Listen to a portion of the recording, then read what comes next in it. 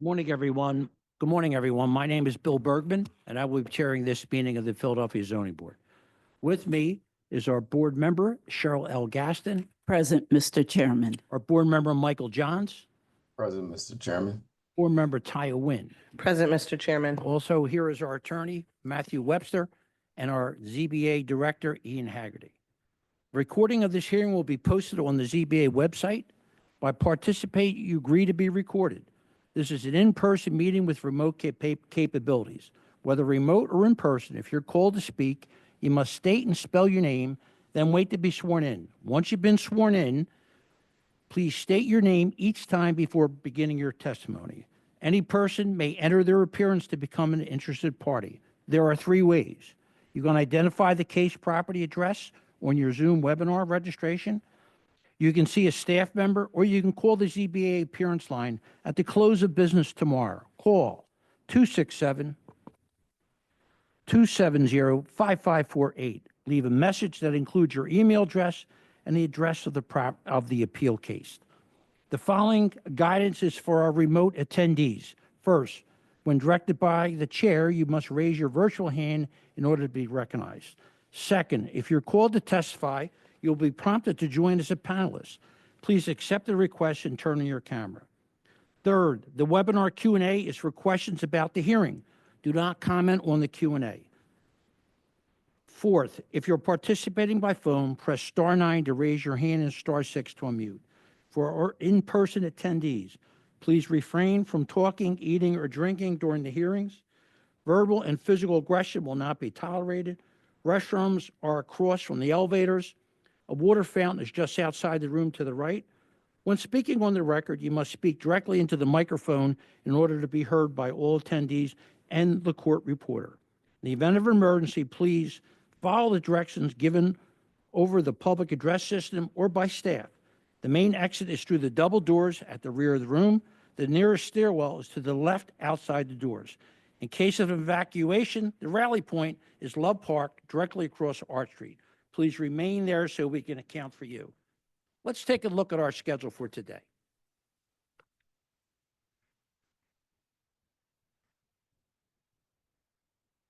Number one, MI 2023-001-945, 7128 230 Yoakum Street.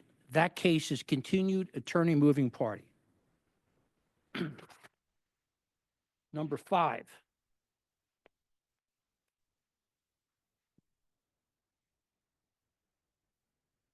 MI 2024-003-394, 3910 Germantown Avenue. That case is continued, attorney moving party. Number 13.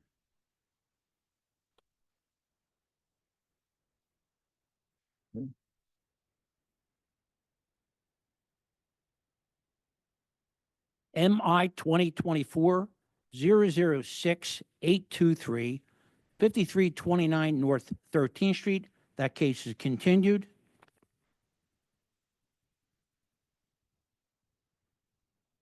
Number 14, MI 2025-000. What's wrong, ma'am?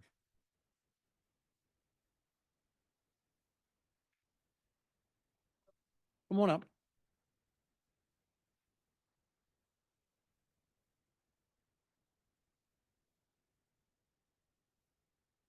Good morning, ma'am. Morning. Hi, could you please state your name and Mich- spell it for the court stenographer? Michelle, Michele. Right. Last name, two letters, Eel, capital EL. Right. Do you swear or affirm to tell the truth, the whole truth, and nothing but the truth? I affirm. Please take a seat, ma'am. So we have a request from the listed applicant to continue this case. Could you give us your, and first of all, is the listed applicant Natasha Watson or Ivory and Elizabeth Jones present? Good morning, Chair. This is Nadia, and I'll be your co-host today. Natasha Watson will be promoted to panelist. Okay.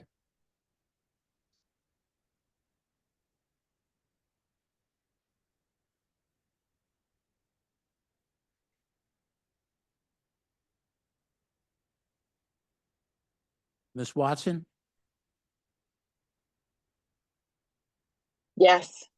Good Good morning. Hi, Ms. Watson, could you please state your name and spell for the stenographer? Sure. Natasha Watson, NatashaWatson. Right. Do you swear or affirm to tell the truth, the whole truth, and nothing but the truth? Yes, I do. Ms. Watson, you've requested a continuance. Could you give us the reason why? I was not able to get the text paper that was needed. I think I was a little unclear on who was supposed to provide that. With the email that was sent last night, I'm actually on my way there. About 20 minutes out. But with the information I was given last night, it was a little bit more clear. It said that it was a real estate tax compliance. I was very unclear on where I would get that from. Okay, thank you. Could you give us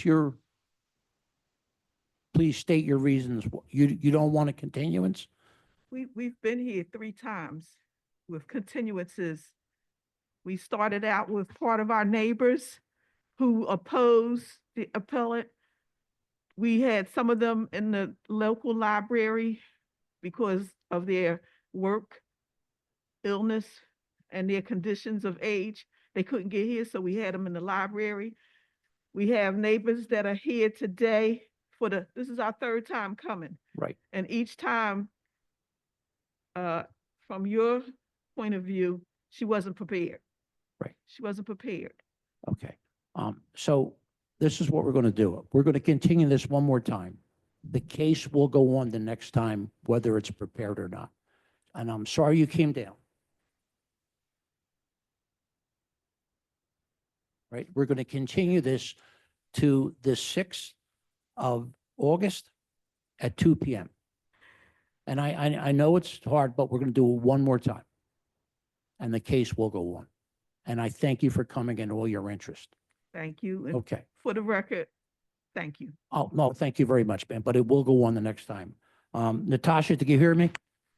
Yes, And I do. Natasha, I would recommend that you call the office and find out everything you need because the case will be heard the next time. Understood. Thank you so Thank you. much.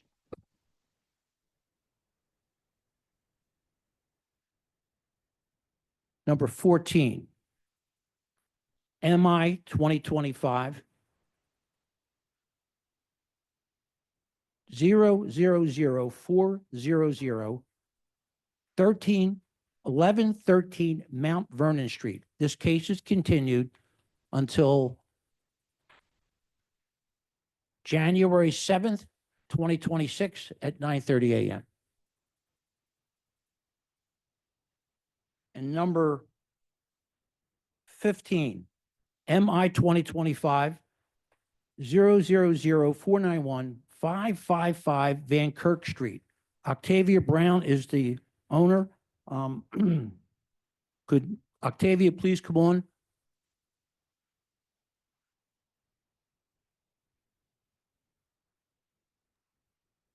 Octavia Brown will be joining as a panelist.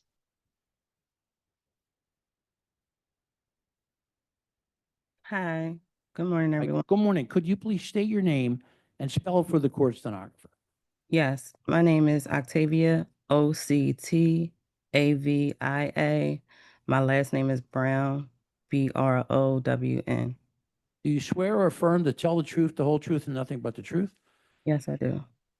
Octavia, we need to know, was your property posted for 21 days prior to this hearing?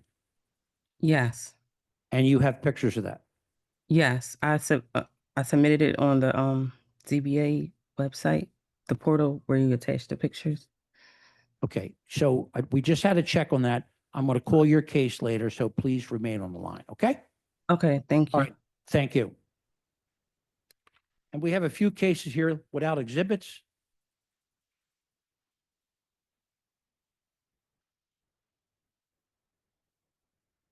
Number 4.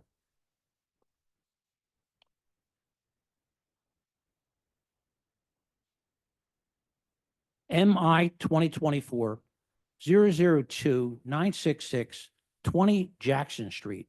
Joseph Acaro is the attorney. There are no exhibits. This is the 3rd listing.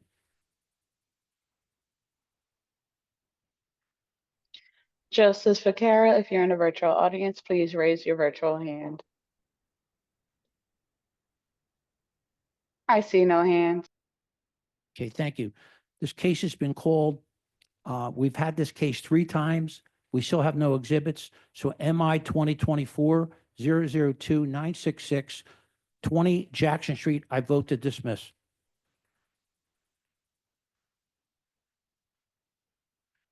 Cheryl Gaston, my vote is to dismiss. Diane Nguyen, my vote is to dismiss.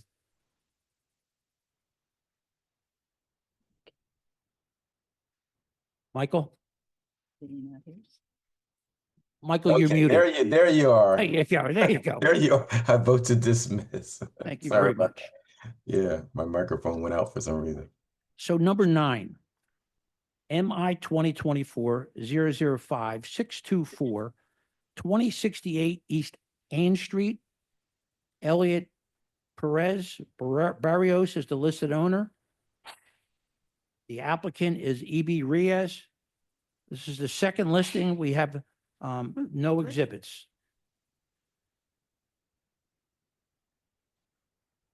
Elliot Perez, if you're in a virtual audience, please raise your virtual hand. I see no hands. So this is the second listing. We will hold this one more time and must be heard. There is support from the RCO and also the council. So MI 2024-005-624, 2068 East Ann Street. This case is continued to January 7th, 2026 at 9:30 a.m. Mark must be heard. And number 10, MI 2024-005-636, 812 McKean Street. Hollow Lin Wang is the listed owner. This is the second listing, no exhibits. There is opposition from the council person and the RCO.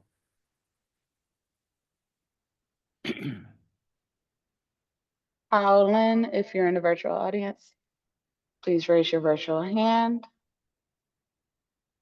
Chair, we have a hand up by E.B. Reyes.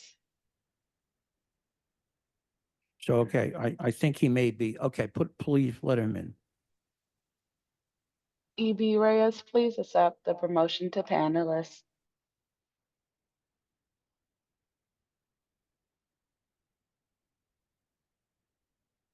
Hello, good morning. Morning, could you I'm please sorry. state your, could you I'm please so- state your name and spell Yeah. it for the stenographer? EB Reyes, EB Reyes, IBIREYS. Right. Do you swear or affirm to tell the truth, the whole truth, and nothing but the truth? Yes. Is this your case? I'm sorry, I just joined now. I don't know if you mentioned 2068 Ann Street. That was continued. Oh, okay, yes, please, yes, I need to Right, get, so this is 812 McKean Street. You're listed for this too. oh, withdraw. Well, you do me a favor, please send us a letter. Oh, okay, and right. what was the other continued date, please, for Ann Street? January 7th. All right, thank you so much. Thank you. Mr. Reyes, this is Ian Hegarty, Executive Director. If you could please get in touch with the staff and send a withdrawal letter for that case, we would appreciate that. Thank you. Yes, I'm sorry, because I got in a car accident and Thank you. I'm back. Thank you. All right, bye-bye. So MI 2024-005-636, 812 McKean Street. Mark must be heard, waiting for a letter, continued to January 7th at 9:30 a.m. And last, number 6.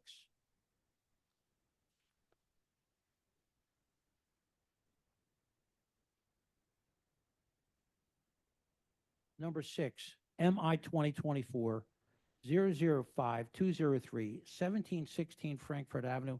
This case has been withdrawn.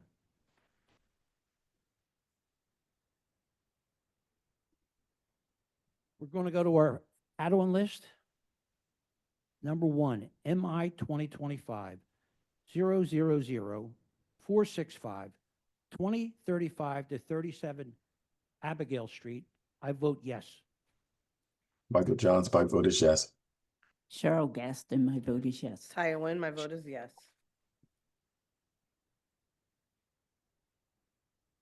We're going to go to number 7 first. MI 2024 005 506 5351 Wayne Avenue. Rachel Pritzker is the attorney.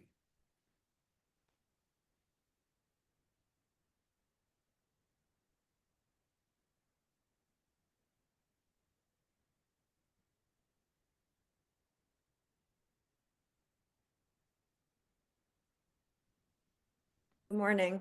Good morning, counsel. Could you please state your name and spell for the stenographer? Yes, Rachel, Rachael, Pritzker, Pritzker. Do you swear or affirm to tell the truth, the whole truth, and nothing but the truth? Yes. Could you identify your client in relationship to the property? Yes, my client is Queen in Germantown LLC. The owner is Nadal Hassan, and he is the owner of the property. Do you waive the reading of the refusal and you agree with its accuracy? Yes, except I will say that we've made changes through the process with the community. So some of the refusals, which I'll go through, have now been complied with. Please proceed. Start your presentation. Share my screen. Can you see my screen? Why don't even make it a little larger? Better? Yes. Okay. So this is 5351 Wayne Avenue. This is an RSA 3 parcel on Wayne Avenue. And this application was for the erection of a semi-detached structure with cellar, roof deck, pilot house for originally used as 8 multifamily units with 2 accessory off-street parking spaces. We've made changes to the project through the community process. So we're now proposing 4 units and we've removed the parking at the request of the community. They wanted the spaces to remain on the street. Our architect, Carl Emberger from Canary, will be on to present the plans. We have a whole host of refusals. This is a RSA3 property, although it is on Wayne Avenue, a commercial corridor. It is a vacant lot. It is 2,540 square feet. And as mentioned, we are proposing 4 units, a reduction from the 8 units multifamily on this corner property.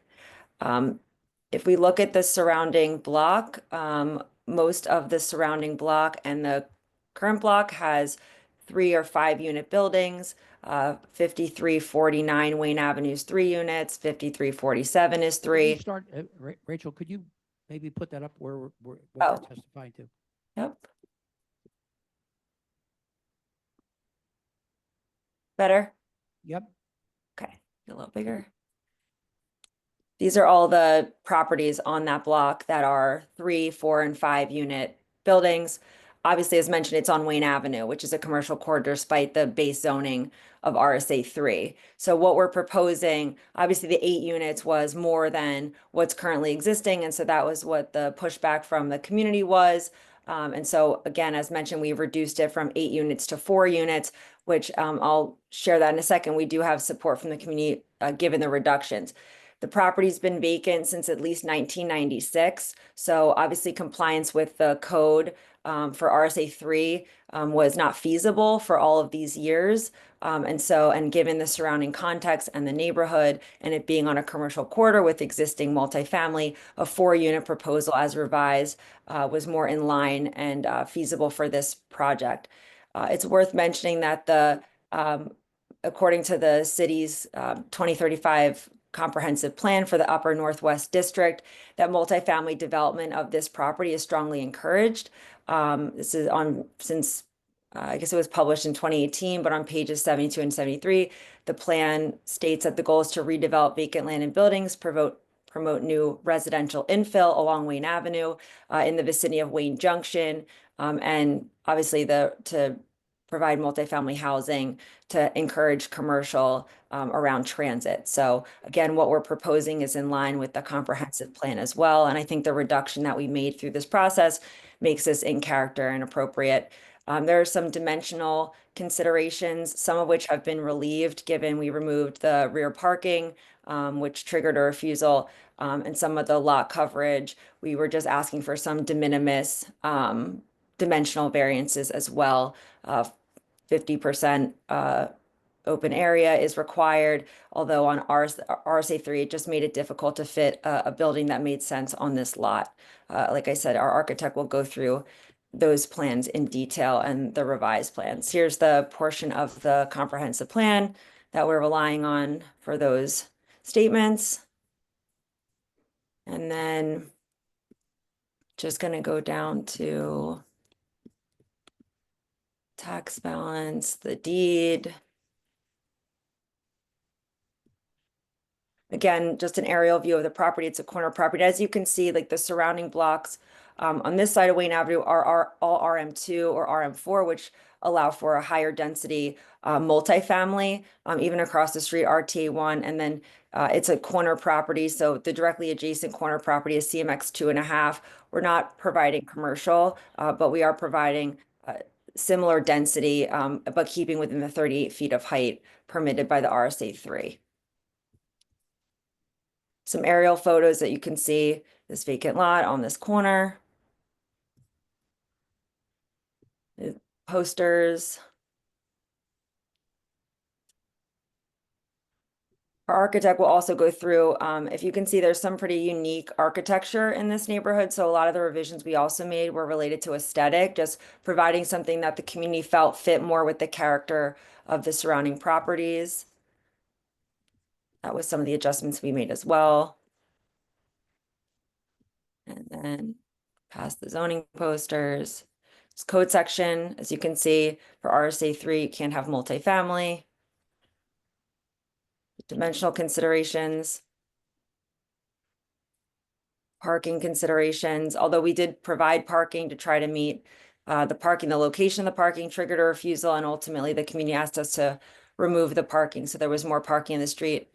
We met with the community several times, beginning in January, and worked through a host of revisions. It was the Faith Community Development, I believe it was 12th Ward Democratic Committee that we worked with. And they actually can't thank them enough for the amount of times they met with us and their flexibility in working with us. Ms. Cheryl Smith in particular was very helpful in making sure we had continued conversations. We proposed a number of reductions on units and ultimately ended up with the 4 units. This is the notice and the mailing. And then this is the letter from the RCO, 12th Ward Democratic Committee. As you can see, there's a vote of support from the community, again, after many meetings, which we thank them for participating in. Some more details from them. And again, I think it was worth noting that the last time there had been really any development on this site, it was a 4-unit building. So again, that's kind of why we came to 4, as a conclusion of what made sense for this property. If possible, the rest is just zoning archives related to that. If possible, if we could bring on Carl Emberger, who's our architect, he could just go through the revised plans. And we did submit a proviso plan form as well to the board, showing the different changes related to what I just testified to.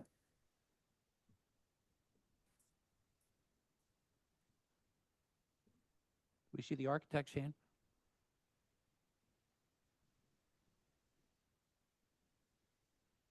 Can you hear us, Carl? I can hear you, yes. Hi, Carl, could you please state your name and spell for the stenographer? Yes, it is Carl, C-A-R-L, Emberger, E-M-B-E-R-G-E-R, Jr. You swear or affirm to tell the truth, the whole truth, and nothing but the truth? I do. Please share your screen and start your presentation.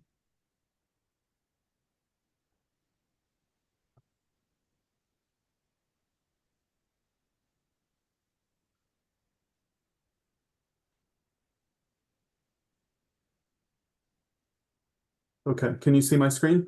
You can. Okay. I will go through some of the beginning of my presentation and some of the stuff that Rachel just went over, so I won't spend too much time on it. But this is, again, a photo of the current site. It's the vacant corner property in the foreground of this photo. just to give you an aerial view of it to better understand it, there's, again, we're a vacant corner lot. There are the old doubles that fill the rest of the block. As Rachel noted, every single one of these properties is a multifamily, anywhere between 3 to 6 units on this block.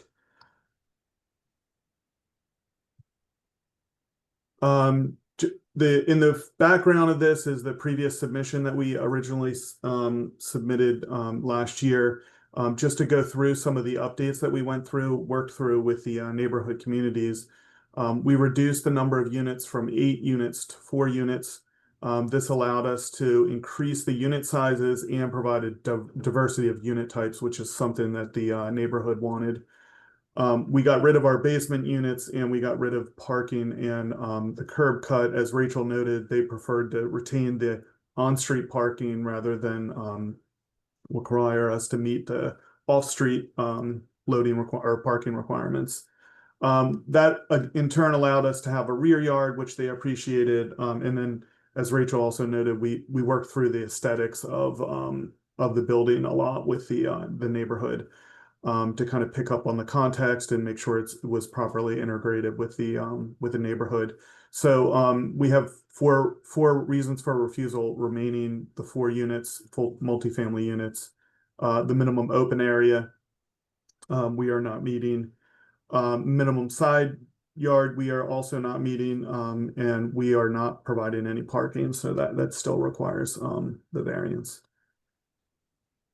This is the current proviso plan that we submitted last week. I'm going to blow this up in detail and step through it quickly. In the basement, there's just storage and utilities. For these plans, but Wayne Avenue is on the left, West Coulter Street is on the right. I'm sorry, on the top. On the first floor, you'll see our entry comes from the corner by Wayne Avenue and West Coulter intersection. We have an accessible entrance, so there's a ramp that circles around a planter and goes up to the first floor. The rear of the first floor has a 2-bedroom unit. Again, the community was looking for larger units to encourage people to stay longer, not just looking for the smaller units that have quicker turnover. We have storage and trash internally on the first floor and a mail room. There's also a door to access the rear yard from inside the house, or from, excuse me, the building. On the second floor, we have one big 3-bedroom unit, again, leading to diversity of unit types and diversity of people who might be renting this. On the second floor, on the third floor, we have a 1-bedroom in the front and a 2-bedroom in the rear. And then we did propose a roof deck originally. We are still proposing that, and that is by right as we understand it.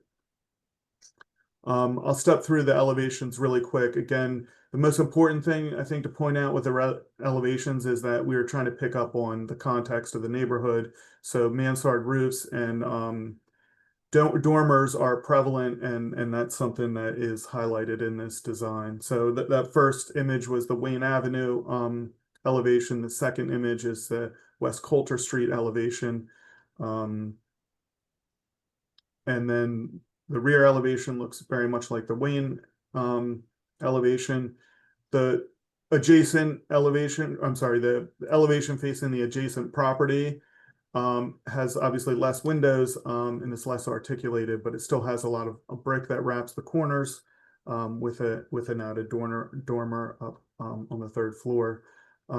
Again, I'm showing you a picture of the site again so that you can see some of the context of the surrounding properties. So again, dormers, mansard roofs are prevalent. And then this is our proposed design that was presented to the community.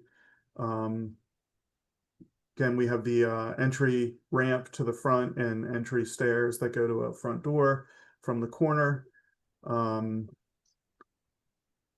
This is from the opposite direction, still on Wayne Avenue. This is from the back, so that we have the rear yard back here with a gate for access by the residents. And that's the gist of our presentation. Council, you have anything else? No, sir. Rachel? No, this council here, Rachel. Oh, no, just to bring my client on. All right, Whenever. please. Is there a Nadal Hassan in the audience? Nadal Hassan, please accept the promotion to panelist.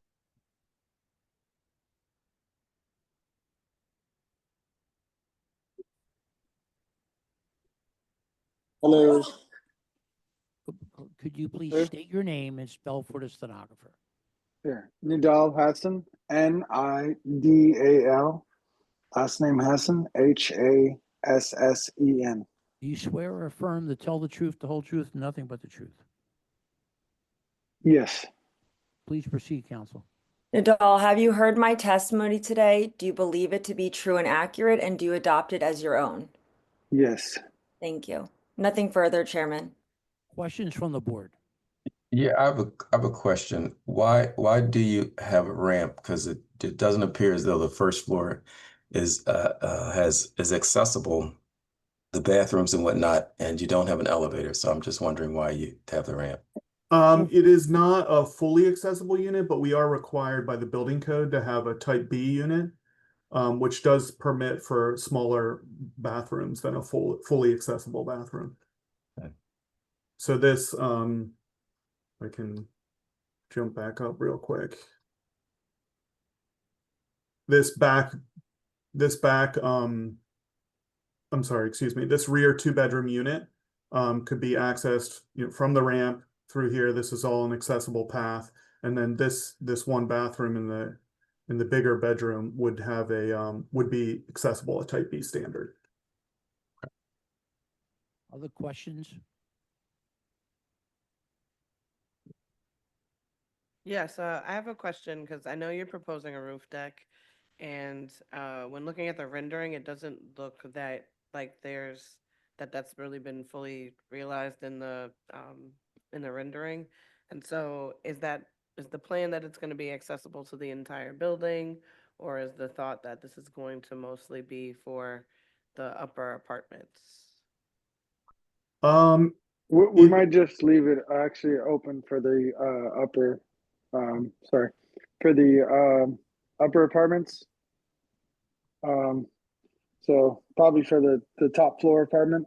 So that's what we're kind of thinking. It'll be like more private, but it's there though. We have a pilot house right there, but we were asked by the neighbors and the RCO to kind of make it look more discreet so you won't see it from the street. So that's exactly what we tried to do. I see the pilot house. I was just more wondering about the parapet. It didn't, but I guess from this angle. Oh, yeah. There's like another like 2 or 3 feet on the side, but we just kind of blended it into the roof. Yeah, the parapet gets concealed by this upper mansard roof. So the ceiling height this is is actually like at- 3. The ceiling is at the top of the window, like where the pediment. Yeah, more or less. housing, Yeah. okay. Yeah. And then I just want to reiterate what Mike said. I think I understand that you're only required to do a type B unit, but that is a really tight entryway for a wheelchair turn. And I think that the first floor apartment it's tight for a 2-bedroom. No, we appreciate the feedback. Just so you know, we're not we're not set in stone with the layout, so we're definitely gonna. I know that one bathroom is pretty tight and the hallway, so we're not set in stone with the layouts of the interiors of the units. Yeah, I think in a city where we don't have a lot of accessible units, to have installed a full brick ramp to be able to actually do like you have the space to do an accessible unit, it would be a smart Absolutely. feature to add. Yeah, absolutely. It's definitely not a big deal, and we have the space. So cool. Other questions from the board? Questions or comments from our attorney? No, sir. Questions or comments from the virtual or the current audience here? Chair, we have Charles Richardson with their hand raised, and they've been promoted to panelist.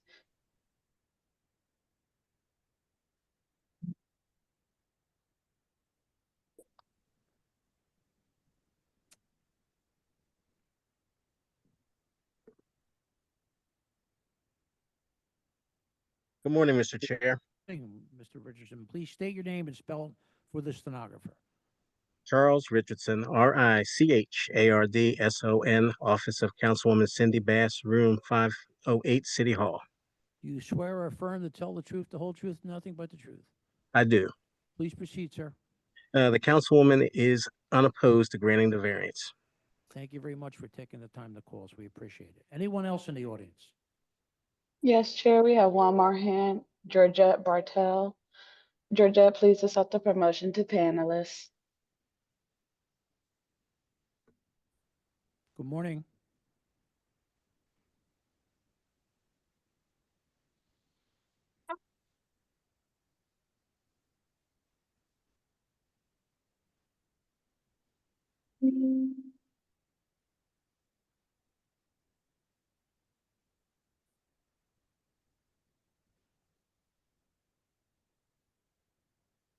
Good morning. Hello? Hi, good morning. Could you please state your name and spell for the stenographer? Georgette, Georgette, Bartel, Bartell. Right. Do you swear or affirm to tell the truth, the whole truth, and nothing but the truth? Yes. Please proceed. Are you a neighbor? I live 1 block away on Schoolhouse Lane in the 100 block. Okay. I was at the meetings for this and I made comments, and I appreciate that Mr. Emberger listened to the community's reactions, and I have been thinking about this a lot. I was one of the people who advocated for the 2-bedroom apartment because my husband owns an apartment building next to us that has apartments from studio to 4-bedroom.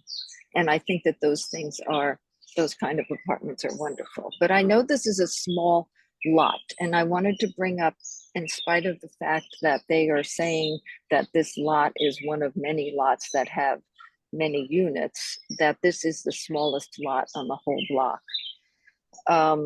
This building is, they did a really good job on trying to make it look better, but it does jut out into the street farther than any of the others. So it would be eliminating any space that it has in front, and it's going to look different. Within a block, really, or 2 blocks of my house, which is 1 block away, I found 5 apartment buildings, and I looked them up, and there are a total of 260 units from studio to 2-bedroom. And I feel like I know that the city needs housing, but I don't know whether this is really what we need right there, this hulk on the corner. When you saw Mr. Emberger's very first photo, it was of the house that's there now on the corner, not on his lot, but next to it. And it's such a lovely house with windows, and it just seems like in spite of their efforts, a blot on our neighborhood. We do need trees. It could be a community garden. It could be, what it's been for the last 20 years that it's been empty. It's been nice. Anyway, I know that my voice is not going to be, acted on, but I did want to say that I wanted to put in the ear of the zoning board to consider the fact that we already are overloaded with apartment buildings right here on Shelton and Wayne. It's phenomenal. And I've lived here for 44 years, and I've never seen, and there has never been anything new. And now all of a sudden we have 260 units within 1 block of my house. Okay, thank you very much for listening. Thank you for taking the time to call us. We appreciate it. Is there anyone else? I see no hands. Quick, I have a question. How far out does this building now sit from the adjacent properties? Rachel. Carl? Is he still on? I'm here. Okay. I'm Can sorry. you respond to that, please? Or does it sit from the adjacent property? Right, the No. setback of the adjacent properties, how much further towards the street does it sit? Oh, we are meeting the requirement of zoning. We're 8 feet from the No, front no, yard. not what I asked. I asked how much I- further than the adjacent properties, from the facade of the adjacent properties, is this property? I do not know the exact measurement of the, I can look it up, try to look it up right now. Well, can you show the photos again or the rendering? Yeah, let me Yeah, see. the rendering, it's hard to tell. Yeah, But yeah. I'm trying to get to, I understand this, Yeah, actually, if I can, the lady's point somewhat.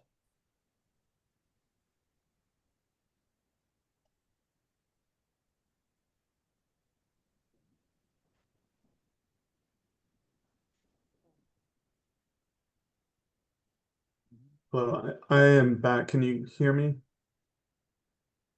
Yeah, mm-hmm. Okay. All right, so I just shared my screen. You can see the plan again, is that right? Yeah, but I'm trying to see what's the house next to you? Where is the front of the house next to you? Yeah, so I'm gonna so basically that's our setback. Right there. Oh, sorry.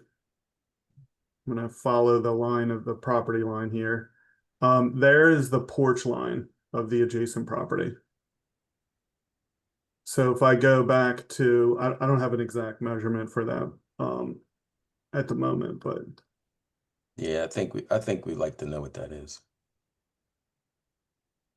It's hard to tell on the yeah, rendering doesn't. it's hard to The tell. rendering almost looks like it's Basically, online, you know what I mean?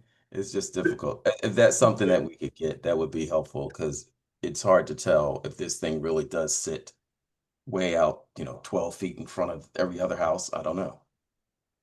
so yeah, we're basically roughly in line with that front edge of this the adjacent porch. But Yeah, I think we need it. I think we need it. Because we need it. okay. Paul, can you do that? Yeah, I will do my best to Okay, so I think we're going to move on and have a resumptive hearing for this. Yeah, if I can just, Chairman, just to address the point about this lot square footage. So while we're talking about dimension, so our lot is 2540. The adjacent lots are 26, 27, 26, 27. So when we talk about like it's the smallest, it's like between 100 and 200 square feet differential. Just so I just want to make sure that the board knows it's not like it's 1,000 square feet smaller or 800. It's in line 2540 versus 2690 and 2600 and 2718, just so the board has that information as well. Planning, would you want to take a position?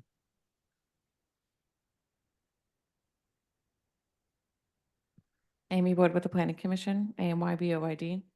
Do you swear or affirm to tell the truth, the whole truth, nothing but the truth? Yes. The Planning Commission recommends a change in zoning at this location from RSA 3 residential single family to RTA 1 residential 2-family, which would allow 2 dwelling units by right. The proposed unit count is not the least minimum. The Planning Commission recommends that the board deny the requested variances for parking in the side yard and ratio of dwelling units per parking spaces, open area, and side yard. We recommend that the board grant the requested variance for multifamily with proviso max 2 units. We're going to close the record on this, other than the question about how far it is compared to the other places in the front. We can have this by next, say, Monday or Tuesday, and we'll vote on it next Wednesday at 9:30 a.m. In what form would you like that, Chairman? Whatever you think is appropriate, a drawing, with a little note. Okay. Would be fine, okay? But Excuse everything me, else is- Chair. Yeah. We have a hand up by Allison Wise. A Wise. I see Miss Weiss's, okay, I see Mrs. Weiss's comments here, but sure, bring her on. Okay, they'll be promoted to panelists.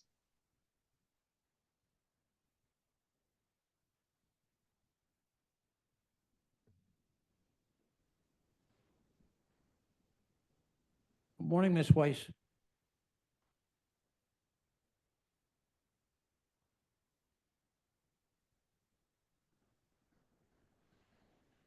Hello. Hi, good morning, Ms. Weiss. Could you please state your morning. name and spell for the stenographer? Allison, Allison, Weiss, Weiss. Right. Do you swear or affirm to tell the truth, the whole truth, and nothing but the truth? Yes. Ms. Weiss, I have your letter. Is there anything Okay, else you good. want to add? Well, I just wanted to say that the business corridor ends, it goes from the 4500 block to the 5000 block of Wayne Avenue and then resumes at Chelton Avenue. So the area in question is not really part of the commercial corridor. It is more or less the residential corridor. So by characterizing it as a commercial corridor is not exactly accurate. And I appreciate that you are going to take the time to review the drawings and hopefully will agree with the Planning Commission Okay. and what we have. So Okay, thank you very much. But my understanding, you're recommending 2 or 3, is that right? 3, preferably 2. Okay, all right. Thank you very much for calling. We appreciate it. Thank Okay. you. Bye-bye. Let's go to case number.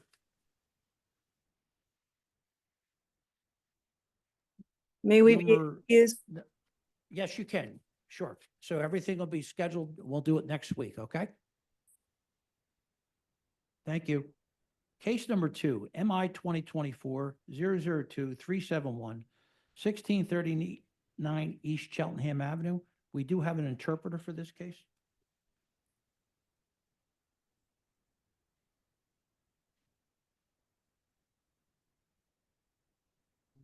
The interpreter will be joining as a panelist. Okay.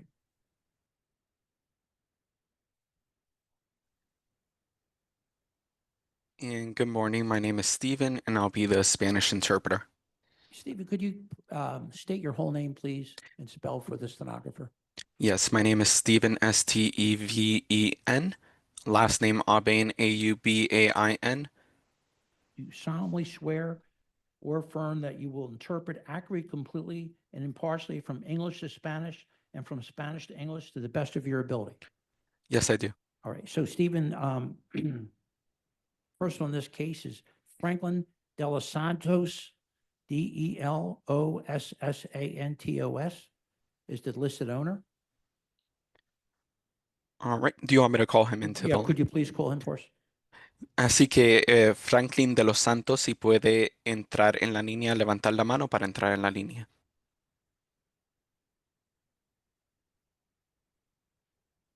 Okay. I see no hands.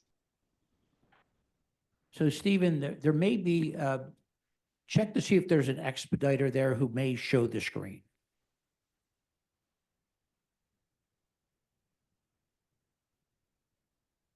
Do we see any hands up at all?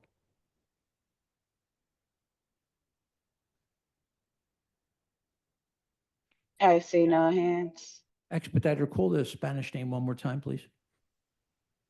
Así que, por favor, si Franklin de los Santos, si puede levantar la mano para poder entrar en la llamada.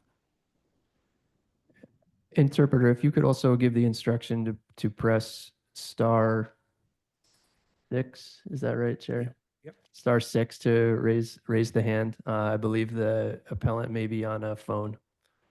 Así que si está utilizando el teléfono, por favor, de marcar *6 para poder entrar en la llamada y levantar la mano.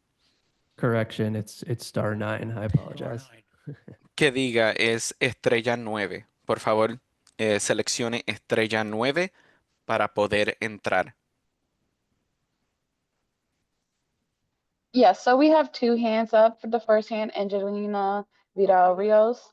They'll be promoted to panelists. And the second hand, unfortunately, went back down. Okay.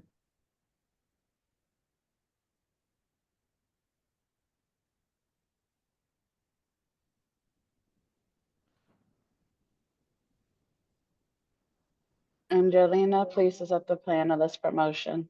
Hello, Okay. ¿usted me escucha ahora?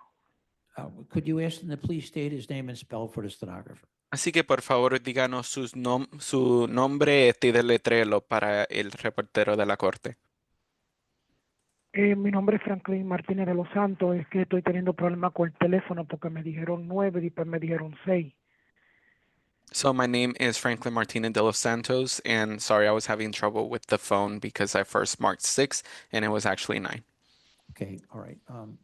Ask him, does he swear or affirm to tell the truth, the whole truth, and nothing but the truth? ¿Jura y afirma decir la verdad, toda la verdad, nada más que la verdad? Sí, señor. Yes, I do. Okay, so we're going to need someone to present his case for him, whether it's an interpreter or not. We need the documents to be put on the screen. Así que necesitamos a alguien que presente su caso. Aún estando por teléfono, ¿usted tiene algún documento para presentar en la pantalla? Lo que pasa es que el señor que me hizo todo esto, él no se encontraba, entonces él dijo que iba a estar en línea en el teléfono de él y me pasó la información para yo estar en línea en el teléfono mío, pero yo no soy muy sabio de bregar Permítame, con permítame. computadora. So the person that is helping me with this said that he was going to join on the line as well, because I'm not very tech savvy to do it. Or do you know his name? ¿Sabe el nombre de esa persona? Angelina Vidal. Angelina Vidal. Angelina Nadell, are you in the audience? Angelina Vidal está en la audiencia. Yes, Angelina is in the audience. They have not accepted the promotion to panelists yet. Así que están en la audiencia, pero todavía no han aceptado el pedido para promoverlos a panelista. Yo creo que ya está, salió y está como que en otro estado, me dijo ella. She told me that she was in another state as well. We need that documents put on the screen. Porque necesitamos esos documentos que los pongan en la pantalla. Excuse me, so Angelina just needs to accept the promotion to panelists so that they're able to share their documents. Así que Angelina necesita aceptar la promoción para panelista para que pueda compartir los documentos.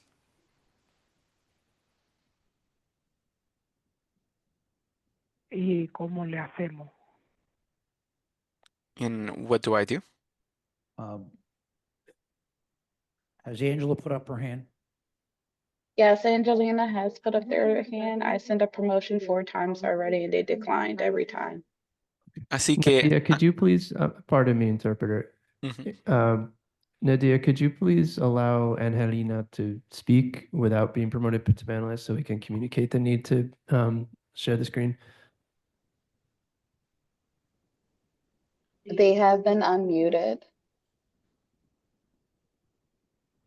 So could you tell Angelina, please, that we need her documents put up?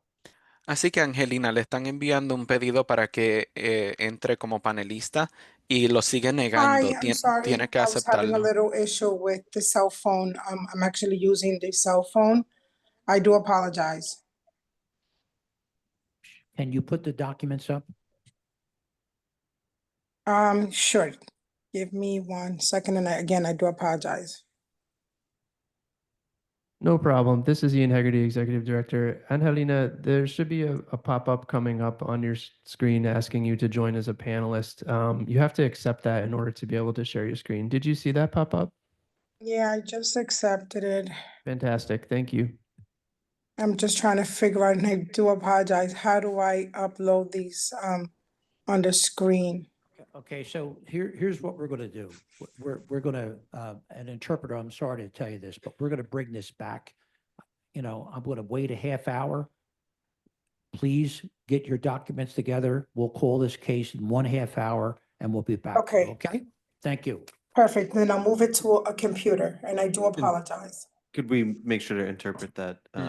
Yeah, Así please, que interpreter, please tell them that.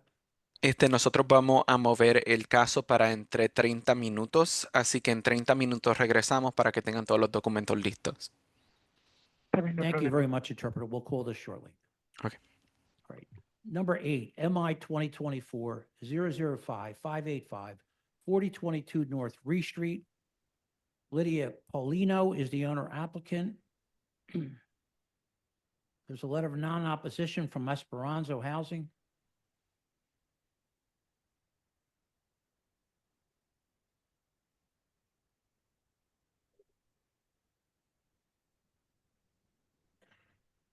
Lydia will be joining in as a panelist. Good morning. Good morning. Could you please state your name and spell for the stenographer? My name is Angela Sanchez, Angela Sanchez. I'm here with Lydia Paulino. Lydia has to do the testifying. My name is Lydia Paulino. Lidia Is there a language problem? Yes, that's why I'm here to interpret with her. Well, you can't interpret this case, ma'am. Well, you have to have an interpreter. Ian? All right. Let's see if we can get an interpreter on for you. Okay.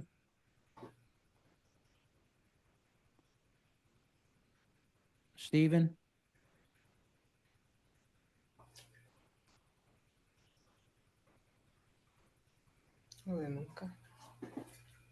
Stephen, could you come back on, please?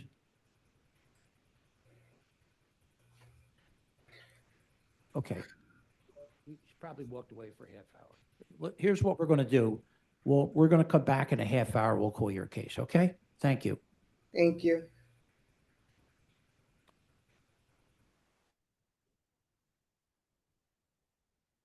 Number 3, MI 2024-002-617, 3230 Belgrade Street. David Orphanides, the attorney.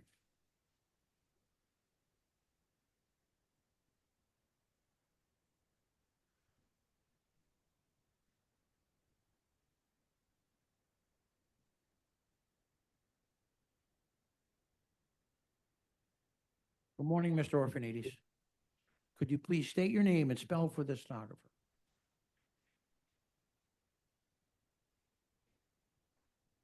Do you swear or affirm to tell the truth, the whole truth, and nothing but the truth? Could you identify your client in relationship to the property? Certainly. My client is. Excuse me, I'm sorry. This is a court reporter. I cannot hear. Can you hear me? Is it? Just pull it a little closer to you, the whole thing. There you go. Better? Yep. Okay. Thank you. Yes, I represent Best Choice Ventures LLC, which is the owner of the subject property. Do you waive the reading of the refusal? Do you agree with its accuracy? The current refusal that we have, yes, but we're in the process of amending that, as Okay. Hillary is aware of. And I understand we're going to hold this vote on this, if I'm not correct, right? Yes, Okay. we're Why- kind of why- why stuck don't you- in some administrative things as we work through the amendment. Could you identify your client again, please? one more Certainly. time? Again, my client is Best Choice Ventures LLC. All right, please proceed and start your Certainly. presentation. All right, everybody can see my screen. As you can see it here in person for the first time. Again, this project involves 3230 Belgrade Street. This property was once part of a larger campus for the Nativity Blessed Virgin Mary Roman Catholic Church that fronts on East Allegheny. The property was known as 3200 Belgrade, extended to East Madison Street, was bounded on the east by Belgrade Street, and bounded on the west by Miller Street. That property was subdivided in 2023, and I have up in front of you, there you go. The survey plan, the subdivision survey plan that the city of Philadelphia approved. You can see to the left, this is the church property. In the middle, right here, you can see is 3230. And then to the right, there are a number of smaller lots that were created.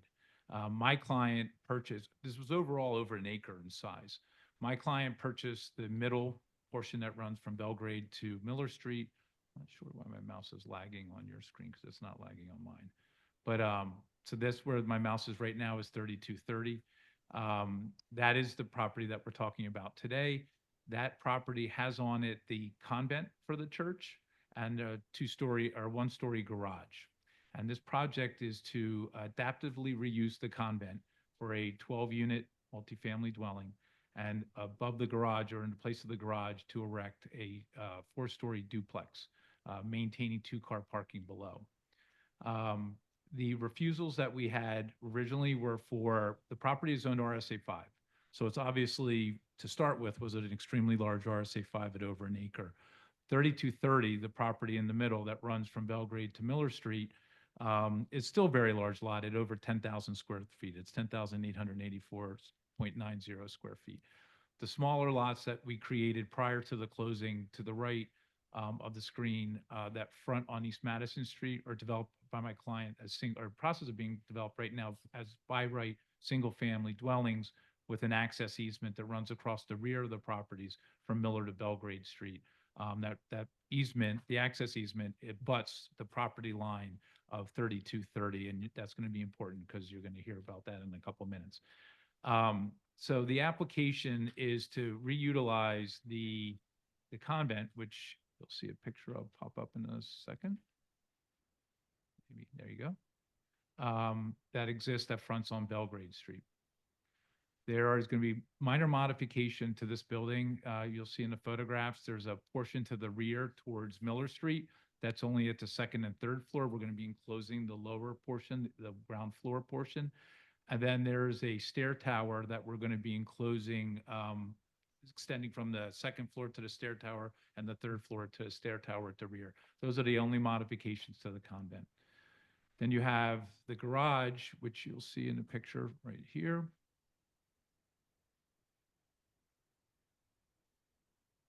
Because my computer is on a different screen, but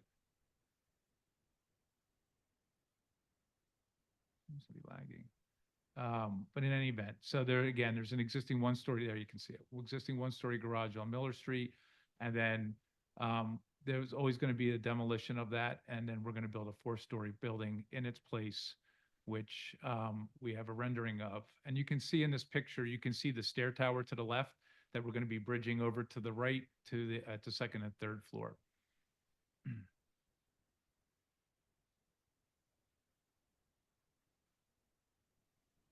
We have a serious lag because I am on this other screen. There you go. And that's the duplex that's going to be constructed on Miller Street, and that's the 4-story with a roof deck utilizing the existing 2-car parking. We have with the original application, we had 2 refusals and 2 refusals only. There was a refusal for utilizing the RSA 5 property as multifamily, 14 units in total, 12 in the convent and 2 in the above the garage structure you can see here. And the other was the garage structure would be at a total height of 42 feet, where an RSA 5 only 38 feet is permitted. You'll see in the revised drawings that I will show you, which came about following our meeting with the registered community organization, ProPac, that 42 feet is measured to the height of the top of the parapet, and actually is about the same height as the parapet would be in a by right building, which would be 41 feet 6 inches. So it's a de minimis increase in height, and the main reason for that is having the parking at the ground floor.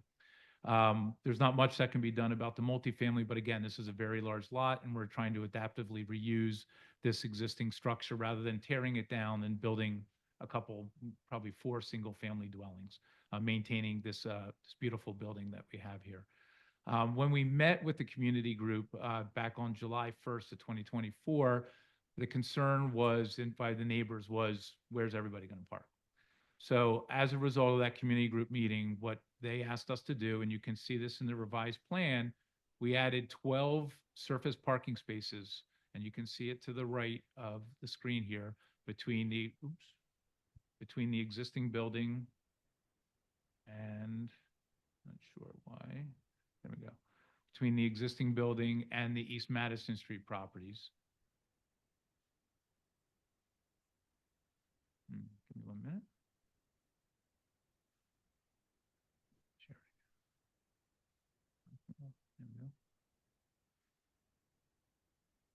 You can see right here, the strip. We'll be using the existing easement that runs across the rear of the East Madison Street properties. Again, conveniently, my client owns those properties right now at the present time, so that's easy enough to be done. That parking configuration has been reviewed by the Streets Department, and they've approved it. We are in the process of going through landscaping review by the Planning Commission. We have provided buffers both at at Miller Street and at Belgrade Street that we believe comply with the requirements. We have provided interior landscaping, which we believe complies with the requirements of the zoning code. There is a requirement between parking and residential properties to put screening, and that's going to be an impossibility because we're utilizing the easement. So we're going to be requesting a waiver for that when that ultimately is finished being processed by the Planning Commission. That was really the only concern that the community group has, was the parking. As a result, they issued a letter last fall supporting this project. And I did confirm that their position has not changed. I spoke with Ken Paul Propak on the telephone this week, and they're still in support of that. I did reach out to Council Member Driscoll's office, spoke to Stan Sinowiski, and I'm not sure if he's on. I did not receive a letter from him before today's proceeding. Couple of housekeeping matters. Just one little extra thing. I did a project for my client, different entity, but my client, he is here, Bob Huttenlock, on Susquehanna Street. And it was also modification of a convent, interestingly enough. And you can see a picture here. And I just wanted to give you an idea of the type of work that you can expect within the convent. This is one of the units, pretty nice, right? And this is the type of work that he does when he rehabilitates these structures. And this is the type of work that I think the community can expect to be done, not only in the convent, in the duplex, and also in the single family dwellings. I have included with the exhibits, I submitted a copy of the deed that where my client purchased the property in November 2023 from the Catholic Church, copy of our tax compliance certificate, which is good through this day, copy of the hearing notice, our posting photographs, both at Belgrade Street and at Miller Street. And again, we met with the community group twice. Once was on July 1st, and I have a copy of our 14303 notice and a certificate of mailing of that. And then they wanted us to come back with the plan. They didn't necessarily want to take our word that we were going to provide the parking and present that, and I don't blame them. We came back and presented them with a plan that showed the 12 surface parking spaces. The idea was to provide one-to-one parking. RSA 5 does not have that requirement, but they thought that was important, and luckily we had the space, and we were able to do that, particularly having that easement on the East Madison Street properties running right along the side of the property where we could actually locate those 12 parking spaces. It couldn't have worked out any better. One of those spaces is an ADA van space, as is required by the zoning code. And then here is a copy of the other notice for the October 7th meeting. And with that, I think it's not very complicated. Can you show us how you broke the building up? Yeah, sure. So we have so I'll provide you with some floor plans, sure. And I do have Brendan Marsh from Gnome Architecture. She should be on the line. She can answer any number of questions as well. But here we have what are the floor plans? So this is the cellar. So these are bi-levels. So you have 3 bi-levels. And you can see them here. So there's a mixture of, there's 2 studios in the convent, 2 studios, 4 1-bedroom, 1 baths, and 6 2-bedroom, 2 baths. The 2-bedroom, 2 baths range in size from 1,020 to 1,360. So they're nice sized units. So what's that? Oh yeah, make it bigger, sure.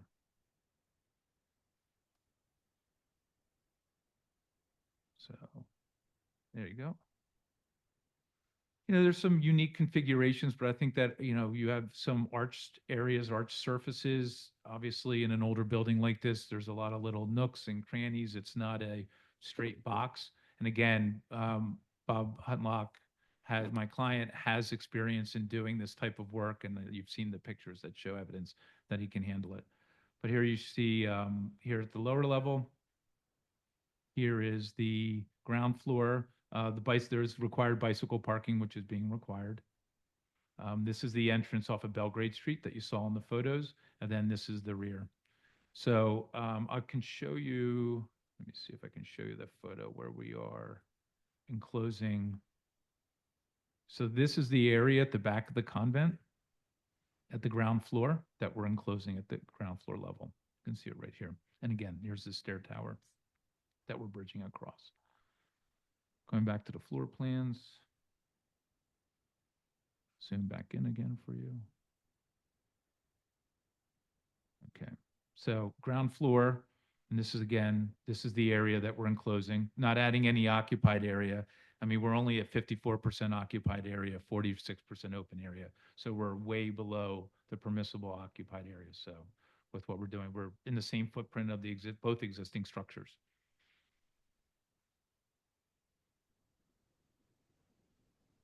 And then here we go. Here's the bridge that you can see. Let me see if I can make this a little narrower here. So that we're enclosing to between the stair tower and the main building. And then the same thing at the third floor.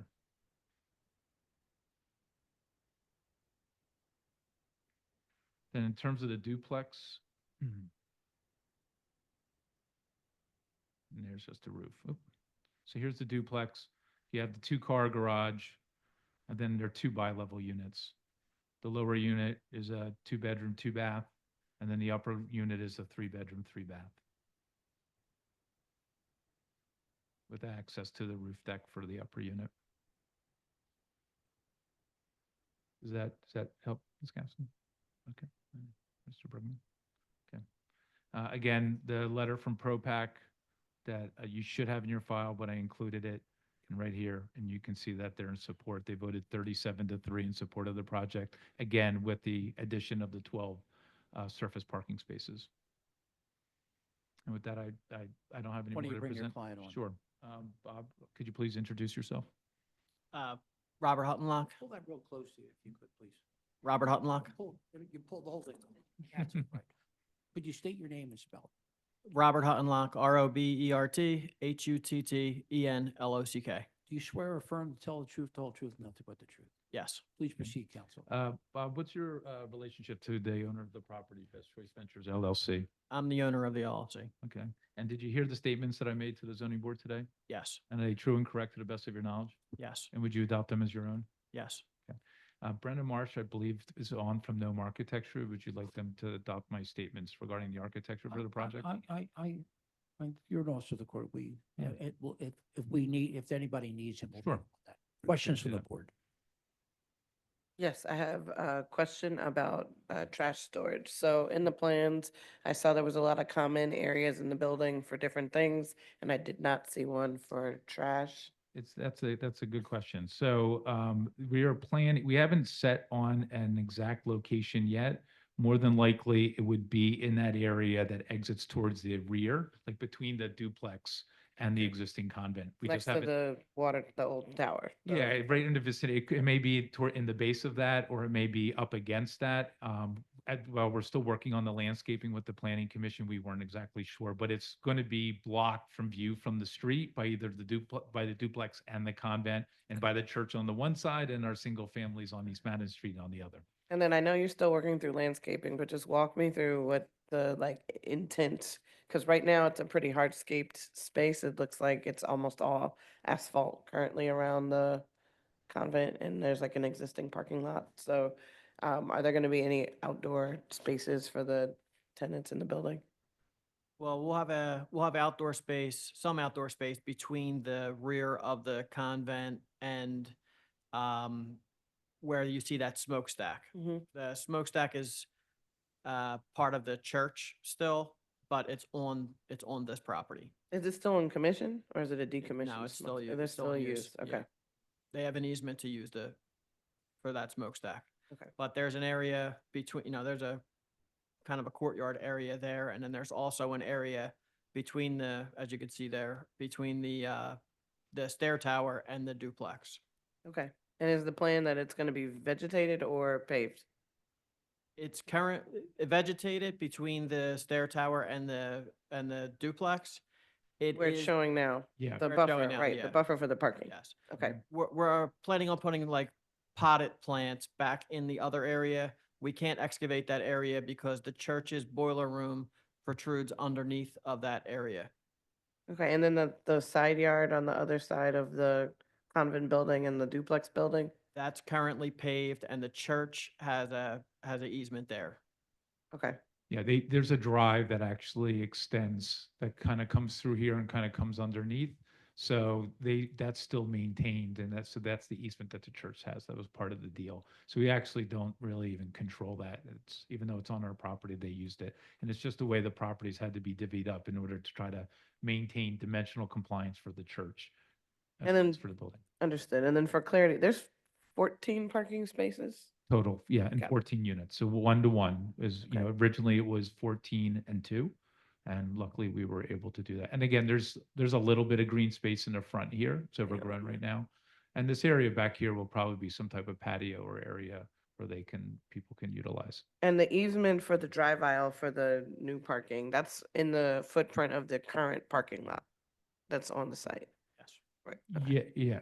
When you say current parking lot, like you mean historically, or that where the school There's a used to lot be? there now. Yeah, Yeah, okay. So that used to be a school and that was demolished, and then Got it. and then that was turned into a parking lot, and that's where the single families are going, right? And David, we're going to see your final landscape plan once you work through it. Yes, All right? correct. Okay. Yes. Mhm. Other questions from the board? Yes, so you are going to demolish the existing rear building? Yes. Is that? Well, I mean, it's all, yeah, and because of the engineering issues?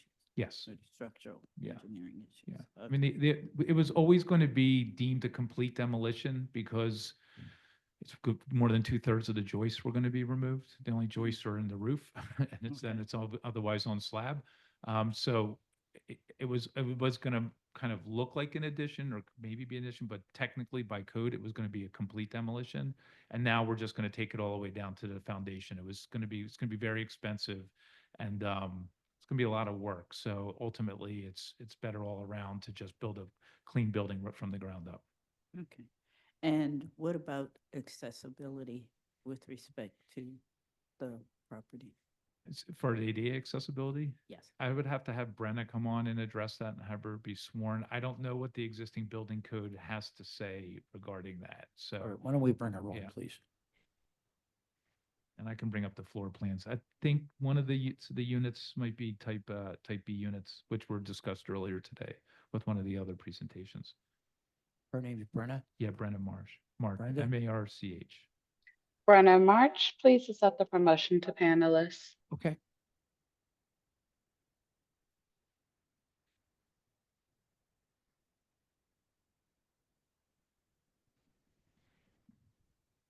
And I would just say as a comment, I mean, with an old building like this, I'm not sure how we're gonna handle that.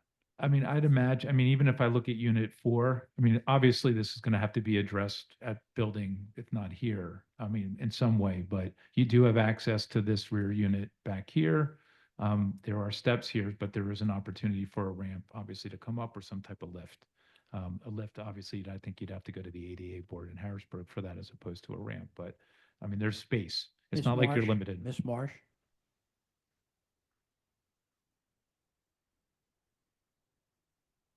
Do we She see on? the architects? Is she being seen? Hello, Yeah, there you Hi. go. Hi, could you please state your name and spell for the court stenographer? Brenna March, BRENNA MARCH.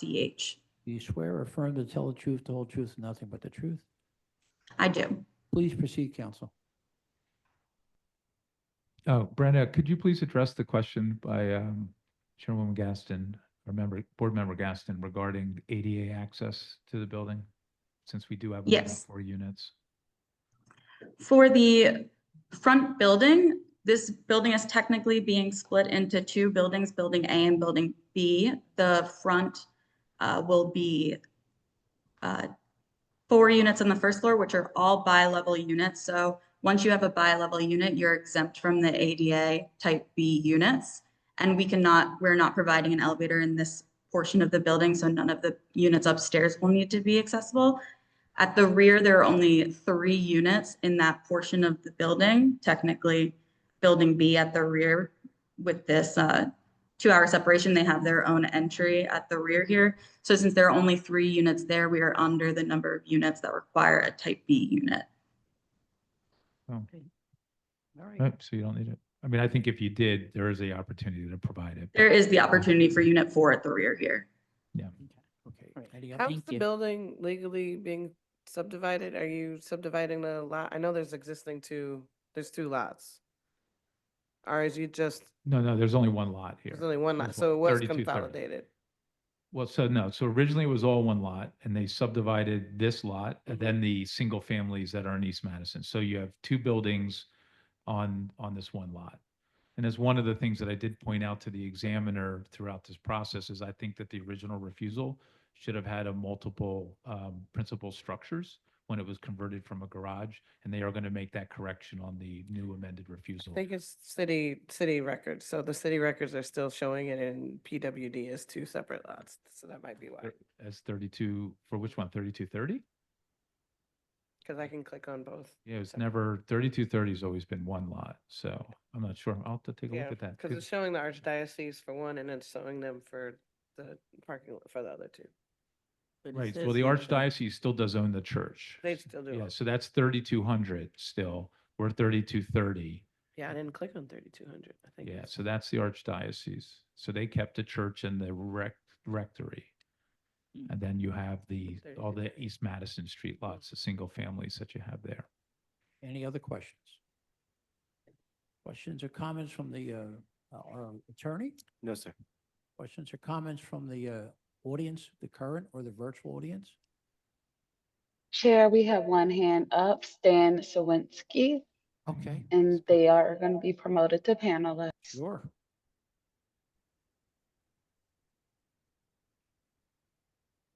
Good morning, Stan.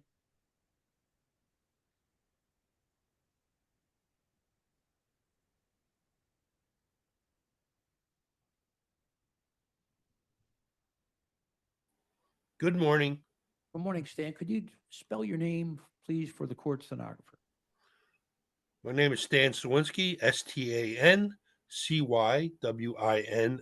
I am the zoning director for the 6th Council District, and the 6th Council District supports this Oh, project. hold on one minute. Hold on, just 1 minute. I love you get to the good stuff right I away. know you get to the point, but do you swear or affirm to tell the truth, the whole truth, nothing but the truth? I do.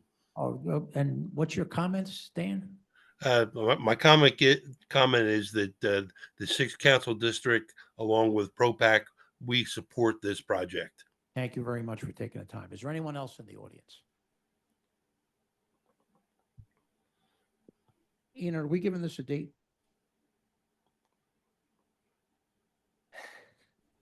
No, is this one of the ones you have a date for? Or just a normal resumptive? The resumptive. Okay, sure. So we'll have a resumptive hearing on this on August 6th at 2 p.m.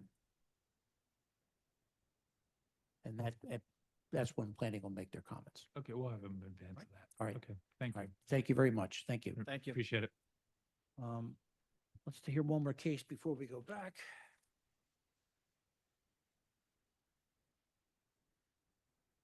Number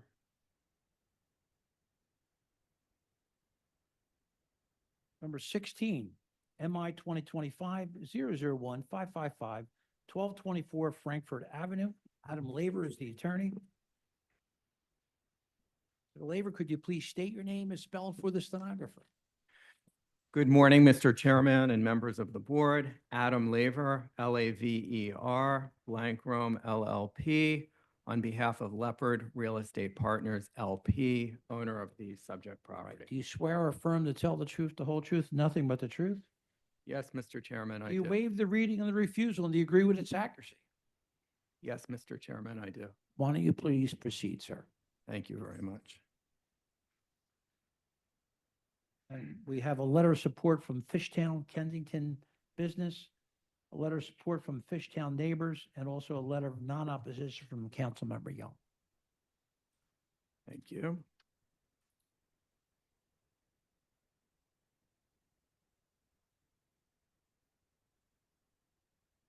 I'm just looking to, oh, here we go. Screen share. Bear with me for a moment.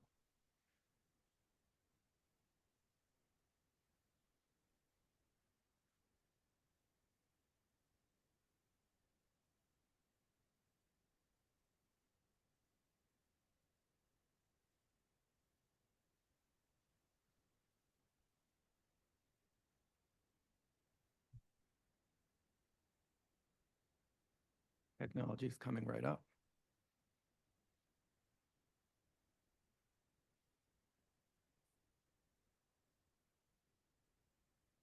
There we go.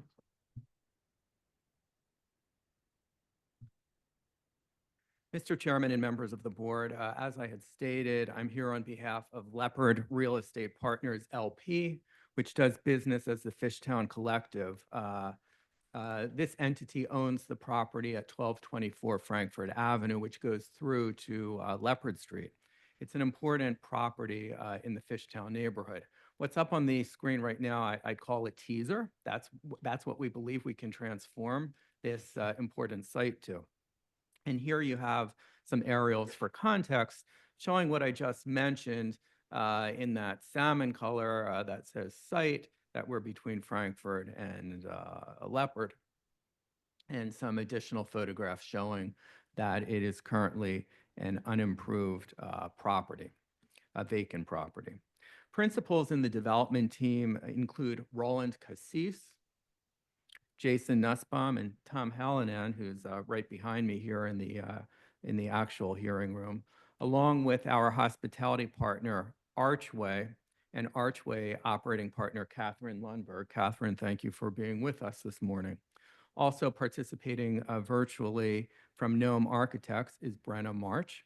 The development team's projects are well known, I know, to this board, but also well regarded within the community. Here you can see the photographs of the subject property if we were to walk by today. It's a large empty lot. It was once home, when there were structures on there, it was once home to a brewery, a pickle factory, and then an ice storage building going back in time, a bit of interesting Fishtown history. Prior to the pandemic, earlier zoning boards, I don't think anyone who's sitting right now was on the board at that time, nor was I, but prior to the pandemic, the zoning board approved a visitor accommodations proposal at this site. And that proposal was for a 125-room new construction hotel. And here you can see actually the permit that was issued back at that time. So the zoning board had found hardship at this site for the same use that we're here for today. What had occurred? What occurred in the interim? Basically, we were stymied by the pandemic, financing issues, and the original proposal expired. But the good thing that occurred during that time was also that Roland and Jason and Tom and the team realized that a better proposal made sense for this site. One which happens, as you'll see shortly, to be reduced in size and scale, but with the same visitor accommodations use. And I would also submit to the board the potential to bring diversity to the nature of the commercial properties along the Frankfurt Avenue corridor. What do I mean by that? There are amazing restaurants in Fishtown. Everybody loves the restaurants in Fishtown, but there's a mix of other commercial that's needed. And I know that Mr. Everett from Fishtown Neighbors Association is here today, and he'll speak directly on behalf of the coordinating RCO in the community. But Roland Cassis is someone who is invested in a really direct way in this neighborhood and wants to bring that diversity of commercial. And so you'll see in this proposal that the plans have been designed to allow other types of uses along the Frankfurt Avenue corridor. And importantly, though, through this visitor accommodations use, to respond to really what's become a national tourist interest in Fishtown. The site itself is transit-oriented. It's a mixed-use prime. It's around the corner from the Girard station, which is a real plus. I think we would all agree. As you can see in the map on the screen, the site is zoned CMX 2.5. But let's get to the notice of refusal, the current notice of refusal itself. Number one, as I had mentioned, we're seeking to refresh the visitor accommodations use that the Zoning Board of Adjustment had previously found appropriate for this property, and that this would respond to a demand for quality visitor accommodations within this section of the city. I had mentioned tourism, but this team really takes seriously not just the tourism factor, but the surrounding neighborhood, and this being an amenity to the surrounding neighborhood. It's the extra bedroom, if you will, when family members are coming in from out of town. And I'll speak to that a little bit in a moment or two. Second refusal, which is related to the visitor accommodations piece, is that you'll see in the plans a small scaled roof deck for the visitor accommodations. And under the zoning code, different than a standard residential roof deck, because the visitor accommodations use is commercial, that would require zoning board relief. And we're very proud of the appropriate setback, the scale of what we're proposing. And you'll see here in this rooftop aerial, a rooftop map. At the bottom of the screen is Frankfurt Avenue, and at the top of the screen is Leopard Street. Leopard Street is the residential street. You'll see very specifically, and I'll point it out here with the cursor, this is the location off of Frankfurt Avenue of the proposed roof deck, far away from the residential, small in size, appropriately looking out over the life of Frankfurt Avenue, if you will. And then we have the third refusal, which is that open area, 25% is required under the code. And this proposal proposes 13.8, which I would suggest is de minimis and appropriately meets the scope and spirit of the code in getting back to what I had discussed as the diversity of commercial uses, the need for other commercial along Frankfurt Avenue. This will allow to have that little bit of extra back of house, the containment of the indoor trash storage, the other uses away from the residential Leopard Street, but within this structure will provide for viable commercial, meaning we hope to attract tenants that will actually lease here and fill a need for the residents, for Greater Philadelphia, and others to keep Fishtown and Frankfurt Avenue strong. So this third refusal, we really believe can make this project viable and meet the scope and spirit of the code. Here we have on the screen, it's been up there for a minute or two, the proposed zoning site plan, which proposes members of the board a 5-story structure, 55 feet tall, within the parameters of the zoning code. My recollection is that this is about 20 feet less than what the zoning board had previously approved. Just that's a side note. New construction structure, mixed-use project, 59 visitor accommodations units are proposed over the ground floor commercial spaces that I've described at the first floor. Additionally, where the cursor is off of Leopard Street in the white here, which I'm trying to indicate with the cursor, you can see area for 5 accessory parking spaces off of Leopard Street for visitor accommodations for the commercial nature as needed. We really don't expect, nor did we hear from the community, a strong demand for that, but we want to lessen the impact on the neighbors. The plan also calls for 7 Class 1A bicycle parking spaces. Moving on to the proposed floor plans, you've got in a sense already through the site plan and some of what I've described regarding the ground floor. But here at the bottom of the page would be the main entrance to the hotel and the commercial. And something that's really nice, which you'll see in the conceptual renderings, is that this is a deeply recessed entry, relieving some of the it's a benefit to the public because the sidewalk effectively becomes larger and you don't have tons of people congregating to have to navigate along the sidewalk. It's something that we took feedback from Philadelphia City Planning Commission, from the neighborhood, and so far we've only heard very positive feedback on that. In terms of the commercial itself, you can see a commercial space A to the left, a commercial space B to the left on either side of that recessed entry. And we do hope that there will be two quality commercial tenants. Moving to the second floor, because the first floor is all the indoor trash storage and package room and back of house, bicycles, parking, etc. Moving to the visitor accommodations above. On the second floor, you can see a mix of units. Here we can see the typical third and fourth floor plans, the same. Once again, 59 total visitor accommodation units throughout. The fifth floor, which is the top floor, and the roof plan, which we've looked at a little bit through other vantages previously in this presentation.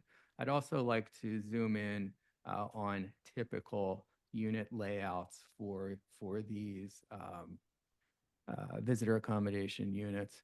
Really just nice, generous spaces for a weekend, for grandparents coming in to be closer to a new baby and going back and forth to one of Fishtown's classic row houses, perhaps. Hopefully you get the idea here.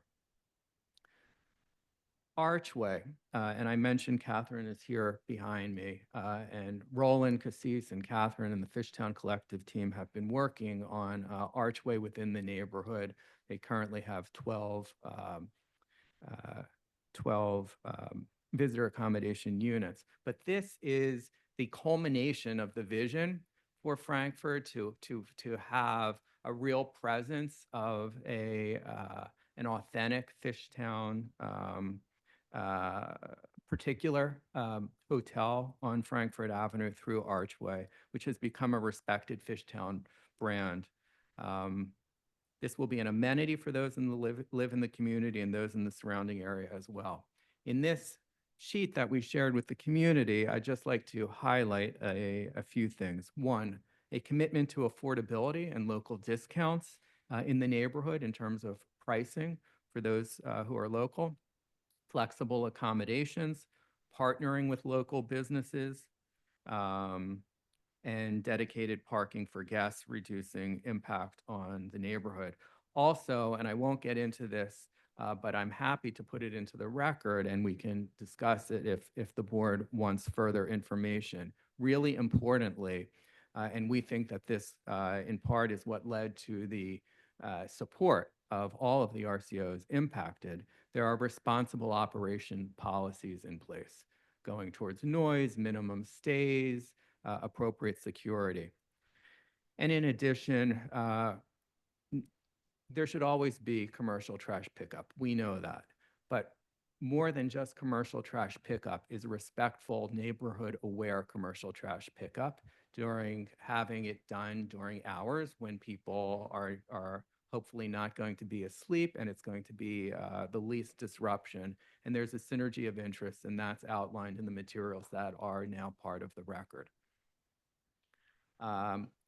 Here you can just see a sense of interior finishes for the Archway residences, the Archway hospitality rooms, I should state. And I'm happy to just give you a sense of conceptual renderings. Here's an overhead showing the green roof, which I didn't specifically mention.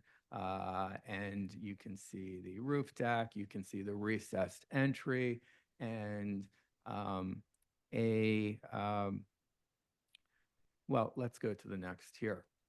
Here you can see a view off of Frankfurt Avenue, reflecting a rich brick facade and the primary entranceway. And also at the top floor, a wood cladding with a scallop profile, which just is quite elegant. Another view along Frankfurt Avenue. Here is a close-up of that recessed entryway, but also note the archways themselves and the glass, the light, the interplay with a lively, safe street.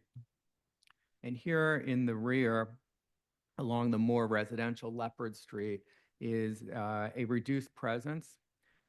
Towards the left, you can see the area. Let's get this cursor over the area. That would be those 5 parking spaces. And also at the scale of those right across the street, the nice brick cladding. And another view as well along Leopard Street. We're very grateful that the coordinating RCO, Fishtown Neighbors Association, has offered its support for this project and encourages the active revitalization of this site. And I do know Mr. Everett is here, so I won't go into the details of that letter. And in addition to that, the other RCO, Fishtown Kensington Area Business Improvement District, and Mr. Colazzo facilitated several discussions culminating in their position of support for this use, and also noting the growing demand for a more shorter stay or the hospitality accommodations really being desired. So, Mr. Chairman and members of the board, this proposal fits into a dynamic, vibrant commercial corridor and the surrounding neighborhood. The proposed variance would represent the minimum variance that will afford relief and will represent the least modification possible of the regulations at issue. The grant of variance relief will not substantially increase congestion in the public streets, increase the danger of fire, or otherwise endanger the public health, safety, or general welfare. This will not adversely affect transportation or unduly burden water, sewer, school, park, or other public facilities. There are no environmental issues. And we have the architectural team virtually and the development team behind me at the appropriate time. Mr. Hallinan, would you just come up and sit down, please? Good morning. Could you please state your name and spell for the stenographer? Sure. Tom Hallinan, Tomhallanan. Do you swear or affirm to tell the truth, the whole truth, and nothing but the truth? Yes. Please proceed, counsel. Good morning, Mr. Hallinan. I know that you've been sitting right behind me through the pendency of this hybrid hearing before the Zoning Board of Adjustment.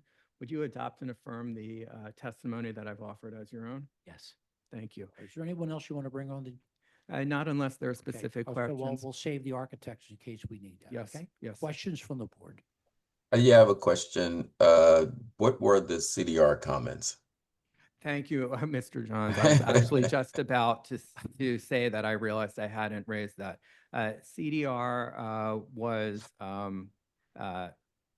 quite encouraging regarding this proposal. We just met with them last week, and the CDR concluded. One of the comments focused on the entryway, the recessed entryway, and encouragement to have more of that, and also an appreciation for the reduced presence along Leopard Street in the rear.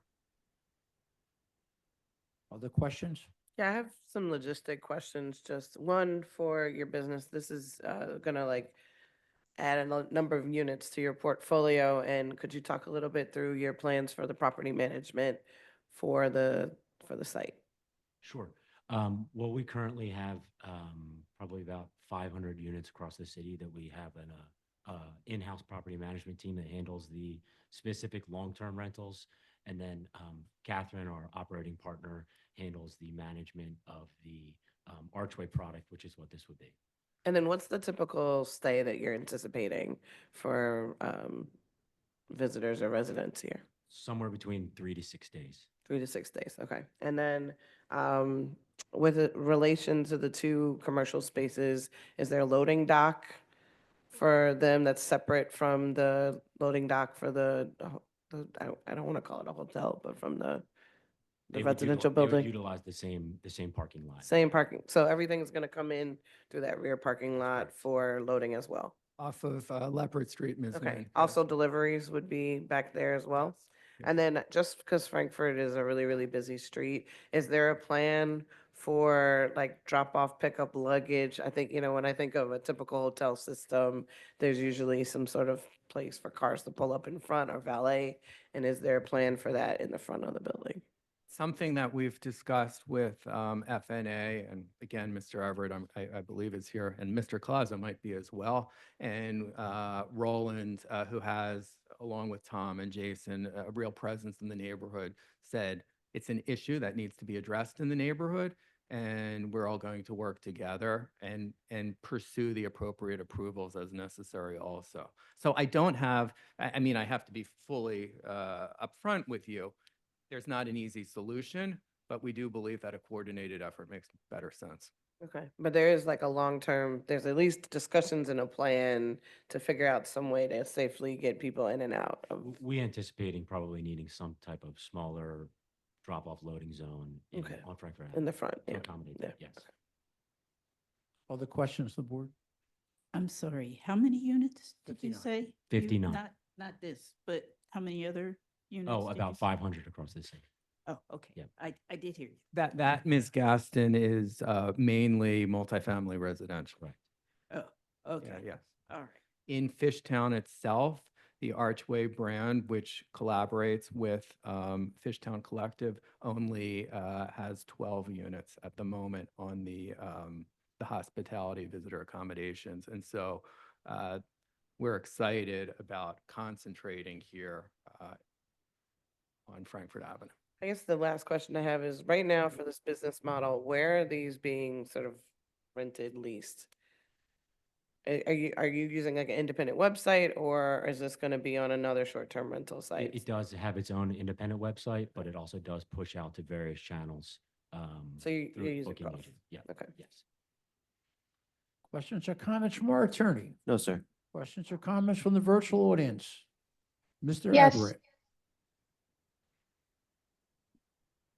Chair, we have two hands up. Oh, We have sure. Colin Crossley, Okay.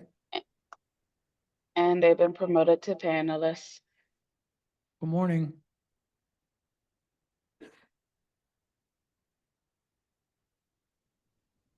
Good morning, Chair. Hi, Conlon, could you please state your name and spell for the record? Yes, sir. My name is Conlon, Conlan, Crossley, Crossley. Do you swear or affirm to tell the truth, the whole truth, and nothing but the truth? Yes, sir, I do. Please proceed, Conlon. The councilman wanted to present a letter of non-opposition for this project. Thank you very much. We do have a copy of it, sir. Thank you.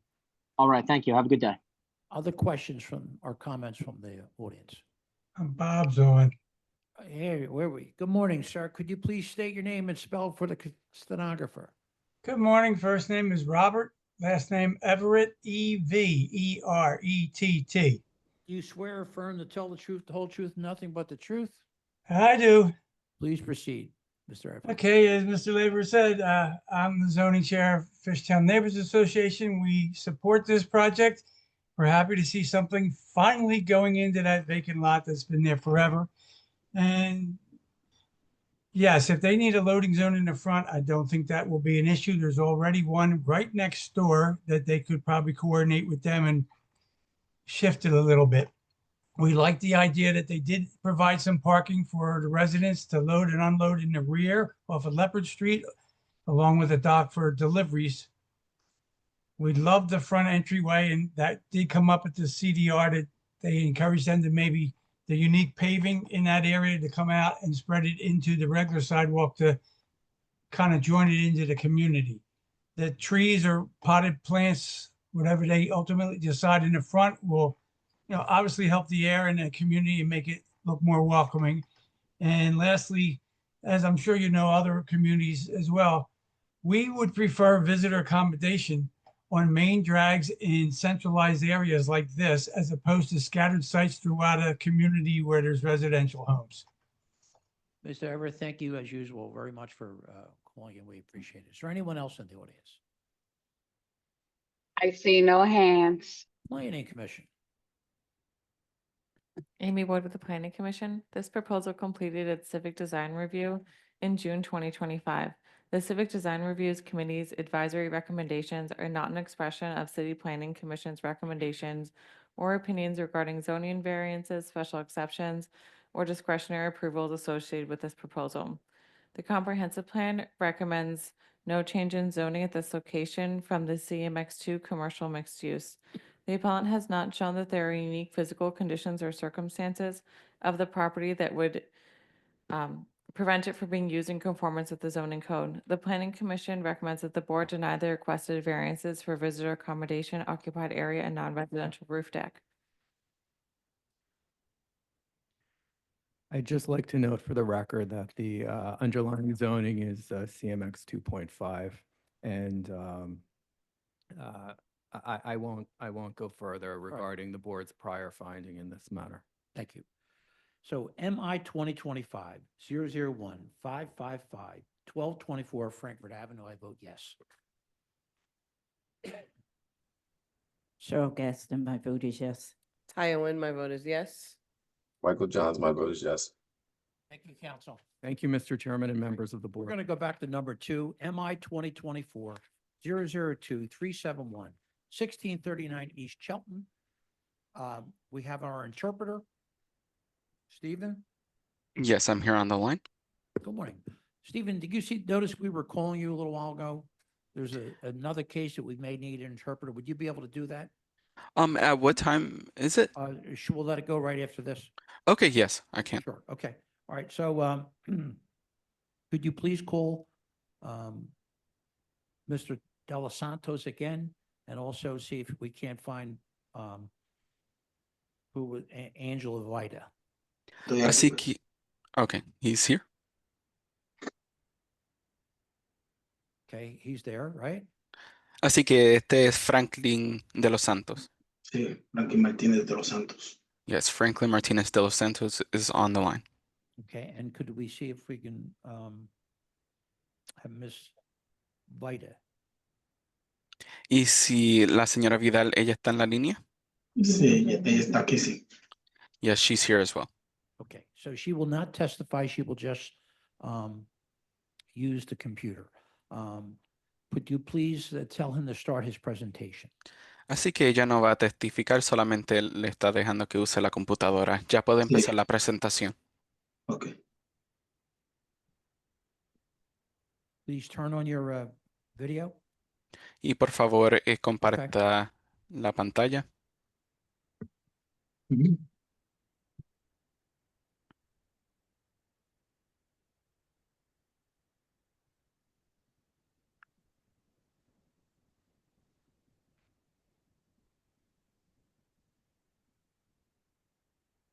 Okay, we see the application for appeal. Thank you.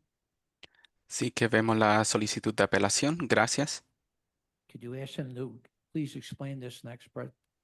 Por favor, explique esta siguiente parte. Que nosotros queremos hacer yo quiero hacer un multiservicio para la comunidad, porque lo necesitamos y para que la comunidad crezca, porque ya teníamos uno, pero no lo sé. Había uno. Permítame. So we want to make a multi-service building for the community because we need it and we want the community to grow.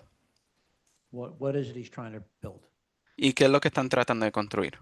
Estamos haciendo un multiservicio donde vamos a ofrecer servicio de taxes, un aerostat y envío de dinero y pagar servicios. The intake requires verification. Usted dijo como pagar impuestos. ¿Cuál era el siguiente? Hacer impuestos, envío de dinero, pagar los servicios como agua, luz. So we want a multi-service building that helps people pay their taxes, to send money, to to pay for utilities like water and light. Okay, and this will all be on the first floor? ¿Y todo esto se va a hacer en el primer piso? Sí, en el primer piso, sí. Yes, correct. And what's above? ¿Qué está encima? Encima está mi casa, la casa es el mío, ahí vivo yo. My house is there. That's where I live. Okay, so there's a letter of opposition from the Take Back Your Neighborhood RCO. Así que hay una carta de oposición de el RCO, Take Back Your Neighborhood. Sí. All right. All right, and could you show us photos of the first floor again? ¿Nos puede enseñar fotos del primer piso de nuevo? Sí.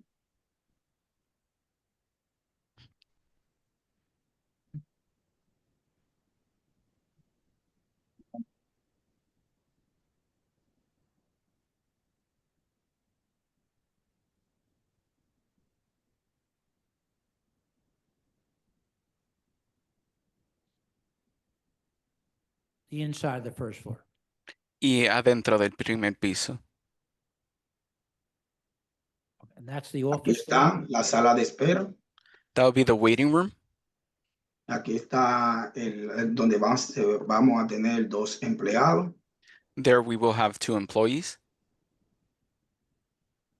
Aquí tenemos una oficinita privada para There, cuando.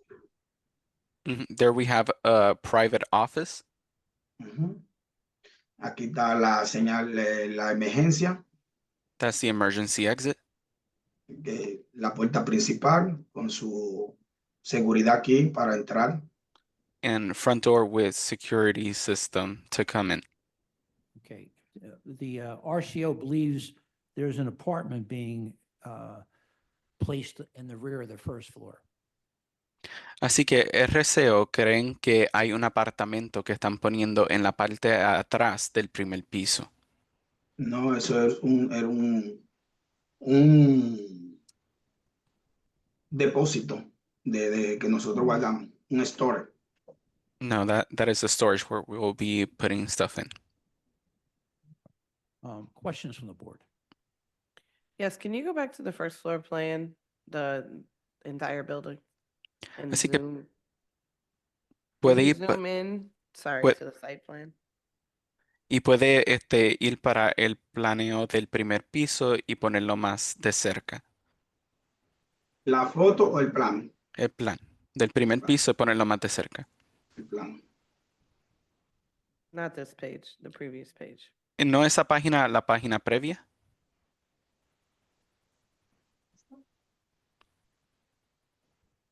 And this is the interpreter speaking. Do you want to see the pictures zoomed in or the No, I plan? wanted to see the site plan, which was on, he has 2 plans.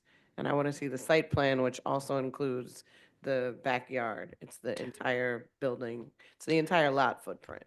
Así que quieren ver la imagen This de one. esa misma. But can you zoom into the site plan? Is that, Y puede ponerlo más de cerca.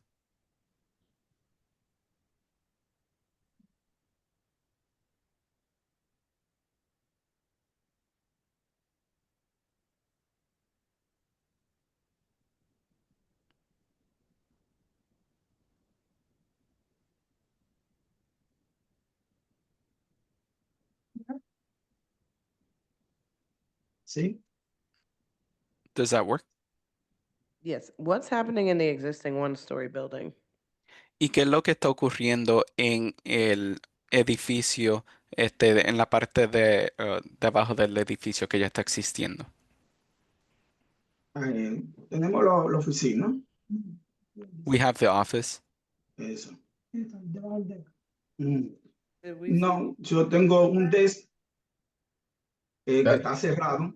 Yo lo cerré todo porque tengo el D ahí. Eso fue nada más.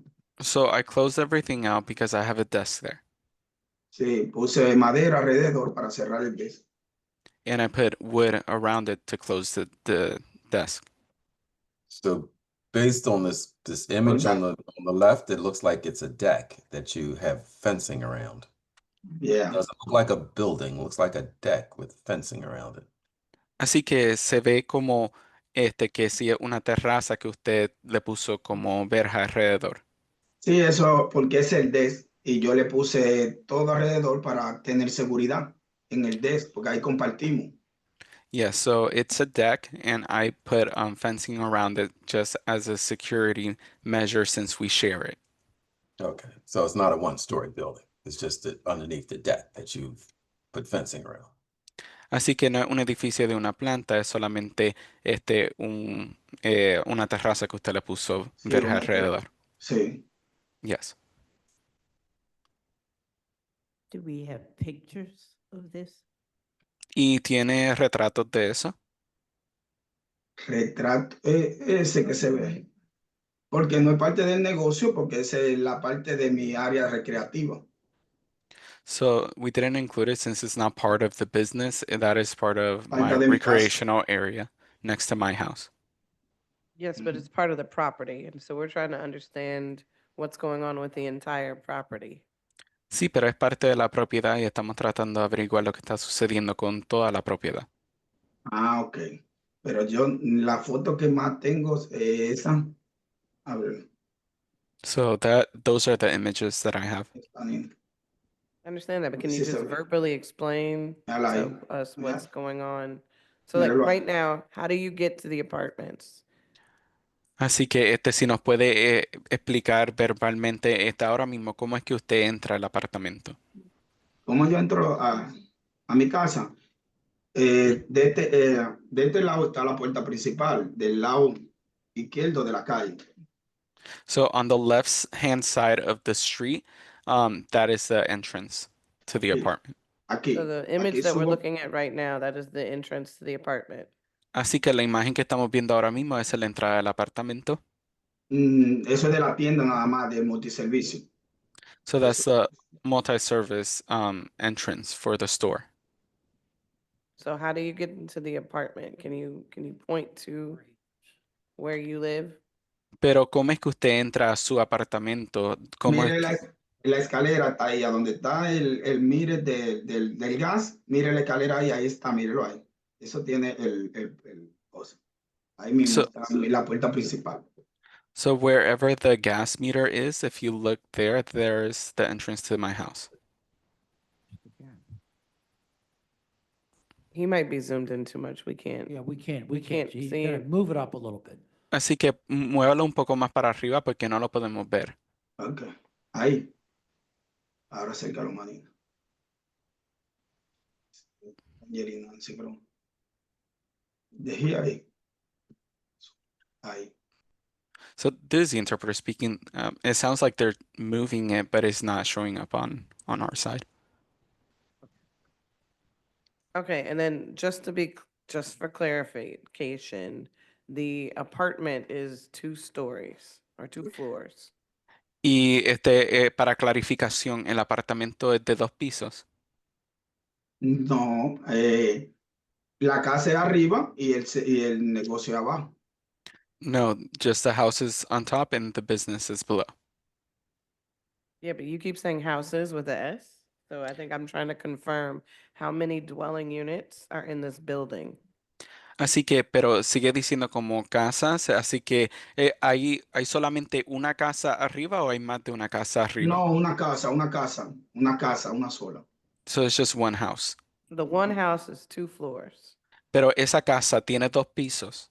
No, es la habitación arriba y la sala abajo. Sí. So it has the rooms upstairs and then the living room downstairs. So yes, it is 2 floors. Así que sí, tiene 2 sí. pisos. Ok. Así, esa es la habitación, el área de la habitación abajo y aquí es la sala. Yes, so it has the space for the room and then the living room. Okay. Other questions from the board? Actually, one more question. Can we walk through how your violation? So the work was done here without all of the correct permits. When L&I came out, what did they tell you? Así que vamos a hablar acerca de las violaciones, porque cuando LNI vinieron, ustedes no tenían todos los permisos correctos. Así que, ¿qué fue lo que le dijeron? Ellos nos dijeron que teníamos que parar para sacar los permisos que nos faltaban. So they told us to stop so that we can get the permits that we needed. So how much work was done prior to LNI coming? Así What que, work were you doing? ¿qué trabajo ustedes hicieron antes de que vino LNI? ¿Cuánto trabajo pudieron completar? Todo. So everything. Okay, thank you. Gracias. And my question is, what about the sign here? Does he have permission for that awning sign there? ¿Y qué tal acerca del cartel? ¿Usted tiene un permiso para poner ese cartel encima de el toldo? No, nosotros no, porque antes había un toldo ahí. Y nosotros necesitamos el Sony para sea legal, pero The interpret requires repetition. ¿Me puedes repetir? no teníamos. Necesitamos el Sony para que esté bien todo. So we didn't have it, and now we need the zoning so that Para que everything tenga el could be, letrero, para que tenga el letrero completo. so that we could have the full sign. Shouldn't that be included on the, Yeah, shouldn't that be on the? in the refusal? Wouldn't that need an amended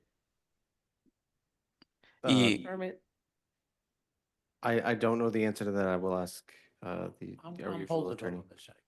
Right, right. Okay. Question? And are you operating, you're operating this business, right? You're, yeah. Did you start operating this business? When did you start operating this business? ¿Ya usted comenzó a operar este negocio y cuándo comenzó? No, está abierto, pero no se está operando al 100. Al público, así, no se está operando al público. Porque estamos So esperando el permiso del Sony. it's open, but it's not being in operation for the public because we're waiting for the permission of the zoning. Okay, thank you. Gracias.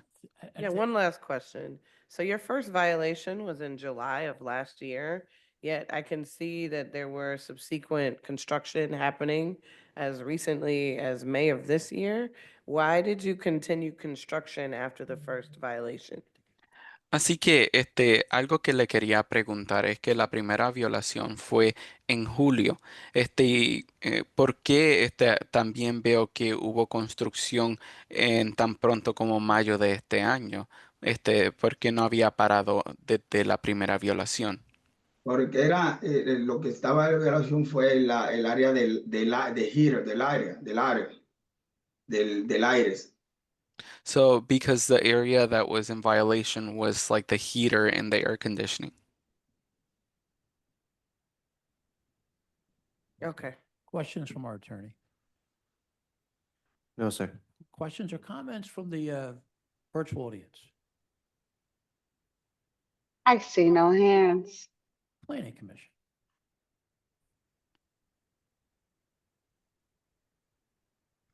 Amy Boyd with the Planning Commission.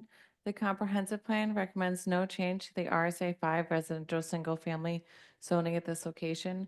The property has a documented history as commercial ground floor and residential dwelling dating back to the 1980s, but was reverted back to one family. The appellant has not demonstrated that there are unique physical conditions or circumstances of the property that would prevent it from being used in conformance with the zoning code, and the conversion was done without the proper permits. The Planning Commission recommends the board deny the proposed variances for business and professional office and multiple principal uses. Stephen, can you handle that? Yes, I can. Thank you. One moment. Así que Amy Wood de la Comisión de Planificación, el Plan Integral no recomienda cambios a la zonificación RSA 5 para viviendas unifamiliares. En esta ubicación, la propiedad tiene un historial documentado como planta baja comercial y vivienda residencial data de la década del 1980, pero fue revertida a una sola familia. El apelante no ha demostrado que existen condiciones o circunstancias físicas únicas de de la propiedad que impidan su uso de conformidad con el código de zonificación. La conversión se realizó sin los permisos correspondientes. La Comisión de Planificación recomienda a la Junta que deniegue las variaciones propuestas para oficinas comerciales y profesionales y múltiples usos principales. Thank you. We're going to vote on this next Wednesday at 9:30.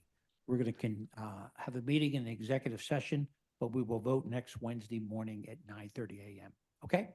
Así que nosotros vamos a tomar un voto para esto el próximo miércoles a las 9:30 de la mañana. Nosotros vamos a tener una reunión ejecutiva y después votaremos el próximo miércoles a las 9:30 de la mañana.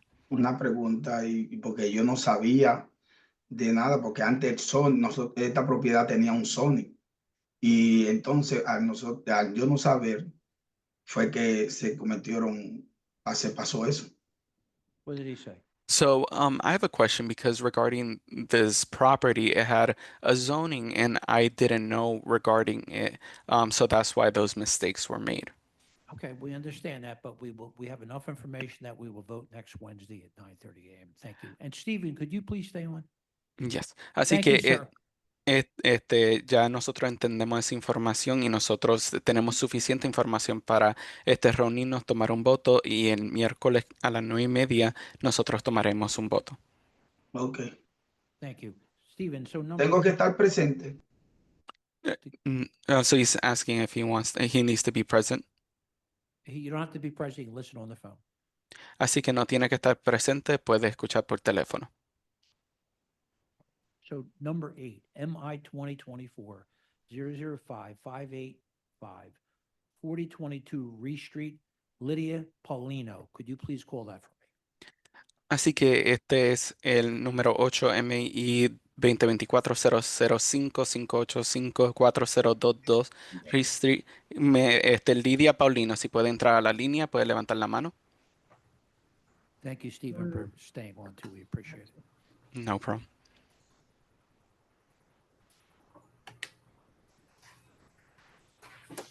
Could you have Lydia state her name and spell for the stenographer?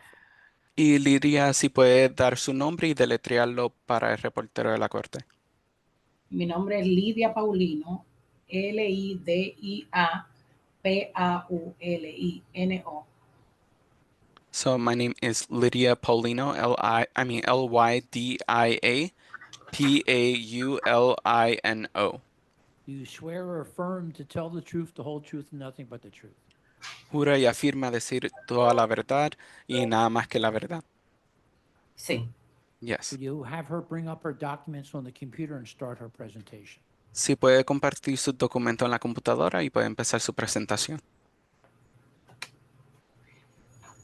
¿Está bien que Ángela pueda hacer la presentación? Ella es la que me está ayudando a hacer todo el proceso. Would it be okay if Angela helps me make the presentation? She's the one that has been helping me throughout the whole process. Angela can show the documents on the screen, but she cannot testify.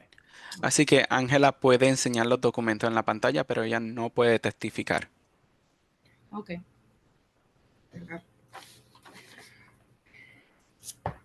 Esta es la carta de la presentación del apoyo de RCO. So this is the supporting letter of RCO. We need to see it on she has to put it on the computer. Pero lo tiene que compartir por la computadora. Okay.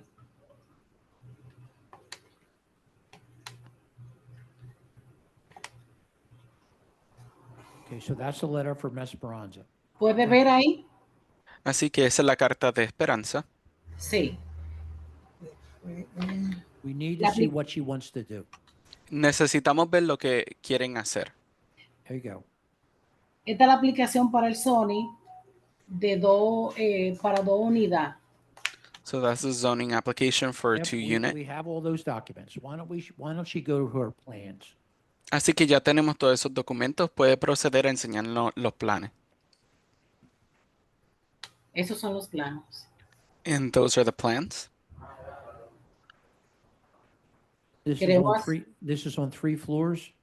Y esto es en 3 pisos. Well, it's Sí, actually on 2 and a basement, am I correct? O es 2 y un sótano, ¿correcto? sí, correcto. Correct. Okay. Could you tell her to explain what she's trying to do? Y nos puede explicar qué es lo que está tratando de hacer. Sí, que queremos hacer el primer piso, un apartamento de 2 habitaciones, en el segundo piso, un apartamento de 1 habitación y el basement cogerlo para storage. The interpret requires verification. En el primer piso, un apartamento de 2 habitaciones. En el segundo piso, ¿usted dijo qué? Un apartamento de 1 habitación ¿Y el basement que usted dijo? para cogerlo para storage. Okay. So in the first floor, we want to make an apartment with 2 rooms. In the second floor, we want to make an apartment with 1 bedroom. And in the in the basement, we want to make it a storage. Storage? The basement showing a living room and bedroom, isn't it? Pero el sótano demuestra una sala y un cuarto. Esa fue la primera exposición que se hizo, pero la comunidad la negó y por lo tanto solamente lo voy a dejar para hacer un storage, para guardar cosas. So that was the first proposal, but the community objected to it, so we changed it to just make it a storage. Could we see photos, please? ¿Nos puede enseñar fotos, por favor? Claro que sí.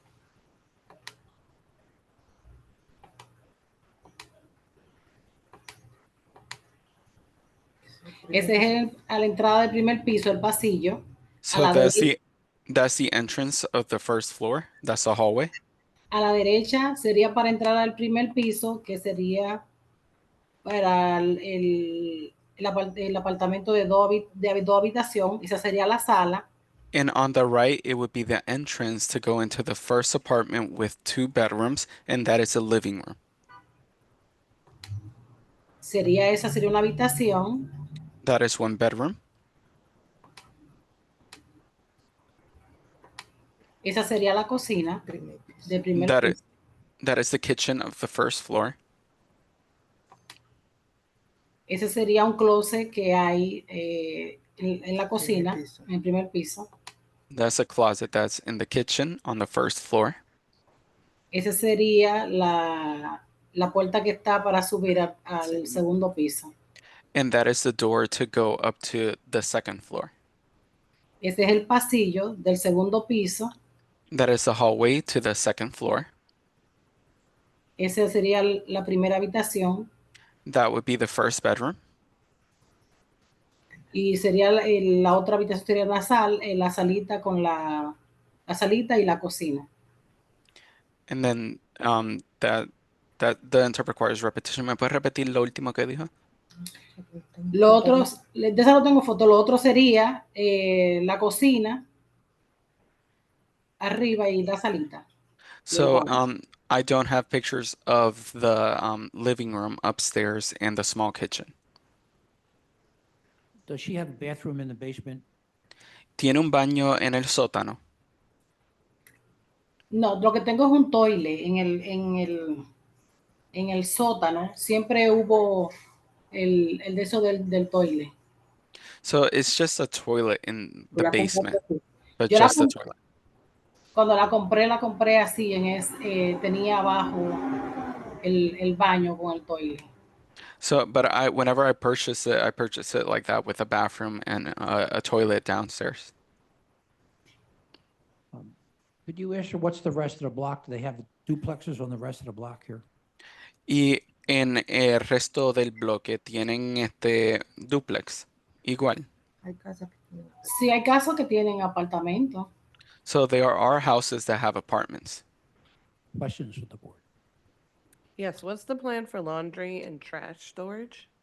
¿Y cuál es el plan de lavandería y para guardar basura? Bueno, para usar para lavandería. The interpreter will repeat. Sí, para usar para lavandería y para guardar basura. Bueno, sería basura regular y el el reciclaje como se hace usualmente. En verdad no tengo un laundry abajo en el basement, pero en caso de que tendría que ponerlo, podría hacerlo porque tengo el espacio en el sótano para hacerlo. So, regarding trash and recycle, it will be the exact same thing as how it is. But laundry, we currently do not have a laundry, but we have sufficient amount of space in the basement that if we needed to add laundry, we could add it there. Okay, but right now there is no notated plan for trash, so I don't know what exactly how it is means. Así que, pero ahora mismo no hay como un plan notado acerca de la basura, así que eso es lo que significa. No, pues la basura sí tiene su plan, porque la basura sería normal igual como siempre, porque en el primer con reciclaje y la basura regular, porque en el primer piso tiene su puerta y todo eso para poner, y su ali para poner la basura, y también tengo el porche en el frente, aunque la basura no se podría poner en el frente, pero tengo atrás el ali para poner la basura donde va la basura, en la yarda. So, what I mean by the trash would be how it was before is that there's the normal recycle pickup, and outside the door, whenever you go to the alley, that's where we have the space for the trash as well. So this is at the rear of the property? Y eso en la parte de atrás de la propiedad. Sí. Yes. So how does the Ahí, en second esa floor? Yes, esa but how fo- does the second floor unit access the rear? ¿Y cómo es que la unidad del segundo piso, cómo ellos pueden acceder a esta parte de atrás? Ese sería para el primer piso. No sé si puede ver la foto ahí, ahora en la pantalla.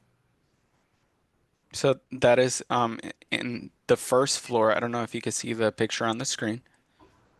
We see the first. We do. Sí, lo podemos ver. Ok, el primer piso, el segundo piso podría poner el reciclaje en el balcón. So the second floor can put the recycling in the balcony. In what balcony? There's no balcony on this plan. ¿Cuál balcón? Porque no hay balcón en este plan. Si está en el plano, en el primer piso, ahí se ve el balcón. So in the first floor, you can see the balcony. Or the porch. The front porch, understood, Sí. okay. And then just for final clarification, the only entrance and access to the basement currently is through the stairwell in the main entrance, in the new main entrance? The front door, the one going to the basement. Mhm. Y para confirmar, la única entrada para el sótano es a través de la puerta principal, que hay unas escaleras para abajo. Sí, ahí se ve que está, está en el plano. Si puede ver en el frente, ahí se ve la escalera para bajar al basement, se ve la entrada. Yes, if you can see it in the plan, you can see where the stairs are to go into the basement. I can, but this was a proposed drawing and you pulled no permits. So I was not confirmed that they were actually constructed. So to be clear, everything that we're looking at on this plan has already been constructed, with the exception of the kitchen in the basement. Así que sí, pero estos son dibujos que son propuestos, así que solamente me quería confirmar que lo que estamos viendo es lo que está ahí actualmente, y que ya ha sido construido, así que excepto lo de la cocina y el sótano. No entendí, ¿me podría explicar nuevamente? The interpreter will repeat. Así que como estos son dibujos que son propuestos, quería confirmar que eso es cómo se ve actualmente, que ahí es donde está la escalera para ir para el sótano. Sí, ahí está la escalera para subir al sótano, para Yeah. bajar al sótano. Yes, that's where the stairs is to go down to the basement. That was not quite my question, but okay, thank you. And this is the interpreter speaking. Would you like me, or would you like to repeat the question so that I could say it again? No, I think we have enough another information. Good, Cheryl. My question is, or my comment is, it looks like here in this first floor unit, if you are in bedroom number 1, you have to go through the living room and the kitchen to get to a bathroom. Is that what I'm seeing there? Así que de lo que yo puedo ver en el dibujo, si usted está en la habitación número 1, usted tiene que pasar por la sala y por la cocina para poder llegar al baño. ¿Eso es correcto? Correcto. Correct. Okay. And then it looks like here on this second floor unit, I'm not seeing, am I seeing a living room or living area of any sort? Y- I see two bedrooms, I see a bathroom, and then I see a kitchen. So there's no living room, dining room area in this unit. Is that what I'm seeing? Y Is that what you're proposing here? en el otro plan veo que hay 2 cuartos, y hay la cocina y hay el baño, pero no veo un espacio para sala. ¿Eso es lo que usted está proponiendo? Que arriba, sí, arriba hay espacio para el baño y para la sala. So upstairs, there's space for the bathroom and the living room area. Where is that? Not on this plan. Not on Sería, this plan. Not on this plan. It's just Yeah, not. I'm not seeing It's that. just not. Así que yo no lo estoy Not on viendo this. en este plan. en el plano está, si usted puede ver, hay 3 imágenes en la pantalla, en la foto que estoy compartiendo en la pantalla. What'd she So- say, Stephen? There's 3 images in the picture that I'm sharing on screen. El de la derecha sería el espacio de arriba, el plano para arriba. So the right one would be the space upstairs. Right. Entonces sería subir las escaleras, ahí se ve que está la habitación, la sala de estar, el baño y después está la cocina. So if you look in that right picture, you could see the bedroom, you could see the living room, the bathroom, and then the kitchen. We don't see a living room. We Right. don't- No. And what I'm saying is I'm having a problem. There's no living room, there's no dining room. You've got, there's a kitchen, bathroom, 2 bedrooms. Is that, Así que eso es lo que no estamos That's- viendo, that's que, what I'm seeing? que lo que estoy viendo son 2 cuartos y el baño y la cocina. Oh, sí, porque ahí parece que hubo un mistake cuando se hizo el plano, pero ahí está, donde está la habitación que está al lado del baño sería la sala de estar. So that's what the mistake was. In that bedroom that it says bedroom next to the bathroom, that's supposed to be the living room. Okay. Okay. Then it sounds like to me we need new plans, right? Yes. Number 1, right? Así que primeramente suena como que necesitamos nuevos planos. And when you do it, that you can, this I want to make it simple. One of the things that I harp on all the time is having to go through a bedroom to go to the backyard. This is a prime example of why it is a horrible thing to do, with having the trash in the backyard and having to come through a bedroom. Así que una de las cosas que nosotros estamos tratando de evitar es que haya, que uno tenga que ir por un cuarto para llegar a la parte de atrás del apartamento, porque hay que llevar la basura por los cuartos para llegar a la parte de atrás. And then one of my Okay. concerns, which I mentioned earlier, is you're trying to put these bedrooms in here on this first floor.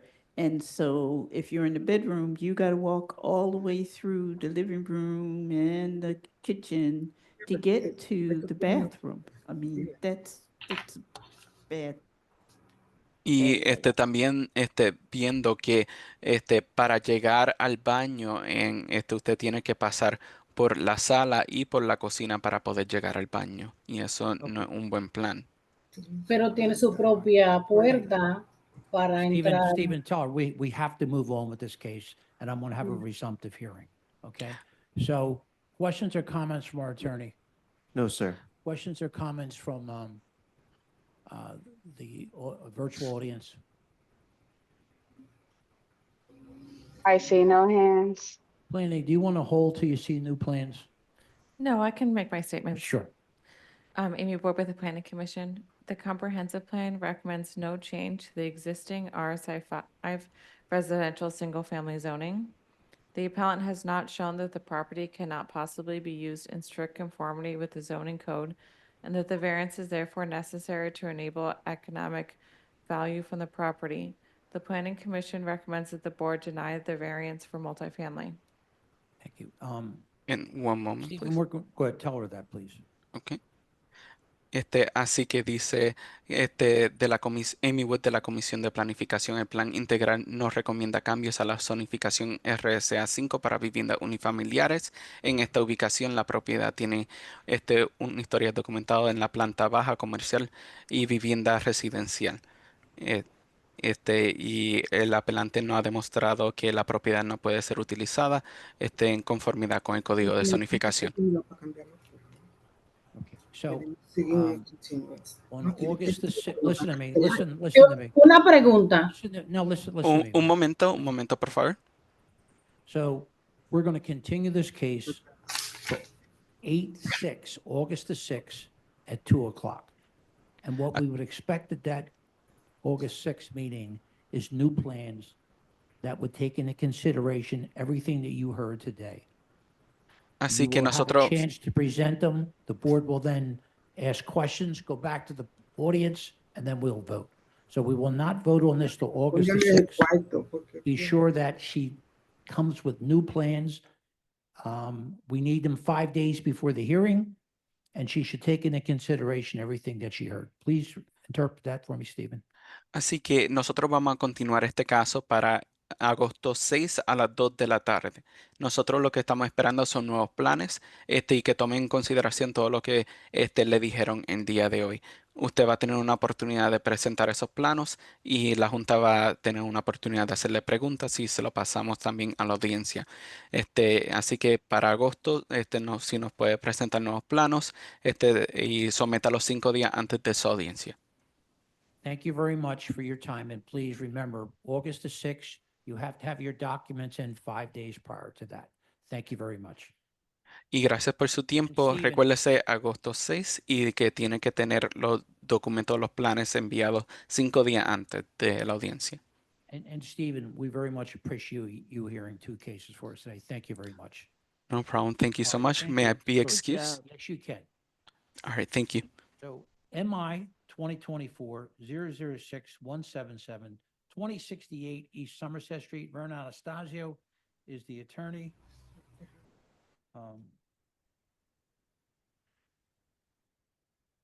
There's unanimous support from Somerset neighbors and non-opposition from Councilmember Squilla and 20 signatures.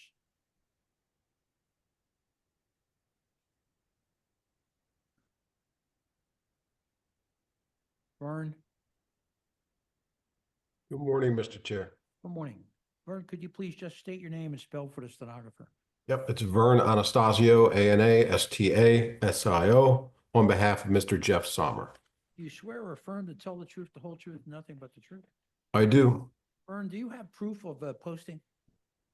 I did send proof I of think the photo that we had was an old photo. what the close-up is of the old photo, but Right. we did send over proof of posting, but I don't have a close-up of this particular listing. Okay, all right. Start your presentation. Okay. Do you want to swear me in? Oh, I thought I did. I'm sorry. Do you swear or affirm to tell the truth, the whole truth, nothing but the truth? I do. Please proceed, sir. Thank you. And I stipulate to the accuracy of the Right. Of the, of the refusal. you got it. As you said, we have unanimous support here from the RCO and also a letter of non-opposition from the council office. I am moving into evidence 71-page exhibit binder. My client bought this property 8 months ago, and it presented as a duplex. He contacted me during the process, and I accepted the case, knowing that this board and the community would support granting the variance because he did not create this. This is a two-family dwelling that was marketed and sold to him. And to gut it now, after it's been completely rehabbed by, I guess, the previous owner, to gut it now and turn it into a single-family home would render it completely useless. So with that,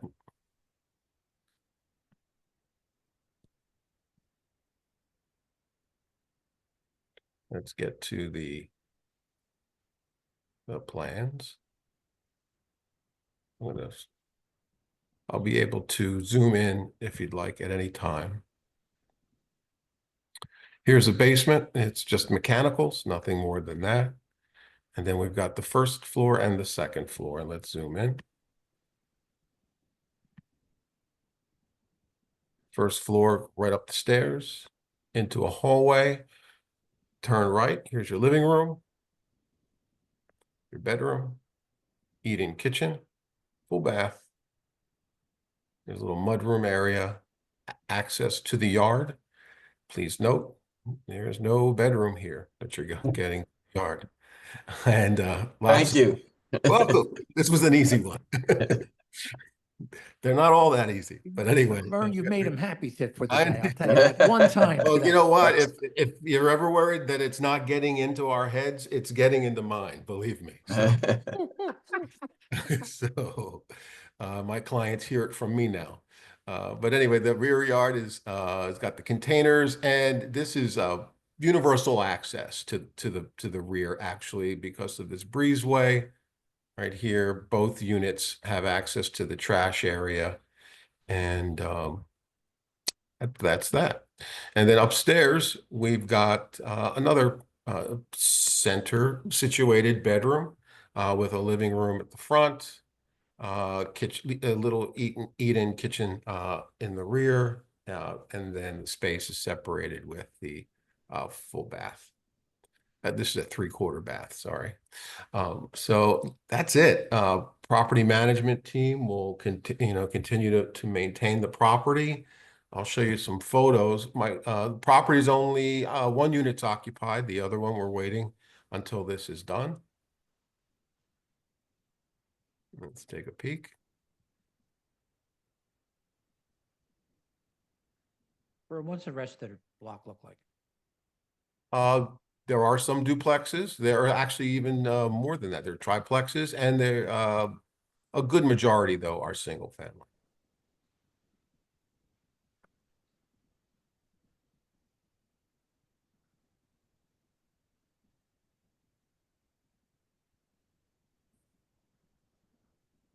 And it was occupied at purchase as well, one of the units.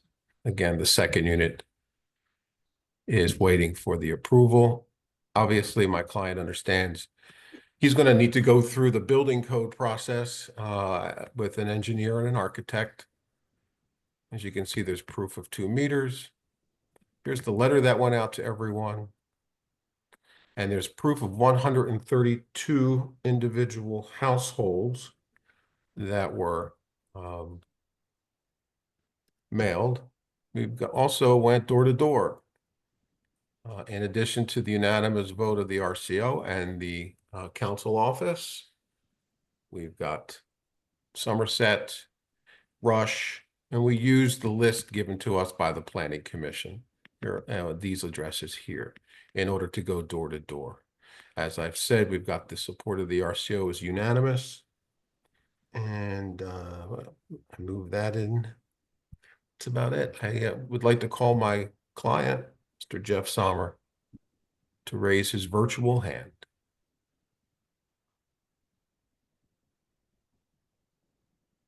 Jeff Sommer will be joining as a panelist.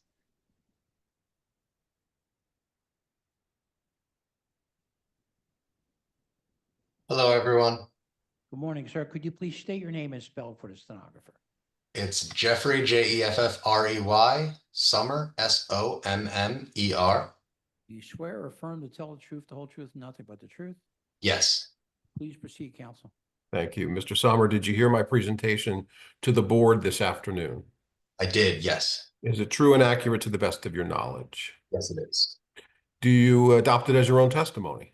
I do. Thank you. I have nothing further. Questions from the board? Can we go back to the pictures of the basement, please? Sure. It's not very pretty, but sure. No. But I guess, but not I think there. Cheryl saw that bed down there. Yeah, yeah, I saw a bed down there. Yes, it Is looks there- like there's a, there. Right here? Yes. what That are looks we- like a mattress. Yes, it does. So what is going on there? And Well, the proposal the- is that there'll be no living space in the basement. This is probably from remnants of the previous situation, and that's where these pictures came from. okay, Mr. Sommer, do you want to add anything to that, or do you want to Yeah, just the previous confirm? owner decided to finish that. He was living in that unit himself at one point and wanted a basement in the bed, or excuse me, wanted a bed in the basement. But yeah, we have the current tenant just uses it for storage. so, and is there a bathroom down here too? No. Not there's on the not. plan, no. And But they'll then, be used for washer and dryer. I'm sorry. There's a washer dryer, right? It's for washer, dryer, and storage and utilities. okay. That's it. And No that- living in the basement. Okay, and then that washer and dryer is available for the use of the tenants of both of the units? No, I think the Just washer and the dryer is one used unit. for the first floor unit. Mr. Sommer, can you confirm that? Yeah, that is correct. The first floor unit has access to the basement, which is where the washer dryer unit is. The upstairs does not have washer dryer. Thank you. Okay. Thank you. Other questions? Yes, can you walk through any plans that you have for future construction at the site? Yeah, thank you. So nothing major, just gonna spruce up the upstairs unit before we rent it. New carpets, flooring, paint, that sort of stuff. Okay. And then just because I'm looking at the records, it does look like this applied for a zoning permit in 2022 for work that was likely completed and done without permits at that time and was dismissed for a 2-unit building. And then he obtained a rental license during the pandemic for 1 unit when he was living in it, which is probably how he ended up here. Can you confirm that, to the best of your knowledge, all of the utilities have been properly separated? Yes, I can, and I'm sure Mr. Sommer can. Yes. Yes, both so we're saying electrical and all of the gas, everything. I don't know what kind of gas there is, but I think it. Or electric, yeah, I mean, electrical and, well, I guess that's Yeah, like I think confirming most of in. it's electric. I think everything is electric. Mr. Sommer? There's electric is separated. There's one gas that's shared that's shared. One gas meter. Okay, so that would probably need to be updated, but you can work that out with LNI. Okay. Definitely. Questions from our attorney?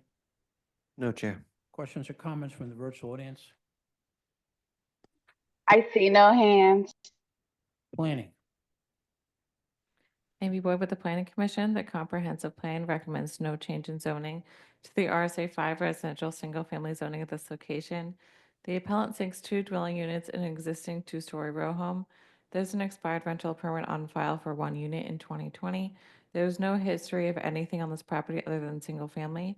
2052, 2070, and 2087 are legal duplexes that predate the current zoning maps. Otherwise, this is a single-family block face. The Planning Commission recommends that the board deny the requested variance for 2 dwelling units. MI 2024-006-177, 2068 East Somerset Street. I vote yes. Certificate of occupancy to be obtained and no basement living. Michael Johns, my vote is yes with proviso. Cheryl Gaston, my vote is yes with provisos. Taiwan, my vote is yes with provisos. Vern, why don't you stay there? Yep. MI 2024-006-699-2021 Stenton Avenue. Just for the record, Vern, please state your name. Vern Anastasio on behalf of Mr. James Ingram. Okay. Do you waive the reading of the refusal and do you agree with its accuracy? I do. Please start your presentation. Thank you. Now, we don't have an RCO yet, and I understand there's a problem, there's a new RCO. So, am I correct? We've been granted a waiver from the RCO requirement from your from the office. From our office? That's correct. We're not going to be going to an RCO. That's not. At least that's the last I heard. No, my understanding is we're going to hold it for 2 weeks. Am I correct, counsel?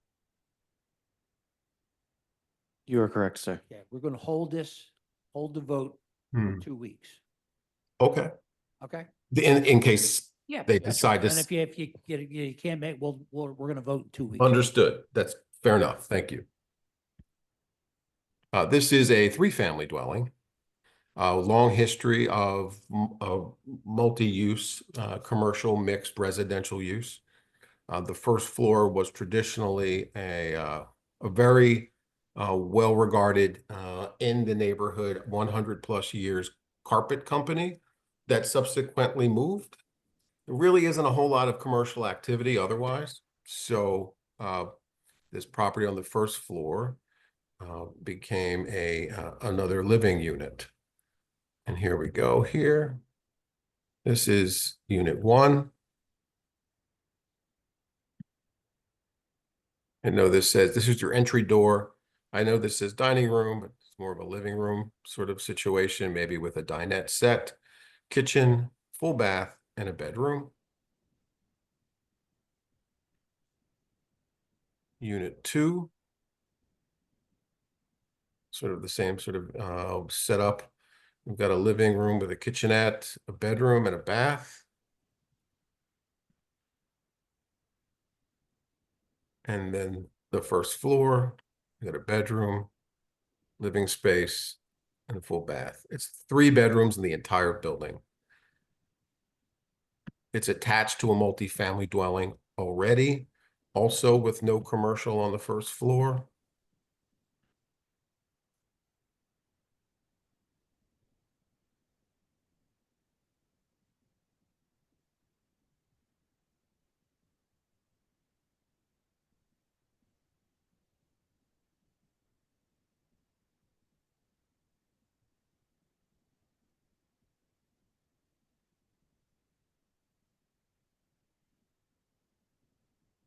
Do you have a photo of the outside? I'm trying to figure out what this building looks like. Yep.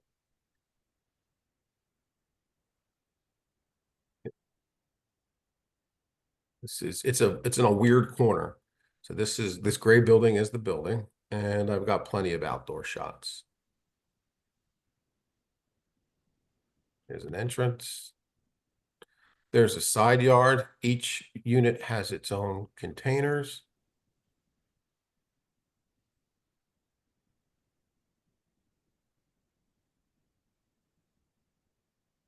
The property attached to it is a multifamily dwelling.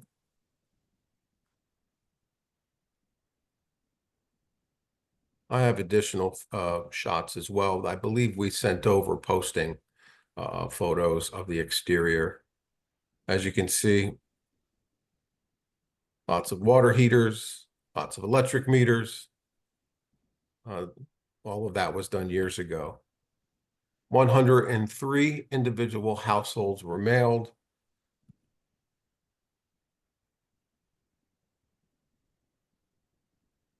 Right behind it is a schoolyard. Not a whole lot of action as far as commercial is concerned. This is the multifamily dwelling right next to it on the right, on the left.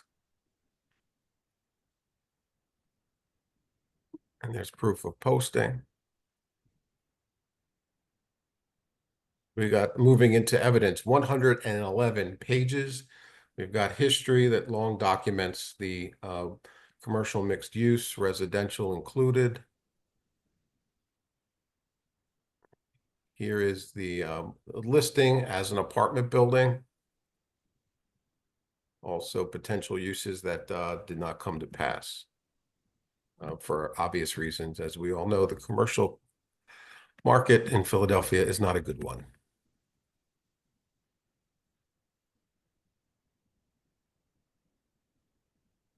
Here's more of that. He also pays the, of course, multifamily trash fee. And this is a mortgage that was recorded, but we did in fact forward to the office the deed in question.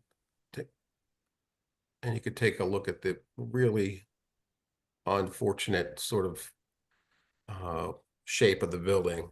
And it's shared, right? Because there's a multifamily dwelling here, and this now is a 3-family dwelling here. You've got your parking lot to your school here. And most of this on Stanton Avenue is all residential now. No commercial, really, except for the 125-year-old carpet place that was here. They moved over here. And that's about it. And with that, I'd like to call my client to the stand. He could raise his virtual hand.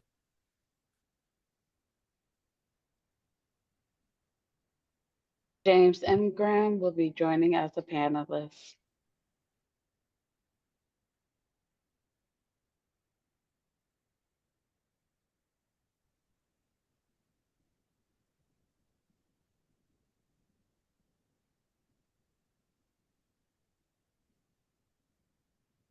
Good afternoon. Sir, could you please state your name and spell for the stenographer? James Ingram, and it's JAMESINGRAM. Right. Do you swear or affirm to tell the truth, the whole truth, nothing but the truth? Yes. Please proceed, counsel. Thank you. Mr. Ingram, did you hear my presentation to the board this afternoon? Yes. The true and accurate to the best of your knowledge? Yes. You adopt it as your own testimony? Yes. I have nothing further, Mr. Chair. Questions from the board? Yes, can you explain the commercial use that you intend to have in the commercial space? We don't intend to use it as commercial. It's residential. Yeah. No, that I understood, but I feel like there was an old permit that said it was a business professional office in addition to the 3 units. I just wanted to, so confirming right now, this is only going to be 3 residential units. It's my understanding. That's what the plans say. Mr. Ingram, would you like to confirm that? Yes. Main purpose is multi-dwelling unit. There is an additional office space there that we have used for like storage and everything. So thank you. Storage for the resident, you're going to use that for storage for the residential? Yeah, the units themselves are relatively small. So because of the unique physical condition of the property. So Did you that's not, yeah, but did he not amend the refusal on January 22nd, 2025? I did, yes. Yes, so I'm saying that the note from January 22nd says that it is to add a business and professional office in addition to the 3 dwelling units. So I'm just confirming, what are we talking about today? No, we're not using, it's for storage only. Okay. And what floor is that on? First floor. And there's the units on the first floor with that? I'll Right, go back to the storage plan. unit is, okay, sure, show us why you do that.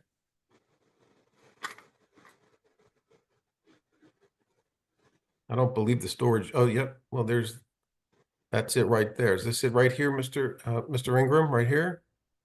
no, it should be within the basement below the first floor. The basement would be used for the storage below the first floor. Okay, so there's nothing on the first floor other than the unit? The unit, the unit is on the first floor, and then next to the unit, below the unit, the basement is where the storage is, and then there is office facility. There's nothing in it.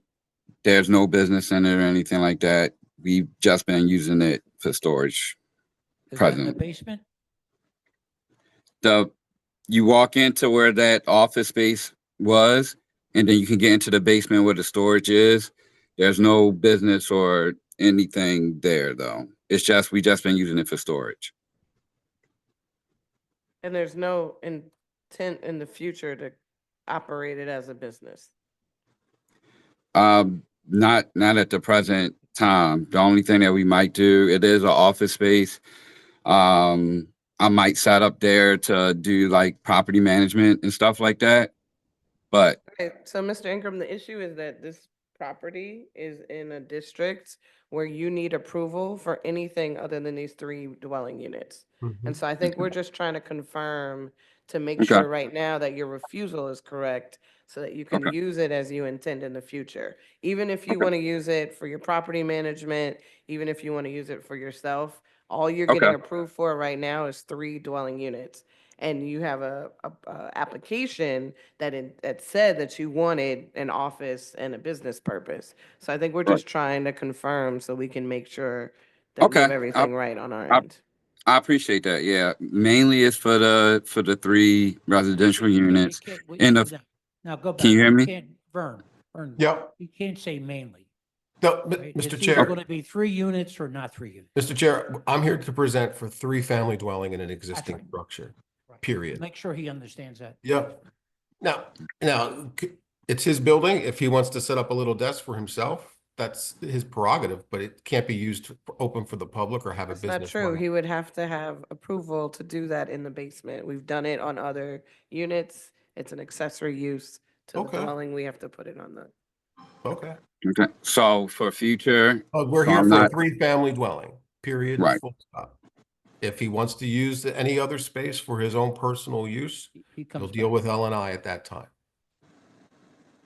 Okay, so then what was going on with the refusal from January 22nd that outlined that? That's what I am trying to figure out.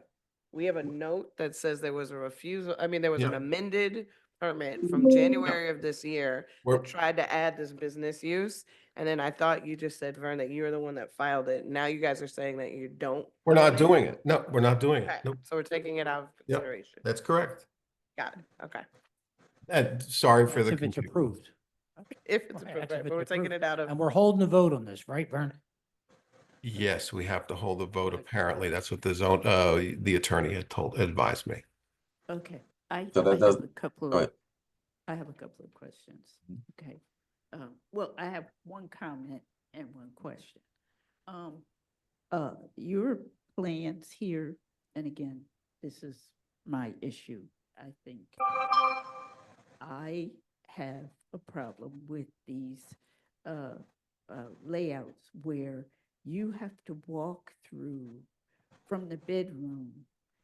You have to walk through the kitchen and the living room to get to the bathroom. So at 3 o'clock in the morning, you're stumbling and bumbling around through the kitchen and the living room to get to a bathroom. I think Which for unit all is of that? them, Just Both of them. the one you Most of just, the one Both of we were just doing, okay? See, the bedroom there, there's, all like- right? There's Yeah, closet, I get up. kitchen, living room, here's the bathroom down here. Okay, Yeah. next floor, we have the same kind of issue, all right? And I understand that you're dealing with, you see this bedroom over here, you gotta go through the kitchen. Yeah. They get Well, if- to the bathroom. I understand that you are trying to work with the space that you have. I understand that. But I really have a problem with it. And if this was when I did the cases with the health department, you cannot have people going through to get to the bathroom, they get to go through the kitchen in some way. You know, I just, and this is different. It's a living situation, but still, I just really have a problem with that. It just seems like, you know, again, whoever's living there is going to, again, when they want to shower, they want to take a bath, whatever, they got to gather up all of those stuff to, you know, go to this bathroom and then come back through the kitchen to get to the bedroom. I really don't like those kind of layouts. And I don't think they're good. That's a good living arrangement. Okay, so that's my comment. I understand. That's my comment. All right. I appreciate that. All Hey, right. and And thank you for then- recognizing the unique physical condition of the I property. understand that. Yeah. And by the way, this is already, This isn't the only one that I've seen. yep. And this is Just how, so- this is how the building presented itself to Mr. Ingram. He didn't, it's not like he did it, right? So we're just Like I trying said, to sort of like, legalize, that's but my, thank you. that's my comment. My question is about what is all this in the basement with all these wires and things that I see in these pictures? Let me take a look. Yes. Mr. Ingram can speak on it, All I this suppose. stuff is Yeah, very that- nice. That's up above the basement level, but when we got Right. to the basement level, Right here, this, yes, what is? that looks like a fan. Yeah, that's a, that was Yeah, done, that was, a lot of all that that- stuff was, oh, I'm sorry. Yeah, what's all this wire? A lot of that was in the basement already. So I guess that's the wiring for the building. Some of it is probably inactive, which can be removed and tightened up. Probably? Aren't you the property Well, owner and manager?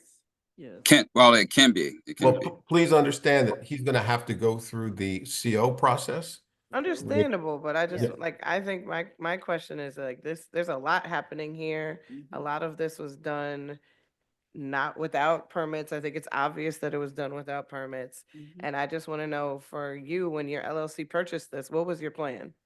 And what is your plan moving forward? Because it, like, the basement's a mess. There's an extra water heater. There's a room down there. There's a lot of uses happening. There was work that was clearly done since purchase, all done without permits. So what is your plan and intention? May to I run speak? this property? I can answer the The question. question was for Mr. Ingram, Well, but sure. Yeah. Vern, you represent. Go ahead. Yeah. Oh, thank you. Only because I spent the last 10 months with him, I know what his plan is. The plan is to hopefully secure a use permit for a 3-family dwelling, at which time engage an architect and an engineer to go through the CO process, schedule the inspections, clean up the electric and all the major systems that need to be cleaned and up to par, and also put in a sprinkler system, which is going to be required by the building code examiner. So we've got a lot of work to do still, even though it looks nice first, second, and third floor. There's a lot of stuff behind the scenes that needs to happen before he can have this fully occupied. Okay. And the only use will be a 3-family dwelling. Questions from our attorney? No, Mr. Chair. Questions or comments from the virtual audience? I see no hands. Planning Commission. Amy Boyd with the Planning Commission. The comprehensive plan recommends no change in zoning at this location from the existing residential single-family RSA 5. The property has a history of commercial use, and the proposal for residential is more aligned with residential zoning. However, 3-family is not the least minimum, and the conversion was created without the benefit of permits.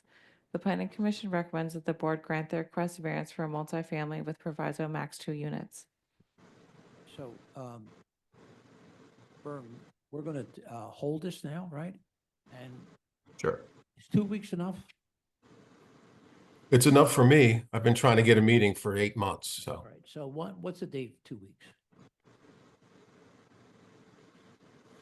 The date in 2 weeks would be June 25th. Right. So we'll come back June 25th at 9:30 a.m. I don't want to make it a resumptive hearing.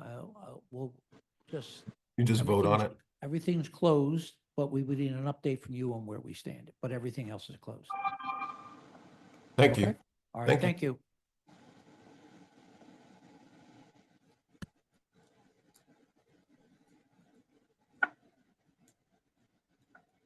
We got one more. Okay. The young woman from the beginning.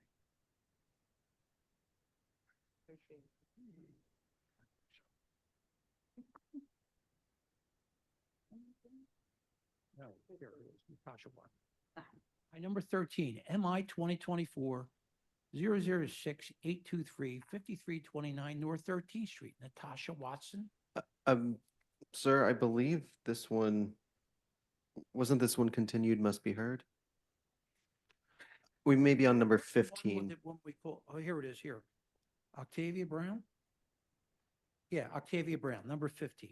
MI 2025 000 491 555 Van Kirk Street. This is the one we had questions I heard at the beginning. I may still have questions about that. Well, that's okay. Thank you. Octavia? Hi, hello. Hi. Good morning, Octavia. I swore you in once before, just for the record, state your name.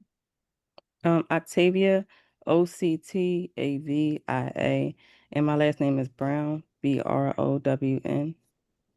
Council, do you have questions, Council?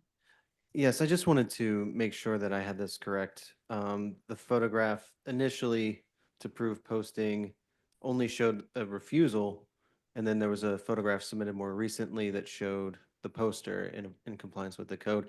How long ago was that picture taken? I asked for the question in the beginning, you remember? You The did- period we got was 21 days.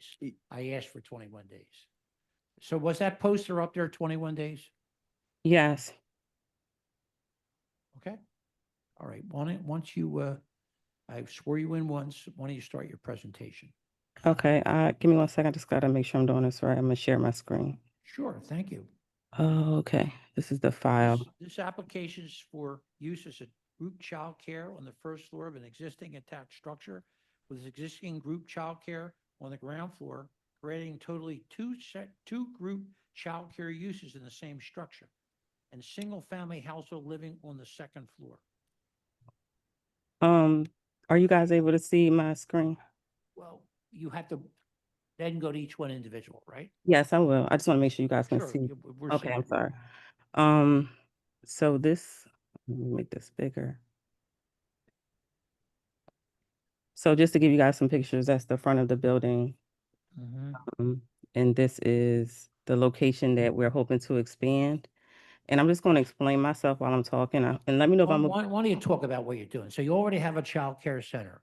yes, so I have Now a you child. want to put a second one there? So I want to, sorry, I have a childcare center on the bottom floor, which is quote unquote the basement level of the building. What I want to do is I want to move that to, well, the classroom aspect of it to this floor here. And I want to use the space that we're in as the indoor play space, as well as the space for, we have a lot of, well, I don't want to say a lot, we don't have a lot of youth in general, but we have a good amount of youth in our center. I want to say roughly 40%. And I believe it will increase based on my observation that are utilizing early intervention services, child link services, if you will. So that means we have speech coming in, we have OT coming in, we also have physical therapy coming in.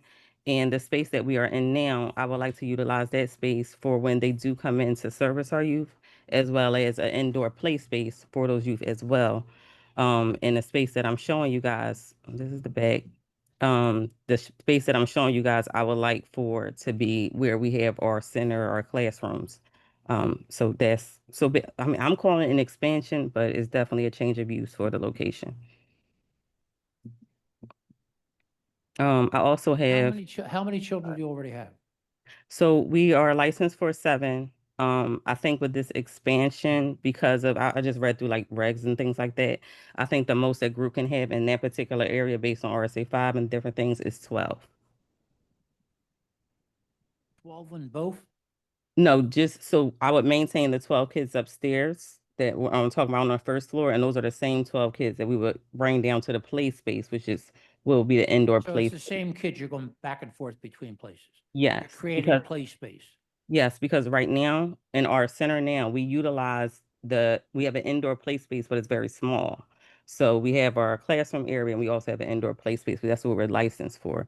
But this will allow us to have a bigger play space, which would be great for our youth. And these, I'm sorry, I'll go slow. These are letters of support from our parents.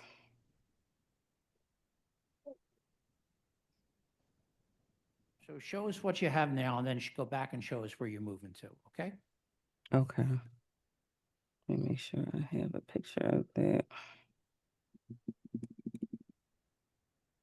Can you give me 1 second? I'm going to pull up some pictures of the current unit, but this is the one we're moving to.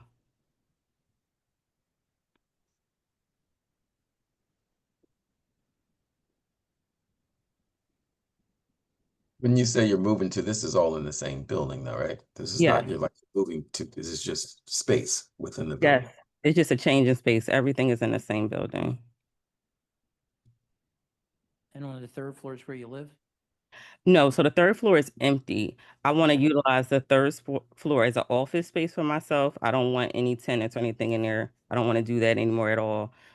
As well as a potential break room for the staff.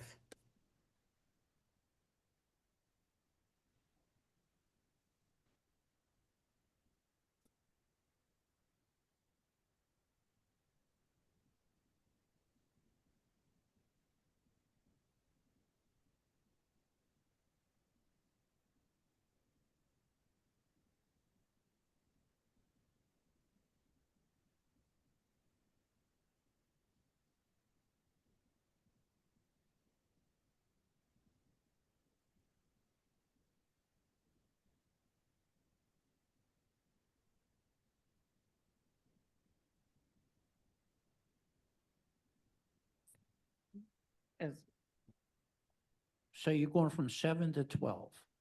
Yes, and from what I know, that's the maximum that we can have. Because there's also other daycares in the area that I've consulted with and asked questions, as well as ELRC, who basically gives us our funding and licensing and things like that.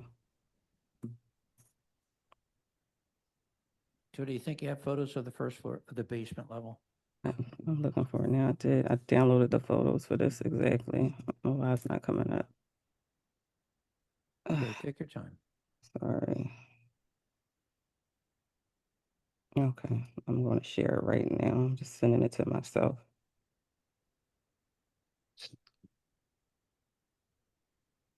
Folder. And I'm sorry, I'm in the front of this picture, but close out of there. Back to sharing my screen. So let me ask you this. Yeah. We can do this case at 2 o'clock. Are you guys able to see my screen? We don't. We just see you. Oh, I just shared it again. Hold on. Okay, so this is a location. Can you see it now? This is the first floor? Yes. So as you can see, that's the front area of the center right there, where we have our classroom. And then that You door. have 7 children there. Yep. And you see that door here, that's our play area. That's our area that we utilize for play. We have 2 bathrooms on that side where you see the 2 doorknobs. There's 2 bathrooms, and one is utilized for the youth and one is for the staff. So now you want to move upstairs Yes. to have more play space. Yeah, so this area here would be the complete play space, and the upstairs where we would The utilize classroom. the classrooms, yes. And how would you get up there? We would take the stairs. So we would just walk up the stairs that's in front of the house. Okay. All right, now could you show us what that's going to look like? So there's 2 bathrooms in the basement. Yes. So do you want to go back to the pictures of the Go upstairs? back to the other pictures. Okay, sorry about that. No. It's Okay. okay. So this is the front, exactly where you come in. Let me pull up another one.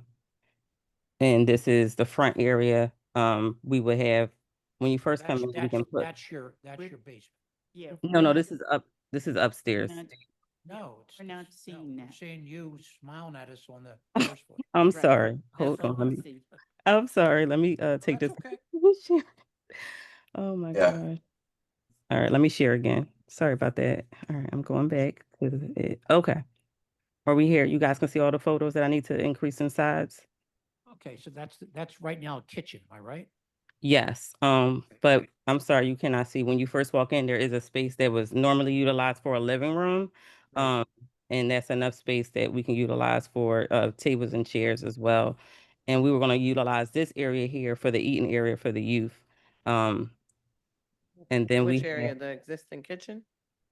yes. Okay. Oh, let me close that out. I'm sorry. Um, How old are the children? they range from 9 months to he's almost 5 to 4 years, 4.5 years old. And how many kids would you have need for the classroom? The older kids would go to the classroom? Yes, so we have more rooms, which I was going to show you, so they would Sure. allow for separation as well. Sure, why don't you show us? Okay, so I'm sorry. So as you walk through, this is the hallway. Let me close that out. That's the only bathroom that's up here. This is on the first floor? Yes, it's the first floor. This is another picture of that area. This is the back room. That one of the rooms I wanted to utilize for the smaller youth because of the carpet. I think it would be good for them. So that's the That's on the first floor too. This is the first floor, not the basement. Right. So we will utilize this as a classroom. Let me scroll I over. think we need a plan. I'm sorry. I'm finding it really hard to follow what's happening on each floor and in each room without seeing them in relationship to each other and knowing how big they are. And you're talking about things, but the pictures are not showing up, so we're not quite sure. Are you guys not seeing the photos that I have? Now, We are. What Yeah, they're but saying is I mean, there's I no did see you had a context. drawing there that you look like you did yourself, right? Did I see a Yes. drawing? Right. Mm-hmm. So I think you need a better drawing, right? And I think you need an idea of like showing photos in the way that you want to lay the place out. Like I would show photos of everything you currently have. I then show photos of where you're moving, and then I would show photos of plan, how you're laying out that spot. And what I'll do is I'm going to have to give you another hearing date to come back. So, and I'm sorry we kept you so long today, but we just got to be sure because this is a big jump. I mean, you're going from almost twice as many kids, and we just want to make sure that everything is done in the proper way. Okay? Okay. All right, so we're going to have you come back August 27th at 2 p.m. for a resumptive hearing. Okay. And if you want to, you can call the office and try to get an earlier date, but I'm not sure there are any there. That's the next resumptive time I have. Okay? Oh, thank you. All right. Well, thank you. And if you have any questions, call the office and somebody will go through it with you. But I think what you have to do is sort of tell your story, right? This is where I am. This is where I'm going. And like have drawings that are, I'm not telling you have to get an architect. The architects here might say you should, but I mean, I think you got to have a little bit better of a drawing than what you have. Okay. And Okay. I know you've been approved and things like that by the RCO, but I just think we need to understand a little bit better what you're trying to do. Okay. Okay. All right. All right. Thank you very much. Is there anyone in the virtual audience whose case has not been called?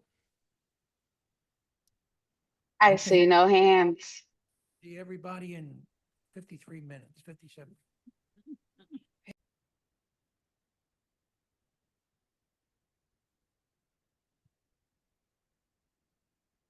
Okay, here we go. Good afternoon, everyone. My name is Bill Bergman, and I will be chairing this afternoon's ZBA meeting. With me is our board member, Cheryl L. Gaston, Present, Mr. our Chairman. board member, Tanetta Graham, Present, Mr. Chairman. our board member, Michael Johns, Present, Mr. Chairman. board member, Taya Wynn. Present, Mr. Chairman. Also, here is our attorney, Hillary Emerson, and our zoning board director, Ian Haggerty. Recording of this hearing will be posted on the ZBA website. By participating, you agree to be recorded. This is an in-person meeting with remote capabilities. Whether remote or in person, if you're called to speak, you must state and spell your name and then wait to be sworn in. Once you've been sworn in, please state your name each time before beginning your testimony. Any person may enter their appearance as an interested party. There are 3 ways. You can identify the case address on Zoom. You can see a staff member, or you can call the ZBA appearance line at the close of business tomorrow. Call 267-270-5548. Leave a message that includes your email address and the address of the property of the appeal. The following guidance is for remote attendees. When directed by the chair, you must raise your hand in order to be recognized to speak. If you're called to testify, you'll be prompted to join as a panelist. Please accept the request and turn on your camera. And finally, the webinar Q&A for questions about the hearing, do not comment on the Q&A. And fourth, if you're participating by phone, press *9 to raise your hand and *6 to unmute. For in-person people, please refrain from talking, eating, or drinking. Verbal and physical aggression will not be tolerated. Restrooms are across from the elevators. A water fountain is just outside the room to the right. When speaking on the record, you must speak directly into the microphone in order to be heard. In the event of an emergency, please follow the directions given over the public address system or by the staff. The main exit is through the double doors at the rear of the room. The nearest stairwell is to the left outside the doors. In case of an evacuation, the rally point is at Love Park across our street. Please remain there so that we can account for you. Let's look at our schedule for this afternoon. Number 15, MI 2025-001-083, 249 East Cambridge Street. That case is continued. Are there any other requests for continuance?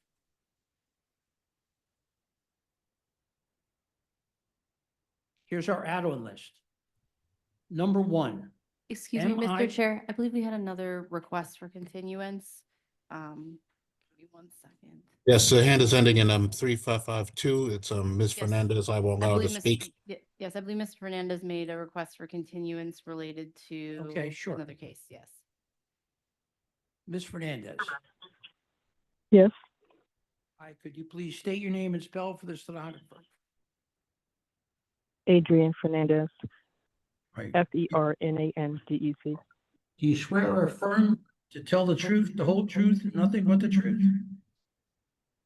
Yes, What case, Adrian? 3105 North 16th Street. I sent a letter requesting continuance. Okay, hold on 1 minute. I'm sorry, is there an open microphone on someone's device in the room? If you could just check your devices, make sure your microphone is muted.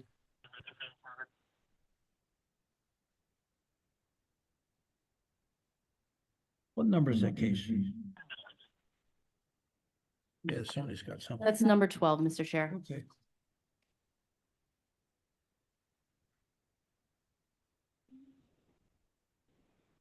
So number 12 is MI 2025-001-041. Alan Nachmanson is the attorney. Mr. Nachmanson? Mr. Nachmanson, could you please state your name and spell for the stenographer? Yes, good afternoon, Mr. Chair, members of the board. Alan Nachmanson, A-L-A-N, last name Nach.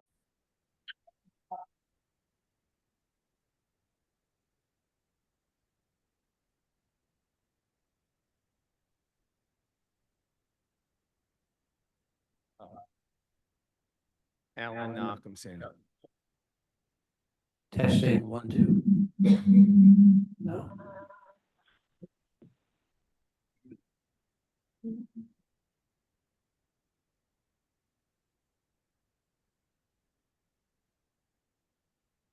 I'd have a problem. I don't think so.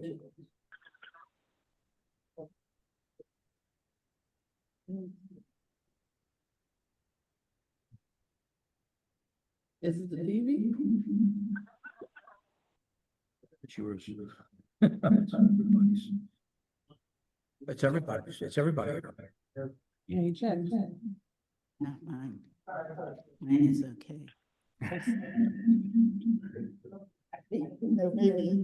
No.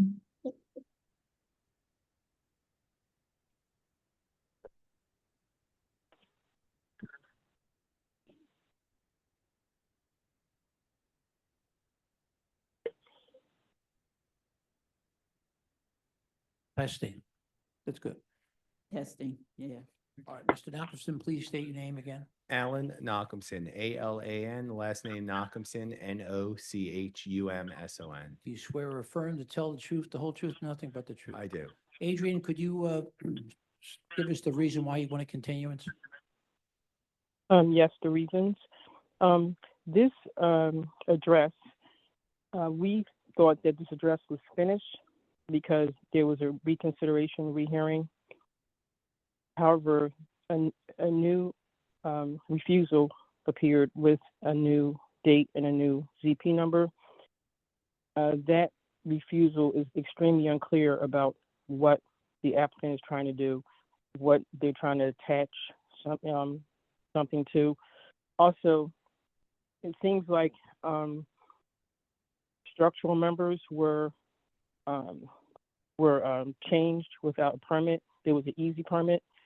So apparently that work was within the first VP, but something happened where work was done, it seems, and then that permit was violated.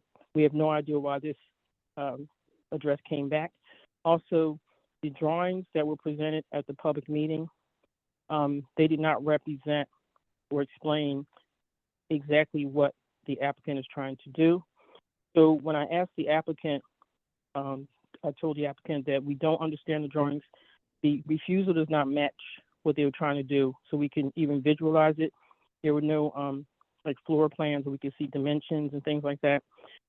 I asked that we have another public meeting. There was only one affected address at the meeting who was from the same block.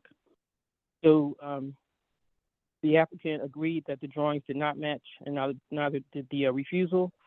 At that time, or shortly after that, when the applicant and the attorney left, the RCO coordinator, which is one of the affected RCOs, Allegheny West Civic Association, the person there who was heading the meeting, she tried to assault me. She attempted to assault me because I asked for correct drawings and correct refusal.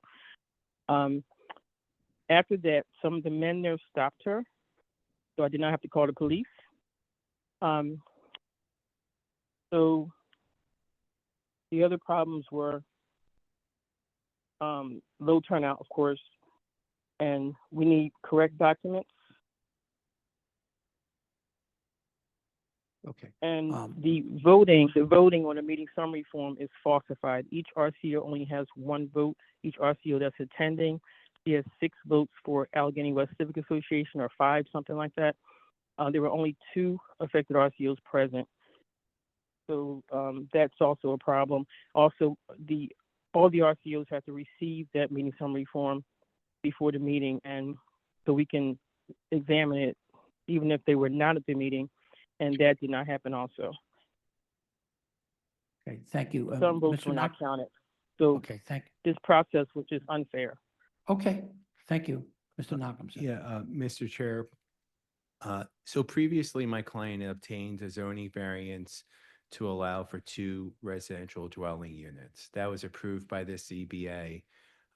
And part of that application was some provisos. Originally asked for 3, and then he went down to 2 as a proviso, and then no roof deck access structure. After he got his zoning permit and his building permit, he then removed enough joists in the property because he wanted to make sure it was secure, but he removed enough joists in the property that went from a deemed renovation to a deemed new construction. And unfortunately, the zoning permit that we had would not allow that work to continue. And then that's why we're here today. It's a really technical application for appeal. It's the same thing that this board has granted before. We're just back here because he replaced too many joists in the property. As far as the community meeting, it was a certified community meeting where we made our presentation. We left. A vote was apparently taken, and it was whatever the vote is. I mean, it was a non-opposition, but that was held. There was a Q&A.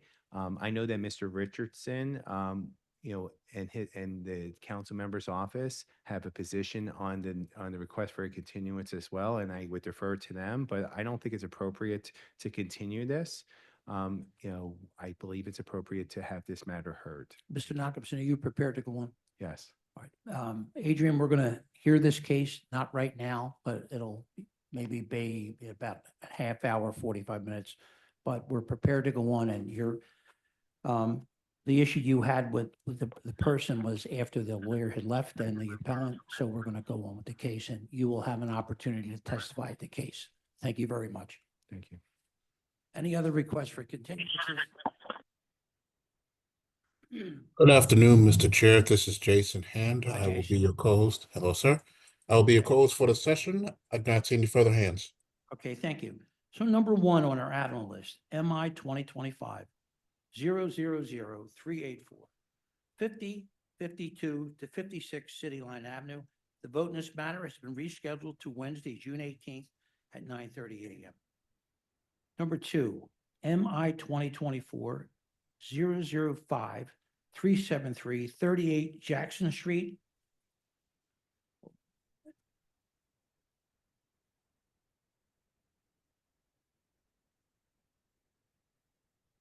I vote yes to reconsideration and rehearing. Michael Johns, my vote is yes for reconsideration and rehearing. Cheryl Gaston, my vote is yes to reconsideration and rehearing. Tanetta Graham, my vote is yes to reconsideration and rehearing. Taya Nguyen, my vote is yes to reconsideration and rehearing.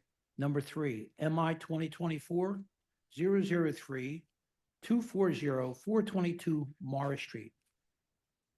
My vote is no to reconsideration and rehearing. Michael Johns, my vote is no to reconsideration and rehearing. Cheryl Gaston, my vote is no to reconsideration and rehearing.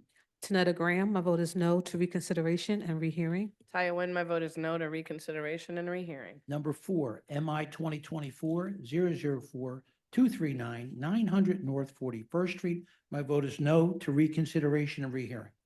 Michael Johns, my vote is no to reconsideration and rehearing. Cheryl Gaston, my vote is no to reconsideration and rehearing. Tanetta Graham, my vote is no to reconsideration and rehearing. Taya Nguyen, my vote is no to reconsideration and rehearing. I'm going to go to our regular list. Number one, MI 2023-007-208, 212 Diamond Street. Isaac Shepner is the attorney. There's unanimous support from the Norris Square Community Association.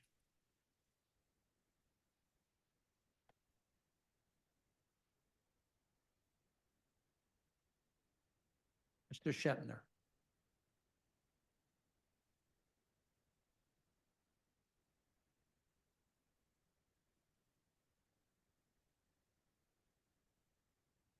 Do we see Mr. Shepner? Yes, he'll be coming back in as a panelist shortly.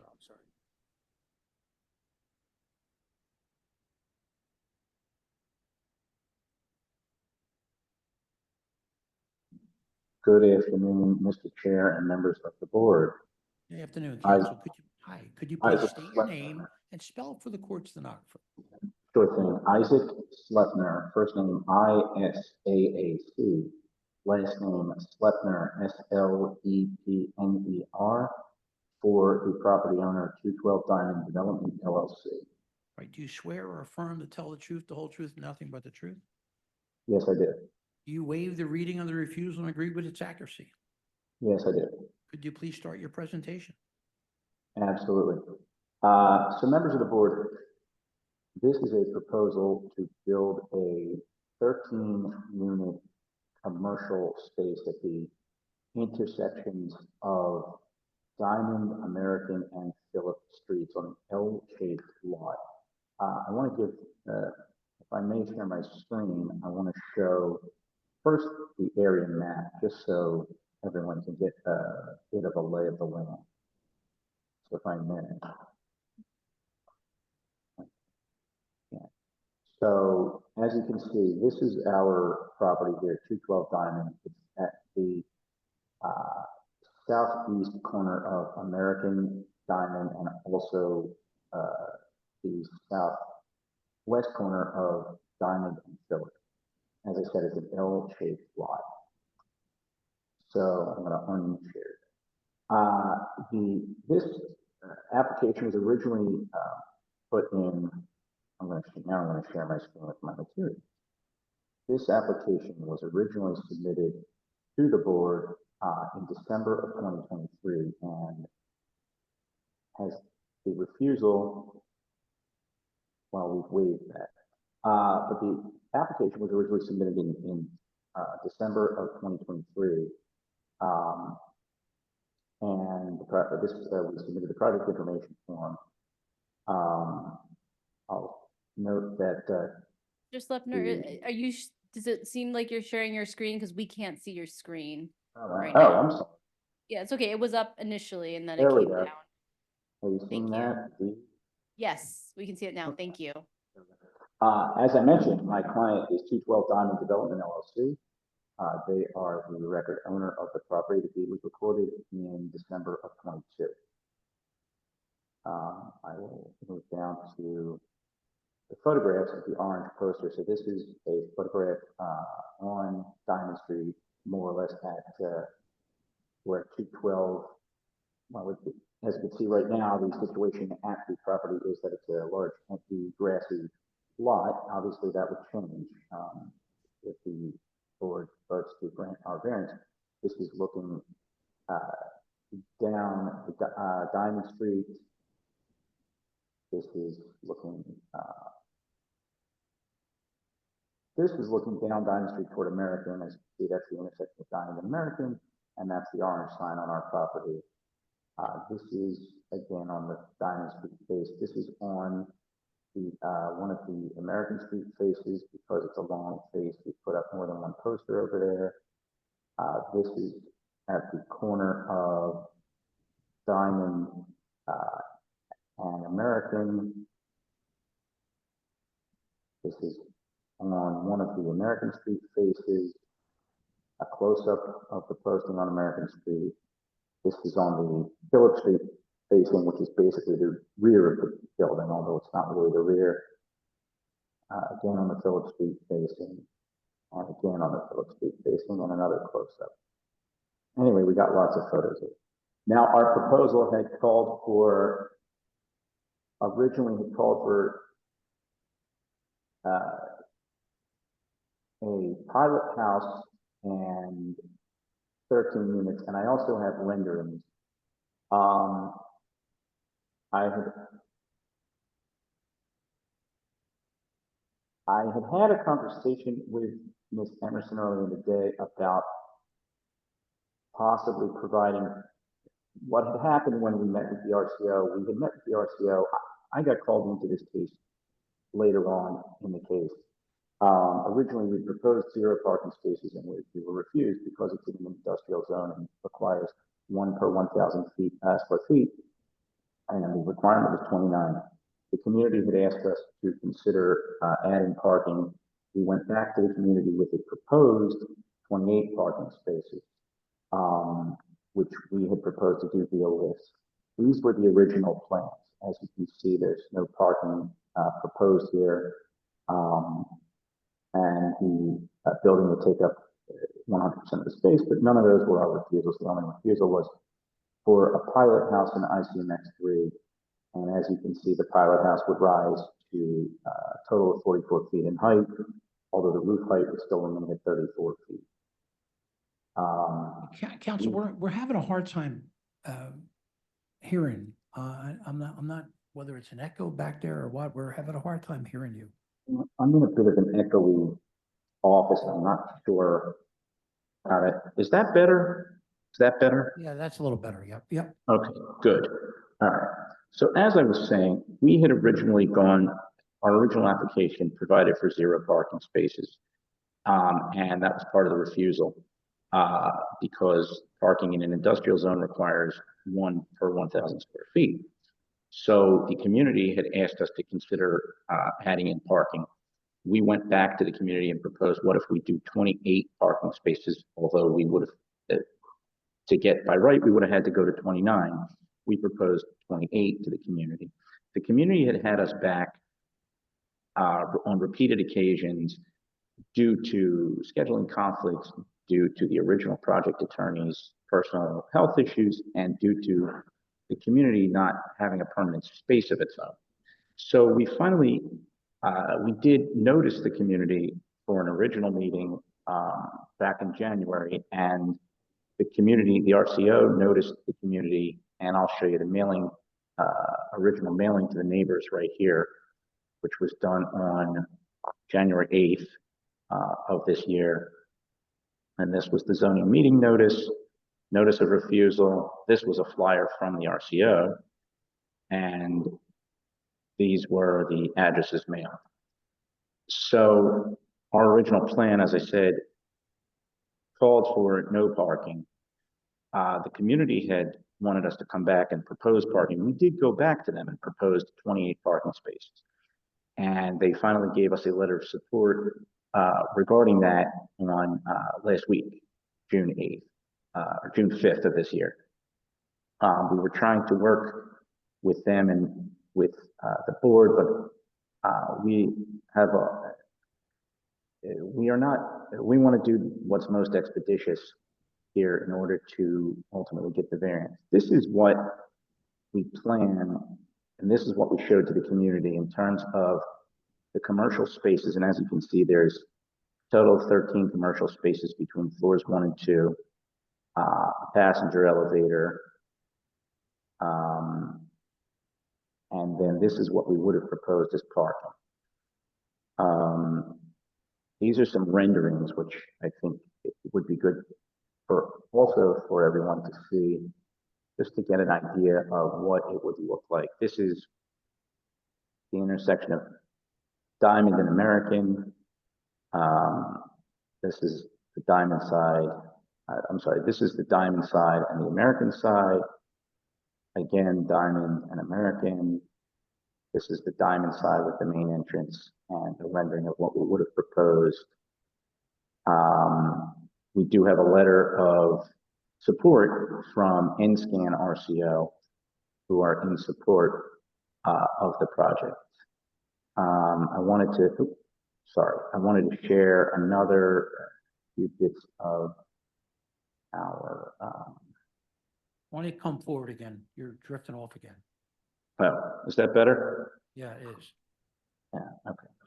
The RCO also noticed its residents to come out to our June 4th meeting and specifically discussed that we had proposed 28 spaces to be as amended plan to our original plan. I would note that 28 spaces is quite less of a variance from the code than the original 0 spaces, but I was informed by board counsel that we can't do this by proviso, so that's why I'm proceeding today with what I think would be, give us the least hold up, go forward with the 0 spaces, and then seek an amended refusal thereafter. With that, I'd open to questions, and I'm going to quit sharing my screen. Well, so let me go back a minute. So I see your refusals. Yes. You said nothing about the deck? Well, there is a deck proposed. I thought it said the proposed roof deck is prohibited. Am I wrong? Correct, and that was one But of I'm our. saying in your presentation, you didn't mention the deck. Well, there is a roof deck proposed. We've got plans for it in our original set of plans and our amended plans. We've got pilot houses here, a parapet, and again, the total roof deck would be set back. As you can see, here's the property line, and here's the setback, a 42-inch parapet, and all the way around a 5-foot buffer from the parapet.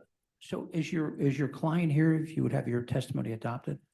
I do. I have George Groves here, who is a member sure. of the LLC, and I would ask him to Sure. step up right now. And I'm going to unshare my screen if that's okay, if I can figure out how to do it. Well, why don't you leave it up a minute in case? And I'll leave it going. But Sure, I thank do you. have George Groves here with me. And George, if you'd step forward, please.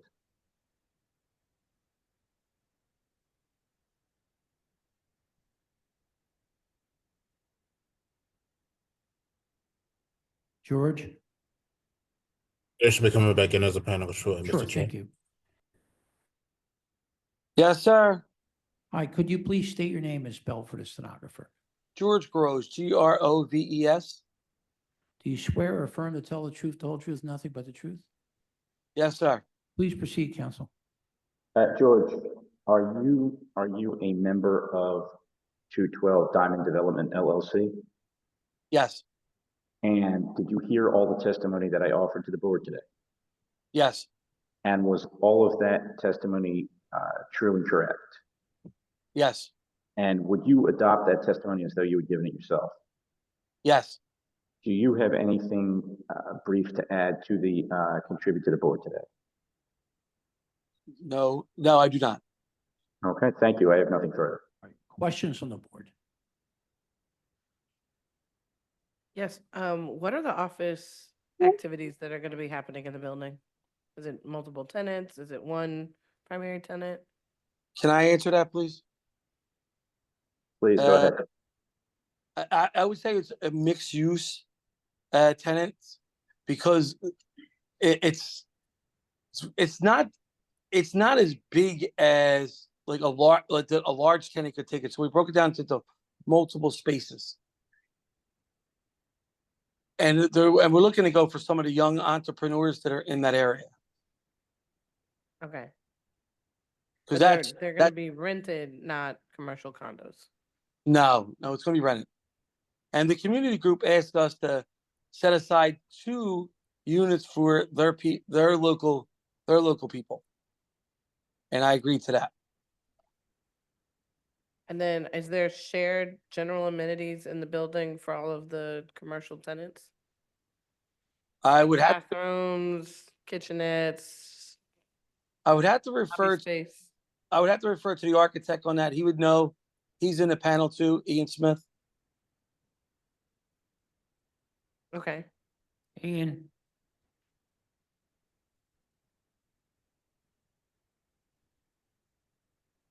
Ian Smith will be rejoining shortly, Mr. Chair.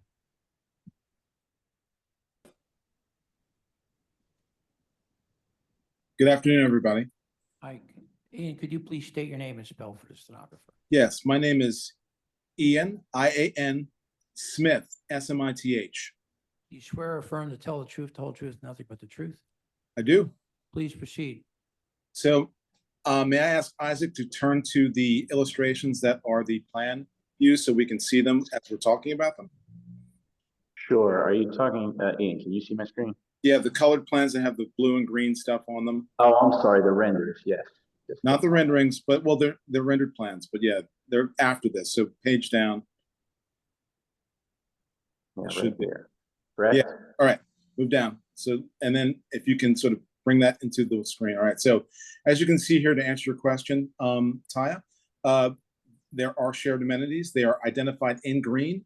There is an access hallway, which also serves as an egress route, which all of the commercial tenants can access through the rear of their commercial tenant spaces. And that happens on both the first floor, the ground floor, and the upper floor.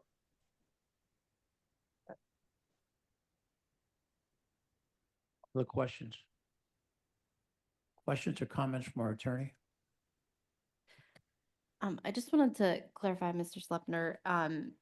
So you're seeking to stick with the original proposal today, but you were going to try to amend, if this is granted, amend your permit to add the 28 parking spaces later? Is that what you're seeking to do?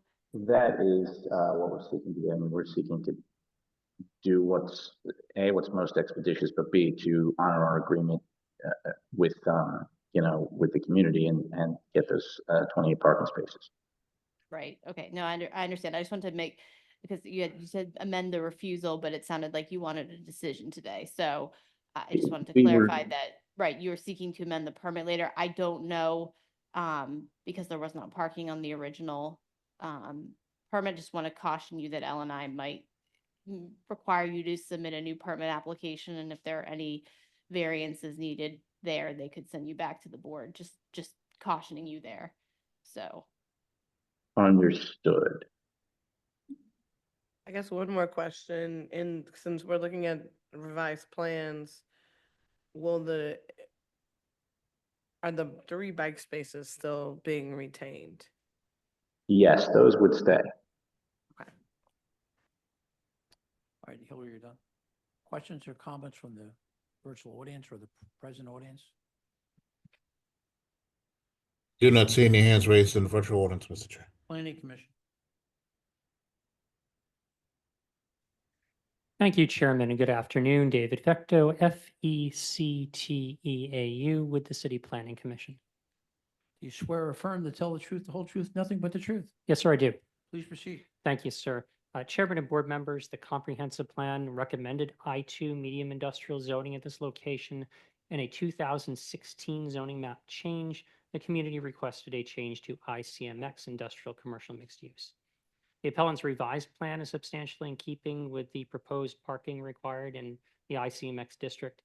However, the appellant has not shown that the proposed non-residential roof deck is needed to afford relief. The proposed plan also demonstrates fee avoidance for landscaping, as the appellant did not seek a waiver or provide a fee in lieu for trees removed and not replaced on the site during the permitting process. The City Planning Commission recommends the board grant the proposed variance for parking, deny the proposed variance for a non-residential roof deck. So MI 2023 007 208 212 Diamond Street. I vote yes for parking and no for rooftop deck. Michael Johns, my vote is yes with proviso. Cheryl Gaston, my vote is yes with proviso. Tanetta Graham, my vote is yes with proviso. Taiwan, my vote is yes with proviso. Thank you, Council. Number 2, MI 2023 007 281 8014 Castor Avenue. David Orphanides is the attorney.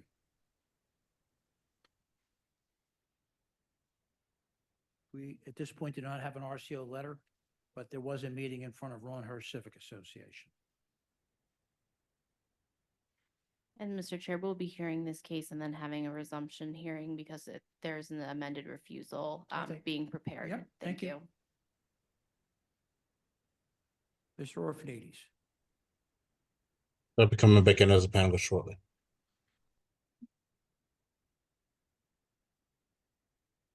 Good morning, good afternoon, Mr. Chairman.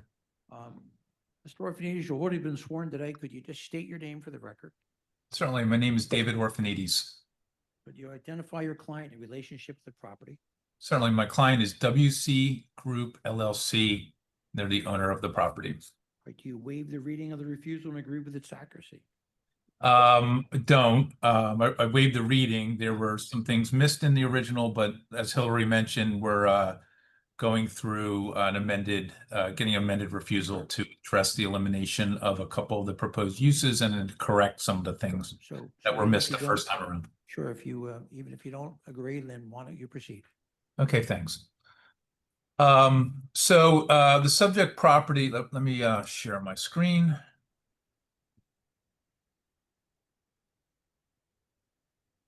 You can see that.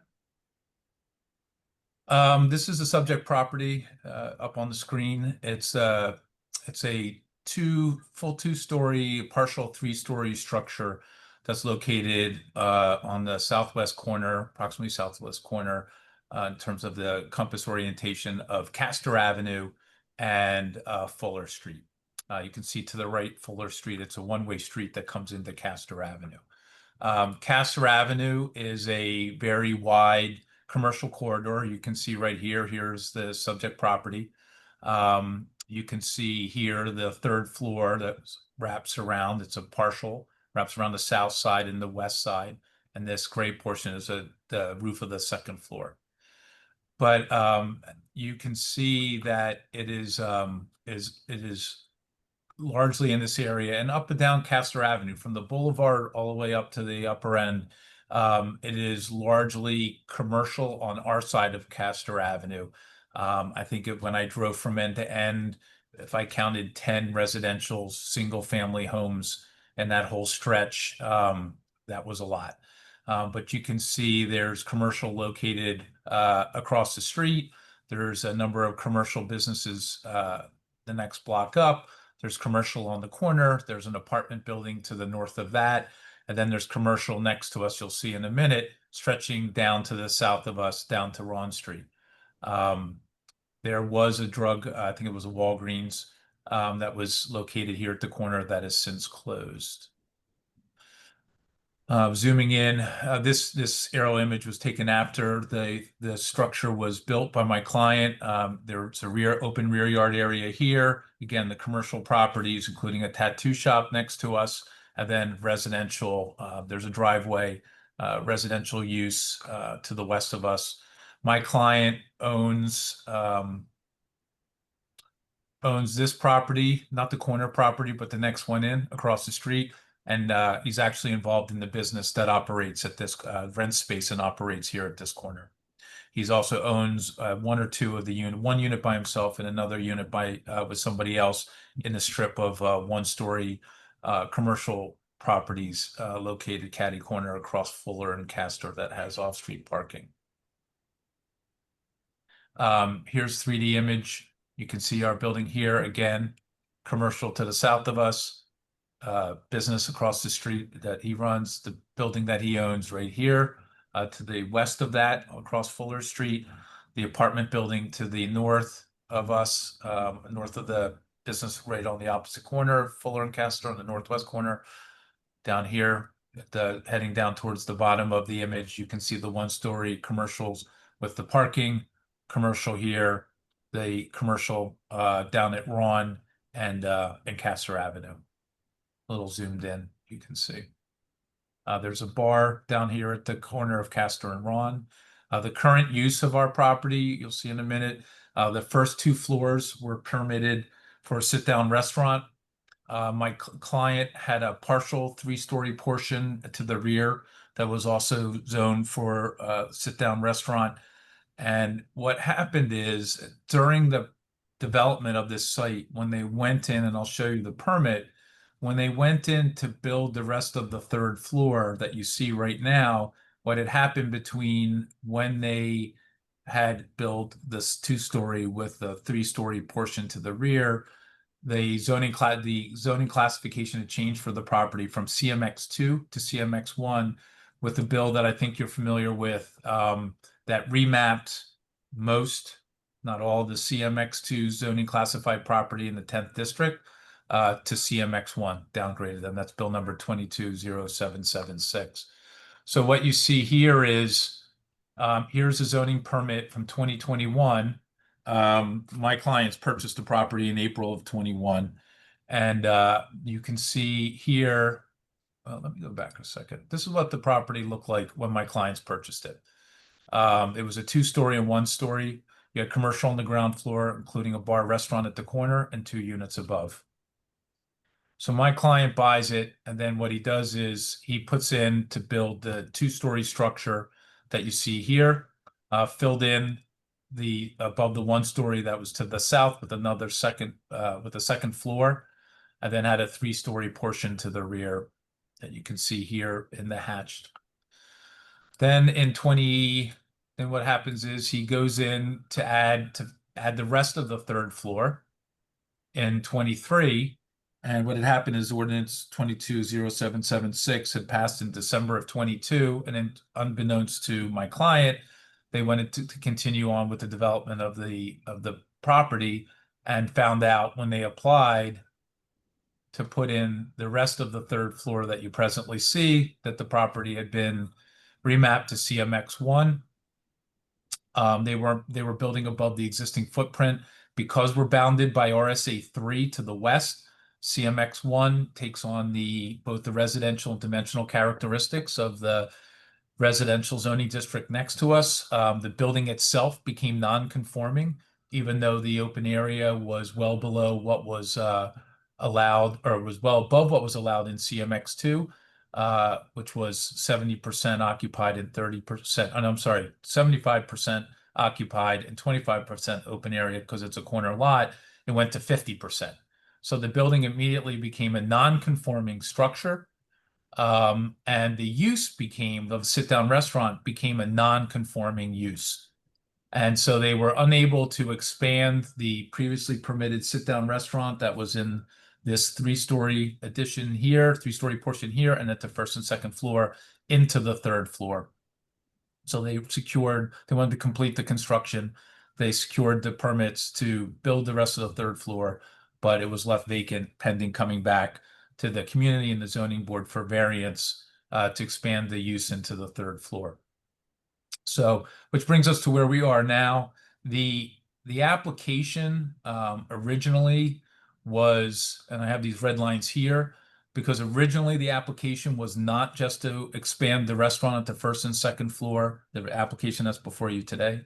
It's not just to expand the restaurant on the first and second floor, but to use the ground floor, second floor as a nightclub, and then a lounge and a sit-down restaurant on the third floor with a smoking lounge throughout.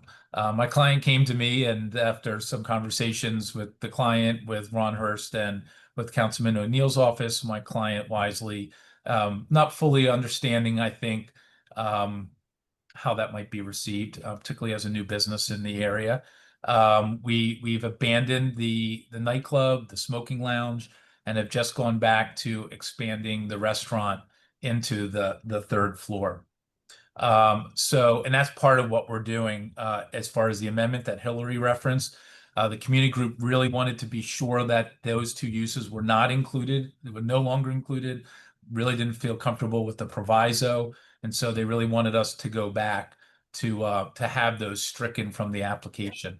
At the same time, as part of the application, beforehand, we had added a roof deck to that area of the third floor. And you can see that here in this area right here. And roof decks are, number one, not permitted in CMX1 for non-residential purposes. And number two, there's an overlay that applies in this area that prohibits roof decks, period. That's one of the reasons that I said I couldn't stipulate to the accuracy of the original refusal, because it missed that refusal.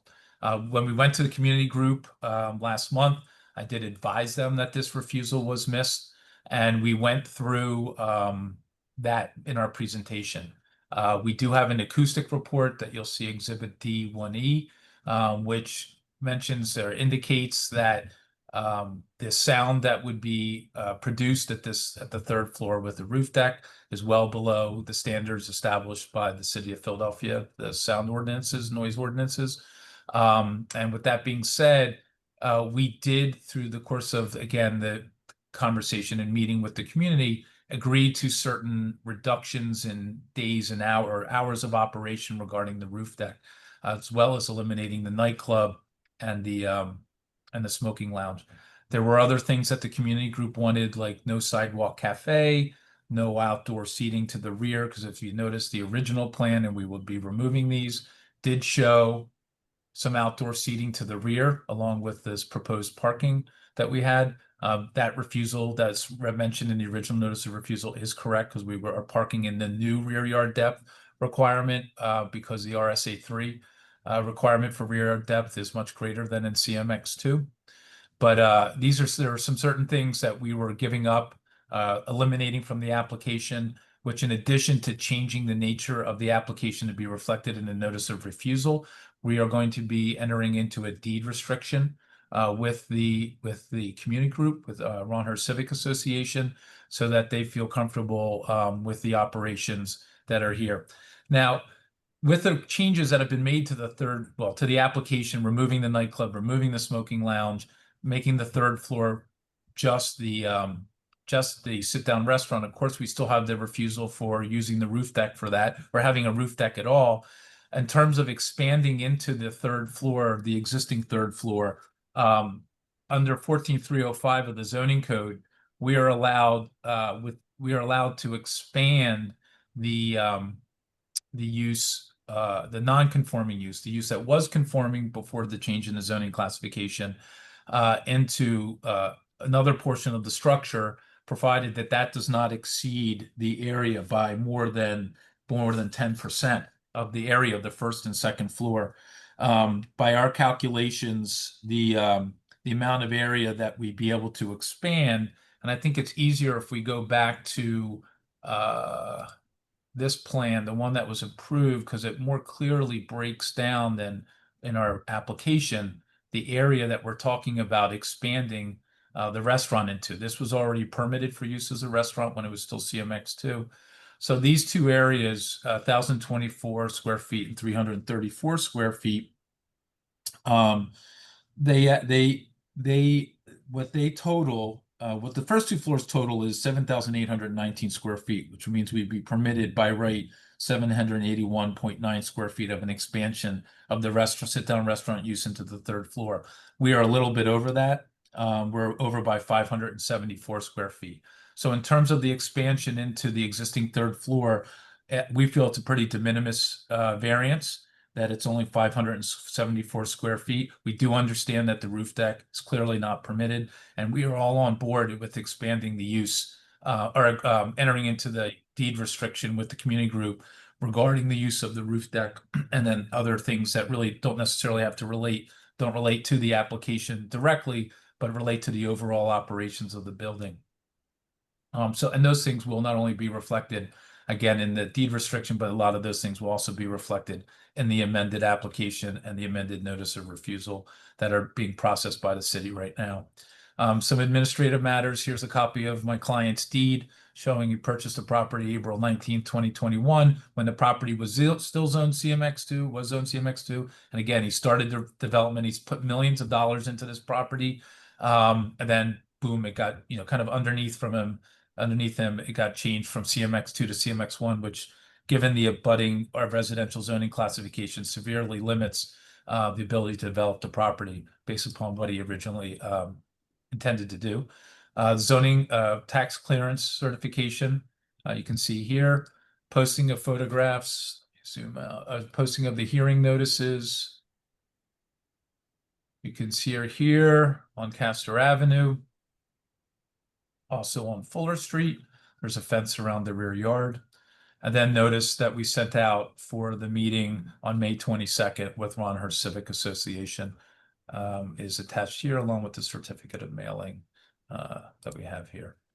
Again, I think, as Hillary mentioned, we'll be coming back for resumption hearing on the new refusals or the clarification, the addition of some that should have been issued previously, but a complete and accurate notice of refusal that we could then present and discuss to the zoning board. By that time, we would expect to have completed the deed restriction with Ron Hurst Civic Association that would be recorded if the zoning board were to grant the variances that would be referenced in the amended notice of refusal. And hopefully at that time, we'll also have letters of support or non-opposition, not only from Ron Hurst Civic, but hopefully from David, do you want to bring your client on?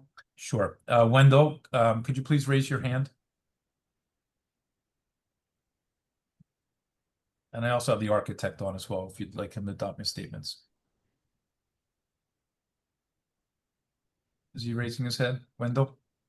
Yes, he'll be going back in his amendments. Okay, thank you.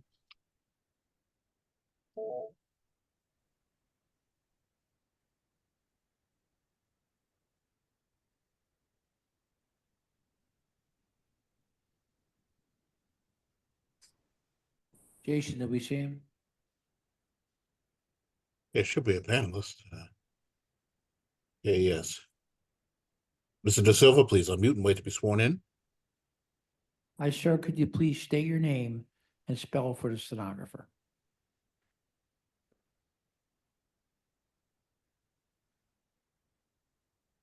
Wendell Da Silva, please unmute and wait to be sworn in.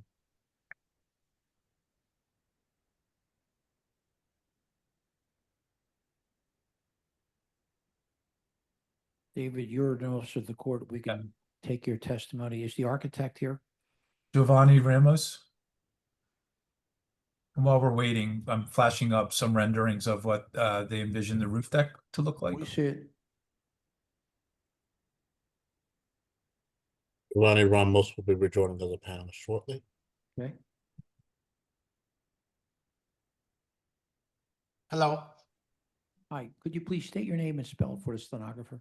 Yep. Giovanni Ramos, Jovanny Ramos. Do you swear or affirm to tell the truth, whole truth, nothing but the truth? Yes, I do. Please proceed, David. Giovanni, did you hear the statements that I made to the zoning board today? Yes, I did. And are they true and correct to the best of your knowledge? Yes. And would you adopt them as your own? Yes. And you prepared the zoning drawings that I've been flashing up from the beginning of the development of this project, since our mutual client purchased the property, you That and is correct. members of your firm prepared all those documents, correct? Yes, Okay, thank you. And you were involved in those prior applications, both when it was CMX2 and then right after it changed to CMX1, correct? yep, that is correct. Okay. Questions from the board? Just a quick question. Can you just kind of bullet point what the building is going to be now? So the building is physically not going to change. So, I mean, if we go back to this exterior, so what you see now is what it's going to be. So there's no physical change to the building proposed from the street. There is a change in the back, but one thing I will say is one of the things we agreed to with the community is this is about this parapets. Well, the roof deck is set back, obviously, 5 feet from the edges of the building as required. This is about, I think it's 4 feet 5 inches.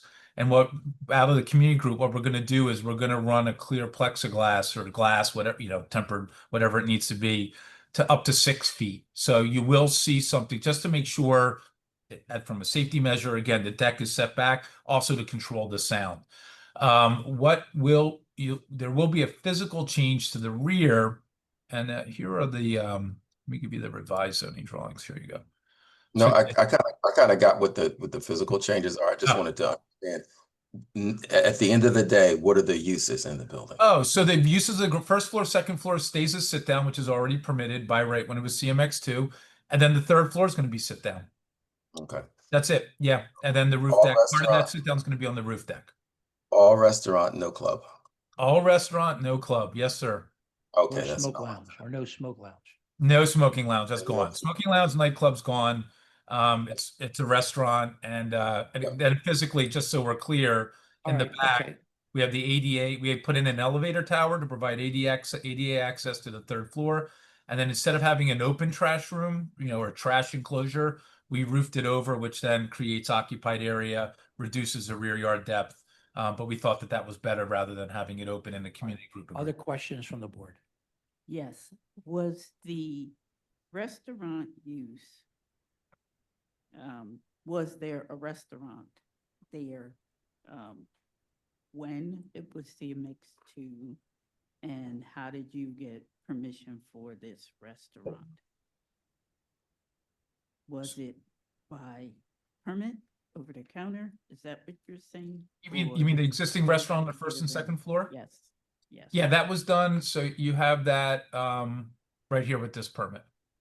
So my client purchased it with CMX2. CMX2 obviously allows sit-down restaurants as a matter of right. So they do the addition. So remember, it's 2 stories on the corner, 1 story. So they fill in and do 2 stories straight across. They do the 3-story at the rear.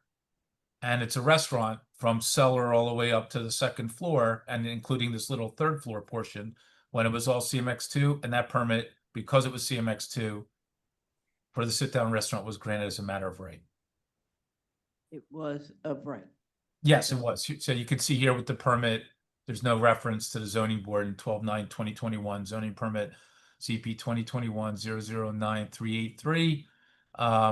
And then you can see for sit-down restaurant only. Real quick question. Is there plans for adding windows? There's not. The building is kind of the way the building is.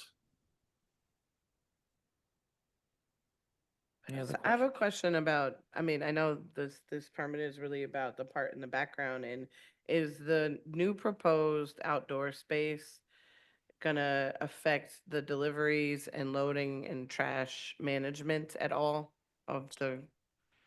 So I you, think my you concern is that the restaurant's it's already a very large restaurant. It's expanding to yet another floor, and you're taking up a lot of the remaining open space in the rear now for this outdoor space. And I guess my question is, how is this going to impact operations? Okay. So again, we're at, for in terms of within the existing third floor structure, it's in the variance for 574 square feet. But part of what we removed, and I think I spoke about it earlier, is we have removed that outdoor seating in the rear yard. There's no more outdoor seating down at grade. That's shown on the revised plans. We've added a very clear, there was some landscape, a buffer, an 8-foot buffer, but that's part of the thing we're dealing with planning.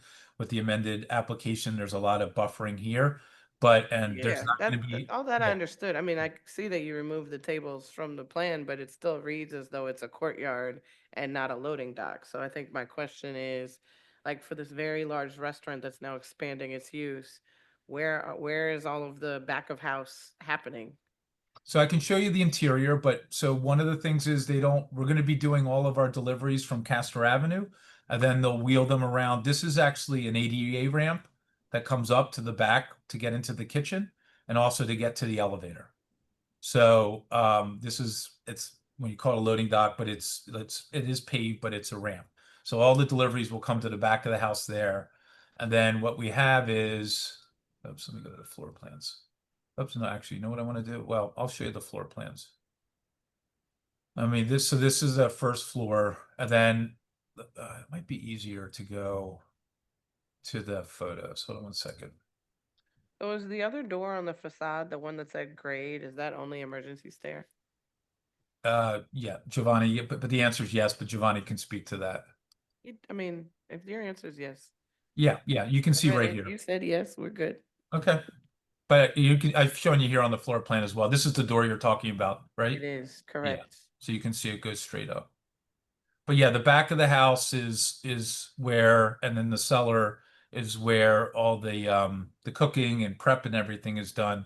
And then on the third floor, they plan to also add an additional kitchen up on the third floor, as you can see here.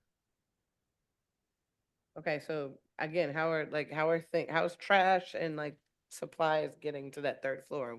Is everything going to be commingled in the same elevator? Giovanni, could you speak to that, please? I mean, that's my understanding. It's going to be coming down in the elevator, but I just feel like typically buildings of this size have like a freight elevator and a regular elevator. So I'm just Yeah, so the original approval didn't have an elevator because we have all the uses proposed on the second floor as the first floor. We also have 2 stair towers, one in the front of the building, the first one you mentioned, Tawa, and the one in the back. This elevator is mostly made for ADA accessibility. So as you can see, the stair tower is right from the rear. So I didn't ask about, so to be clear, I didn't ask, I can see the stair towers. My question is, how are we managing deliveries? How we manage delivering of like materials that you're gonna need for the restaurant and trash? so Like nobody's answered like well, just that question. well, in terms of trash, we can talk about, Giovanni can say again, whether it's coming down from the elevator or the stairs. And here's the trash room in the back, which is there's a landing right here. And then it's going to be brought into the trash room. That's all at the same level. So everything would come down out the back and come into the trash room you see down here.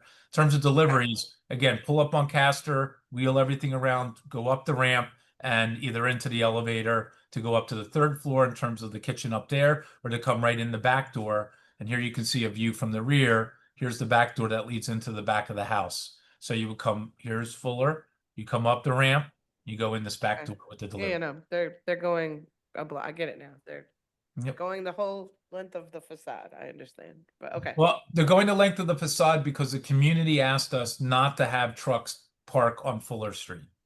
So we're directing our purveyors to park on Castor and wheel around because that's what the community asked us to do. Got it. Okay. But I mean, yeah, I mean, it'd be great if we could just pull up on Fuller, but All right, they David, would let rather us me, not. David, let me see if there's other questions. Other Sure. questions from the board? Questions or comments from our attorney? Not at this time, Mr. Questions or Chair. comments from the virtual audience? Yes, Mr. Chair, Wendell De Silva had their hand raised. They're now able to speak. Mr. De Silva? Yes, I'm here. Hi, could you please state your name and spell for the stenographer? Wendell De Silva, Wendel. Do you swear or affirm to tell the truth, the whole truth, nothing but the truth? Yes, I do. David? Yes, sure. Wendell, what's your relationship with WC Group LLC, the owner of the property and the operator of the business? I'm the owner. Okay. And did you hear the statements that I made today?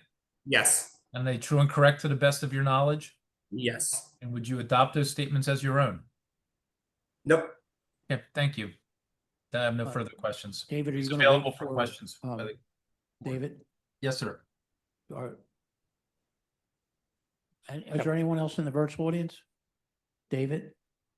No, I don't Yes. have any, I don't have No, anybody no, else. not the other, sorry. Oh, I should sorry. say Planning David, how's that? Planning David. Oh, planning David. Hey, Oh. David, you want to That's the hold your vote, important- That's the David? important Thank you, David. Chairman. You Thank want to you, hold your Chairman. vote for a resumptive hearing, David? Yes, sir. Thank you. Okay, good. So there's going to be a resumptive hearing, August 27th at 2 PM. Thank you very much. All right. Thanks. Yeah, I'm sorry to interrupt you, but there was a Lee Horn with the hand raised. Oh, I yeah. was trying to. He's know from who- Ron Her Civic. Sure, okay. Okay. I'll allow him to talk. Sure, thank you. Hello, Hi, could you please state your name and spell for the court stenographer? Lee Horn, Lee Horn, Horne. All right, do you swear or affirm to tell the truth, the whole truth, and nothing but the truth? I do. Mr. Horn, could we have your comments? I am the zoning chairman for Ron Yep. Her Civic Association. And I have heard the Mr. Orfanides' statements at this hearing, and they are consistent with the meeting that he had with the community. And the reason we did not issue a statement was because at this time, as you know, we do not have the amended refusal, I understand. and also which the community needs to see. Okay. And I'm representing them, so if I don't see it, then they don't see it. And also, we've been working on a deed restriction, which I know he explained to you. We've been working on it in good faith, and it is forthcoming. But until we have a signed agreement, until I have the agreement and the new refusal, that will enable me to issue a letter of support from the community. All right, thank you, Mr. Horn, for taking the time. Is there anyone else in the virtual audience? All right, so this. Is anyone else, sir? This will be a resumptive hearing, August 27th at 2 PM. Thank you. Going to move on to number 3, MI 2024-005-237, 2281 Oregon Avenue. Ronald Patterson is the attorney.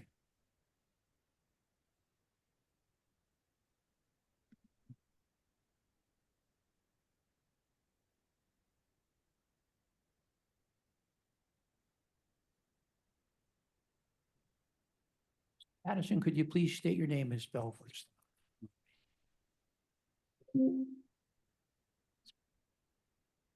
Oh.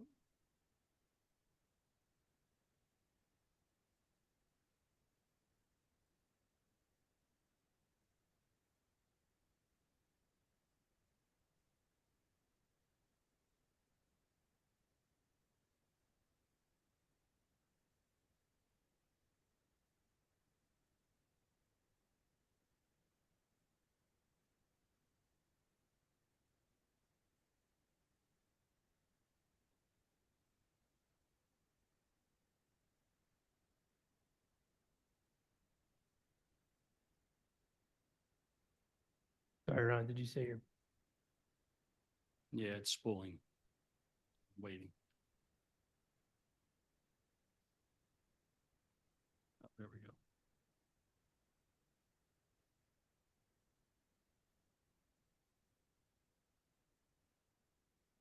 Good afternoon, Mr. Patterson. Could you state your name, please, and spell for the stenographer? Good afternoon, Ronald Patterson, Patterson, Claire Harrison Law Firm, 1835 Market Street. Swear or affirm to tell the truth, the whole truth, nothing but the truth? Yes, I do. Could you identify your client in relationship to the property? Sure. I represent tenant Chick-fil-A and owner Cedar South Philadelphia LLC. You waive the reading of the refusal, and do you agree with its accuracy? Yes, I do. Could you please start your presentation? Sure. I'll share my screen, please.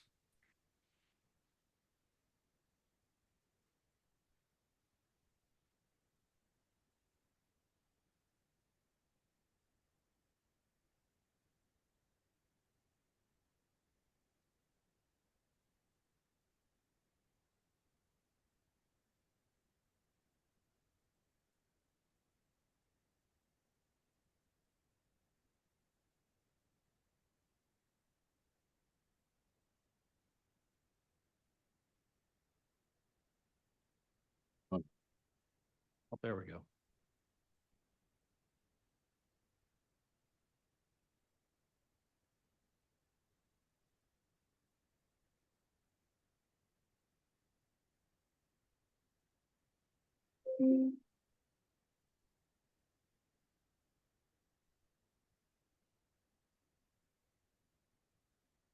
Change.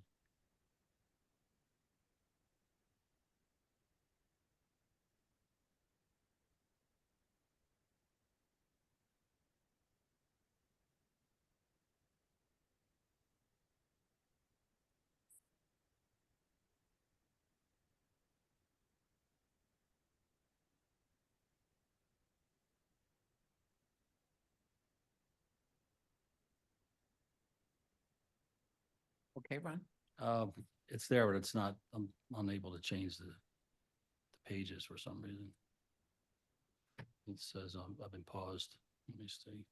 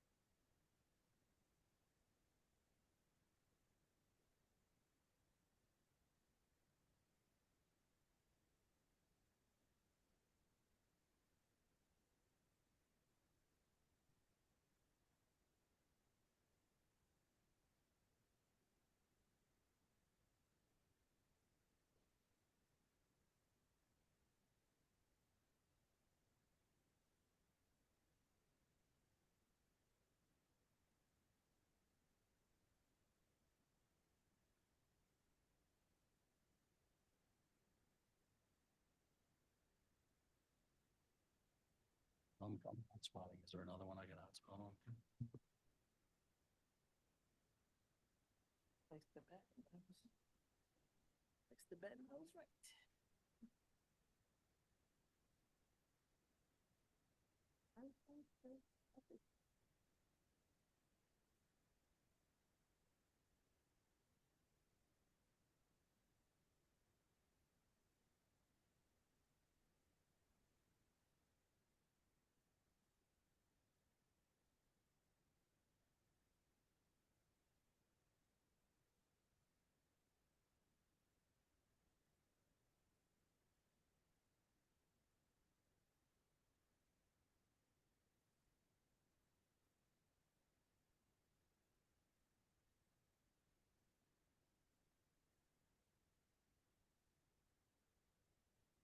He don't defeat it. Cool.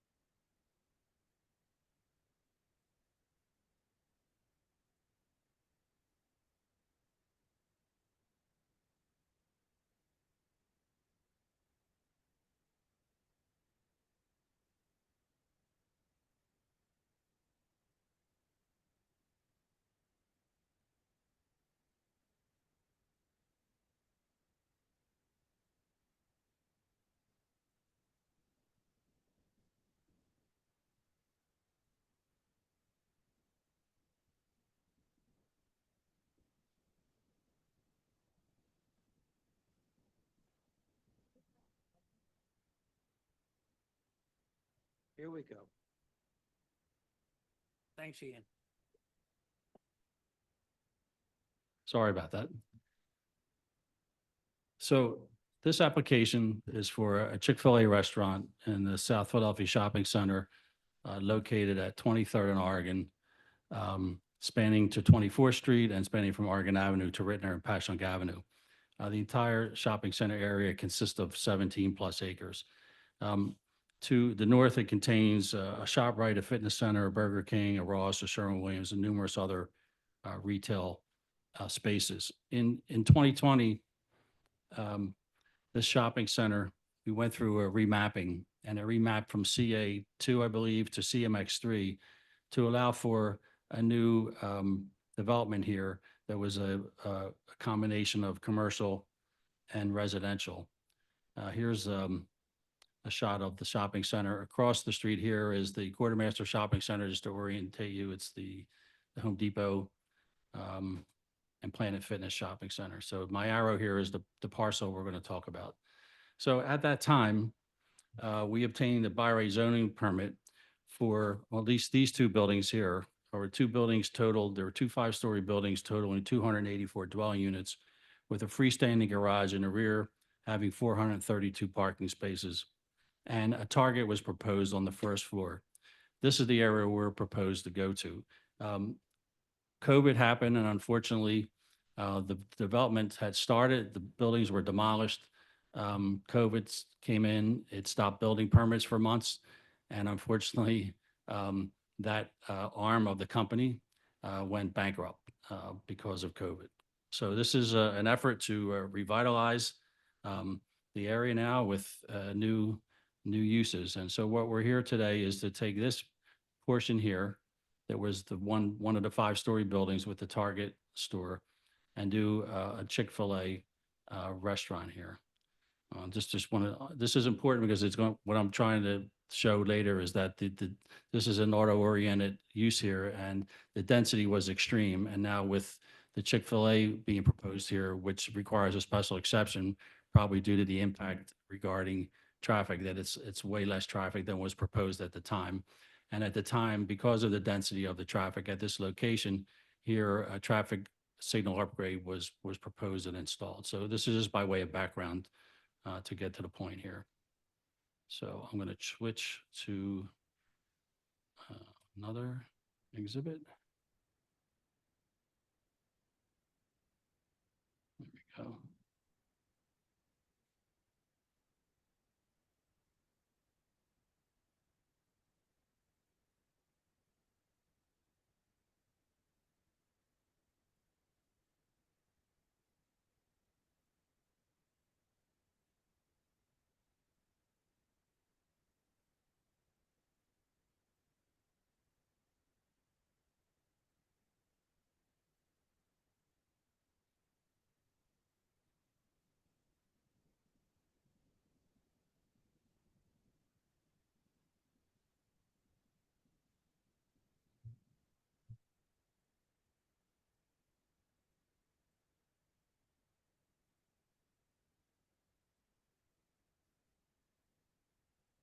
Again, here's the shopping center in red. The blue is the area we're talking about.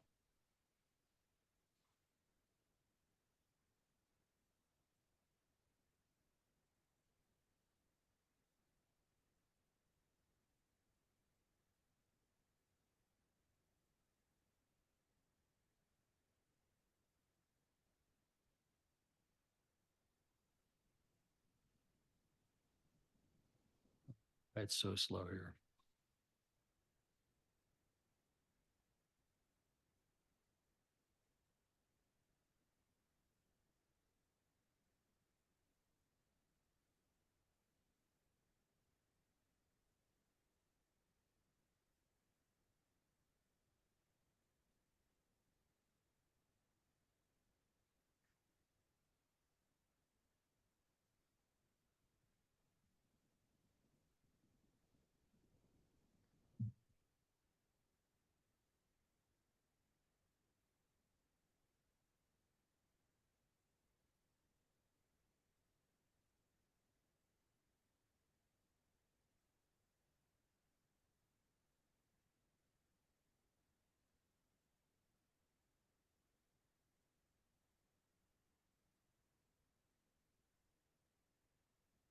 Getting there, sorry.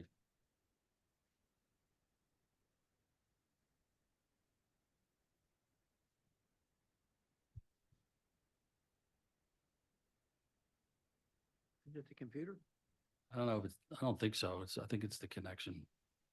It worked fine. Oh,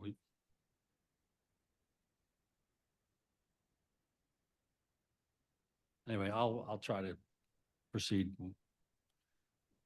as soon as the pictures show up. So again, a rebirth of the shopping center. This proposal for the Chick-fil-A is at the former Target location. The leased area is about 59,000 square feet. And as I mentioned, it's a smaller part of the shopping center, which is now less impactful. There are 3 items for relief. One is a special exception for the drive-through being in CMX3, and 2 dimensional variances related to the drive-through lanes. So with that said, and while my computer's coming up to speed, I'm going to bring up Ms. Kim Wyatt. We'll start the case.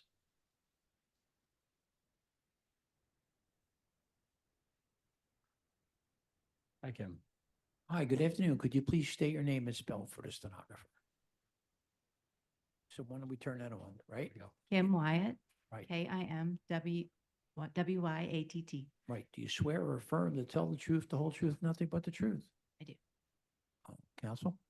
Hi, Kim. Hi. You've heard my presentation. You agree it's true and accurate so far?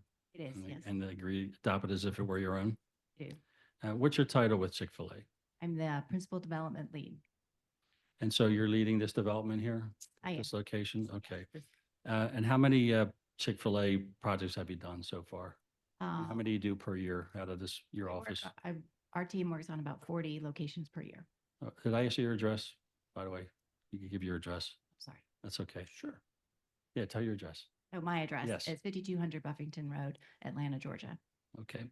So Kim, if we can get to the picture though. So I mentioned this was a Chick-fil-A with drive-through, but this is not your typical store. Is that correct? That is correct. This is a drive-through only prototype. So this one is more car-centric. It's going to be handling, it's able to handle a lot more cars, third-party orders, or any customers that want to use our app. And then there's also an opportunity for customers to walk up. There's a walk-up window where you can order, and I think there's a few tables if you wanted to eat on site, but it's primarily a drive car-centric location.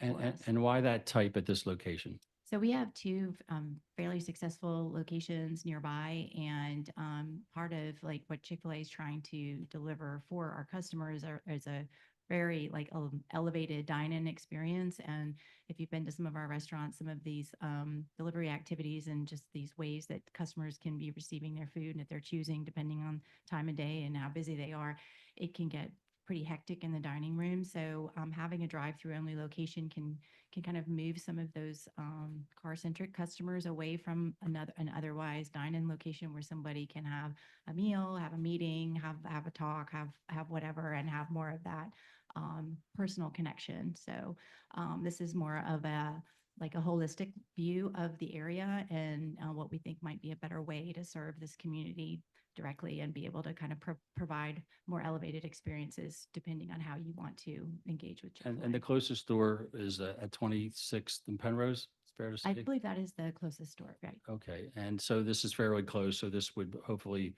I gather the drive-through The walk idea up, is, correct? yes, that it would alleviate some of that. But yet it is pedestrian friendly, as you said, there's sidewalks that are being proposed to walk through the site, is that fair to Yeah, say? absolutely. And the design of the building is a little different with some different, I guess, darker coloring here. Was that designed due to comport with some of the tones in the Girard Estate area? Yes, it is. It's, we want to match the community, and we also want to kind of bring our brand, and our prototype and our branding is always kind of evolving and changing. So yes, this Okay. is kind of our best effort to achieve all 3 of those goals. And what's your days and hours of operation here? We're 6 days a week. Most locations will open at 6 a.m. and close at 10 p.m., but that's really open. That's really up to the specific operator in their location and their community and what works best for their business. So, Board, one of the variances has to do with the drive-through, and then we have 2 lanes driving through, which we'll get to with the engineer, and you're supposed to have an erased concrete median there. So, Kim, this is relevant. So how do the drive-through lanes operate? So during the busy time, if there's, if there's a backup of automobiles, we will have team members out in those lanes taking orders. And that's in an effort to make sure the kitchen isn't waiting on orders so that we're able to move cars quickly and efficiently through. So you were going to see many of our locations anywhere from 2 to 4 team members out there with their their vests and their iPads, trying to collect orders so that we can make sure the kitchen is operating as efficiently as possible and we're able to deliver and keep the line moving. And direct traffic as well, correct? Oh, yeah. And if needed, they're out there and they can direct traffic and do whatever they need to do. And this is a proven model, I take it. Oh, for sure. Okay. Yes. Thank you, Kim. Thank you. Any questions? You would bring your engineer on first? You would bring your engineer on? Yes, I am. And then we can ask questions, whoever we. Sure. Thank you. Thank you.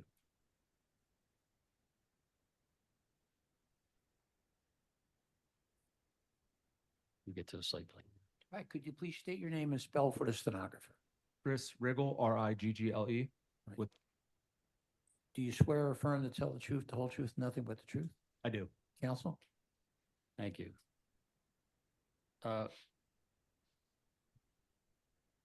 Chris, who are you employed by? Collier's Engineering and Design. And what's your title there? I'm a geographic discipline leader. And are you responsible for preparing these plans? Yes. And you're very familiar with them? Yes. Okay. So you heard me mention that we're showing lot lines on this property. Is it fair to say that they're equivalent to leasing lines, that this is within an entire larger shopping center? Yes, that is correct. And to the north, I'll call it north, it may not be due north, but up at the top of this plan here, it says formerly 23rd Street. Correct. Meaning that the street was vacated and it's a private driveway, correct? That is correct. And that leads to Oregon Avenue here where the traffic signal upgrade was? Is that Yes. correct? Yes. And to the left here is Oregon Avenue, and to the right here is Shunk Street. And to the rear, what is here at the rear? That's an existing commercial property. It's multi-tenant, like CA1 Shopping Center, we'll call it? Correct. Okay. And have you designed Chick-fil-A projects previously? I have, yes. How many? Probably 20 or more between new restaurants and reinvestments of Okay. existing. And and as I mentioned, one of the variances deal with the drive-throughs here. So, are the drive-through and stacking lanes proposed of the same designs that you've done at all locations? Yes. Fair to say. And so the issue the first issue has to do with the median that would required by the code to separate the lanes. Do you want to comment on that? Yes, so the code requires essentially curbing to delineate each of the drive-through lanes. So Chick-fil-A does not do that, nor do I don't know any other fast food restaurant that would do that with multiple drive-through lanes. But it serves as if there was ever an issue in the drive-through, if there was a breakdown or something like that, it almost serves as an escape route or a bypass for other vehicles to get around. That's why you design with no elevated curb. Correct. And for the team member safety, so they're not stepping off of a curb and then down and then up and down. So they just And the one picture showed some bollards in between and striping, and then you said, and the team members are out in the drive areas, correct? Correct. Yeah, there's a 3-foot wide striped area that they walk in. And do you think the elevated curb has to do with if it were a single lane so that vehicles will not leave the lane into somewhere other location? Yes. Okay. And so do you think that, in your opinion, designing these, that this design is equivalent to the purpose and protection of the code and it's safe? Yes, I do. Okay. So the second variance has to do with setback of the stacking lane to a lot line, correct? Correct. And we had an initial plan that showed that we were at about 5 feet as opposed to 20 that was required, correct? Yes. And after we submitted the plan, or you submitted the plan to the streets department, the streets department had many comments that caused you to redesign the project. Yes, this is that plan. And this is the revised plan, which This is the original plan Okay. here. Yep. All right, let me go to the revised. Yes, I can tell this is the. Yeah, this is it.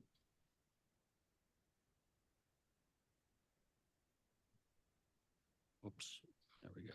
Yep. This is the current plan. So in this plan, what happened in response to the streets department, what happened with the design? Let's talk about where the curb cut went. Yeah, so we eliminated the curb cut on Oregon Avenue, and there is now one curb cut on Shunk Street. And that forced the building to be pushed as far, I guess, forward in the Yeah, property as towards possible? Oregon Avenue, that is correct. And what's the setback from the building to the property line? The building to the property line is roughly 50 feet. And so, and our minimum, it was, we had a 5-foot setback. The setbacks are now 17 feet, 0.7 and 11.7. Is that fair to estimate? Yes, correct. And so the one up top here is how many? The setback? That's 13 up there on the, I'll say Plan North. So it's probably the 7, the 11.7, I would say.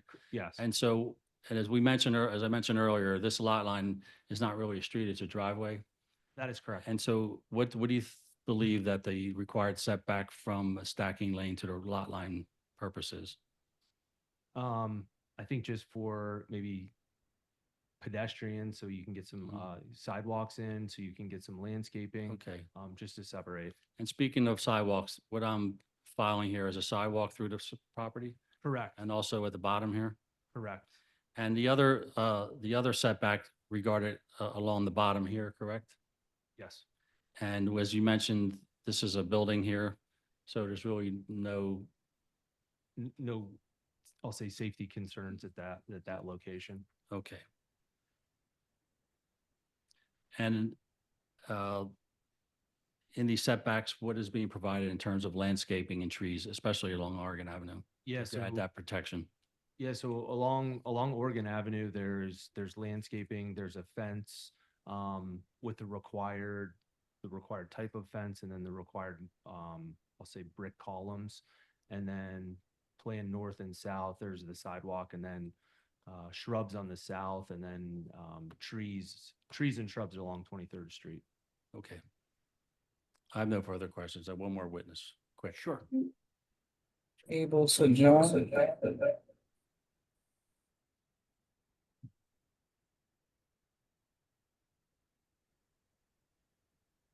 Could you please state your name and spell for the stenographer? Yeah, good afternoon. Patrick Downey, Downey with Dynamic Traffic. Do you swear or affirm to tell the truth, the whole truth, nothing but the truth? Yes, I do. Will you move that back towards you? Sure. Thank you. Please proceed, counsel. Patrick, what type of engineer are you at Dynamic? Traffic engineer. Okay. And you conducted a traffic study for this location? Yes, we did. Was it submitted to the Streets Department? Yes, it was. And as I mentioned earlier with Mr. Riggle, was that taken in consideration with the redesign of the property? Yep. Fair to say? Okay. And did the traffic study show any degradation of the level of service? Nothing significant. We prepared analysis of the adjacent intersections and the proposed site driveway. No significant change in delays in level of service from the pre to post development condition. And the drive-through, was that designed to create no impact off-site, meaning that there's a substantial amount of stacking that would not back up onto Shunk Street? Is that correct? Correct. Streets Department actually required us to go out and count existing Chick-fil-A locations within the city limits to understand what queues are experienced at those locations. This site's designed to more than accommodate what we saw at those locations. And you're proposing 31 spaces? In terms of stacking, yes. Yeah, that's about right. okay. So is it fair to say that this drive-through, and this is why I'm going to bring it back to the beginning, to show that the density of the original project, which necessitated the traffic signal, was way substantial than what we're proposing here. So the traffic that will be added by this Chick-fil-A operation here is going to create no level of service degradation? Yeah, that's correct. And to be clear, there was no credit taken in the traffic study we prepared for any previously approved developments. This was considered essentially an increase in traffic. So meaning that this will cause no off-site impacts to Correct. the existing traffic? Okay, thank you. Questions from the board? So what was the difference in number of queuing between this plan and the original plan?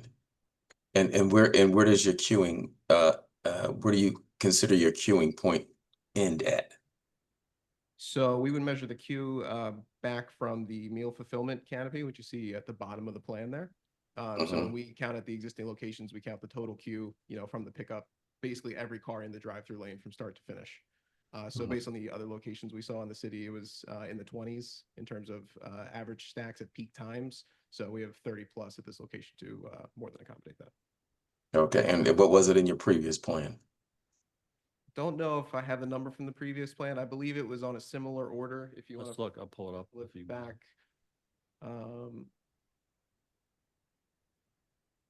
Yeah, I don't have the number where would it be here? specifically. It was on a similar magnitude, though. I believe it was in the 30s, Okay. Okay. maybe pushing 40. I'm not sure. All right. Was- The summary though is that the new plan allows for more cars. It looks like it. It does. Although the other one had a third lane. Right. It's One a of the sh- benefits of the elimination of that Oregon Avenue access was we did get to increase the stacking along more of the perimeter of the site. So my intuition would be it's larger. I don't want to say that without. And then I think my second question is about loading because Mhm. where would you load in for big deliveries now, given that you've got the ADA accessible parking on the third face? Like it's either driveway or accessibility route. Right. So one of the, changes that resulted from having only the one site driveway is it was much more difficult to get a tractor trailer in there for the deliveries. So you actually see at the top of the plan there, we've cut out a special on-street loading zone outside the traveled way of 23rd Street specifically to fit that truck. You can actually see the truck pictured in its staging position. in And that photo. there's a rendering of it. Yeah, I saw the truck. I was just wondering, how does this relate to the overall circulation plan and the overall shopping center outside of your leasing area? So Like let's- a truck's allowed I guess, to come on? yeah, what is the primary entrance to the shopping center? Is it Shunk Street or is Yeah. it 23rd Street? Certainly for our development, it's primarily off Oregon Avenue, but yes, the shopping center has good connectivity to essentially all the streets. There's no truck restriction using 23rd now, so I don't believe it's any, I guess, change to the overall. All right, other questions? Yeah, so is this like the one that's on, well, I guess they call it Christopher Columbus Boulevard, where the IKEA is? Like it's across from. Similar, that one's not.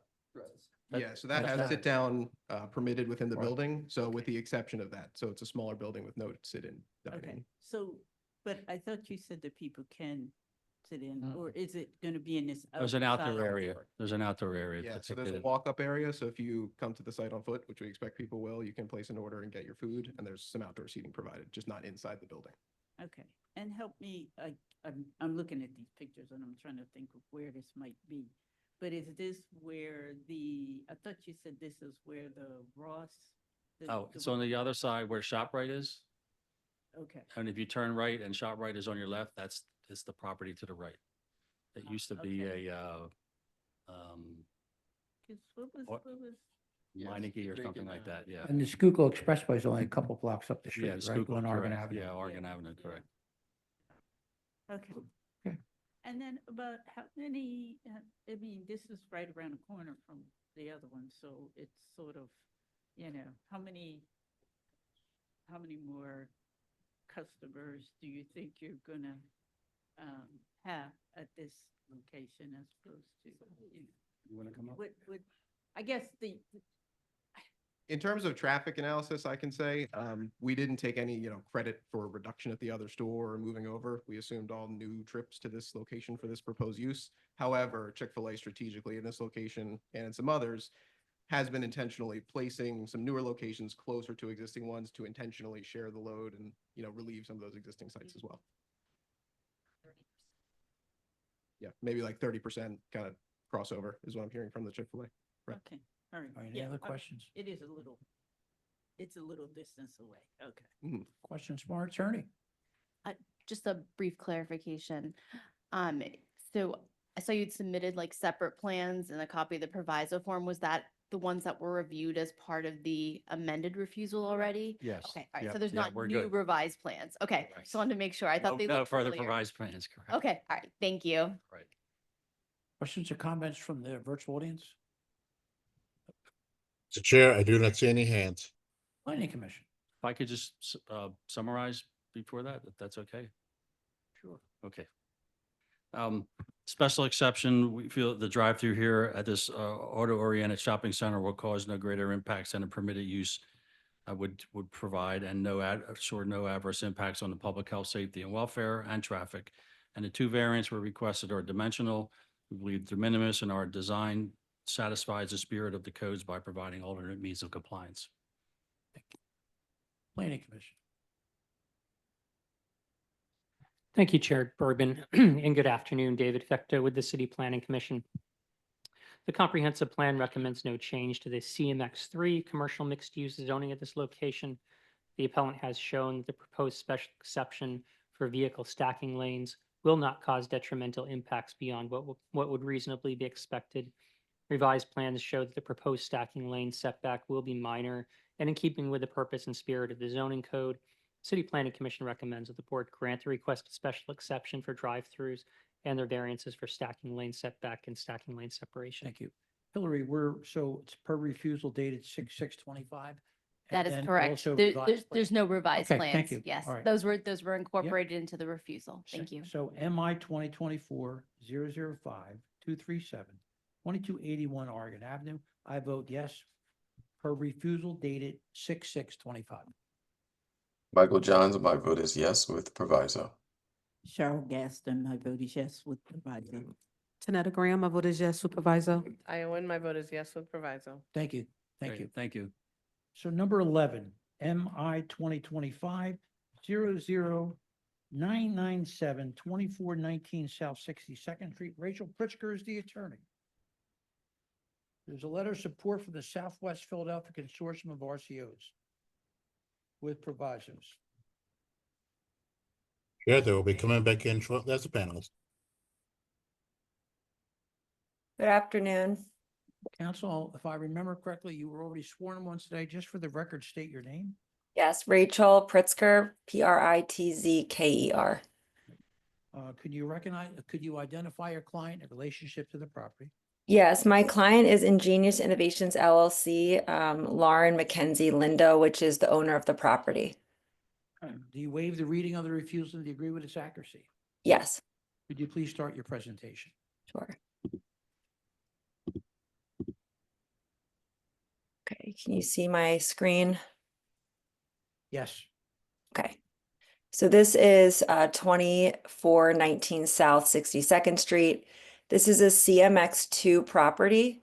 It is refused only for use for the ground floor being something that's not commercial. We are proposing just the legalization of an existing two-family household dwelling. So the only refusal here is because it's zone CMX2, which requires commercial on the ground floor. Just gonna scroll down. The property is has a lot size of 1,068 square feet. So if you divide it by 480 according to the code, you'd be able to do 2 units over commercial. We're just asking for 2 units and not providing the ground floor commercial within the first 100% of the ground floor and within the first 30 feet of the property. This property, before the client purchased it in 2022, was already an existing 2-unit building, which I will share photos of, and she will be able to adopt my testimony that she was told by the realtor and the Zillow listing that it was a 2-unit building. She didn't know enough to check for like the zoning consideration. So when she went to apply for rental licenses, she found out that the zoning did not have for 2 units. Although the property has had 2 units in the past, it had a rental license back in 2004 for 2 units, which was referenced in the RCO's support letter as well. We believe this would be the least modification of the code for relief, and also provided some examples of properties on the block that don't have the commercial component, although it's a mix of single family, 2-family dwellings, but also do not have commercial on this property or on the, the neighboring block. Go through the deed. Here's the zoning map for the property. As you can see, this is a CMX2 commercial block, directly adjacent, all RM1. And again, we're just requesting there no commercials provided and just 2 units that are already existing. Just some aerial photos. This is a good example just of the existing conditions. As you could see, if we were going to try to convert this to a commercial, we'd probably have to demolish a portion of the front of the structure to be able to have the right street frontage for a commercial use. It also would be a really small, it's only a, I guess, 2-story structure, 2.5-story structure. To have a really small commercial space, it probably is not viable on South 62nd Street, which is not a commercial corridor despite the existing zoning. And as you can see, some of the adjacent structures, you know, they are small 2-story structures, a mix of single families and 2-unit dwellings. Again, this is not a commercial corridor. So the addition of commercial here, not only for the existing structure, but for the makeup of the block, it is not really in character. Just to show the zoning posters, again, the other side of the street.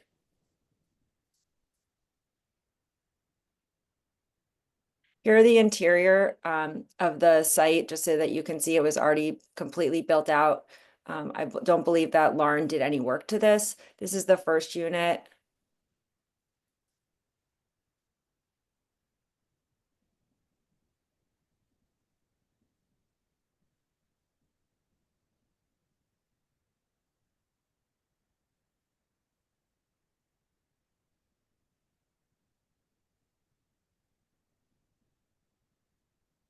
Bathroom.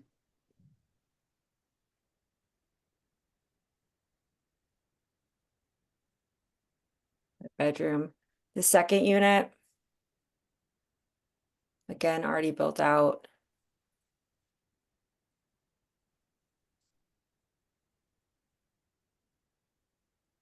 There's different angles. There's nobody currently living in the building, as you can see from the vacantness of it. It looks like, according to archives, that someone at some point had applied to legalize the duplex. I don't see any city stamp here, so obviously it wasn't approved, but it's been long standing as 2 units. This is just where in the code that is required for the ground floor. As mentioned, we met with the RCO. The 40th Ward Republicans, who represents a grouping of RCOs, was the coordinating RCO, and we met with them on April 14th. And as mentioned, it's just a notice. As mentioned, they submitted a letter of support, unanimous support for the project with some provisos. We obviously will obtain a certificate of occupancy. We do have our architect, Carl Emberger, on the line as well, who did the floor plans and made sure that, you know, the owner knows we would need to go through with the CO process, obviously, before we can get rental licenses, which is the goal. No exterior storage of trash. So we're figuring that out, where we can lay that out in the current structure. Again, it's not a new structure where we can add a trash room or we can move the building around. And then they wanted certain things that we were agreeable to, like lighting and working with the police department. So we were fine with those considerations. I have the floor plans if the board is interested. This is the Show their floor plans real quick. Yep, sure. This is just this is a second floor apartment. First floor apartment, floor plans, and this is South 62nd and Wheeler Street. And then the second floor.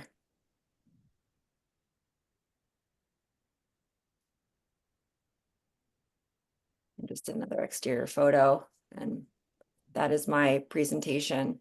Again, just a request to legalize an existing 2-unit building and not have to provide the ground floor commercial.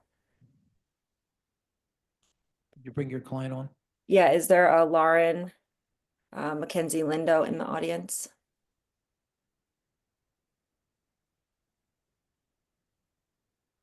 He'll be rejoining us apparently shortly. Thank you.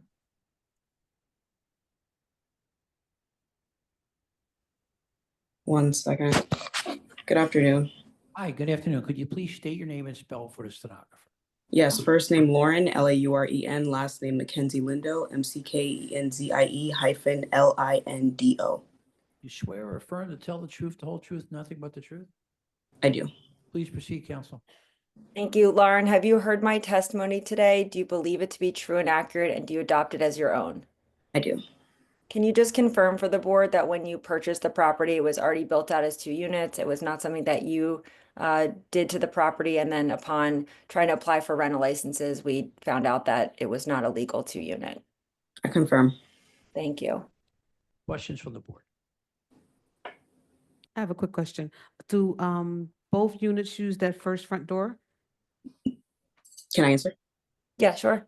Yeah, so the front unit uses the picture that you saw, that front, and then the second unit has a separate entrance in the back. On the side of the property? In the actual back side, near where. Back to the floor plans, if that's helpful. So where it says a rear yard, that'll be the access to the second floor.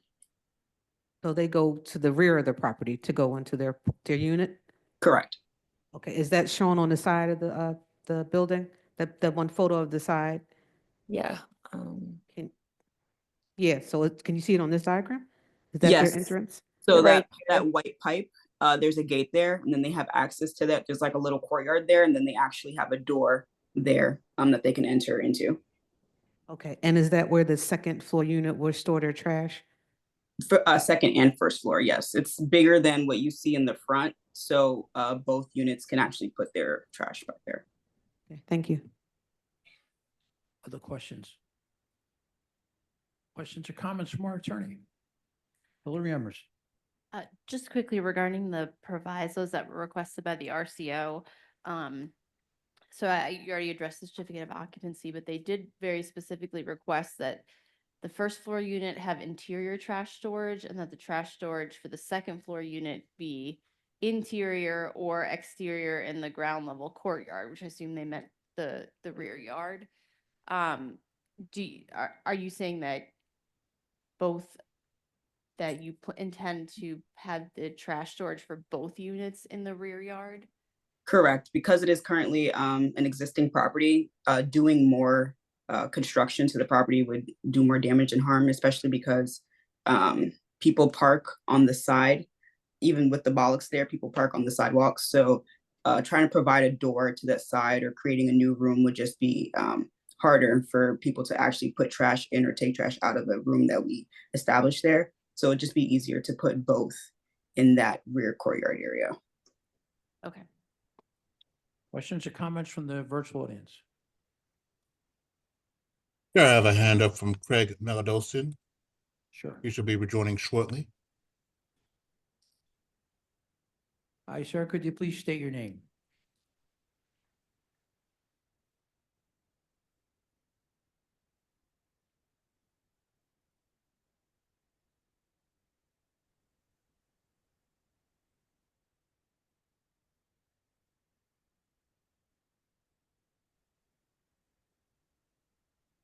Chair. Hi, Craig. How are you? Could you please state your name and spell for the stenographer? Good afternoon, Chair Bergman and Board. Craig, C-R-A-I-G, Meladosian, M-E-L-I-D-O-S-I-A-N. Do you swear or affirm to tell the truth, the whole truth, and nothing but the truth? I do, Chair Bergman. Please proceed. All right, one, as we've indicated in writing, we support this. We think that likely that Planning Commission would ask for a reversion back to commercial. It would adversely impact the adjacent neighbor north of the property on 62nd Street, as well as the residents, though unattached, east on Wheeler Street. This particular commercial corridor has had a bad history going from Elmwood Avenue 3 blocks north to Grays. We currently have or had 3 corner stores, or both 2 corner stores, one of which we had approved, Bodega. They did not comply with our guidelines. They were the subject of an armed robbery. Immediately south of the subject property on Wheeler Street, we had a firearm murder in the now infamous Johnny Walker's Wheeler Inn. And then moving up to Grays, which was the site of Campo's steak shop, which has since moved to South Philly. We've had no problems with that.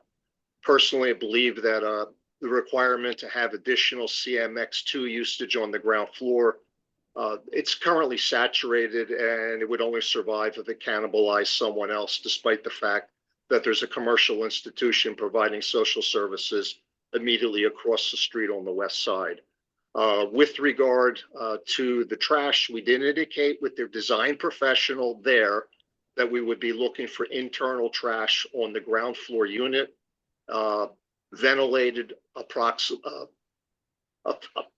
closet ventilated, which would handle approximately a 30 gallon container, because we thought that the rear courtyard was going to be set aside specifically for the second floor tenant. We'd like to go with that. We don't think that this is burdensome asking for internal storage of the trash. She did indicate that there is access to the basement, so perhaps the first floor tenant's trash could be stored in the basement. We did also go over with them issues of access to the utilities to make it as livable as possible. We welcome and encourage additional new, clean residential units in Southwest Philadelphia, supporting the mayor's current guidelines for bringing additional housing online. Thank you very much. Thank you very much. Is there anyone else in the virtual audience? Yeah, I do not see any further hands raised. Planning Commission. Thank you, Chair Bergman, and good afternoon. David Fecto with the City Planning Commission. Chairman and board members, the comprehensive plan recommends a change in zoning at this location from CMX2 commercial mixed use to RSA 5 residential single family. The zoning in this neighborhood dates to the original 1933 zoning maps. 2 dwelling units is closer in character to the proposed residential zoning. The City Planning Commission recommends the board grant a proposed use variance for not providing a commercial ground floor. Thank you. Rachel, did you hear the request that Craig just made? I did, and we did discuss it. I think that if Lauren is comfortable with the basement before the first floor of storage, I think that's a good middle ground. It just was the trying to take on a space for an additional ventilated closet in this already small unit was just going to be difficult. So if she's okay with that, which I'd like to ask her because she has more familiarity and has to manage this property than I do, then we would Is she be there? Is she still on? Yes, she is coming back in as a panelist now, Mr. Chair. Lauren, the head of the RCO is requesting, could we do the basement be storage for the trash for the first floor unit? I heard that and I was thinking about it. I think that's going to be a little bit of an accessibility issue, considering that there are like steeper stairs to go into the Belcourt doors into the basement. It is a possibility. I just don't know if every week, depending on who the tenant is, you know what I'm saying, we'll have the ability to continue to go in there. I mean, if it's once in a while because the utilities are down there, I think it's, possible, but yeah. Yeah, I guess, Chairman, my concern would be from an accessibility perspective, if that person isn't able to climb downstairs. Okay. I mean, I agree with the RCO. I think creating a closet for a 30-gallon trash can can't be too hard, right? And ventilating it within the unit. One, no tenant for real is going to go to the basement and put their trash in that's just not going to happen. But to create a small space where they can have a ventilated trash area, I think is doable. That's my recommendation for proviso. Okay. All right. So MI 2025-000997, 2419 South 62nd Street. I vote yes with proviso. First floor trash stored in ventilated closet. Second floor trash kept in rear yard and must obtain a certificate of occupancy before. Michael Johns, my vote is yes with proviso. Cheryl Gaston, my vote is yes with provisos. Tanetta Graham, my vote is yes with provisos. Aya Wynn, my vote is yes with provisos. Thank you. Thank you. Thank you.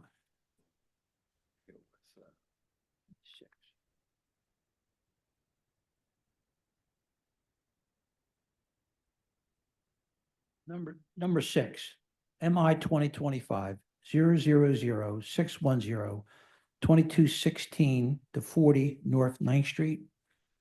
Adam Laver and Eric Botson is the attorney. Also, Leonard Reuter from the city is present. I have to step away for a minute? Sure.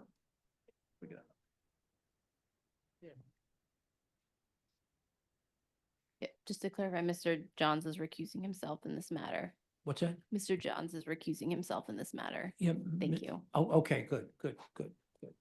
Chair Eric Botson will be rejoining as a panelist. Okay. Good afternoon.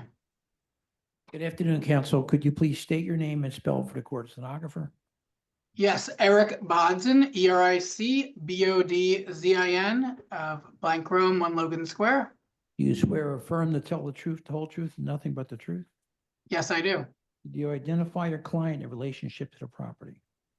Yes, I am here with Chrissy Steptoe of 9th Street Apartments LLC, doing business as Stewart Alexander and Associates. And Mr. Reuter, could you please identify yourself?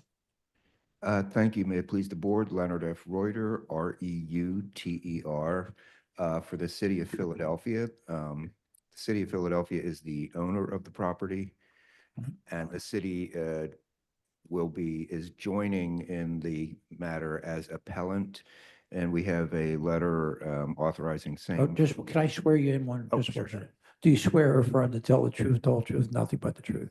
I do. Please proceed, Leonard. Yes, we have a letter from the from the Commissioner of Public Property, basically just confirming what I just said. Commissioner Brodsky confirms that the city will join as a co-appellant in the matter. And for purposes of this matter, I'll be representing the city, although I don't anticipate that the city will be presenting any of its own testimony. Mr. Bodson will be, it's a development Yep, project. I understand. So, yeah. Right. Do you have copies of the letter? Okay. We do. Right. So there's a letter of non-opposition from Councilmember Young, recommendation of unanimous support from the 37th Ward. So, Mr. Boston, why don't you start your presentation? Thank you, Mr. Chair. Can you hear me okay? We can. Wonderful. And thank you, Mr. Reuter and to the law department in the city for coordination, working with us on this matter. I am here again with Chrissy Steptoe of Stewart Alexander and Associates, along with their longtime affordable housing partners, Fan Fang of KMA Architects, and Molly Peckman of the Stone Sherrick Group. Fan and Molly, as well as Chrissy, are in the virtual audience of today's hearing.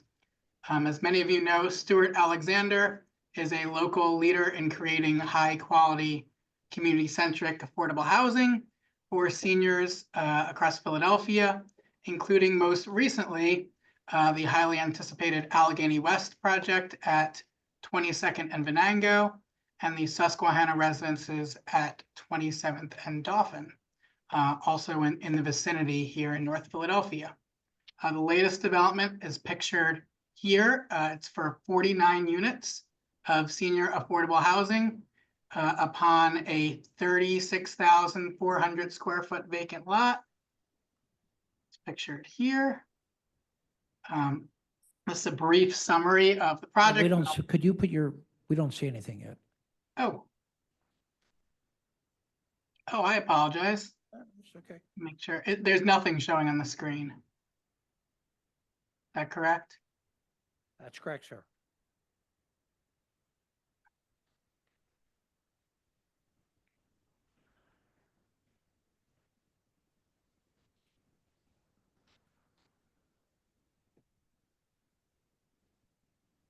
Okay, how is that, Mr. Chair? Okay. My apologies, members of the board. Pictured on your screen here is the latest proposed low-income housing tax credit development from Stewart Alexander and Associates. The street address is 2216-40 North 9th Street, and the name of the proposal, as pictured here, is 2240 North 9th Street Apartments. This is a brief overview of the proposal. The proposal consists of 49 units of senior affordable housing. Again, this lot pictured here is about 36,000 square feet. It is a long vacant lot that the city of Philadelphia has owned since all the way back to 1977. It's bounded by North 9th Street to the east, North Delhi Street to the west, Dauphin Street to the north, and Susquehanna to the south. The city has owned this property, as I mentioned, back dating to 1977, and has since reserved the lot for affordable housing in this predominantly multi-family neighborhood with a high concentration of seniors that have faced well-documented displacement issues from nearby market rate developments around Temple University to the west, Kensington to the east, and Northern Liberty to the south. And I'll pull up a vicinity map in a moment. While this overview is pulled up on your screen, I should note that affordability for this project is defined pursuant to low-income housing tax credit standards, such that eligible households earning up to 50% of area median income for the Philadelphia MSA, the Metropolitan Statistical Area, are eligible for residency. What that translates to is households, single individuals, given this is senior one-bedroom housing, earning up to $41,800 a year. However, the owner has secured additional RAD and vouchers and other subsidy to subsidize at least 12 units at or below 30% of area median income. What does that translate to? About $1,000 max on rent for the 37 units at or below 50% of area median income, and $400 to $600 a month for the units at or below 30% of area median income. What's most important in the calculation of rent for these affordable housing units, as many of you know, is that no household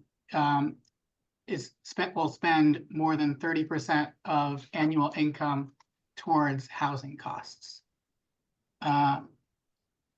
This is a brief summary of the proposal that Stuart Alexander and Associates prepared for multiple meetings with the community on this project. I'll pull up the refusal and plans in a moment, but you'll see here 3 elements that are part of every project that SAA builds affordable in particularly North Philadelphia.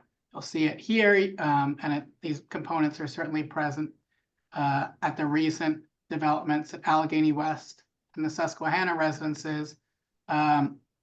One, sustainable design, and I guess, as I mentioned, Fawn from KMA is on the line, but when you look at the plans, you'll see this 3-story development consists of about 46,000 gross building area, but only about 2/3 of that is housing. The rest is community areas on each and every floor, fitness center, a lounge, facilities, amenities, and the Philadelphia Senior Center on the ground floor, operated by New Cortland, all designed to help seniors age in place, as opposed to the mobility issues that a row home in the area might present. The second feature in all these developments that SAA has created is to have wraparound supportive services, as I mentioned, on each floor.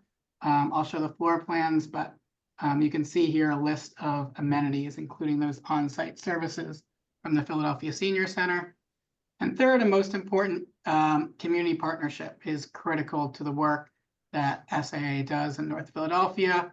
In this case, the 37th Ward, RCO, and several other neighboring groups have been very accommodating in meeting with the ownership group on many occasions, including most recently on May 22nd, when there was a vote held resulting in unanimous support for this variance. Specifically, 3 plan changes came from those community meetings, and they are very on point to the refusal that I'll pull up in a moment.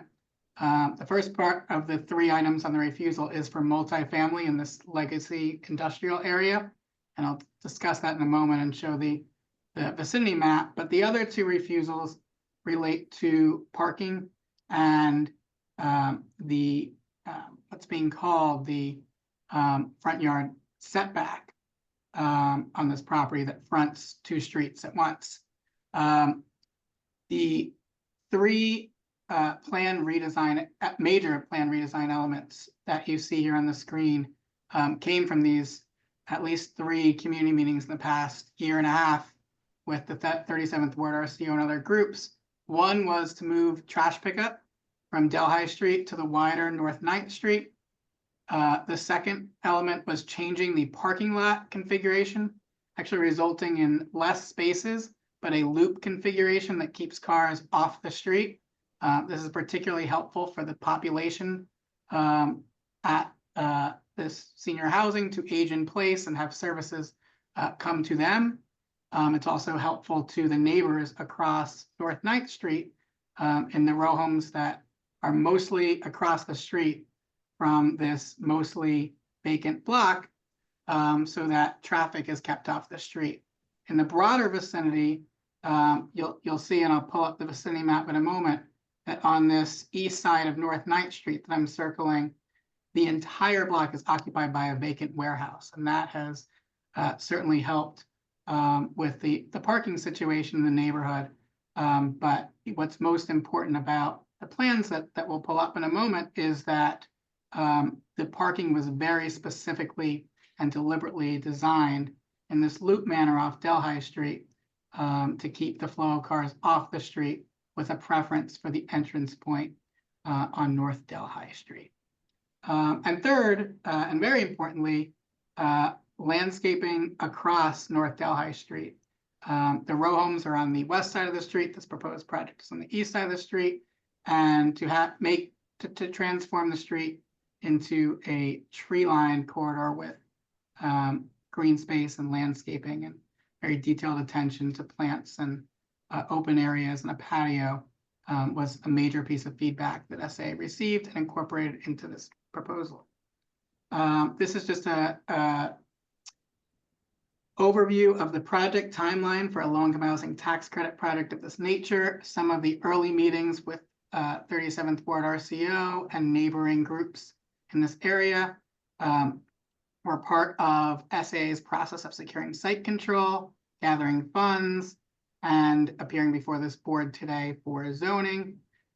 Some funding has been secured for this project to the Federal Home Loan Bank, and the other funding processes are in motion with both the city and state. The city provides gap financing, as many of you know, for the state low-income housing tax program, or federal low-income housing tax program, I should say, administered by PHFA. So this is an overview of the process. These couple of slides just detail some of the community groups and leaders that participated in that process. There were senior focus group sessions about the layout and accessibility of the proposed space. Councilmember Young sent over a letter of strong support back in December for the funding of this project.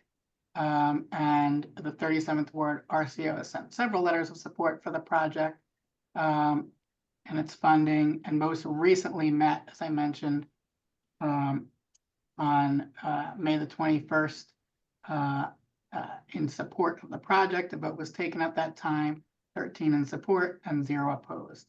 I'll get right to the refusal and then the plans. Hopefully I summarized some of the context for why the plans look the way they do today. But in short, there are 3 items in the subject refusal. The first, of course, is that this multifamily does not conform with the legacy I2 zoning.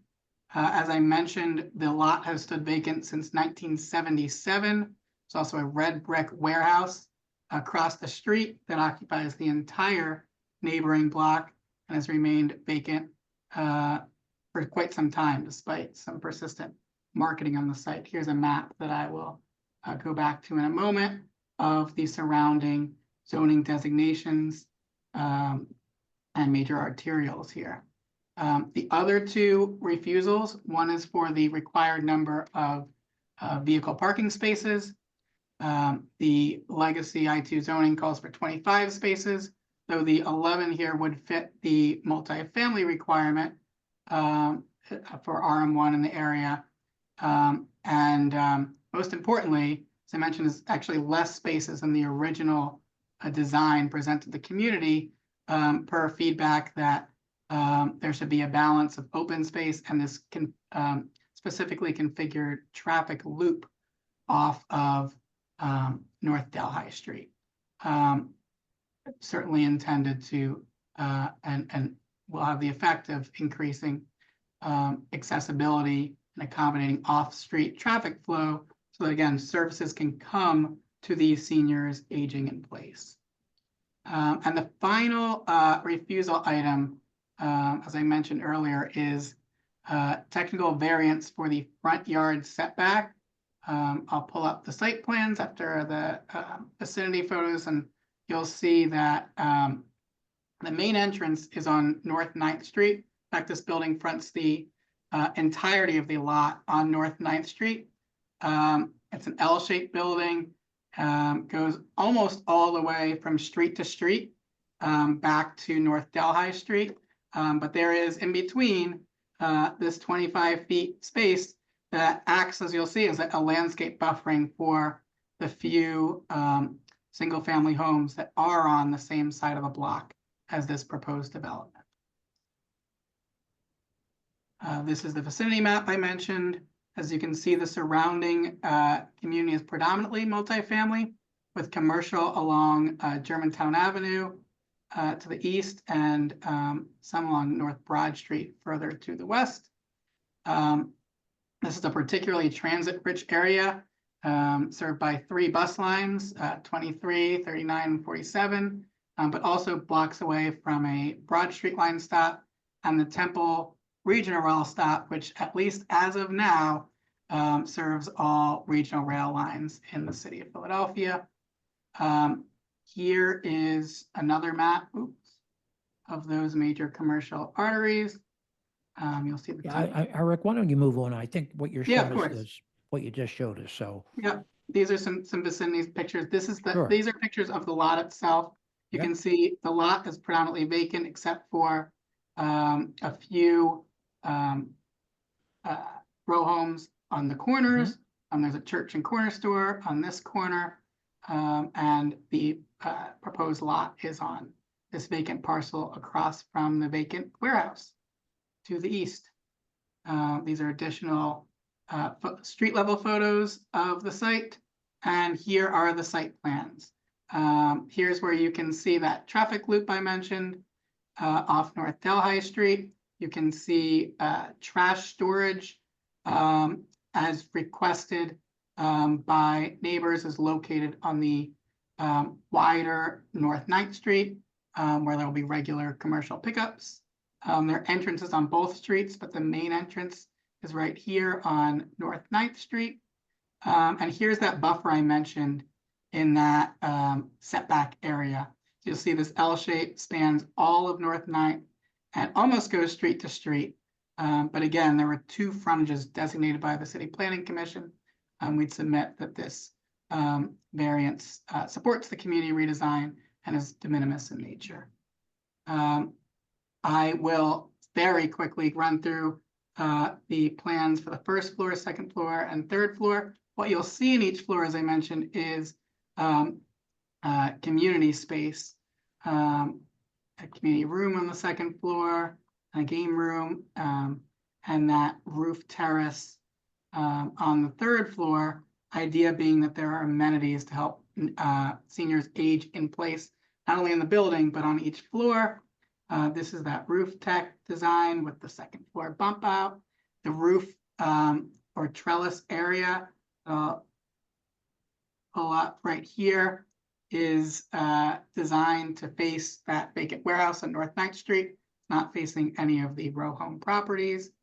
And I'll just go back. These are typical units, 500 to 700 square feet, all one bedrooms, designed in accordance with LIHTC specifications and with environmental certifications well beyond LIHTC standards that Fawn is happy to further discuss, but are particularly important in this dense area of North Philadelphia.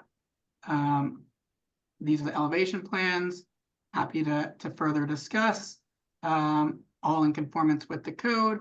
And again, here are the renderings, the view from the parking lot to the rear facing North Delhi Street. That's the parking loop that was mentioned with open area patio space. And here is the view from the front on North Ninth Street facing that red brick vacant warehouse. And one more view from the parking lot.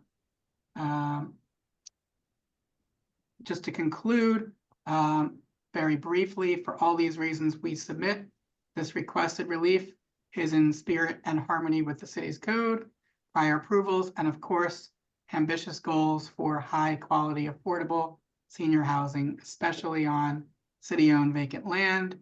And while the relief, of course, cannot strictly conform with the legacy industrial zoning, this vacant lot in a predominantly multifamily area by use and zoning designation, it does represent the least possible modification of the regulation issue and will benefit, not detriment, the neighborhood's character, congestion, health and safety, adjacent properties, public facilities, and the environment, all as per the code, per additionally rigorous LIHTC standards, and as evidenced by the community-driven and unanimously supported plans we've submitted here today. Mr. Chair, members of the board, thank you for your time. That concludes my testimony this afternoon. Do you want to bring your client on? Yes, please. Ms. Chrissy Steptoe is in the virtual audience. So they will be coming back in as a panelist shortly, Mr. Chair. Okay, thank you.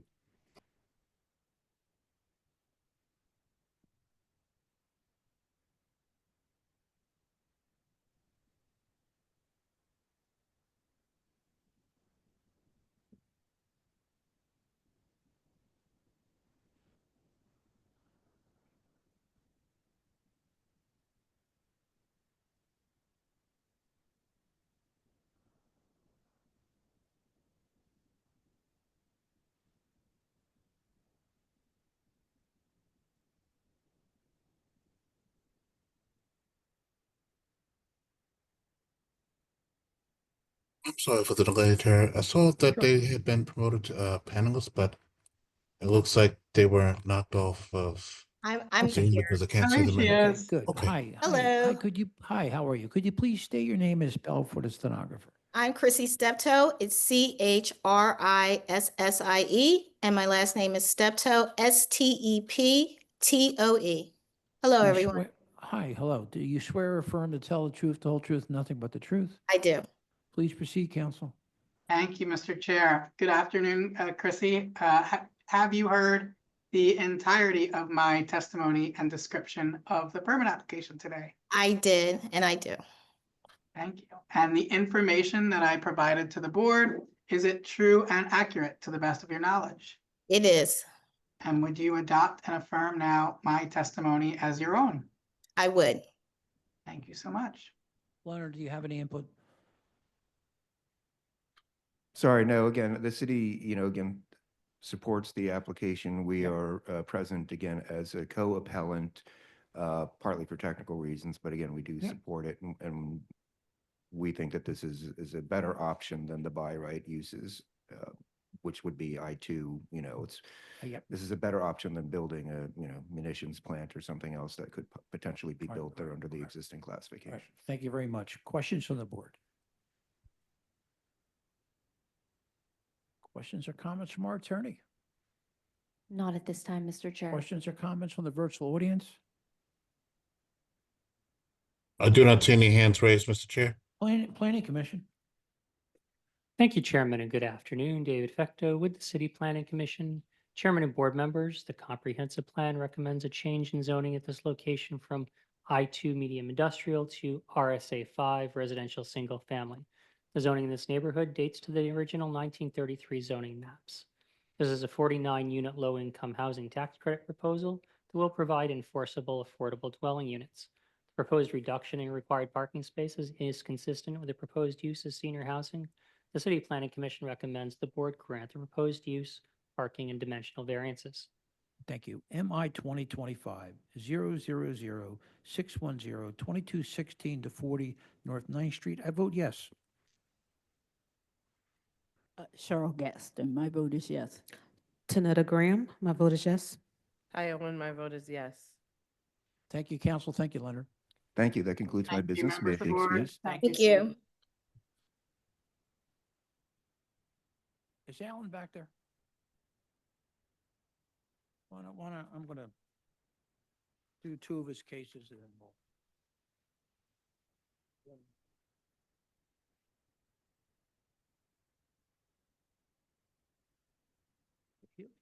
He moves quick. We got 6 cases. Huh?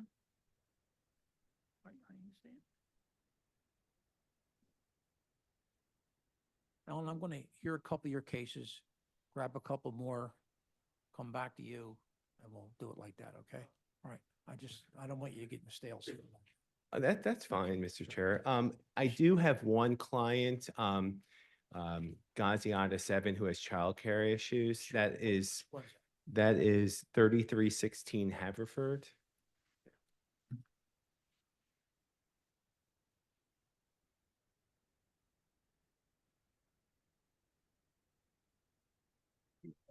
I think that's number 13 on your list, Mr. Chair. Yeah. I have it. So if he can go first, I would appreciate that. MI 2025-001-046, 3316 Haverford Avenue. Knockhamson is the attorney. Mr. Knockhamson, could you state your name and spell for the stenographer? Yes, my name is Alan Knockhamson, ALAN, last name Knockhamson, NOCHUMSON. Do you swear or affirm to tell the truth, the whole truth, and nothing but the truth? I do. Why your client in relationship to this property? Yes, my client is Maestro Home LLC, the owner of the property, and to the left of me is Gazianta 7, one of its representatives. Do you waive the reading of the refusal and agree with its accuracy? I do. Why don't you start your case? And if you would, Mr. Knockhamson, read your refusal and then start your case right from there. All right, great. Thank you.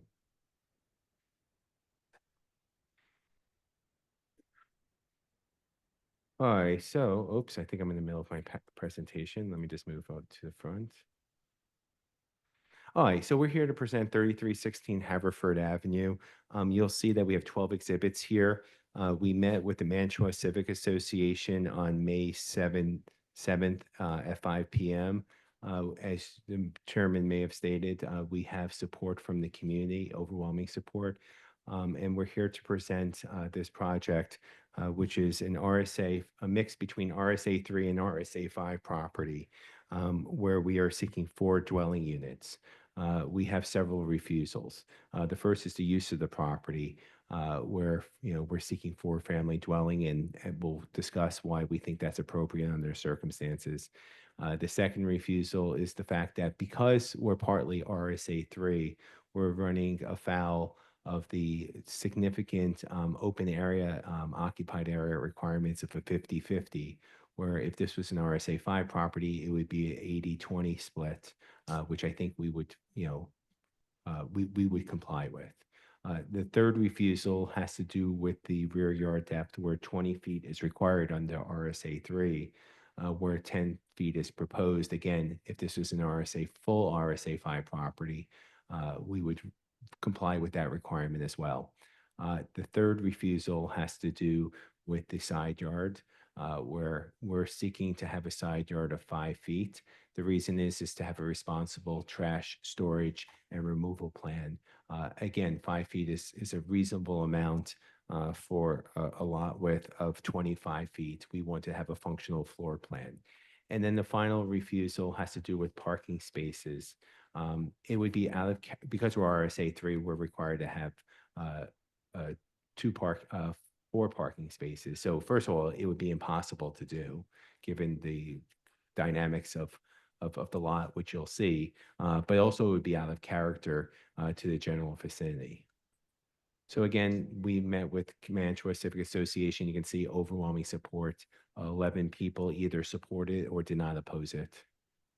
The property history. So this property, even though it's an RSA 3, RSA 5 property, has multifamily history, as you can see here. And then it's not out of character to have multifamily nearby. We have 521 North 34th Street. We have 3409 Brandywine Street. Sorry, my computer's a little slow. 3407 North Brandywine Street, 3344 Brandywine Street. And then in terms of the occupied area refusals, so this is an aerial view of the property with a building structure on there. As you can see, there was a significant building structure at one point. So, having an occupied area of 52.8% of the lot is less of a variance than what the previous building structure was there, as well as having the rear yard setback of 10 feet is more in conformance to the code compared to what the building structure was there in the past.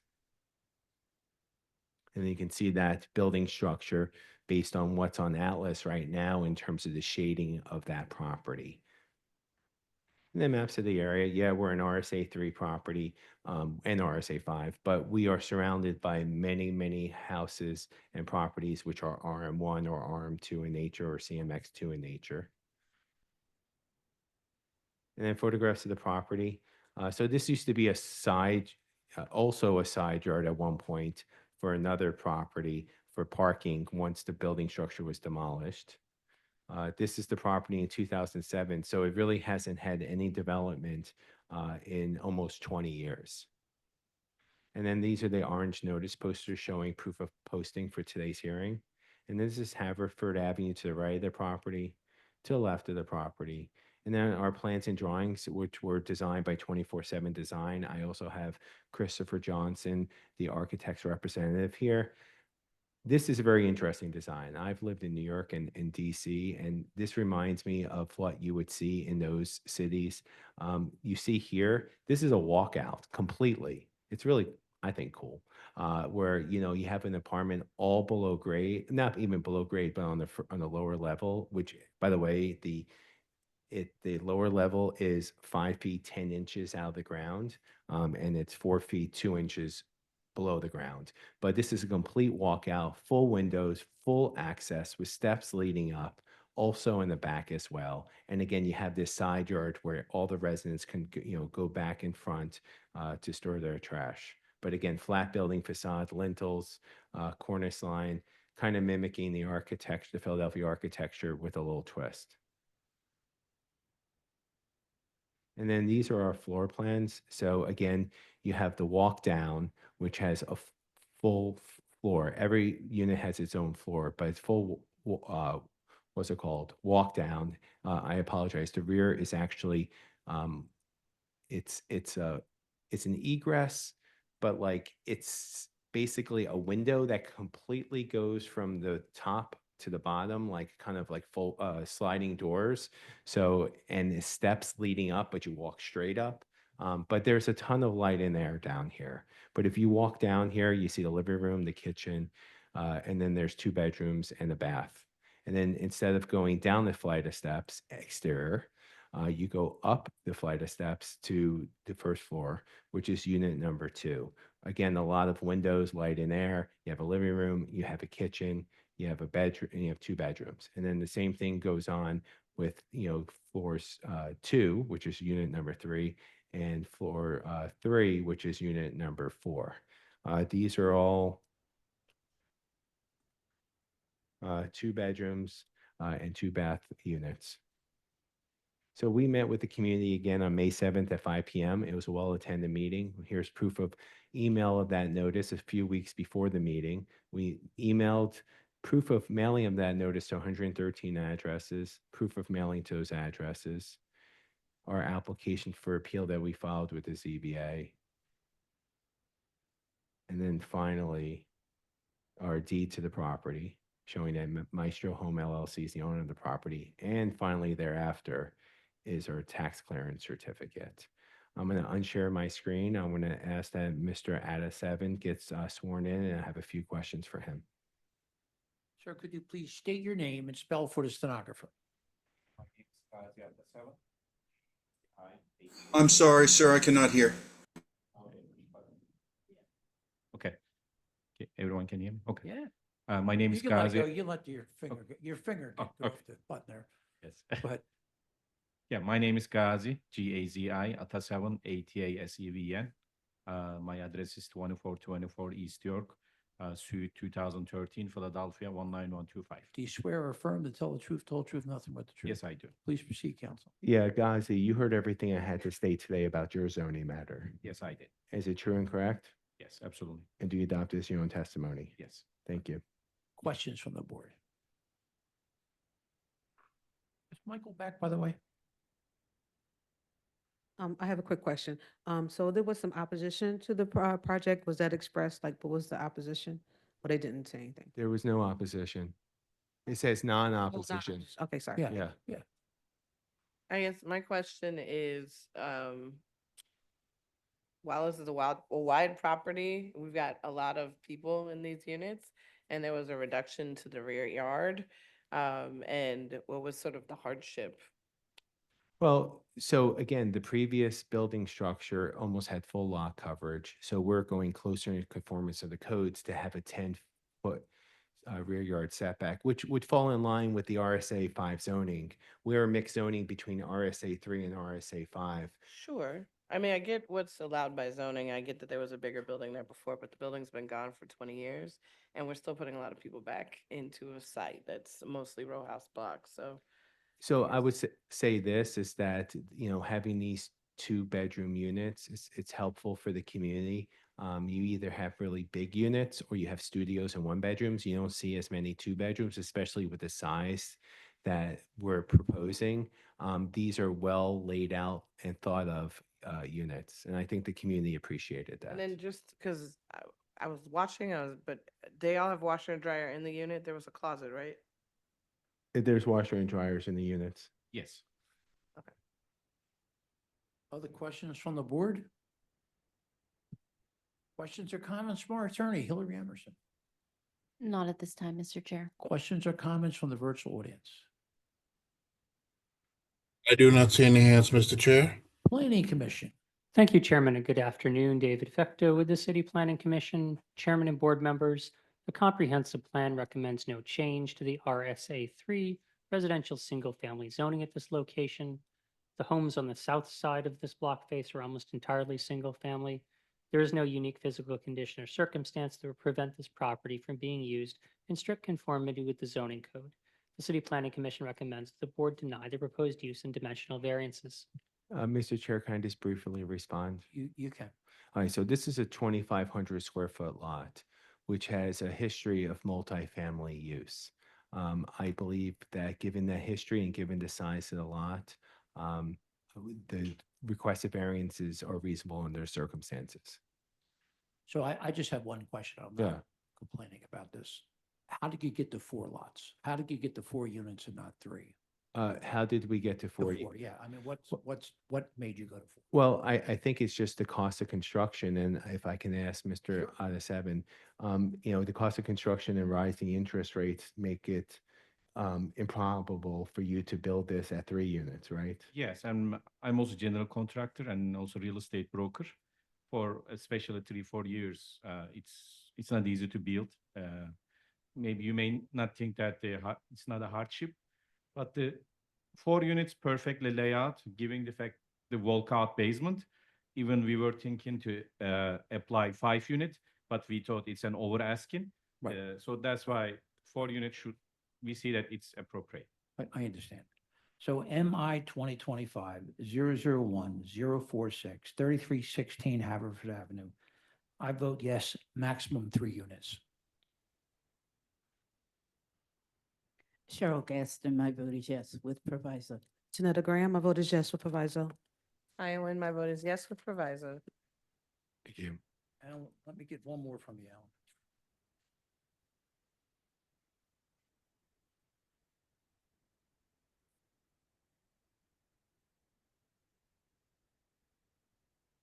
Here, Number 8. Number 8, MI 2025-000-984, 11906 Stevens Road. Mr. Nachumson is the attorney. There's a letter of support from Somerton Civic Association. The vote was 20 in support, 3 in opposition, and a letter of non-opposition from Council Member O'Neill. Mr. Nachumson, just for the record, state your name. Alan Nachumson. Could you identify your client in relationship to the property? Yes, my clients are Henry and Danica Paroli, the owners of the property. You waive the reading of the refusal and agree with its accuracy. I do. Please proceed.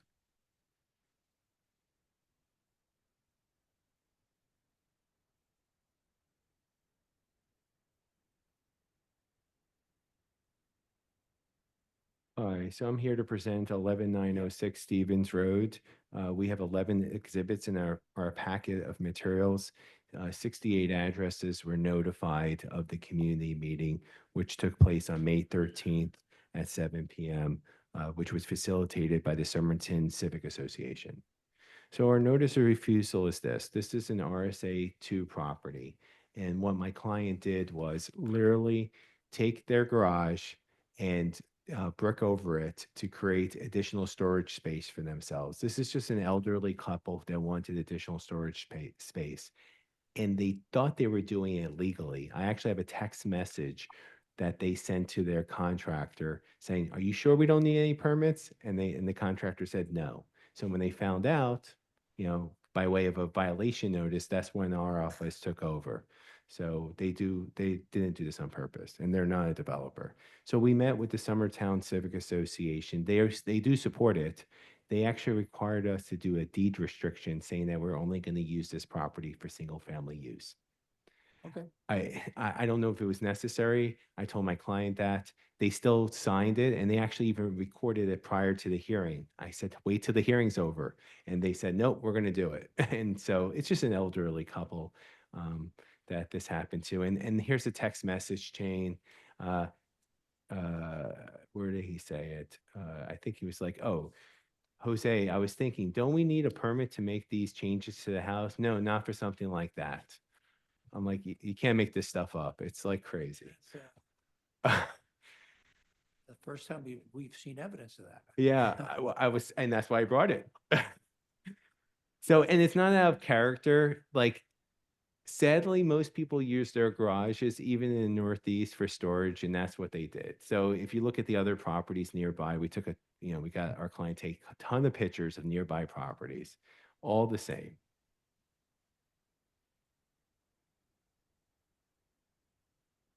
A lot of properties. Wow, a lot. Okay.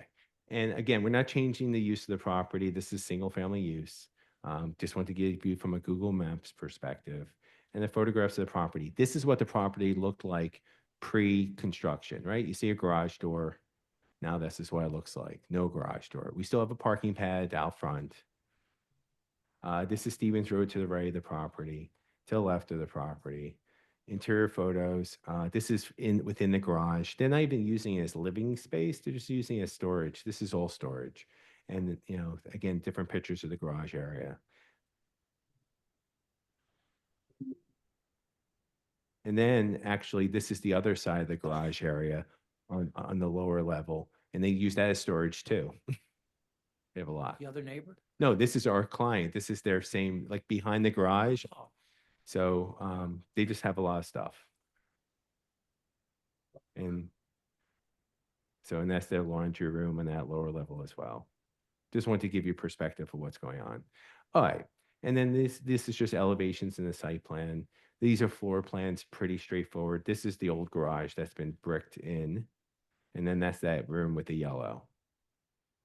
And then our RCO meeting notice, May 13th, 7 p.m. We emailed that notice a few weeks before then, notifying them 68 addresses were sent notice of the community meeting notice, proof of mailing of that notice, our application for appeal that we filed on behalf of Henry and Danica,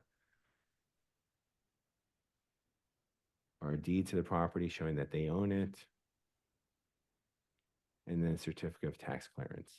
I'm going to stop sharing my screen, and if either Henry or Danica can virtually raise their hand and be sworn in.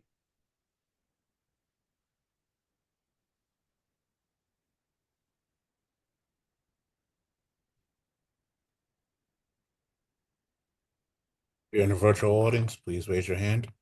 Wait to be sworn in, please.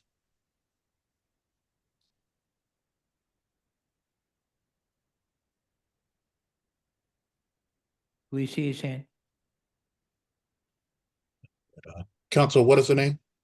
Henry or Danica Piroli, Pirolli.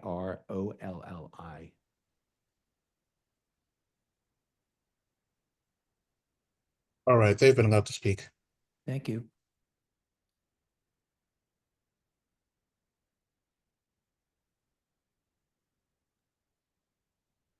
Mr. Chair, do you want to swear them in? As soon as they come on, I Oh, don't, it takes a while to get them on. Oh, okay. I thought Yeah, he was on. yeah, already. Yep, no, no. Henry Piroli, if you're still in the virtual audience, please unmute and wait to be sworn in. Do we see his hand?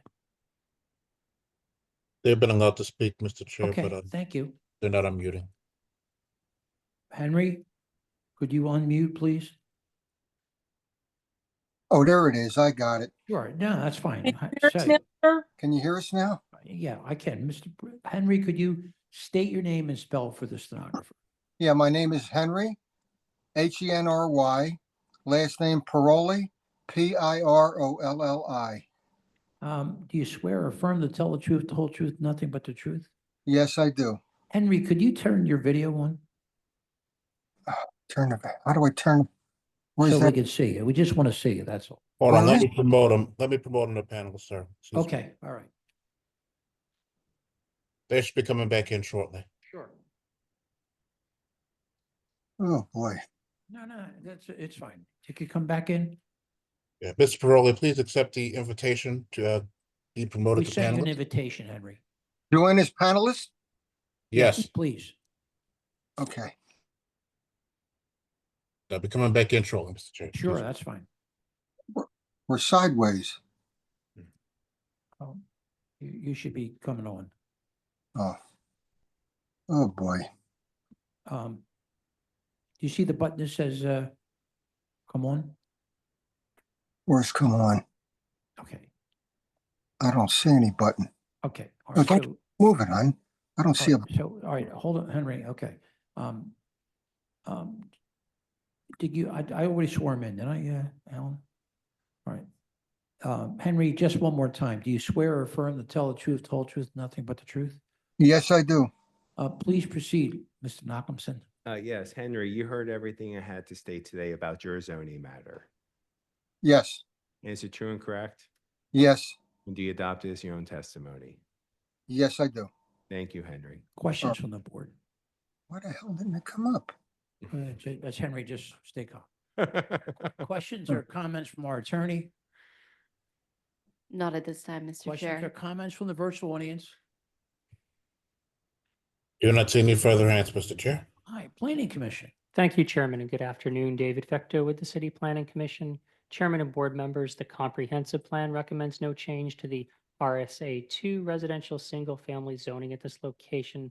The proposed surface parking space in the required front yard is located on an existing driveway, so it will not injure the use of adjacent property.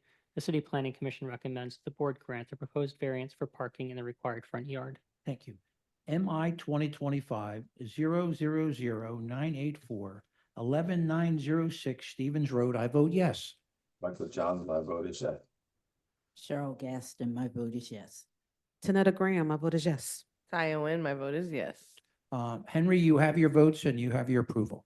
Thank you so much. Thank you very much. All right. Thank you. And Alan, I'll be back to you in a little bit, okay? Thank you. All right, we're going to take a 5-minute break and then we'll come right back.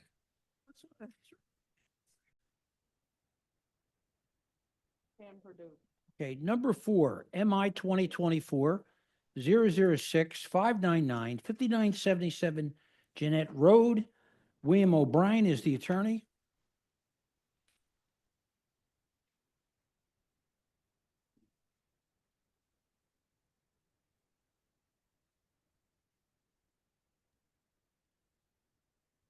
Okay, Mr. Chair, he'll be coming back in as a panelist Sure. shortly.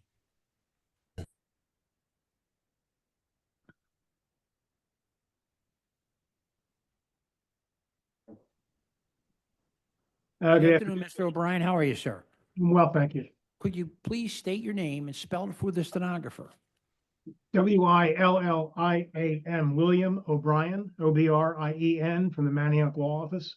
Do you swear or affirm to tell the truth, the whole truth, and nothing but the truth? I do. Could you identify your client in relationship to the property? Yes, my client is Cotton Street Partners, a Pennsylvania limited liability company, which is the owner of 5977 Jeanette Street. Okay. Do you waive the reading of the refusal and you agree with its accuracy? I do. Why don't you start your presentation, sir? Thank you. If I may share my screen. Yes, you can.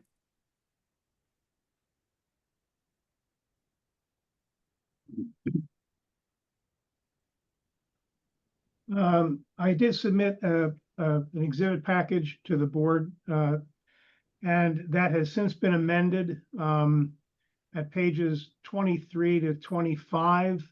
I have submitted them. This is a revised planting plan and a proviso form. I'll get to that in a second. I want to just direct your attention briefly to pages 26 to 45 of the exhibit package. It includes the deed, the zoning notice and postal certifications, the application for appeal, copy of the photographs of the zoning poster on the property, as well as the revenue clearance for the owner.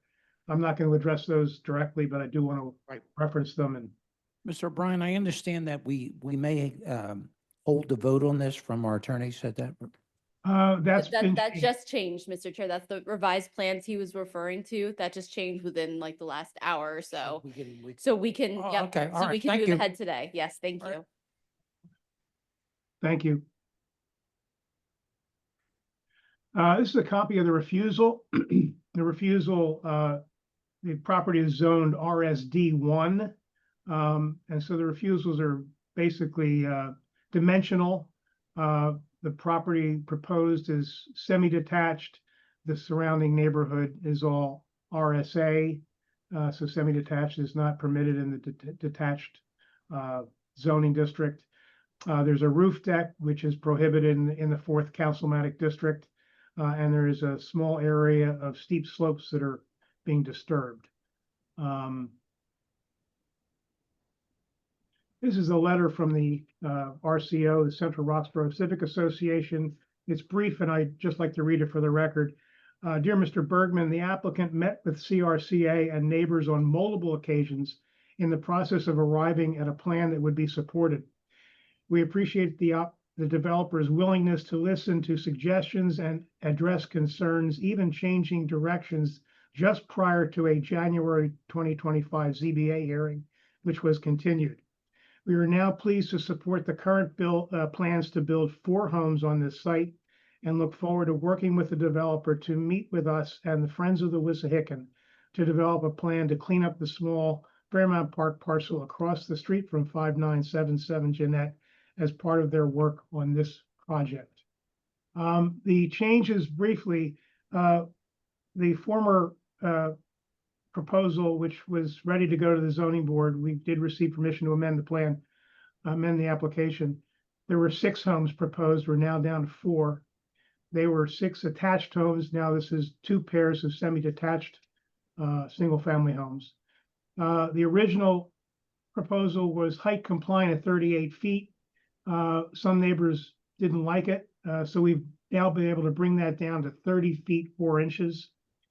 And we significantly reduced the earth disturbance especially the disturbance of steep slopes. This is an image from Philadelphia Atlas. The subject property is this triangle, this blue triangle at the top middle. As you can see, it's surrounded by RSA 5. And the, let me go down to the next one, might be a little bit easier. This is a copy, this is the site.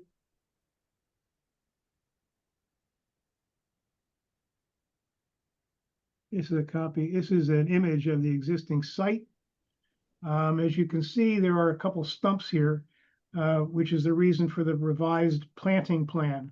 There was a miscommunication or a lack of communication between the arborist and the landscape contractor. So there were trees that were removed recently that were not supposed to have been removed. So we have submitted a revised planting plan to compensate for these trees that were removed. That revised planting plan has been reviewed and approved by the commission.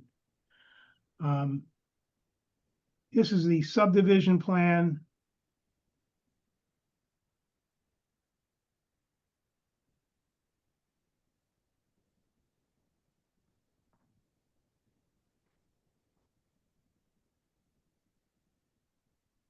So an existing one lot, but you can see now that we're proposing 4 lots that go from Jeanette Street through to Martin Street.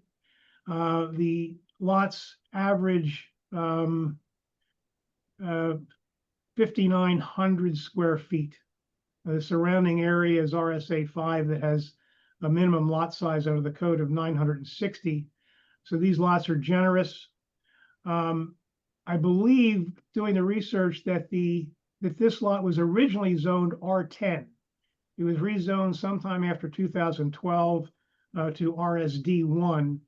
But if you look at the subdivision plan in this area I'm circling, this is the neighboring house. And as you can see, it is built on the property line. That would not have been allowed in RSD1 or R1 back in the day. I believe this lot was R10 prior to the zoning code change. I think the zoning for RSD1 was done to make sure that whatever happened here would have to go through the registered community organization to make sure that it fit with the neighborhood. I want to briefly discuss the steep slopes. This is the earth moving plan. The red area is the steep slopes. So to the left towards Martin Street, you can see that red area that is all very, very steeply sloped. And there are 3 areas that are affected by the construction. One is the top right corner where I'm circling. Another little area here is underneath a deck. And then this driveway. The total is approximately 82 square feet. The lot is almost 20,000 square feet. So the area being disturbed represents less than 0.4%. And there's really no way to avoid these areas that are so close to the houses. The zoning plan, I'll go through that briefly. These are the elevations. You can see the homes come with porches, and there's a rear deck and there is a roof deck. The roof deck is not visible from the front. It's tucked behind the peak of the roof. The streets department has reviewed and approved this zoning plan that was approved on April 22nd of this year. The application number is SR 2024-024-632. Here's some renderings of what the property will look like. Again, you see the porches, and you do not see the decks. Again, they're behind the peak of the roof. This is an aerial view. As the RCO letter mentioned, across the street from these proposed houses, this is part of Fairmount Park, and the Cotton Street Associates has agreed to work with Friends of the Wissahickon to make this the head of the trail here an inviting, and make it more inviting and make it an improvement. And the floor plans I'll go through quickly. There is the living space in the ground floor or the basement with a window well. First floor has living, dining, kitchen, rear deck, and front porch. Second floor has 2 bedrooms, a shared bathroom, and laundry and mechanicals. The third floor has the primary bedroom, bathroom, and stairway to the roof deck. And as I said, the roof deck is tucked in behind the peak of the roof.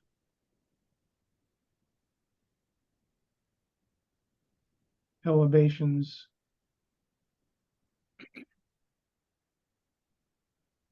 Side elevation.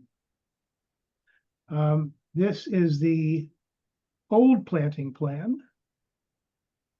This is a letter issued, an email issued earlier today by Benjamin Schmidt from the Planning Commission confirming that the revised planting plan, which I'm going to show now, has been reviewed and approved by the commission. That's the proviso form. And this is the revised plan, which introduces 15 trees, 15-yard trees to compensate for the trees that were inadvertently removed. That's all I have. Let me introduce Steve Oshevsky, who's sitting to my right. Mr. Oshevsky, could you please state your name and spell for the stenographer? Sure, Steve Oshevsky, STVE. Last name is OLSZEWSKI. Do you swear or affirm to tell the truth, the whole truth, and nothing but the truth? Yes, sir. Please proceed, counsel. Mr. Oshevsky, of course, we were sitting here. You heard my testimony. Was I truthful? Yes, you were. And do you adopt my testimony as your own? I do. And you are a managing member of the owner of 5977 Jeanette Street? Correct. Cotton Street Partners? Yes. Thank you. Questions from the board? What's I your have a question. plan for stormwater management? Well, this is it received conceptual approval from the water department, and it'll be subject to post-construction review as well. And who was responsible for the triangle portion? This triangle portion is part of parcel A. So this single family dwelling, this lot, let me go back to the They're getting a lot of land. subdivision plan. So lot A is this house and this corner, this triangle. Wow. Lot A is 4,600 square feet. Lot D at the top is almost 6,200 square feet. Any other questions? Questions or comments from our attorney? Hillary Emerson. Just briefly to note for the board, if the board is approving, there's an amended refusal dated 3/10/25, and there's 1 page of revised plans that would be stamped today. Thank you. 1 page? 1 page.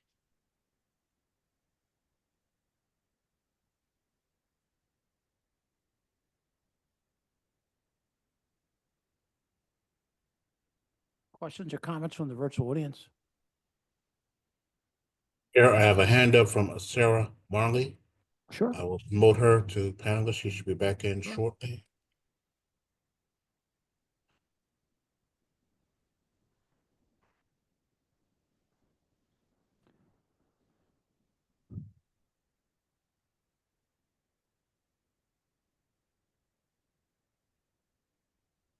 Hello.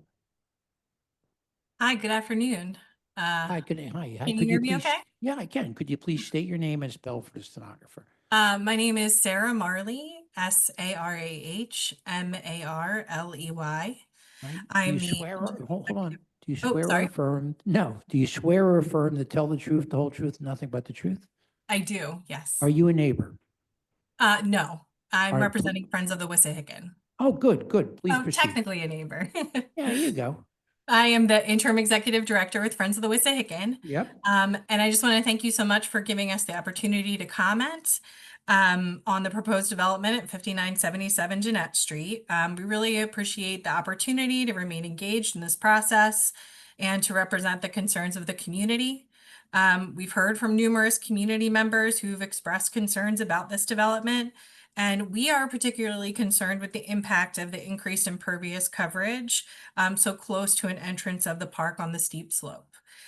These types of developments directly impact the park's habitat and waterway via increased runoff and erosion and pollutants in the water, particularly on properties directly adjacent to the park. We very much appreciate that the new plan reduces the total impervious coverage from the initial proposal, but we're still concerned by the overall increase in impervious surface on the property and the direct impact that it will have on the Wissahickon Creek. We strongly support the full enforcement of both general and specific land use ordinances that prioritize the health and safety of our community and waterways. This includes, but is not limited to, the Wissahickon Watershed Overlay, that's Philadelphia City Code 14510, and the Steep Slope Protections, Philadelphia City Code 14704, Open Space and Natural Resources. These ordinances are essential to the city's federally mandated responsibility to provide clean drinking water and to preserve accessible, high-quality recreational land to Philadelphia residents. In addition, we advocate for the protection of aesthetic and ecological integrity in our parklands, including the preservation of view sheds that contribute to the character and enjoyment of the Wissahickon Valley Park. For these reasons, and considering the recent tree removal conducted on the steep slope on the property, we do share the concerns expressed by the neighbors. This is the first time we're seeing this new planting plan, so we were requesting a comprehensive planting plan that also includes Philadelphia native site-appropriate species. This plan should also address stormwater management on the property, ensuring all stormwater is managed on the property, and will include the replacement of the trees that have been removed. And I thank you so much for allowing me to provide this comment. All right, thank you very much for your comments. We appreciate your input. Is there anyone else in the audience? Do not see any further hands, Mr. Chair. Thank you. Planning Commission. Good evening, Chairman and Board members. David Fecto with the City Planning Commission. Chairman and Board members, the comprehensive plan recommends no change to the RSD1 residential detached zoning at this location. The city changed the zoning in this neighborhood in 2017 from RSA1 residential single family attached to RSD1 in accord with recommendations in the comprehensive plan. The appellant has an irregularly shaped triangular lot. That feature and the existing steep slope, we would argue, may require relief from the dimensional requirements in the zoning code. The proposed rear yard depth on both lots C and D are minor and in keeping with the purpose and spirit of the zoning code. The other proposed dimensional variances are not minor. The provision of roof decks and roof deck access structures are not necessary to afford the appellant relief. Proposed semi-detached structures are in keeping with the majority of homes on this block face.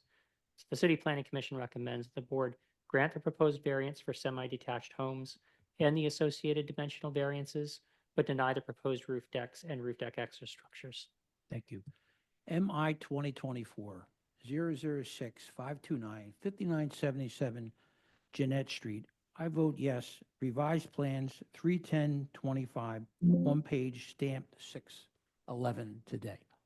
Michael Johns, my vote is yes with proviso. Hold on 1 minute, Michael. In amended refusal dated 3/10/25. Oh, amended refusal dated 3/10/25, one page today stamped 6/11. Michael Johns, my vote is yes with proviso. Cheryl Gaston, my vote is yes with provisos. Tanetta Graham, my vote is yes with proviso. Taya Nguyen, my vote is yes with proviso. Thank you, council. Thank you. Number 5, MI 2024 006 836 4577 Tacony Street. Vern Anastasio is the attorney.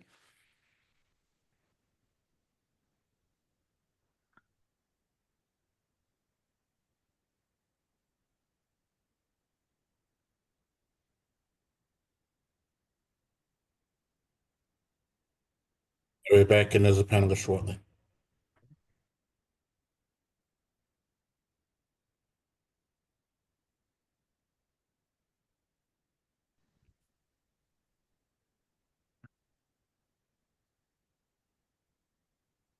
Good afternoon, Mr. Chair.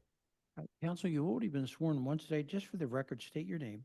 Vern Anastasio on behalf of Mr. Gerald Clarkson, the owner. Do you waive the Sorry. reading of the refusal and agree with its accuracy? I do, and I Why want don't you to, start, sir? yeah, I apologize. He's not the owner. He's the tenant. Okay. So.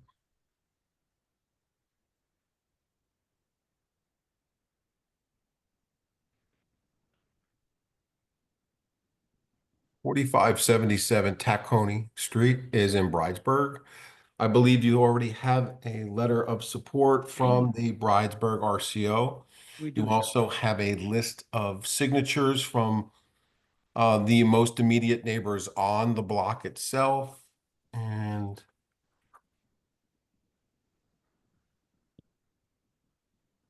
so this is an application for personal auto sales and rentals. Additionally, maintenance of and repairs as well. My client signed the lease about 9 months ago because it had been a long-standing use of automobiles here. And he signed the lease. The landlord obviously believed that it was a permissible use. My client started to operate. He then learned that it was not. Went through the process, overwhelming support from the RCO, from the immediate neighbors. And now we're here to legalize this work. So let's take a look. It's quite an odd shaped property. There's this frontage here, and then there's another garage in the rear. As you can see back here on the right.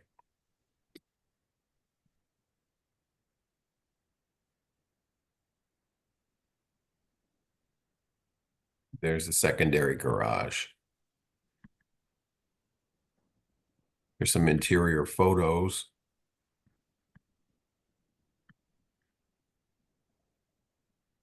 The cars stay within the property line for the most part. If the street parking has to be used, my client coordinates with the immediate neighbors. He does work for all of them. He's got a very good relationship with them, and there have been no incidences of issues.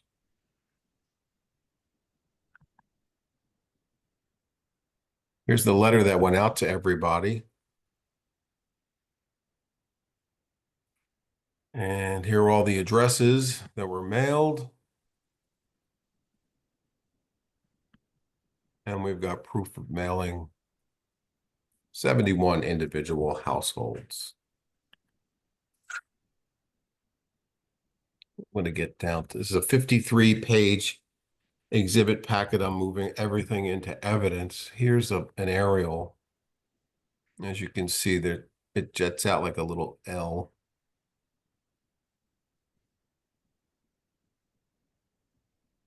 And across the street, there's lots of parking here, parking lot. This section of Tacony seems to be very auto-oriented. CMX2, then you've got I-1 and I-2 right across the street. So it is consistent with a lot of the other uses and classifications. Here are the folks on Tacony Street, all supporting the use. And the RCO supports the position. And also a letter explaining that there's very good relations with my client, Mr. Clarkson, and the immediate neighbors. And it's a real asset to the community, and they'd hate to lose it.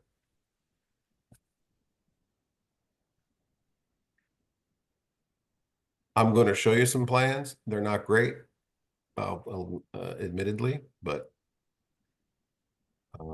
this is what we have.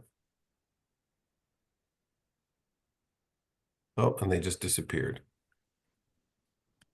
Okay. Try again.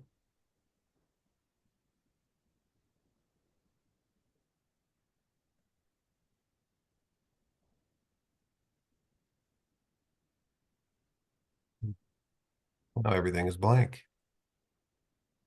I'm going to close that up and try again.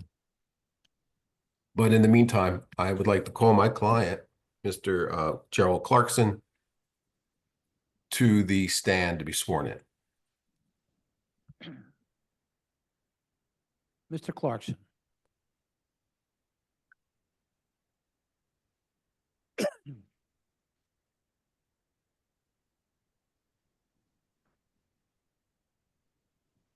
Allowed them to speak, Mr. Chair. Sure. Mr. Clarkson, could you please state your name and spell for the stenographer? Yes, Gerald Clarkson, G-E-R-E-L-D. I'm sorry, G-E-R-A-L-D. Last name Clarkson, C-L-A-R-K-S-O-N. Do you swear or affirm to tell the truth, the whole truth, nothing but the truth? Yes, Mr. Clarkson, could you put your video on so we can see you? yes. Mr. Clarkson, I'll have to promote you to panelist. Please accept the invitation. Sure.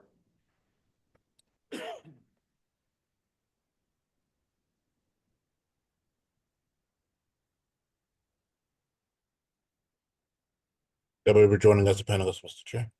Okay, thank you.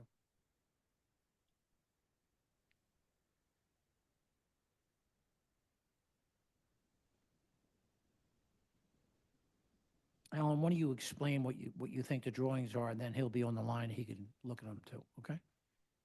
Who, me? Yeah, what you could. I just wanted to ask him the three is he on? Yeah, he should be. Yes. We think want I to am. see his face. We put him back on.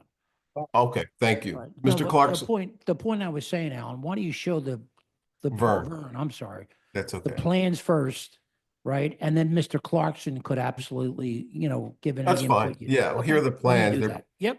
they're pretty elementary, but they do show the office space. I'm sorry, they show the front driveway. They show the front area that fits 6 vehicles. The front entrance to the main door and a garage door here. And then the rear, there's an alley, of course, and then the rear garage, 46 by 22. There's a trash bin area. And there's a restroom and an office. Mr. Clarkson, are you there? Yep, I see you. Yes. Thank you. Mr. Chair, is he sworn in? Yeah, I believe he was. Yep. Okay, thank you. Mr. Clarkson, did you hear my presentation to the board? Yes, sir. True and accurate to the best of your knowledge? Yes, You adopt it as your own testimony. yes. I have nothing further, Mr. Chair. Questions from the board? Yes, when did you purchase the property? He did not purchase it. He's a renter. Well, I'm sorry. When did you start renting or? August, not about 9 months. August of 2024? Correct. And the property was like this when you entered into the lease? It was auto related. Yes, it was that what you see is what he walked into. Okay. So, He didn't create any of it. okay. But the owner of the property, I mean, did they make any representations in terms of permitted uses there when he signed the lease? Yes, When of he course. He's been signed paying it rent with for the 9 months. idea, yeah, that he was going to be able to use it this way. Yeah, correct? he's been paying rent for 9 months. Okay. And when did he find out that, the lease, the use that he thought he was going to get, he didn't have? About 5 months now, 6 months, he contacted me as soon as he realized it and asked me to jump into action. So we did. So was this a stop work order, No, there's no stop work order. So how did he come to know that the property needed zoning approval. I think he was visited by L&I and he was told that it needs zoning approval. Okay. But there was no stop work order or anything like that. I didn't say there was, I'm just Yep. trying to figure out how he found out about this. And so the uses that what he is doing, all right, is sales and rental. There's no body and fender work or painting, correct? That's correct. The application is for sales and rentals of personal vehicles, maintenance and repair. And about how many cars can he fit into this, or how many cars does he service at a on a typical day, if you will?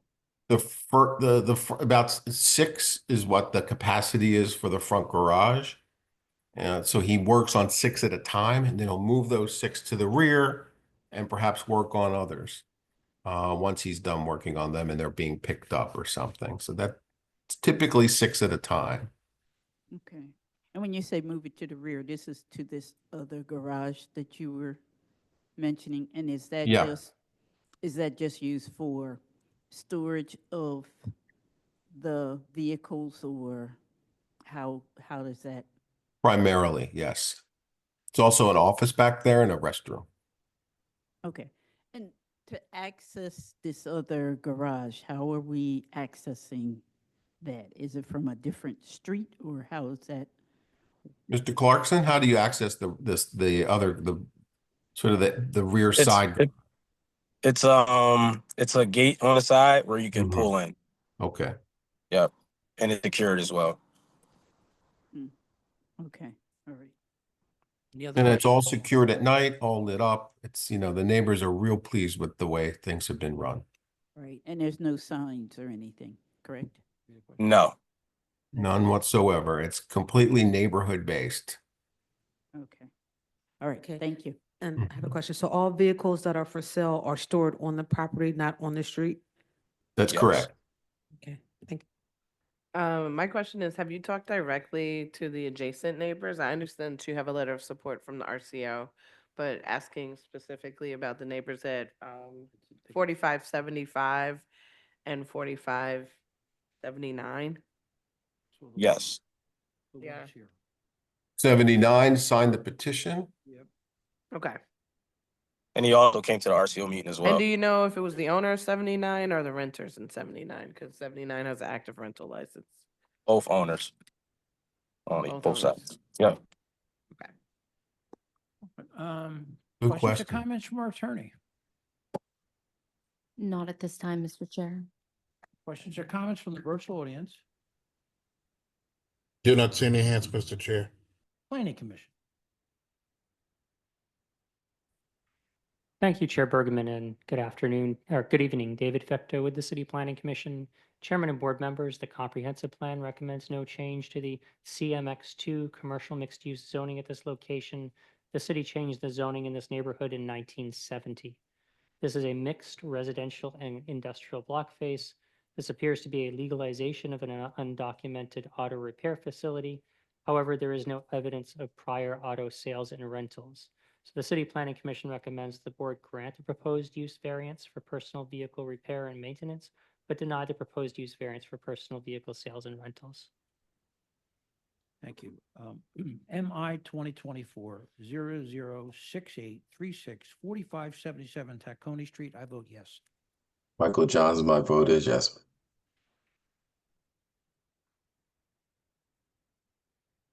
My own. Cheryl Gaston, my vote is yes. Tanetta Graham, my vote is yes. Wynn, my vote is yes. Thank you. Thank you, council. Yep. Thank you.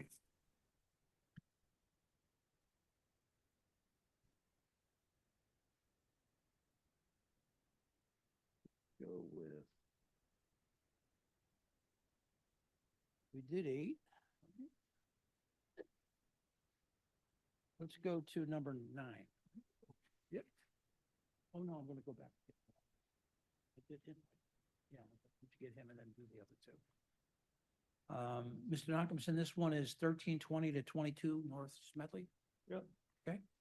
MI 2025-000987-1320 to 22 North Smedley. Mr. Nachumson, you've already been sworn. Could you just state your name for the record? Alan Nachumson. Could you identify your client in relationship to the property? Yes, my client is 1320 Smedley LLC, and to the left of me is Karen Miller, one of its members. You waived the reading of the refusal and agreed with the its accuracy. I do. And I would note that the Beach Corporation has unanimous support, and that there's a letter of non-opposition also from Councilmember Young, and a petition signed by 12 signatures, 2 from the media block. Yeah, and I'll keep this short. I know the board's running a little bit late here. It's This is, actually the normal time, but go ahead. well, I'm never here this late. It's late for you, Al. I'm doing overtime here. All right, but, and I know you hear this a lot. I know you smirk when I say this, Yeah, but it's an easy one, right? No, this is a pretty one, and this is actually and a very responsible one. It's built on slab. There's no basement living. We're repurposing a driveway where there's two parking spots. Yeah, it has a history of being a pickle factory that we're converting into a 5-unit building. So let me go quickly that we have 12 exhibits here. We met with the community on April 24th. We notified 109 addresses of that community meeting. And again, Beach Community Group supported this unanimously, as well as the district council member here. So the notice of refusal is this. The first one is the parking. Again, objected in the sense of like there's a long history of off-street parking there. We repurposed some curb cuts, but because we're an RSA 5 property, which by the way, we're a lot size of 2,333 square feet, we're getting a refusal. How many units did you say? Did I? You said 5, right? It's 4? Yes, I believe. Yeah, I'm sorry. I meant Oh, it's 4. okay. I meant 4. Sorry. My mistake. But yeah, so it's 4 units. But again, we're repurposing a curb cut here. So we have a refusal though for, that. The second one is 4 units. Again, we're a 2,333 square foot lot. On our side of the street is another factory, and on the tail end of that street is a church. So even though we're RSA 5, that's not an RSA 5 block. And then in terms of the occupied area, we're actually decreasing the amount of occupied area based on what was there previously. We just demolished a dilapidated building, which took a huge amount of lot coverage here. But even our request of 85.5% is still de minimis under the circumstances. Again, the letter of support, we have a well-rounded petition of nearby neighbors, as well as district council member support. And again, not out of character to have RSA 5 properties nearby with multifamily use. 1625 West Thompson Street is one. We also have 1611 West Thompson Street, 1609 West Thompson Street, 1327 North 17th Street, 1621 West Thompson Street, to name a few. This is our property. You really can't see it with the trees, but I believe it had almost full lot coverage there. And we're demolished a dilapidated building that used to be used as a pickle factory on RSA 5 property to decrease the size of that building structure. That would be built if the board agrees to allow us to have the variance requests. And you can see here, and actually I think it was full lot coverage. So we're, decreasing the variance that was for this non-conforming building structure. And again, we are an RSA 5 property, but we are surrounded by many RM1 properties. And on our block, again, there's another factory or warehouse building, as well as a church. Even though they're RSA 5, this is not what you would consider the traditional RSA 5 block. And then photographs of the property, this is what it looked like before we demolished it. And you can see there were 2 bays for parking garages. And then this is our orange notice poster showing proof that we mailed, that we showed that the people in the neighborhood that we have a hearing today. Another picture showing those 2 bays, which are similar to what we're proposing today. And again, we're not taking any parking spots off of the street. So there's no parking allowed on Smedley. And this is North Smedley Street to the left of the property, and the other one was to the right of the property. And then our plans and drawings, I think we can go from here. So you can see we've repurposed those bays here. Again, a lot of light and air in terms of making sure that we're not having too many projections, and purposefully, every single unit has its own like private outdoor space. So if you can see here, let's move down here. We come into the front door. There's a lobby here, where people can get mail, as well as there's bike storage, and we can also store garbage inside, and we would agree to a proviso, trash stored inside. But here's unit number 1 is 885 square feet. It's 2 bedrooms, 2 baths. Now, I just want to make sure the board understands, there is a little portion here that is, that I believe for here, the mechanical room is like in the lower level, but that's not livable square feet or footage. That's just mainly for meter storage. So instead of going to the rear unit, which is unit A, which is 885 square feet, which has access to the rear yard, you go up a flight of steps, and then there's 2 other units, unit B and unit C. Each unit have their own exterior balcony. Each unit is also 2 bedrooms, 2 baths. And then unit D is its own floor, which is 1,747 square feet, and that's a 3 bedroom, 3 bath. They also have their own balcony, but they also have a roof deck. So everyone has their own balcony, or have outdoor area. Everyone has access to indoor trash, and there's 2 parking spaces here with no living in below grade. Again, we met with the community April 24th at 5:30 p.m. We emailed that notification that we sent to the community to the relevant parties, notifying them that we sent it to 109 addresses, and then we show proof of mailing to those addresses. And then our application for appeal on behalf of 1320 Smedley LLC. The deed to the property showing that they're the owner of the property. And then finally, the tax clearance certificate. So with that being said, I'm going to unshare my screen, and I would ask that Mr. Miller be sworn in. Mr. Miller, could you please state your name and spell for the stenographer? Is that on? Yep. Kieran Miller, Kieran Miller, Miller. You swear or affirm to tell the truth, the whole truth, and nothing but the truth?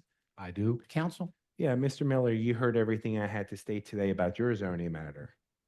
Yes. And is it true and correct? Yes. And do you adopt it as your own testimony? Yes. Thank you. Alan, that's the Beach Corporation, the RCO? Yes. Okay, thank you. Questions from the board? What's I your have a trash question. plan? Oh, what's your trash plan? Oh, the trash, let me go back here. Our trash is stored in the garage area. We have a dedicated trash area for that, but let me just show you.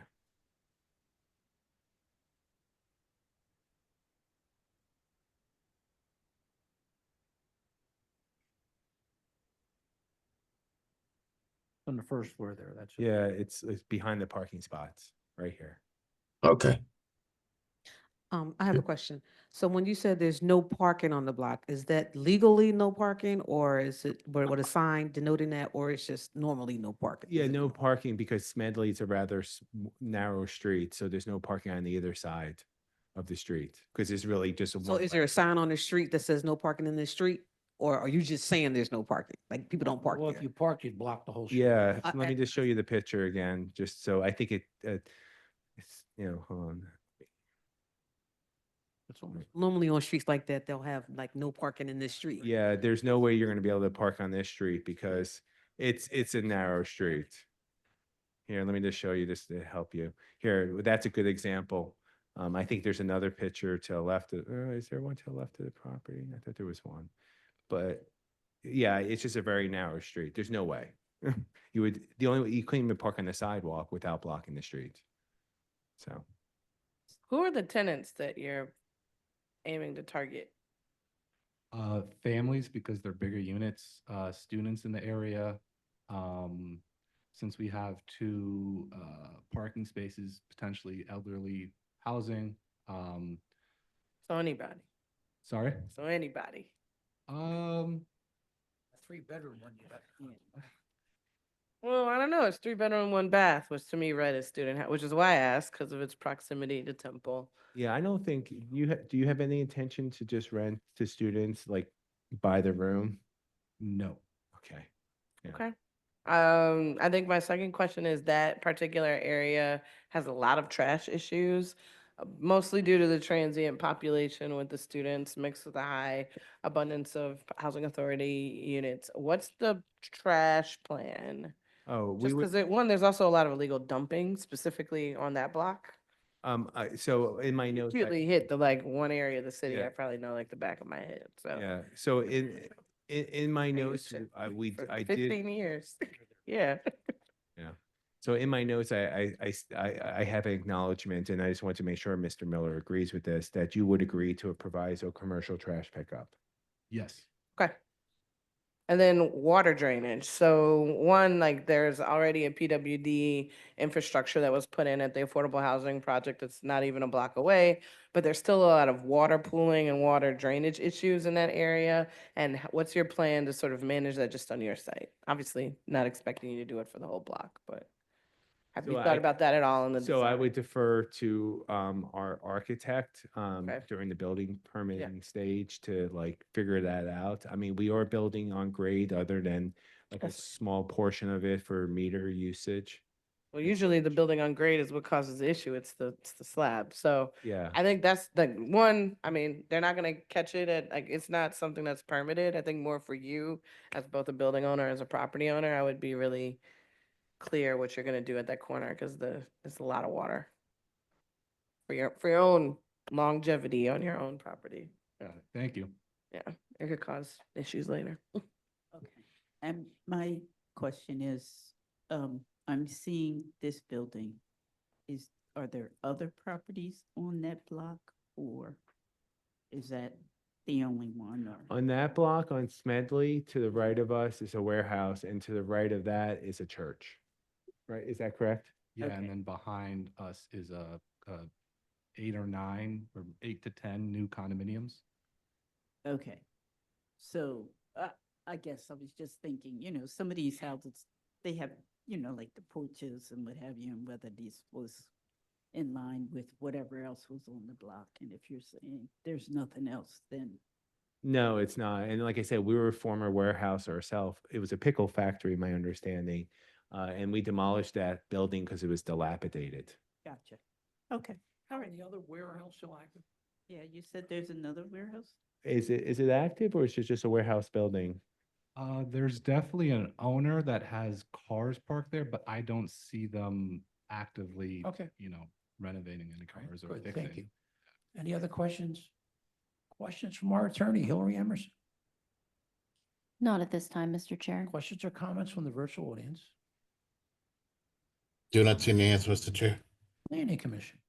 Thank you, Chairman, and good evening. David Fecto with the City Planning Commission. Chairman and board members, the comprehensive plan recommends no change to the RSA 5 residential single-family zoning at this location. The city rezoned this neighborhood in 2017 in a community-supported map change. Due to a recent zoning bill, the minimum lot size in RSA 5 in the 5th Council District will soon change from 1,440 square feet to 960 square feet. That would allow this lot to be divided into two, assuming the appellant could meet other dimensional requirements. This would allow 2 units, not the 4 that the appellant proposes. Parking is not allowed on Smedley Street, so off-street accessory parking would not impact adjacent properties. The City Planning Commission recommends that the board grant the proposed use variance for multifamily dwellings limited to 2 dwelling units and the variance for accessory off-street parking, but deny the proposed dimensional variance for maximum occupied area. So just in response, our lot coverage is less as proposed than what was previously there of 100%. In terms of the single family use, I think it would be out of character because there's no single family home facing Smedley on that block. Apartment buildings more in character to what's there. And, our client could not build, this project with 2 units only.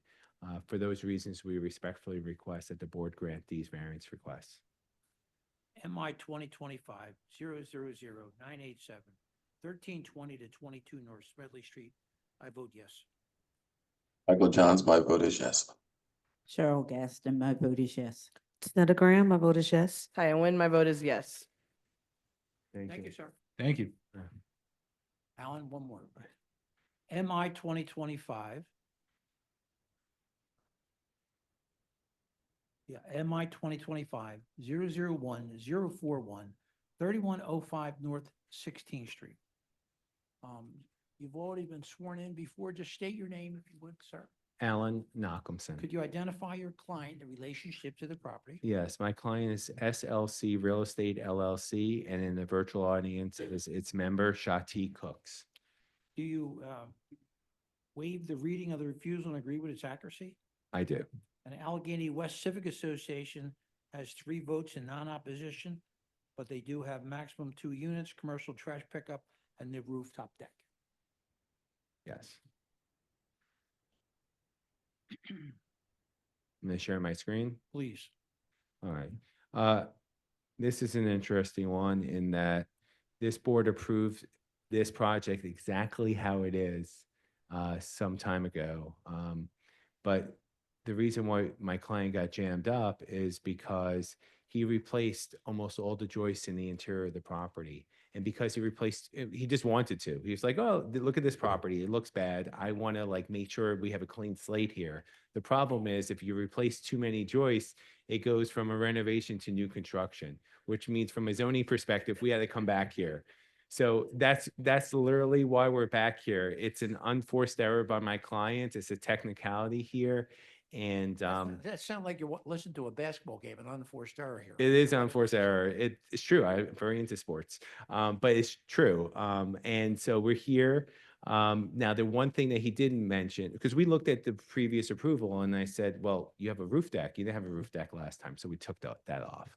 So that's why we have that proviso. So let's just go to notice refusal. 2-family household living is not allowed in RSA 3 zoning district. This board approved this same exact use previously. Attached structures are prohibited in the RSA 3 zoning district. Because we're considered new construction, we're considered attached now. We've always been attached. So we're doing no different. So that's a technical refusal. And then the third refusal is about parking. They're asking us for 2 parking spaces because we have 2 units. It would be impossible physically to provide 2 parking spaces there, and it would be out of character for the block. All right, so we did get a letter of support from the Allegheny West Civic Association. There was a little bit of an issue afterwards, apparently. I think it was between some RCOs. But, again, what we try to explain to the community and Ms. Fernandez is that I noticed that there was an error, that there was a roof deck access structure. I indicated to her that, or my team did, Alex Goldberg, that, we took it off, even though the refusal says that, and that we're going to submit revised plans, which we're doing today. She wanted us to come back. And I said, listen, my client, it's a technical refusal here because we're getting the same relief that was already granted by the ZBA. He just replaced too much of the interior of the property from a structural standpoint. There was some tension. I'm not going to get in the middle of it. But, the group voted in support of this project, just like the community voted support of it the previous time as well. So here they voted in support of it. And then, by the way, I included Ms. Fernandez's email in there just as full disclosure. Didn't really look too closely into it. There was a lot about the dispute with the RCOs. So anyway, there's our revised plans as we promised, that we're removing the roof deck and the roof deck access structure. And if the board grants this variance request, please do so by way of proviso. We would also agree to commercial trash pickup because I believe that was in the previous approval as well. So, and this is what was approved last year, with the same, what we're presenting now, other than the technical issue we have today. So this community has heard this matter twice. And then just to let you know, previously, there were some technical issues Mr. Richardson had when we presented last time. And, the board, I guess, did not see the support letter from the previous time. And so we had to do a motion of reconsideration so the board can hear the council members' support of this project. And then again, same thing here about, the revised plans. And we reduced, previously, we originally had 3 units in the last year and we asked for 2 and the board approved it. So. And then again, not out of character, I don't want to belabor the point. I'm just going to go through this, but there's lots of multifamily nearby. Photographs of the property. This is what the property looked like. I mean, maybe it's the current condition because my client had to stop. This was a dilapidated property. My client wants to improve it. Orange notice posters. This is the back of the property. And this is North 16th Street to the right of the property, to the left of the property. Our plans and drawings, pretty simple floor plans. I was going to go through the floor plans. This is unit number 1. It's a bi-level, 1 bedroom, 1 bath. Unit number 2 is a bi-level, 3 bedrooms, 3 baths, no roof deck. This is our meeting notice, along with the addresses we sent it to, and the proof of mailing to those addresses.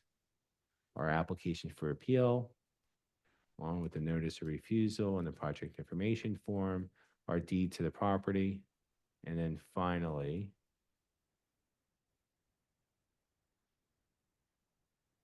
our certificate of tax clearance. So with that being said, I would ask that Mr. Cooks virtually raise his hand, be sworn in. I'll have 3 questions for him, and then we'll be more than happy to take any questions from the board. Mr. Cooks.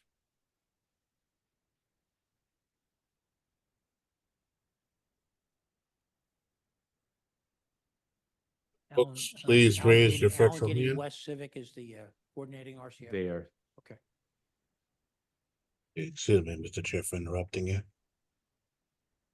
Mr. Cooks, please raise your virtual hand to wait to be sworn in.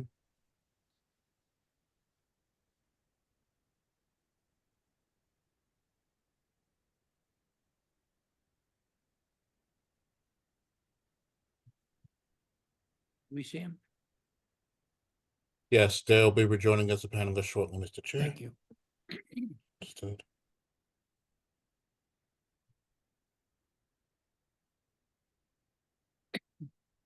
Good evening, everyone. Good evening, sir. Could you please state your name and spell for the stenographer? Yes, sir. My name is Shati Cooks. First name Shati, Shatee. Last name Cooks, Cooks. You swear or affirm to tell the truth, the whole truth, nothing but the truth. I swear. Mr. I do. Cooks, could you turn your video on so we can see you? Yes, I thought it was on. I'm sorry. That's okay.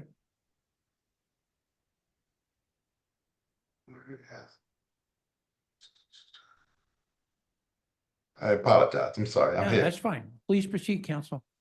Yeah, Mr. Cooks, you heard everything I had to state today about your zoning matter. Yes, Is it true and correct? correct. And do you adopt as your own testimony? Yeah. Thank you. Questions from the board? Questions or comments from our attorney, Hillary Emerson?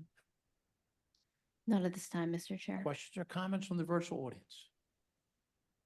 Yes, Chair, I have a hand up from Charles Richardson. I will promote him and he should be back in shortly. Hi, Mr. Richardson.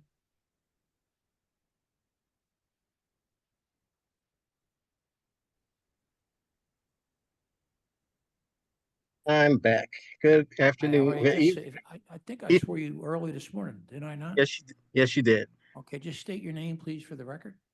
Charles Richardson, RICHARDSON, Office of Councilwoman Cindy Bass, Room 508, City Hall. Please proceed. Councilwoman is unopposed to granting the variance. Thank you very much for taking time to call us this late in the day. Other questions or comments from the virtual audience? Yes, Chair, I have a hand up from Adrian Fernandez. I will allow them to speak. Okay.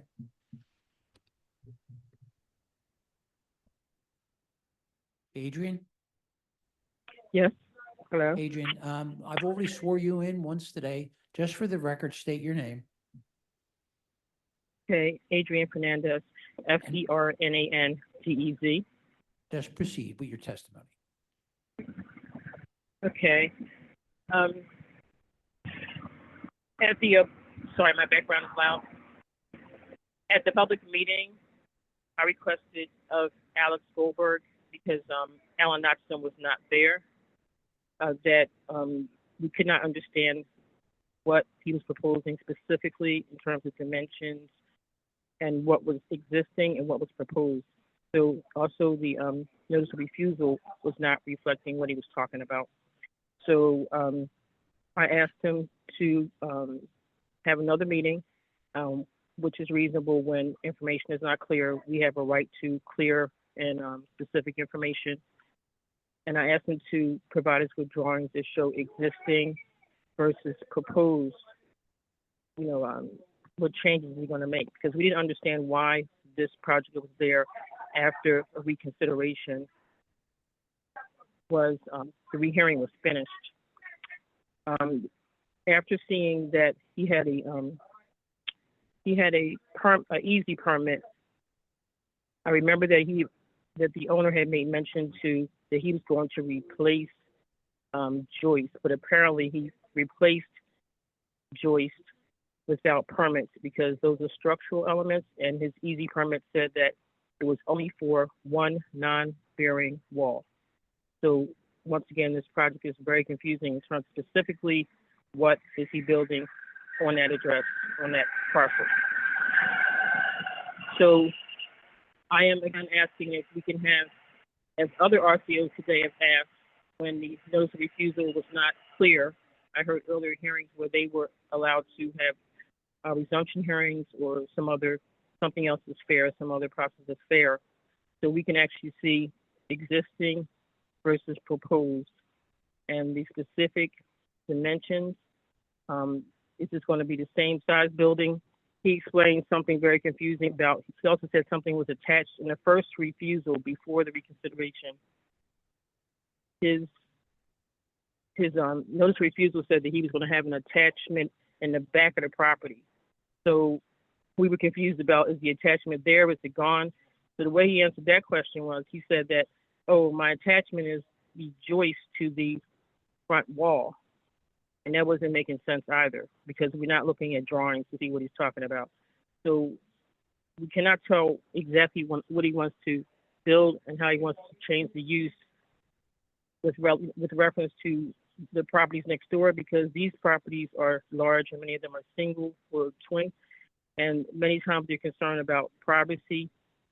If you put in many multifamily occupants, their property use in their yard or decks changes. Windows, looking at their house that weren't before, that changes. Doors. So we didn't have that specific information. So I think it's only fair that we have another public meeting where he brings specific drawings, a amended refusal, so we can see what's existing, especially after he took the joist out, and what is proposed. When I asked him about having another meeting with proper drawings and refusal, I was asking him to do that because it's the project of the applicant party. And Regina of Allegheny West Foundation, after Alex and the owner left, she attempted to assault me because I spoke up about the fact that the drawings were not, they were insufficient, and so was the notice of refusal was not correct. These ZBA hearings are based on correct notices of refusal, and we did not have that. So I'm asking again that we are allowed to have another meeting so we can clearly see in writing and drawings and also in an amended notice of refusal what this project actually is on this mostly single family block. On this block, there's only one rental license that's active. There's one rental license that's active, and there's one property that can have apartments by right. So 2 properties are allowed to have multifamily, on this block out of 5 properties that are legally multifamily. So 3117, 3119, 3126. Well, 3126 is vacant, but I know that was approved because we did that years ago. There's only 2 multifamilies here, and the multifamily variance is overused in this area. The next block, as we've explained before, not that you all remember, they're going from having single families in RSA 3, so they're going to have almost 100 apartments on that block. That's the next block above. So things like privacy, parking, traffic, this is a lot of issues that the neighbors want to look at. And actually, they do not want any more multifamily on the single family blocks. On Allegheny Avenue, that's fine. But when you start turning the corners of 17th Street, 18th, 16th, there's just too many conversions. And the neighbors do want single family districts to remain because of the lifestyle they're used to in Tioga. Okay. So I Adrian- hope you can be fair and allow us to have another public meeting. Sure. So, Thank you. Adrian, I understand your viewpoint, but the Allegheny West Civic is the coordinating RCO and they have approved. So Say it again. I'm sorry. I I didn't really said hear what the you said. coordinating RCO has approved this project. All the RCOs are equal. Well- Allegheny West gave themselves 3 votes. Each RCO only gets 1 vote. Please check the Philadelphia Code. All RCOs, affected RCOs are equal. The coordinating RCO is for the purpose of scheduling the meeting. It does not make you a leader. It does not make you the boss. It does not make you in charge of anything. All affected RCOs are equal if you check the Philadelphia Code, section thank you ver- 14-300. thank you very much So for taking it- I hope that that's considered when you decide. All right, thank you very much for taking the time to call us. We appreciate it. Is there anyone else in the virtual audience? Planning Commission, Henry, Mr. Clinton has his hand raised. who's that? Henry Clinton. Henry Clinton? Maybe for, yeah, but I'm thinking that may be for another matter. I don't. Well, he has a case. Okay. We're getting ready to get to Henry. Right, excuse me. Okay. Planning Commission. Thank you, Chairman, and good evening. David Fecto with the City Planning Commission. Chairman and board members, the comprehensive plan recommends no change to the RSA 3 residential single-family zoning at this location. The city rezoned this neighborhood in 2006, and a council requested map change. Front parking is not a common occurrence on this block face, and we would discourage it here. This block face has a healthy mix of single-family and multifamily dwellings, so 2 dwelling units would be in character with the homes on this block face. The City Planning Commission recommends that the board grant the use variance for 2 dwelling units, variance for no accessory off-street parking, and the variance for an attached structure. Thank you. Hillary, is the proviso inside the revised plans? Yes, Okay, the thank- revised plans address the proviso for the thank roof you. deck. Thank you. MI 2025-001-041, 3105 North 16th Street. I vote yes. Proviso, revised plans, 1 page, stamped by ZBA on June 11, 2025. Michael Johns, my vote is yes with proviso. Cheryl Gaston, my vote is yes with provisos. Tanetta Graham, my vote is yes. Kyle Wynn, my vote is yes with provisos. Thank you, council. Thank you. Sorry, can we have board member Graham vote again? You got cut off. Tanetta Graham, my vote is yes with provisos. Thank you. Have a good night. Okay. Board, thank you so much. Have a great one. All right, thank you. Number 10, MI 2025-000-988, 2201 Washington Avenue. Justin Crick is the attorney.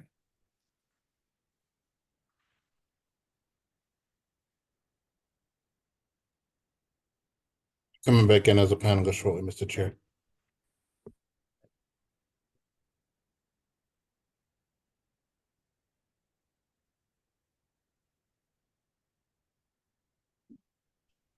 Good afternoon, members of the board.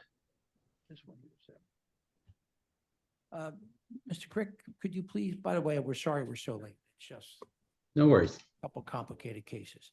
Could you state your name and spell for the stenographer? Yes, Justin, Justin, Crick, Krik. All right, do you swear or affirm to tell the truth, the whole truth, and nothing but the truth? I do. Could you identify your client, the relationship to the property? Yes, my client is 2201 Washington Avenue OFC LLC. It is the owner of the property, and I have Ori Feibush in the virtual courtroom today, in the virtual hearing room today. Do you waive the reading of the refusal and agree with its accuracy? Yes. Please proceed, sir. All right. Let me just share the screen for a moment. All right, thank you. So I know we do say it often as attorneys, but this one is as straightforward as I can get. This multi-unit residential complex was, with some commercial spaces on first floor, was approved in 2018 and built since then. It has 2 buildings that contain a total of 90 residential units. And what had occurred here is we are seeking an increase from 90 to 91 units. This is just an application for the expansion to 1 additional dwelling unit. And what had happened here, as you can see from the refusal, because we are in an I2 zoning district, that automatically generated the refusal, even though this has been a commercial mixed use for some time and previously approved. But it is, again, just going from 1 unit higher. So building B on the 4th floor would get 1 additional unit. It's situated at the corner of 22nd and Washington, at least the building we're dealing with. There's another building, but that is at the other corner. All 1 property for the count, though. So this 4th floor corner top unit originally was designed as an amenity space that is identical in size to other. Let me just jump to these. If you see on this plan, you'll see that this space on the 4th floor, on other floors, 1st and 2nd, or I'm sorry, 2nd and 3rd, as well as the opposite unit on the other side of the building on all those floors, has been a residence. This originally was scheduled as an amenity space. However, when it was built, it was kind of just the contractor, in a sense, just outfitted it with the inner partitioning walls and all the other plumbing and so forth.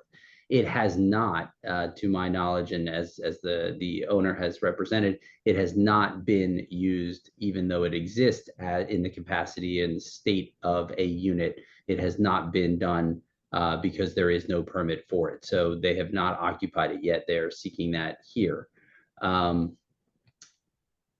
Ultimately, as you can see, it meets with all of the location for fire egress, as all the other floors would, as all the other units in the same position on other floors would be. It's also conveniently located right near the stairwell for any emergency egress purposes.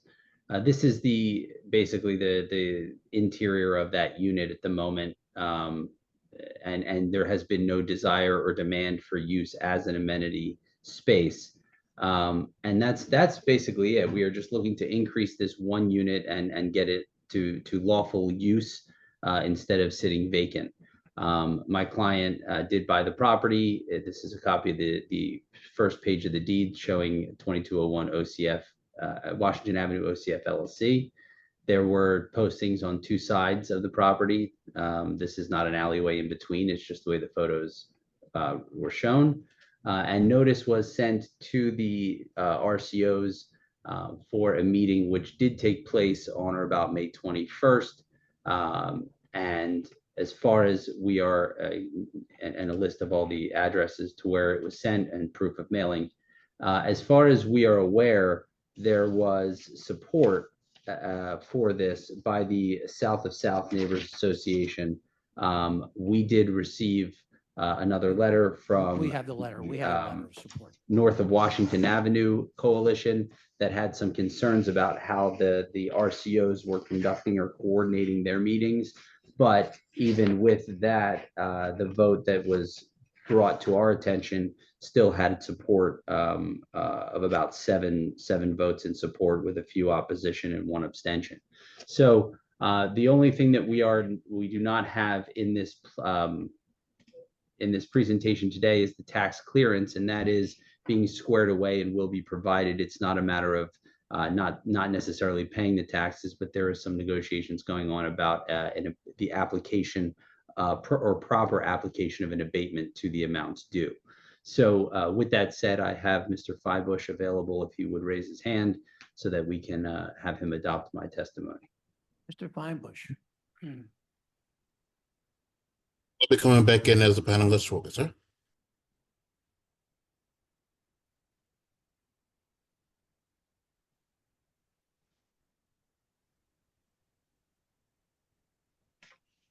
Good evening, Mr. Chair. Feinbush, hi, could you please state your name and spell for the stenographer? Of course, Ori Feibush, ORI, F as in Frank, EIBUSH. Do you swear or affirm to tell the truth, the whole truth, nothing but the truth? I do. Please proceed, counsel. Yes, and just before I ask those questions of him, I do want to indicate to the board that because we are going seeking only one unit increase from what was already approved, that this does meet the least modification possible that will not increase any congestion in the public streets or impact the neighbors' air or light, nor will it convey any harm or environmental damage because this unit is already existing or the structure is already existing. With that said, Mr. Feibush, can you please tell the panel your relationship to the ownership entity? Sure, I'm the managing principal. Thank you. And did you have an opportunity to hear my statements and testimony to the board today? I did, yes. Were they true and correct to the best of your knowledge? If I may make two minor corrections. Please. One, the interior of this space was never built out for an apartment. It is, as the photos indicated, completely open. It was built as an amenity space that for the last many years has just never been used here. And so there's no interior walls, there's no kitchen in the space. We would obviously provide interior walls in a kitchen, but this unit is not yet ready for lease, of course, because it's not a legal unit. The other point of clarification, we did pay our taxes in full. The city applied it to the sister building next door, so we have an equivalent credit on the adjoining building once it was a master parcel. So we'll hopefully get that trued up here. But those are the only two corrections I just wanted to make on the record here. I appreciate that. And with that testimony stated, would you adopt my testimony as clarified by yourself as your own? I would. Thank you. Questions from the board? What's the configuration going to be for that unit? Like how many bedrooms or? It's a one bedroom. I'm sorry, I didn't mean to speak over you. It's a one bedroom. Thank you. Questions or comments from our attorney? Mr. Kirk, are you planning to provide proof of tax compliance at a later date so we should hold our vote? Is that what's? Yes, we would appreciate the vote, but we would submit that as soon as we get the city to give us clearance or something on letterhead that shows that that is cleared. As Mr. Feibush pointed out, that it's really just a credit kind of allocation. Right. No, I mean, it's up to the board, but I mean, I can see on the Philadelphia Tax Center that there is more, there is a credit that is more than the, yeah. So it's clearly been, you can see that it's clearly been misapplied to the wrong year. So we would appreciate a vote today in lieu of the circumstances that and that the taxes are taken care of. Okay. Questions or comments from the virtual audience? See a hand up from Madeline Chakumba. I will promote her.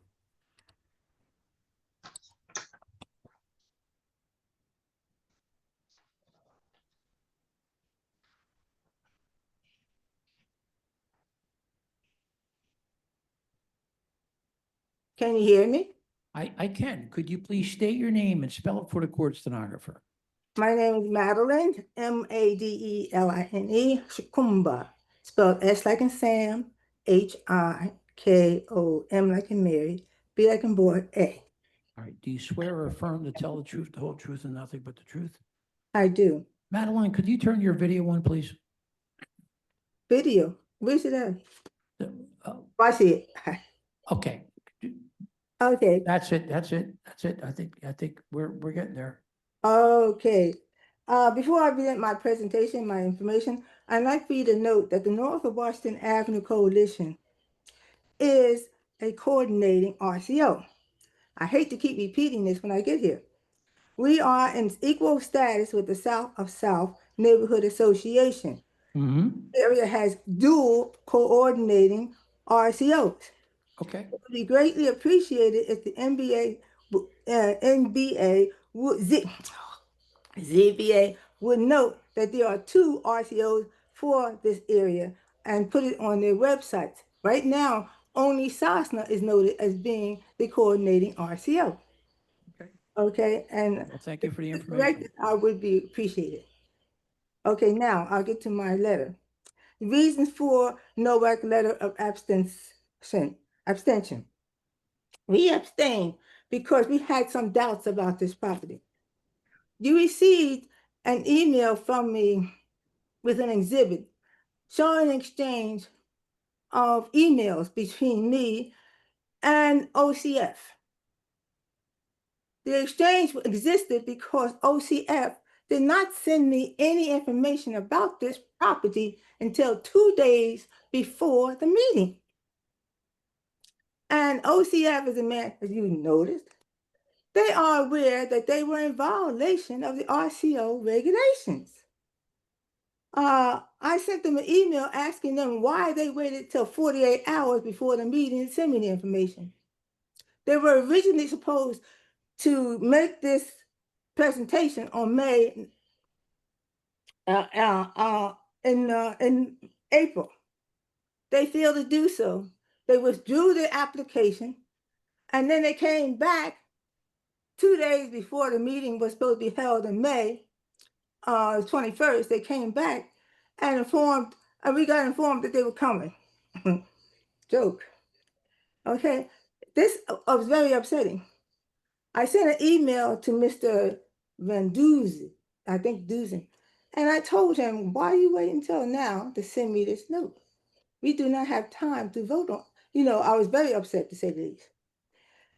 He claimed and blamed RCO notification for the tie-up. Okay. This is why we sent in an abstention vote. Okay, Our well, vote since then has been changed to a no vote. And let me explain to you why. all right. NOAC and OCF has a long history concerning 2201 Washington Avenue. We appealed the building of this building in 2018. The hearing was on this hearing was held by the ZBA on December 5th. According to the hearing papers, and I have them because I was challenging their building, it states, and I quote this property is currently zoned I2, talking about 2201. Right. The applicant proposes 108 units over 21 between single family, 96 rental units. Well, hold on, Ms. Madeline.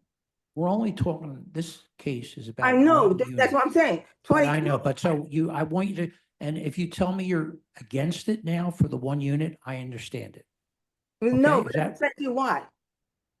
Pardon Okay, me? we appealed this, and I want to explain to you what happened so you understand why I'm against this. According to the papers that I have, they had 96 units were supposed to have been granted, not 90, 96.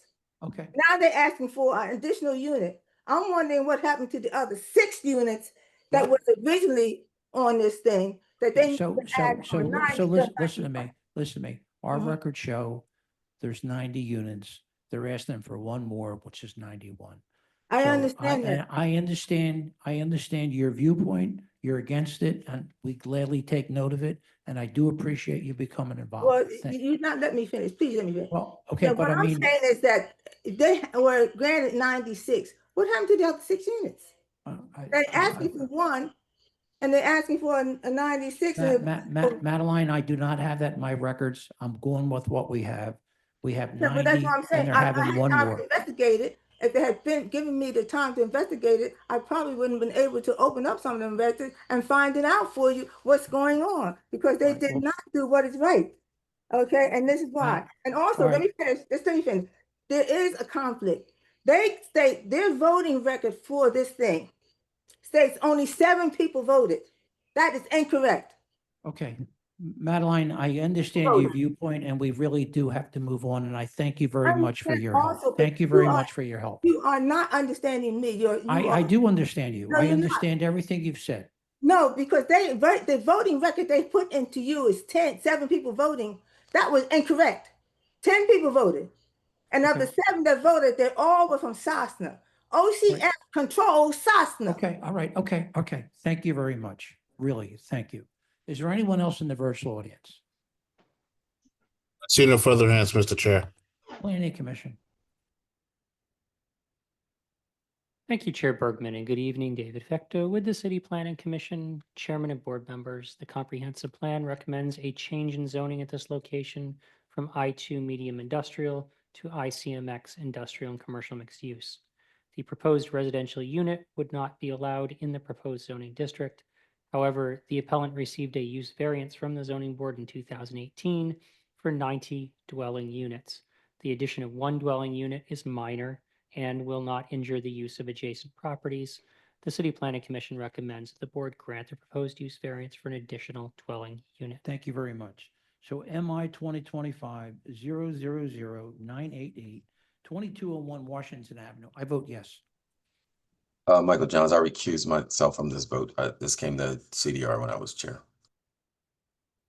Cheryl Gaston, my vote is yes. Danetta Graham, my vote is yes. Tywin, my vote is yes. Thank you, council. Thank you very much. All right. Thank you. All right. Number 7, MI 2025-000979, 909 East Tioga Street. Gabriel Fellis is the attorney. There's a letter of unanimous support from Harrogate Civic Association. An applicant also provided a petition of support with 26 signatures from 7 neighbors from the block.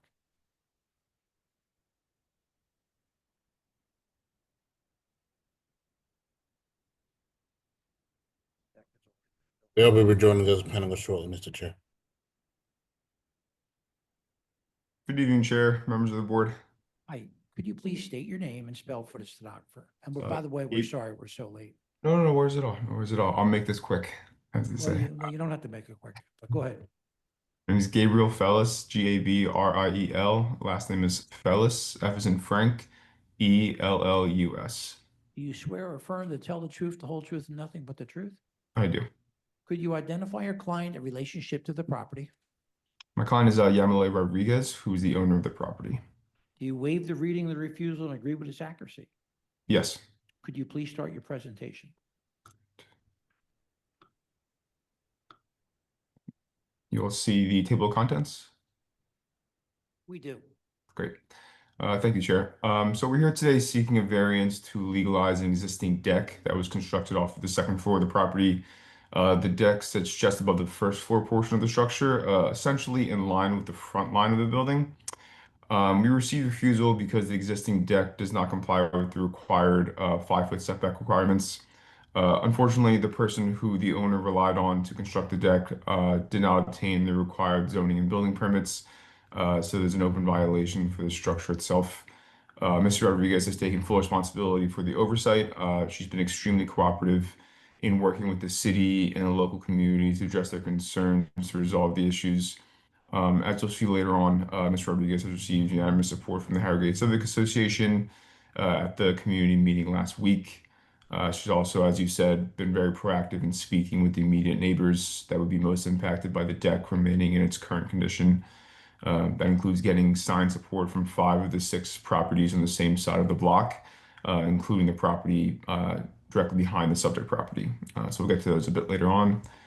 It's a copy of our refusal issued on February the 5th.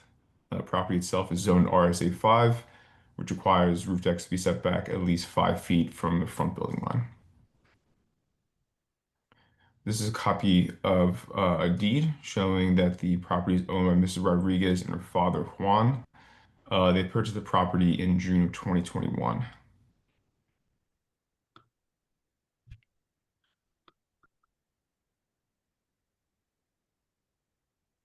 All right, so here we get into the pictures of the structure itself. As mentioned, the structure sits just above the first floor entranceway to the property.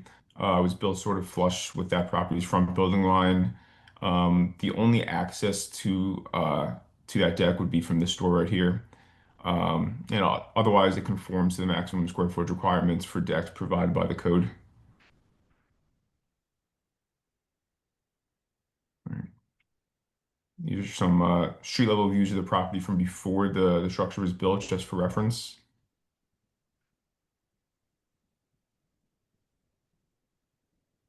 So here's we have our site plans here prepared for our permit application. These plans were prepared in June of 2024. The architect, Adib Mahdi, prepared these plans, is on the call here today. The principal concern with the deck was obviously its structural integrity.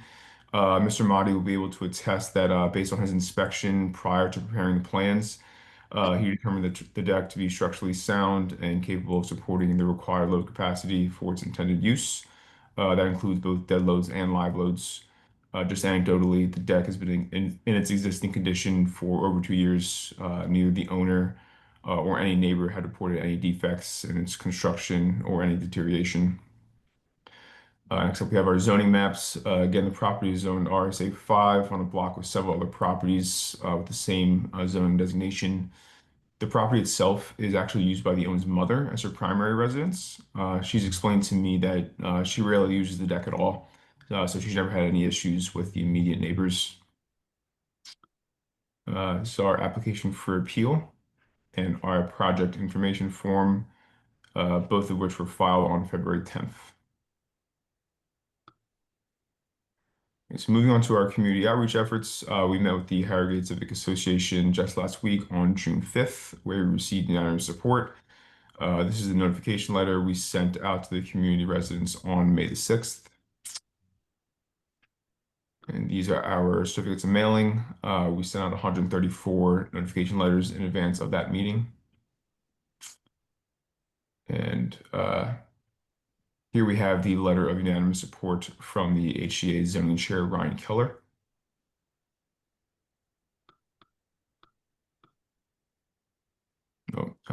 As you already mentioned, we had direct conversations with the nearby neighbors.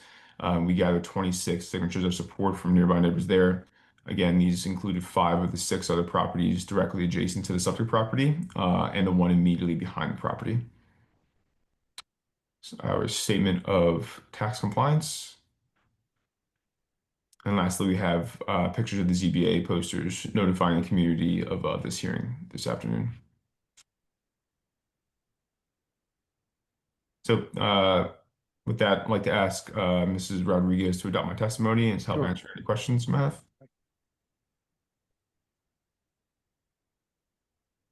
She should be in the virtual audience as Yamile Rodriguez. Mr. Rodriguez, Yes, they're coming back in as a panelist shortly. thank you very much.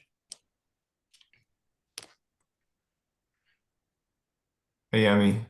Hi, good afternoon, everyone, or good evening. Hi, could you please state your name and spell for the stenographer? Yes, it's going to be Jamila Rodriguez, first name spelled Y-A-M-I-L-E-T. Last name is going to be R-O-D-R-I-G-U-E-Z. Right, do you swear or affirm to tell the truth, the whole truth, and nothing but the truth? Yes, Please proceed, counsel. Mr. Rodriguez, did you hear my presentation to the board this evening? yes, And can you verify that it was true and correct to the best of your knowledge? yes, And would you adopt the testimony as if it were your own? yes. And Chair, I'd also like to promote the architect, Adib Mahdi. He should be in the virtual audience as well to answer any questions you might have. Sure. What's his name? Adib Mahdi, M-A-H-D-I. I'll be back in as a panelist shortly. Okay. Should be.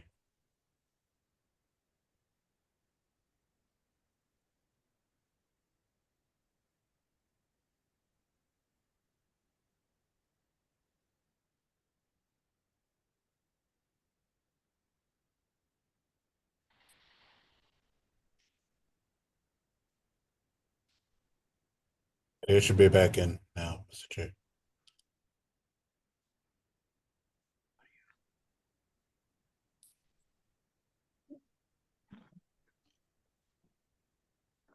Hi, Good afternoon. hi. Could you please state your name and spell for the stenographer? Yes, Adib Mahdi, Adib, A-D-I-B, Mahdi, M-A-H-D-I. Right. Do you swear or affirm to tell the truth, the whole truth, nothing but the truth? I do. Please proceed, counsel. Adib, can you just identify who you work for and your role there?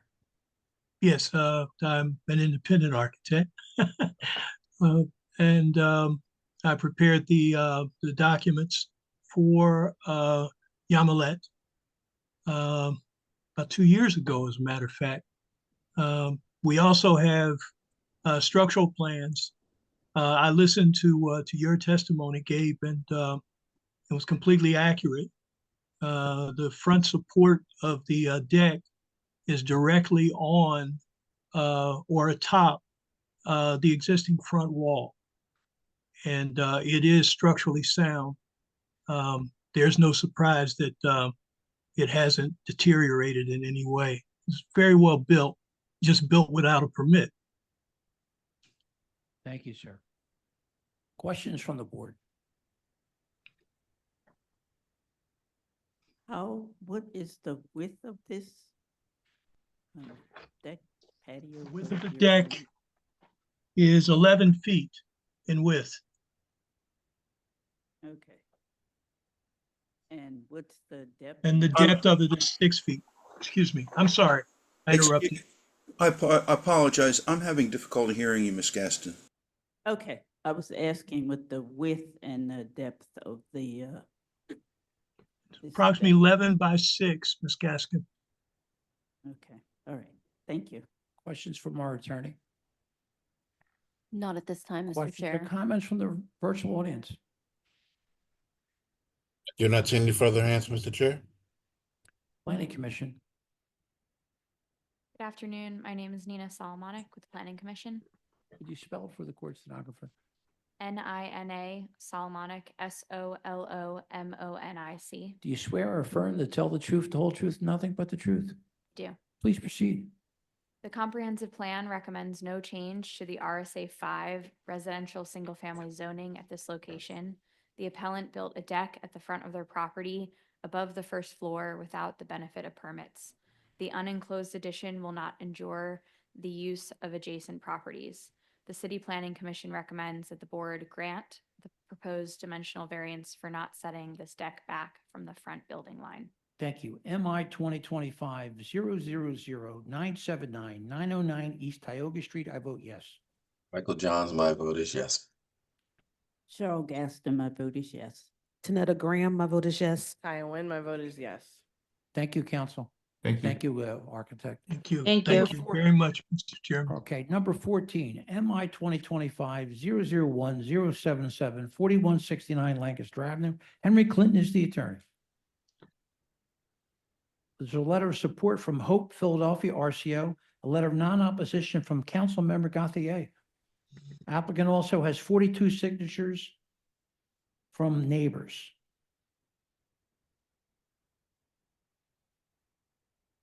Good evening, Mr. Chairman, members of the Henry, I'm board. sorry we kept you so long, Henry. That happens. We just got a little carried away here today. Well, maybe not. Maybe we get carried away. Could you just state your name and spell for the stenographer? Sure. Henry Clinton, Henry, Clinton, Clinton. Swear or affirm to tell the truth, the whole truth, and nothing but the truth? I do. Could you identify your client in relationship to the property? Sure. My client is Derrell, Derrell Lawrence, Lawrence. Also on the call is his architect, Kenneth Johnson. But do you swear or affirm, no, wait a minute. Do you waive the reading of the refusal and agree with its accuracy? I do. Please start your presentation. Is that visible, Mr. Chairman? It is, Henry. Again, good evening, Mr. Chairman, members of the board. I'm here on behalf of Derrell Lawrence. Here's my table of contents, A1 to A10, which I asked be admitted. This is a challenging location for what my client wants to do. When I show you the aerial photographs, you'll know what I mean. It's at the intersection of 42nd and Lancaster Avenue on the Lancaster Business District corridor. And we have frontage partly on Lancaster and frontage partly on 42nd Street. What is there now is a 3-story brick building, which had 5 units, 2 commercial and 3 residential. And we're replacing those uses with the same uses, albeit the structure is taller than what is there now. And that's resulted in the significant refusal, which is we've exceeded the 38-foot height distance up almost 20 feet. The maximum occupied area we feel is de minimis. It's just a 6% deviation. When you see the rear yard, you'll understand why. As the chairman mentioned, we do have a letter of support from Hope PHL, which was formerly PEC, Philadelphia Emergency Center, and they are committed to increasing opportunity throughout the entire community, and they support it because it benefits the community at large and the local economy. They were in support of the number of units to bring additional foot traffic to the commercial corridor, some of which will be included in our project. We do have petition of support from about 45 neighbors. I highlighted the neighbors on either side of the property: 725 North 42nd and 4165 Lancaster Avenue. Here are the photographs. So where my cursor is the project. This is Lancaster Avenue. We're looking west, we're looking north. My cursor is going from east to west.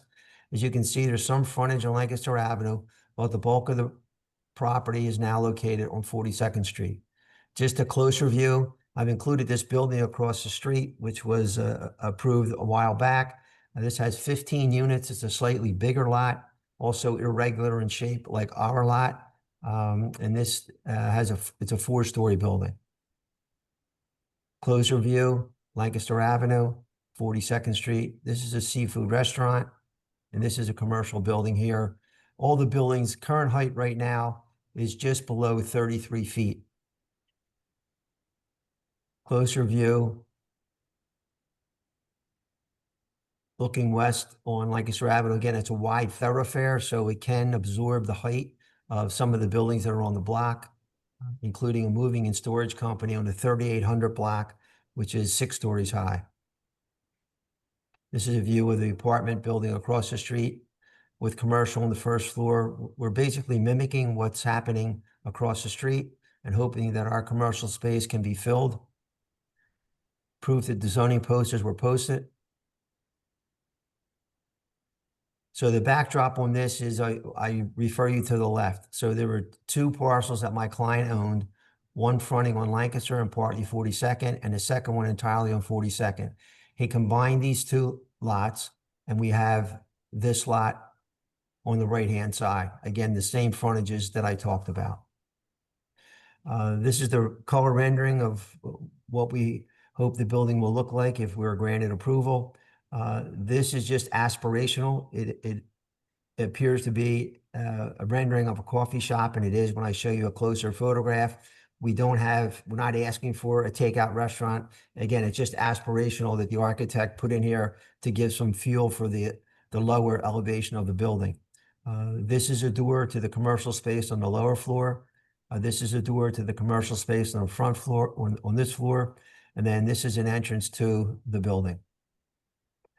Again, the lower level view, just to give you an idea of what this can become. Obviously, if the use is outside the parameters of CMX2, we'll have to come back to the community and the board, and the community certainly understood that. Basement plan, full commercial use, 2 restrooms.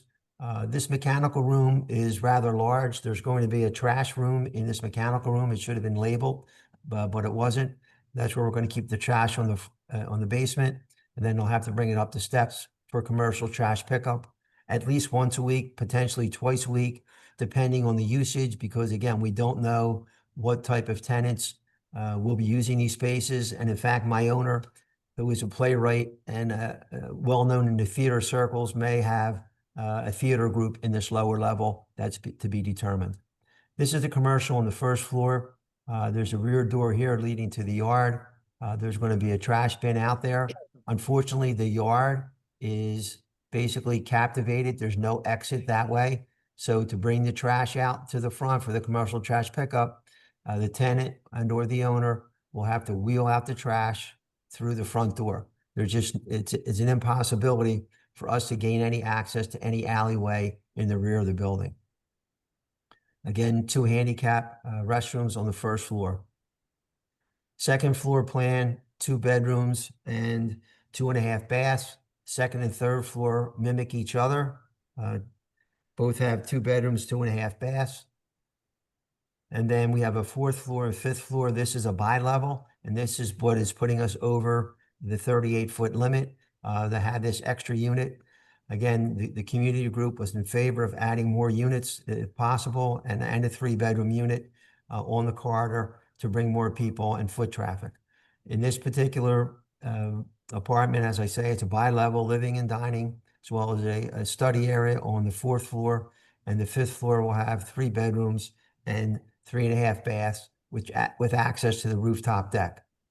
In terms of a trash plan, as you come up the common hall, there should have been a closet right here for the trash for the 2nd floor plan, as well as here for the 3rd floor plan, and likewise on the 4th floor plan. We're not going to have any trash receptacles on the top floor, but there should have been, and Mr. Johnson, who's on the call, will, I think, agree with that he's going to put a ventilated trash area on each of these floors. The elevation, again, there are 4 doors on the front of the building. I have included this. This is the rear lot line relocation that was stamped by the Planning Commission, and I did show you that in the very beginning of the presentation.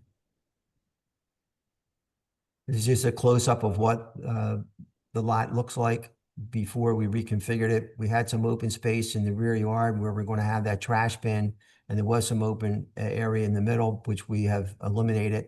We have a rooftop deck, and then for the units on the front, on the 2nd and 3rd and 4th floor, we have balconies coming out the front to give a little bit of open space. And obviously the units on the 4th and 5th floor will have use of the rooftop deck.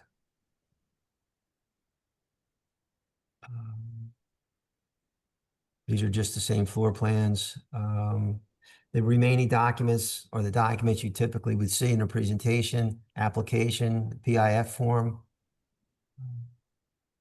proof that taxes are paid and up to date, zoning map, again indicating CMX2 use and surrounded by CMX2, as well as across the street on Lancaster Avenue. The deed indicating ownership since 2021 by my client. Notice letter to the community. We mailed out 113 pieces of mail to the surrounding neighbors. And this is just a zoning permit indicating that the property across the street, which I mentioned at the outset, which has been approved for 15 units. And also bicycle spaces across the street.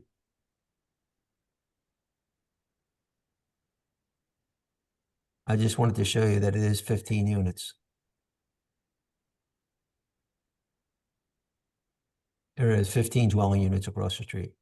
And these are the plans approved for the project across the street. I just thought it had some relevance since we're asking for, this building across the street exceeds 38 feet, as does our building. As I say, Lancaster Avenue is a wide corridor.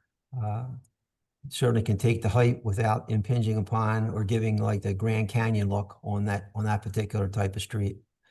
So I believe that this presentation doesn't affect any light or air of any adjacent properties. We have the support of the property owners on both sides. We have the support of the community, the RCO, the non-opposition of Councilmember Gautier.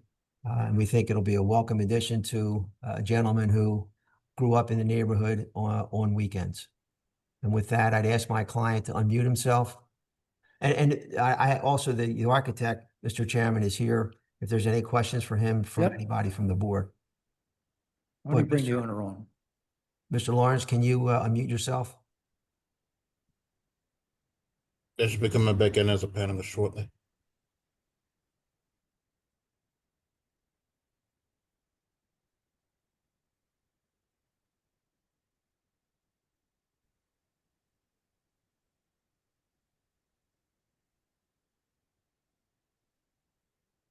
Mr. Lawrence?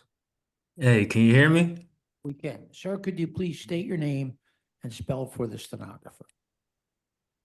My first name is Darrell, Derrell. Last name Lawrence, LawRence. RENCE. You And swear or just wanna affirm to say- tell the truth, the whole truth, and nothing but the truth? Yes, I do. Please proceed, counsel. Mr. Lawrence, were you on the call when I presented your project to the board? Yes, If you had the opportunity to testify, would you adopt what I said as your own and as true and correct? yes, And would you agree with me when I said in the beginning that these two properties, before they were consolidated, had 2 commercial units and 3 residential units? yes. Is there anything else you want to add that I didn't cover or you want to convey to the board? Oh, no. Okay. Questions from the board? Yes, yeah, my first question is, I'm not sure if there's no access out of the rear yard to any right of way. Why or how is the second means of egress entering that space? How is, I guess with the why, if there's no way to get out of the rear yard, the second means if there's stair that's there is going out to that space, and there's no way to get out. If in fact the commercial space is subject, that door is subject to being locked. You're No, landlocked. No, the architect can answer that question for you, sir. Mr. Johnson, are you on the call? I believe there's a door, I can partially answer, I believe there's a door right here, Mr. Johns. That's the door to the commercial space. Correct. But if the commercial space is closed at the end of the day, and there's an emergency and people go out that second exit, there's no way out of that rear yard space. Well, look, I agree with you. Can that you hear this- me? Yeah, there he is. There he is. Yes. All right. Or could you please state your name and spell for the stenographer? Yes, Kenneth Johnson. Kenneth Johnson, Johnsson. Yeah, Do we, you swear or affirm to tell the truth, the whole truth, and nothing but the truth? yes, Could you turn your video on too, please? yes. Please proceed. Yes.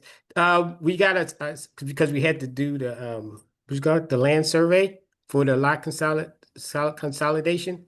And on the survey from the surveyor, there is a passageway that goes to, I think, Brown Street. I don't know if we have a plan of that or the site survey. So it is open to right away in the back. Okay, because we don't see that in the plan. Is that, where does that show up on a survey or something? Yeah, he has to show that. No, that's not, that's what I did. You need the surveyor plan.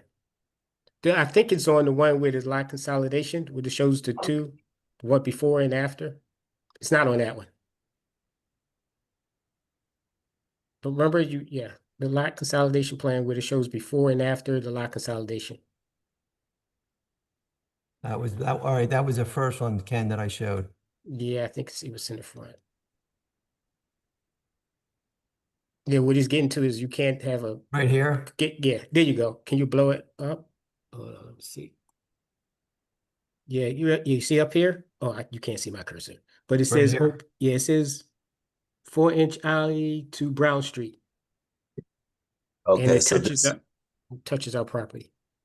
okay, and this extends out to Brown Street, and this is the end of the property here. This is your property here? Yeah, can you circle it? I can't circle it. Yeah, yep, that's how you know our property, yes. It touches the alley. Okay. In case of emergency, they can go out that way or somebody could come in and. Okay. All right. Thank you. Other questions? I Yeah. don't, Oh, go ahead. Mr. Chair. I'm confused about the height. Why do we have that much height for just 3 units? Ms. Gass, I'm having a hard time hearing you. I said, how come we have this much height? Like, almost 20 feet more than the 38 feet that is allowed for what are 3 units? I mean, what kind of ceilings Yeah. do we have in here? Why do we have? Yes, why can do we go to the have- elevation sheet? No, the elevation sheet that's a rendering sheet. The elevation sheet I'm just blowing it down.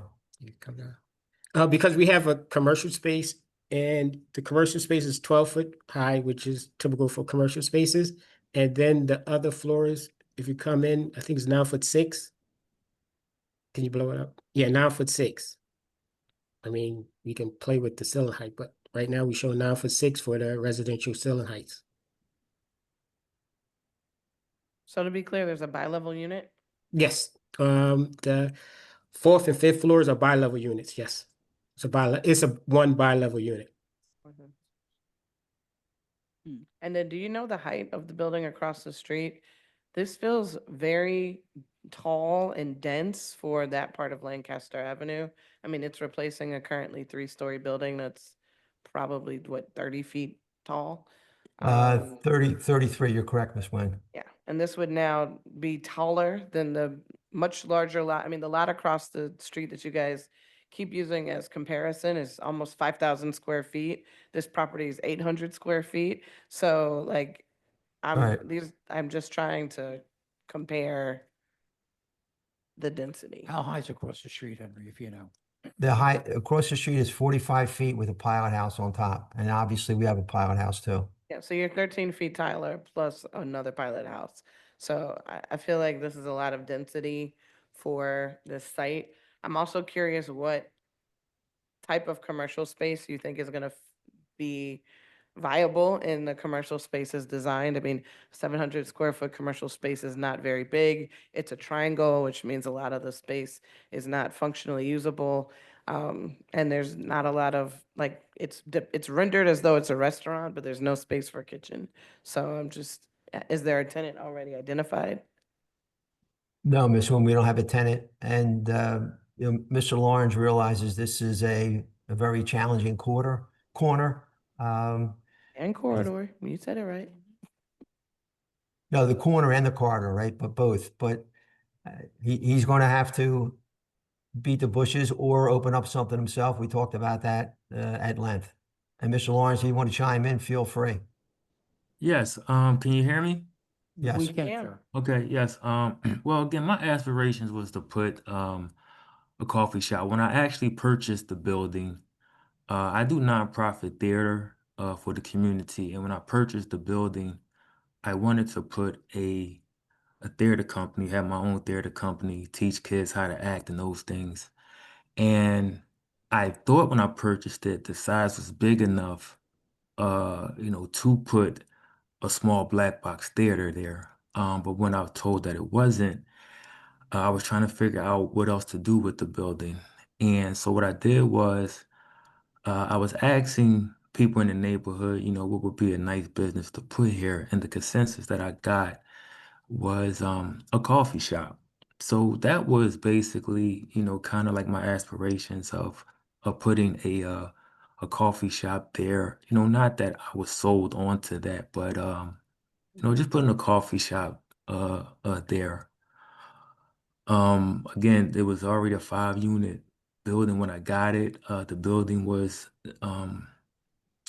it has to be torn down to be rebuilt because it would take too much money to try to fix the inside. It'd be better if you just tear it down and build it back up. And that's what we came with. Okay. Okay. Other questions? Questions from our attorney? Mr. Clinton, just a quick clarification. I think there were some updated plans in there, but not revised plans. Is that correct? Correct. There was an extra bedroom and a bathroom added. That's why I didn't think I needed a proviso form. Right. but- That's what I figured it was just, an update and not a revision. So I just wanted to Correct. verify that. Okay. Thank you. Questions or comments from the virtual audience? Yes, I have a hand up from Angela McIver. I will promote them and they should be back in shortly, Mr. Chair. Sure.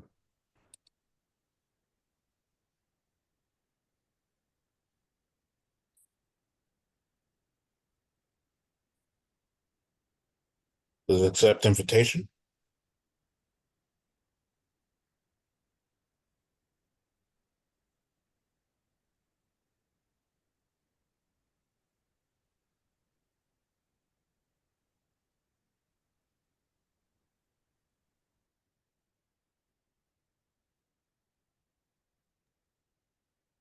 Yeah, they declined to become a panelist, so I will allow them to speak instead. Thank you. Jason, this is Ian Haggerty. The person who raised their hand indicated that, okay, they're there. Thank you. Hi, could you Hi, please, can you hear me? could you state your name and spell for the stenographer? Angela McIver, ANGELA MCIVER. You swear or affirm to tell the truth, the whole truth, nothing but the truth? I do. Are you a neighbor? I am not a neighbor, but I am a long-term, I'm a long-term friend of Mr. Lawrence. As you've indicated, he is a playwright, filmmaker. Where I'm getting at with this as a fair housing advocate is recently the National Community Reinvestment Coalition released in May 2025 a very important national report about displaced by design, which is showing that 15 cities in the United States have been severely impacted by gentrification. And one of the huge losses outside of low-income persons from low-income communities is culture. We're literally losing culture around the country. And Philadelphia is one of those areas where 10 tracts were deeply compromised. And as more than 13,000 people came into the city, it pushed nearly 11.5 thousand people out of the city who had formerly lived here.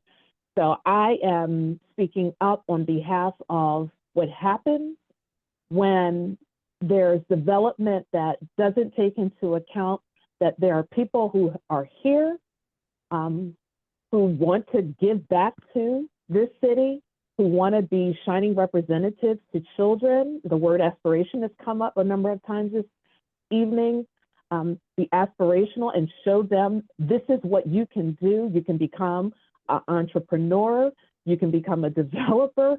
You can, be a part of the arts and help to enhance and enrich Philadelphia, and not just look for ways to push people out who may not have a certain income bracket, but figure out how to work with folks so that they can make broader contributions to Philadelphia. Thank you for taking the time to call us. We appreciate it. Is there anyone else in the virtual audience? Do not see any further hands, Mr. Chair. Planning Commission. Nina Solomonic with the Planning Commission. The comprehensive plan recommends a change in zoning at this location from CMX 2 commercial mixed use to CMX 2.5. The proposed height would still generate a dimensional variance under the proposed zoning. This would be minor and in keeping with the purpose and spirit of the zoning code. The appellant has shown that the unusual shape and configuration of the lot necessitates the proposed variance for open area. The City Planning Commission recommends that the board grant both dimensional variances. Thank you. Henry, we're going to hold this to next Wednesday. We'll vote at 9:30 a.m. I'm going to take it to executive session and really just talk through some of the issues that we've heard today. And I appreciate your presentation. And Mr. Lawrence, I appreciate yours too. But we'll vote on this at Wednesday at 9:30. Thank you, Mr. Chairman. Thank you. Have a great night, everybody. Sure. Hey, thank you. Thank you. Is there anyone in the audience who 2 o'clock case has not been called? Okay, so I do not see any hands, Mr. Chair. we're going to go to our night schedule. Good evening, everyone. My name is Bill Bergman, and I will be chairing this meeting of the zoning board. With me still is Cheryl L. Gaston. Present, Mr. Chairman. Or board member Tanetta Graham. President, Mr. Chairman. Board member Michael Johns. Good evening. I'm here, Mr. Chairman. Our board member Taya Wynn. President, Mr. Chairman. Also here is Hillary Emerson, and also our Ian Haggerty, our executive director. Recording of this hearing will be posted on the ZBA website. By participating, you consent to be recorded. This is an in-person meeting with remote capabilities. Whether remote or in person, if you're called to speak, you must state and spell your name and wait to be sworn in. Once you've been sworn in, please state your name each time before beginning your testimony. Any person may enter their appearance to become an interested party. There are 3 ways to do that. You can identify the case property interest on your Zoom webinar. You can see a staff member or you can call the ZBA appearance line by the close of business tomorrow. Call 267-270-5548. Or you can leave the message that includes your email address and the address of the property appeal. Following guidance is for our remote attendees. First, when directed by the chair, you must raise your virtual hand in order to be recognized. Second, if you're called to testify, you'll be prompted to join as a panelist. Please accept the request and turn on your camera. Third, the webinar Q&A is for questions about the hearing. Do not comment on cases in the Q&A. Fourth, if you're participating by phone, press *9 to raise your hand and *6 to unmute. We have no in-person attendees. Let's look at our schedule.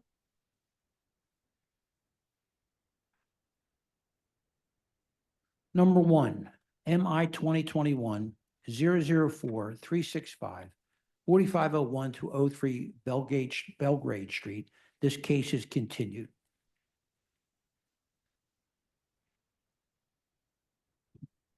Number 3, MI 2023-006-895, 2873 North Lee Street. Sorry, Mr. Chair, with that first case, Belgrade Street, what was it continued till? The date? December 10th at December 10th at 3:30. Thank you. Number 3, MI 2023-006-895, 2873 North Lee Street. Michael Ruth is the general contractor. Mr. Chair, I had email communications with Mr. Ruth. He's actually the owner of the property. His exhibits were not submitted until last night, and so he has been advised the case will be continued. So that case is continued to December 10th at 3:30. Number 4, MI 2024-002-779, 6907 to 11 Tarsdale Avenue. This case is continued to December 10th at 3:30. Sorry, Mr. Chair, the request for that case, no, maybe that wasn't attorney moving party. Sorry, it was No, it's continued fine. attorney moving party previously. Right. My apologies. Okay, no, that's fine. And number 3,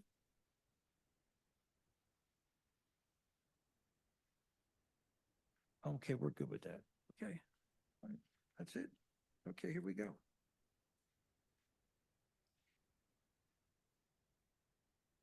Number 2, MI 2023-003-305, 8085 Roland Street. Jennifer Bezzillo is the attorney.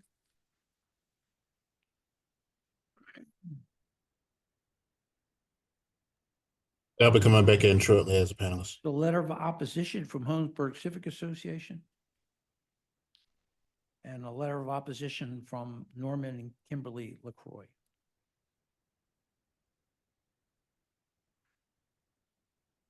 Mr. Chairman, can you I did not get to hear what letters Sure, have been why submitted. don't we do this? Why don't we do this? Let me swear you in, then I'll read exactly what I said, okay? Thank you. So state your name and spell for the stenographer. Sure. Jennifer Bezidlo, Jennifer. Last name is B as in boy, A-Z-Y, D as in David, L as in Larry, O as in Oscar. Right. Do you swear or affirm to tell the truth, the whole truth, and nothing but the truth? I do. Can you identify your client in relationship to the property? Sure. My client is Kevin Chin, and he is one of the owners of the property. You waive the reading of the refusal and agree with its accuracy. Yes. And before you came in, there was a letter of opposition from Holmesburg Civic Association. The vote was 8 opposed, 1 non-opposed, 2 abstained. And then there's a letter here from Norman and Kimberly LaCroix. Okay. That's the one I didn't know about. Thank you. Okay. All right. All right, Okay. let me proceed. Sure. Let me share my screen. Let's get the correct screen shared. Okay. All right. So, like I said, I'm here today representing the owners of 8085 Roland Avenue. I've submitted, you didn't ask me if I submitted my exhibits on time. I don't know if you needed to, but I did submit the required exhibits on time. I did submit a couple of supplemental exhibits earlier today.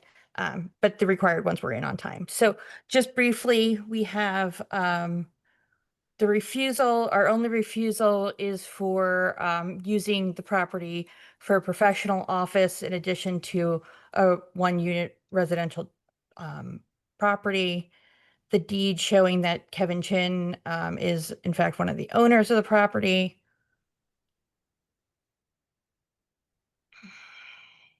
That all property taxes have been paid for this property. This is the letter, we'll come back to that. Zoning map of the area. These are some non-single family residential uses on this block of Roland Avenue. We'll come back to some of those. In a separate tab, and this is what I hadn't submitted prior, was the zoning archive labeled for this property. We're going to come back and talk about that, but just wanted to let you know that I submitted the full archive as well. This is also additional information showing that this property has previously been used for a business. This is the business registration, and this is the card. We're going to come back to these as well. Aerial views of the property, front views, photos. This is our required posting. And this is the front of the property, the rear of the building. And this is the office space we're going to be talking about. Some photos here. This is the rear access to that space, the rear yard of this property, and the surrounding block, and some basic floor plans of how this lower level is laid out. This is the front door. We have some office space, a rear exit, conference workroom, and a half bath. So let me just start now. And I would just want to make sure all those exhibits are entered. So this property is a little over 11,000 square feet. It has this existing 2-story structure on it. And it has a significant amount of off-street parking in the front of it. There's room for 3 cars in the front of it. In 2022, Mr. Chin and his business partner purchased this property. His son lives upstairs in the residential area on the upper floor, and the lower floor was intended for his family are employed by a home healthcare business, International Home Care, and they administer cases for them in the Philadelphia area. We're going to come back and talk a little bit more about the business, but the reason he purchased this property to use for this business was because there was already a business in this lower level. And that's what I was showing before. So he purchased this property from the Musser family, who's owned this property, when you look back in the archives, since at least the 1960s. And they were using this property for their family business. Specifically, we can see this Liberty Fuel and Oil Company here, initial filing date of 1983, and with the business address listed as 8085 Roland Avenue, the property we're talking about here today. We also obtained from that family a business card for that use, again, listing the address of this business as 8085 Roland Avenue. And in fact, this lower level was set up with offices and such when the property was purchased. They had also, and there was also infrastructure like wiring for phones and extra HVAC things that really showed that it was being used for this purpose. So that's why when he looked at this property, he thought this was a great property to provide housing for his family above, for his son, and to use this as for his business, his family business. So when we look at, admittedly, there is no recorded permit for this use. But when we look at, I just want to mention that the zoning archive on this property is very convoluted and weird, and contains numerous documents in more recent times for properties that are not 8085. They're referenced 8087, 8091, 8095. There is a record only of 8085 being subdivided off of these other properties. but it's very kind of chaotic. And when you look at the other properties referenced in this zoning archive, there's no record. So there's very confusing here. I'm not saying that a permit ever existed, but we don't really have firm proof either way. And we do have documentation that this property was registered as a business since 1983, and was in that family running that business out of that property since that time. All right, so he purchased this property. Hold on one second. Let me just get here. And what happened was, after about a year of owning and operating in the property, he received an L&I citation, which has since been complied, for having this office space in the lower level. And that's when we started this process. Now, I know that this is a long time since 2003. It was started earlier. There was a significant delay because he had a expediter who kind of dropped the ball on him. I took over and we were supposed to have this case heard earlier, and I was sick, which is what the last continuance was. So yes, we're pretty far out, but it is through no fault of my client himself. So, we started this process. Let me just explain what the business is. It is not a major commercial operation. There is not clients coming in and out of this building, and there are not a significant amount of employees. Mr. Chin, his wife, and his two nieces and his son are all employed by this home health care agency, and do basically administrative work. They're making sure people have, appointments, scheduling, that sort of stuff for the home health aides. There's no home health care taking place. There's no healthcare administered at this building. There's no deliveries of supplies to this building. There's no customers coming in and out. Very rarely, maybe once a month, a worker might have to come up and drop off a time slip or something like that. But the normal day-to-day operation here is at most 3 employees working in this space, and they are all members of Mr. Chin's family. We would agree to a proviso that only 3 employees be on site in this space at any given time, so that this couldn't be expanded to be some sort of other office operation in the future, or more extensive operation. I did also want to say that there were some, we'll get to that, but there's no training of employees that happen at this. They rent out halls and other spaces if employees ever need training. If there's any sort of gathering that's more than like the family members, or, an occasional meeting with their employer or something like that. This is not a space where we're going to have home health care workers gathering. If any supplies are not delivered here, if home health aide needs supplies, it is delivered to the client's home. And one of the other things that, all business is basically conducted during normal business hours. I said 9 to 5-ish because we all know that office hours sometimes go a little later or a little earlier, but they're typical office hours. We're not doing middle of the night operations here. Let me just show you the driveway to show that there's ample off-street parking here. As you can see, there's spots for 3 cars in the front. And again, Mr. Chin has told me that his niece gets dropped off to work. He often works from home. There's usually only 2 people working in this space at any given time at most, but sometimes 3. That's why I said 3. And we would also be willing to have a proviso here that there would be no truck storage and no deliveries with trucks, since they're not planning on, they haven't been doing that, and they don't plan on doing that.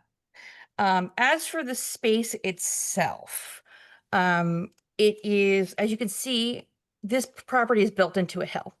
So in the front, we're at ground level here. When you go in through the door, there you can see there's 2 entrances here. There's a lower entrance and an upper level entrance. So when you go in through this lower entrance here, that goes into the office space.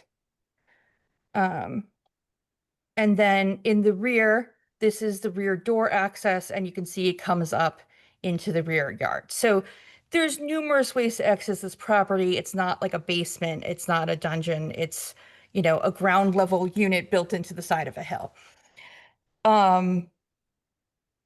The surrounding area, let's just go to the zoning map here. As you can see, we're here in between Ron and Welsh Road. And in this block here, we have largely single-family residential dwelling, but there are some other uses. There's a funeral home on the block. We have one unit that's a mixed-use commercial. There's a 2-family, a 5-family, and as you can see over here, there's a large apartment complex with 185 units. If we go to if you see the photos, one second. Roland Avenue is a large, busy road. Let me just show you here. It's, with a double yellow line and significant amounts of traffic. The addition of 2 workers here isn't going to, especially with the available off-street parking, is not going to add to any sort of congestion or parking issues for the residents. The residents on this side of the block do largely have off-street parking. There is a rear access road here that runs in back of the property where you can see most people have parking back here. I was not in attendance. Let me go and talk about the community meeting. So I was not representing Mr. Chin at the time. He was represented by a expediter. And this meeting took place in November of 2023. The expediter came to the meeting. He was relying on her to present. She came up with no plans, no photos, really no presentation. And from what I understand in my conversations with Mr. Chin, this meeting kind of went off the rails and the project was largely misunderstood by the community. So when we were talking about the trucks earlier, this was one of the major concerns of the neighbors was the trucks. There was a representation made by some of the near neighbors that they were storing trucks and parking large amounts of trucks on the road. There are trucks that sometimes park on this block of Roland Avenue. They are not associated with my client. There is a property, a few properties away from my client's property that the owner has several trucks, including box trucks, and will park them on the road. Again, not associated with him. The other reason that this might be confusing is that the prior owner did store trucks and boats and lots of vehicles in the rear of the property. So I don't know if there was maybe some confusion also about the prior owner prior to 2022 and what they were doing with the property. But again, we're happy to have a proviso to not store trucks, no overnight parking of any sort of vehicles associated with the business, no truck deliveries, all that sort of stuff. There was also a concern raised about traffic. And again, like I said, this is not something that people are going to be coming in and out of. This is a small family business associated with the residents of the property and is not something that you're going to have clients and visitors on a regular basis. I do have to point out that there was also some overtones, racial overtones in both the interactions with neighbors and in the meeting. My client and his family are Asian Americans. And there was definitely some, maybe not overt statements, but it was definitely made aware that, these were not the people we wanted in our community type thing. And I just want to note that in fact, in the letter from the RCO, it basically said we have questions about the owner, not necessarily about the business, but the owner himself. I also wanted to note that one of the neighbors, they've been having issues with one of the near neighbors who has been trespassing on their property, coming and taking pictures in their windows, and otherwise, harassing them as they're trying to go about both living at the property and working at the property. So while I do understand concerns from neighbors, there's definitely something going on with some of the neighbors, not all of the neighbors, a few, that are beyond the concerns about traffic and parking and our normal zoning issues. So just as a little quick summary, I just want to say that we're looking to continue to use this lower level of the property as an office space for 3 employees at a time of Mr. Chin's family during normal business hours to administer home health care cases in Philadelphia. This property has been used in a similar fashion since at least the 80s, and will have no significant impact on the near neighbors as it's a continuation of a use that's been going on for a long time. We have off-street parking for any workers that might be at the site. And it is the minimum variance necessary to provide relief, as we are only looking to use the lower floor as a commercial office space, and the upper floor will continue to be a residential dwelling. And do any of the houses along there have a commercial space in them? The other houses, no, there's at the end of the block, there is a mixed use property with Okay. commercial on the ground floor. There's several multifamilies, and there's a funeral home Right. as well. And I guess the only other thing I would say is, do they train the employees there? No, all the training is done off-site. They have, I think he told me it's like in South Philly, they have a hall that they rent out. Okay. There's no reason that the actual healthcare workers will be on site. Yeah, I Like I mean, said- and the only other thing I would say is the way you showed the photos, like Yeah. the entrance has, like, it's like a waiting area with 5 chairs. I can ask Mr. No, Chin I'm to just talk curious. I about. mean, Yeah. if you look at it, there's a waiting area there. I that's do 5 understand that it's not, it's honestly, and I've been there several times and there's no one there. I think it was just storage of chairs, honestly. Why don't you bring your client? Okay, Mr. Chin, can you please raise your hand and identify yourself?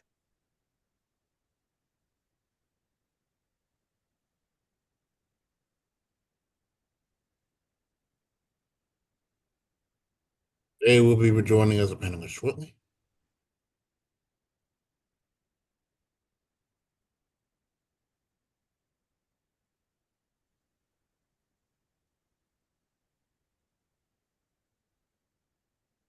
Hi everyone. Hi, Mr. Chan, could you please, could you please state your name and spell for the stenographer? My name is Kevin Chin. Kevin, last name Chin, Chhin. Do you swear or affirm to tell the truth, the whole truth, and nothing but the truth? Yes, I do. Please proceed, counsel. Mr. Chin, did you hear my testimony here today and believe it to be truthful and accurate? Yes, And would you adopt it as your own? yes, And you are in agreement with the proviso that you would only have 3 people working on site at a time? yes, And that there will be no trucks stored or delivering to the property? that's not mine. We never have that. Thank you. Let me just ask you too, just to confirm that no training of employees take place. You don't expect numerous clients to be entering the property or leaving at any time, correct? No, Okay, thank you. Questions from the board? Was there support from your near neighbors, your next door neighbors or whatever? Mr. Chin, have you talked to your next door neighbor about this Yes. project?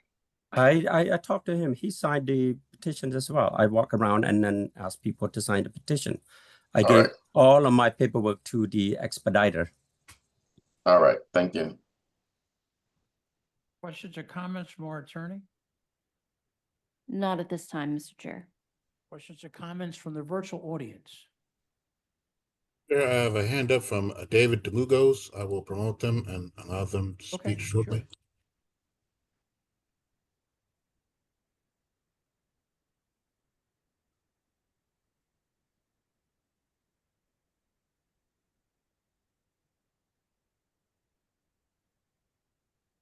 David? Hello, Mr. Bergman. Hi, how are you? Could you please state your name and spell for the stenographer? David DeLugos, spelled Dlugos, the Holmesburg Civic Association. Do you swear or affirm to tell the truth, the whole truth, and nothing but the truth, sir? I do. Please proceed. So obviously this goes back a ways, as Jennifer said, we had a meeting in, I guess, November of 2023. There was an adjournment because she took over.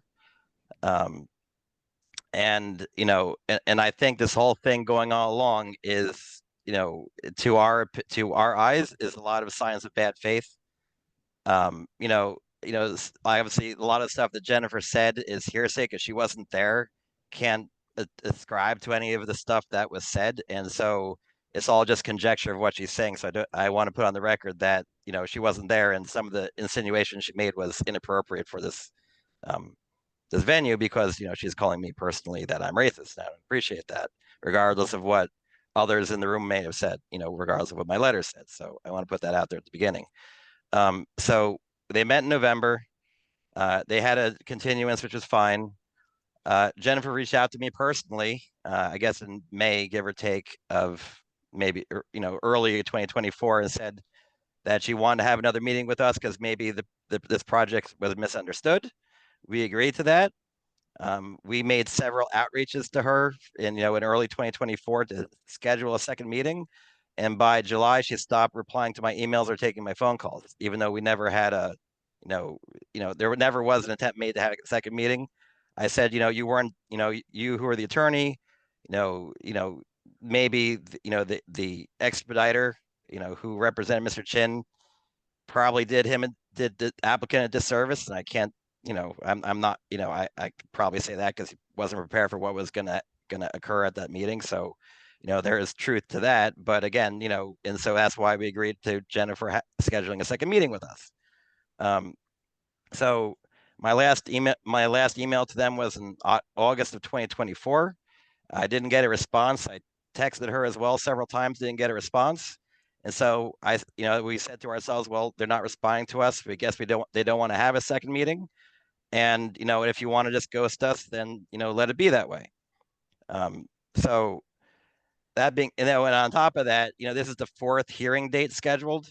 And, the near neighbor basically has a feeling, and so does the council office, and I don't know if they're in attendance or not, was that, they're trying to have continuances so that the near neighbor can't be in attendance because they're just trying to wait it out, and hopefully they won't show up on one days. Now, I can't speak to your health, Jennifer, but that is the feeling that we got since you wouldn't talk to us. Let me try to summarize. So are you still against the project? We are, because they were going to schedule a second meeting to hope to clarify it. It didn't happen. So all we were left with, it was the meeting with the expediter, Okay.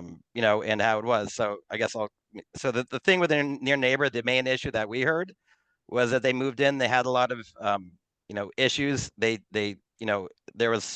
cleared out the back of the yard. They paved it over without telling anybody.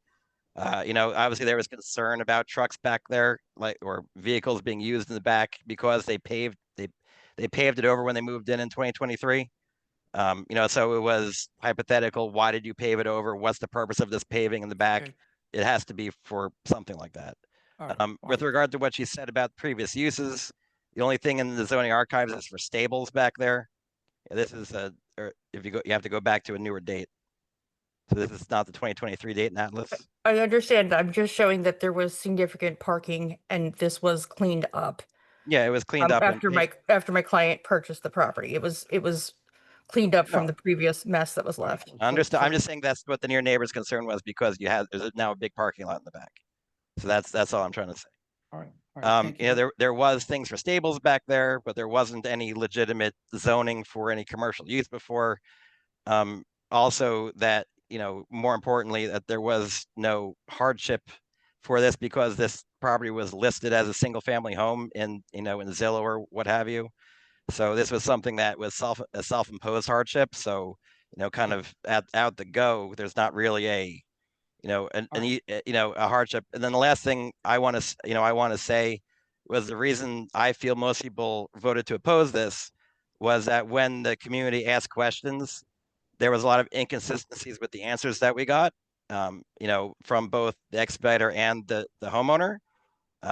So we didn't feel like we were being told the whole truth. And so when you grant a variance, if what goes through is what they say it is, and they're not going to do trucks in the back, great.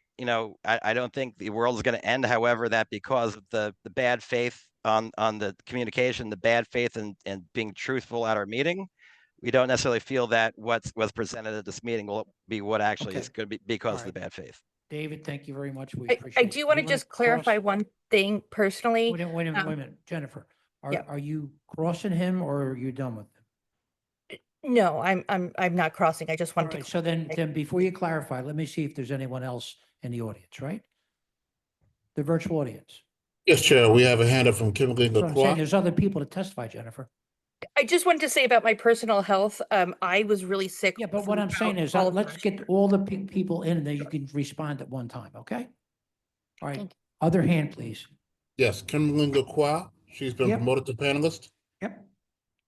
Hi, Kimberly, could you please state your name and spell for the stenographer?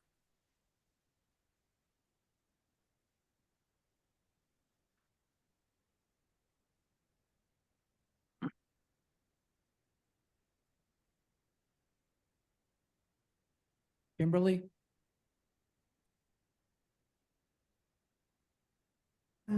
Hello? Hi, Kimberly, could you please state your name and spell for the stenographer? Yes, my name is Kimberly Lacroix, Kimberly, Lacroix, Lacroix. Do you swear or affirm to tell the truth, the whole truth, and nothing but the truth? Yes, I do. Could you please turn on your video so we could see you? Okay, here we go. Kimberly, so you know, we have your letter, and we Yes. have reviewed your letter. Thank you. First of all, I just want to echo everything that David has said. He was absolutely correct. I fully, absolutely oppose this project for all of the reasons David said, but also because this is a lovely residential street. There are no commercial businesses on Roland. The couple that were mentioned were actually one is on Rawn Street and the other is actually on Welsh, and they're corner properties. The property, the street itself is all residential. Mixed racial diversity, it's lovely. Everyone gets along for the most part. I also want to mention that whatever the businesses she presumes have been here has been a long time ago. That Liberty Oil, if you look at the dates and what she presented, I'm not sure what that is, but one of the dates is 1943. The previous owner, as I knew her, she was a widow, lived in the house alone. But Kimberly, what I want you to do is concentrate on what we have now what's up from 1940. And I guess the easiest thing to say is, are you still against this project? Absolutely, yes. Okay, Even all right, more thank so right now. All right, Jennifer, do you have any questions from them? No Jennifer? questions at this time. Okay, is there anyone else in the virtual audience? No further hands, Mr. Chair. Before I give this to planning, Jennifer, do you want to make a couple comments? Sure. First of all, I do apologize for any miscommunication. Going back last fall, I was having significant health issues last fall through this winter. So I do apologize for any miscommunications. I was very sick. And I just wanted to then follow up besides that, what I am showing is the business registration with Pennsylvania beginning in 1983, and it is continuing active, where I know that this business isn't right in that property right now, but it was registered through that address through the time that they own the property. Okay. All right. Thank you very much. Planning.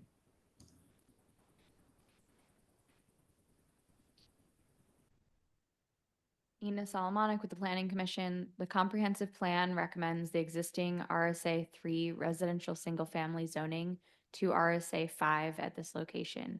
The appellant has not demonstrated that there are unique physical circumstances or conditions of the property that would prevent it from being used in conformance with the zoning code. The City Planning Commission recommends that the board deny the proposed variances for business and professional office use. Thank you.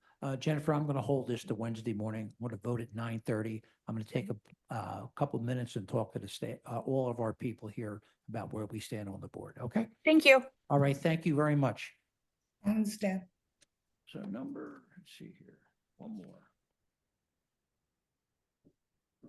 MI 2024-006-674-4611 Emory Street. Gabriel Fellis is the attorney. How are you guys?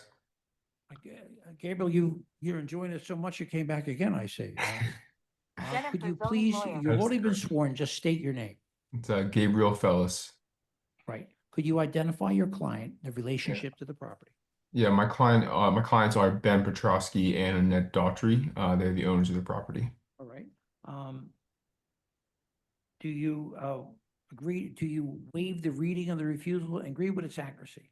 Yes. Please start your case.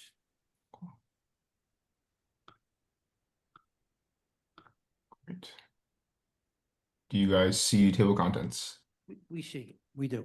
Great. Thank you, Chair. So we're here today seeking a variance to legalize an existing curb cut and a driveway for 2 accessory parking spaces. The property itself is zoned RSA 5, which requires any parking space to be accessible through a shared driveway or alleyway. The code also provides for minimum stall and side yard width dimensions, which the driveway in its current configuration in relation to the structure itself is in violation. The property at 4611 Emory was originally part of 4610 Richmond Street. The previous owner subdivided the lot and then built a new home at 4611 Emory before selling it to the current owners. While he obtained all the necessary permitting, the zoning and building permits for the new structure, he unfortunately did not get the required zoning permits for the curb cut and the driveway. That's what brings us here today. The property was marketed on the MLS as having 2-car parking. Throughout this entire sales process, the previous owner represented consistently to the current owners that the curb cut was properly zoned. In fact, it was such an important issue that the buyers actually made their purchase contingent on them being able to use the driveway for their 2 cars. The owners only learned that there was an issue once they applied for a no parking Xbox with the city to stop people from parking on the street and blocking their cars. It's a very crowded, small side street. So that's when they were notified of the zoning violation. So while they were misled, they've done everything they can to take responsibility, move forward constructively. Since then, they've worked to address the neighbors' concerns, particularly about the size of the stall and the access to the shared driveway. I'll show in a bit, but they met with the local community twice to work through a bunch of issues. They ultimately earned the RCO support. They've also collected numerous signed petitions from residents on the block, including the current owner of 4610 Richmond, directly behind them. Unfortunately, just with the configuration of the home and the neighboring property, it's essentially impossible to create a shared access way or increase the driveway dimensions, which is why we've been really diligent in cooperating with the city and working with the local community. Gabriel, I think it'd be worthwhile if you would show us Absolutely. some photos and things of that nature, please, No of the problem. project. Speed up a little bit, no problem. Sorry about that. Alrighty, so here we got a picture of the driveway itself. As I said before, the property was marketed as having the driveway. So as you can kind of see from this angle, the subject property essentially straddles 2 lot lines. Essentially, the builder took some liberties with the 2 subdivided lots and then combined the 2 with the existing curb cut to provide enough space to make kind of a smaller driveway. Obviously, it's clearly more narrow and smaller than what the code allows. But the owners have 2 cars, and they've been able to fit both in the driveway regularly since they moved in without any problem moving in and out. Get some aerial views. This is the street itself. Again, small side street, so not having a drive or the ability to park in the driveway will just cause more congestion on the street itself. Get some aerial views up here.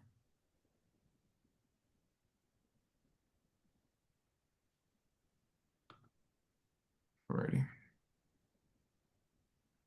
All right, so here we are, zoning map. Again, the property is zoned RSA 5 on a block with several other properties with the same designation. So here we have our utility plans that were prepared in May 2024 that were eventually submitted to the Streets Department for their review. I'll be happy to address try to address some of the more specific questions you guys might have. But I just want to note that they were submitted to the Streets Department and they were officially approved on October 3rd, 2024. This is a copy of that approval.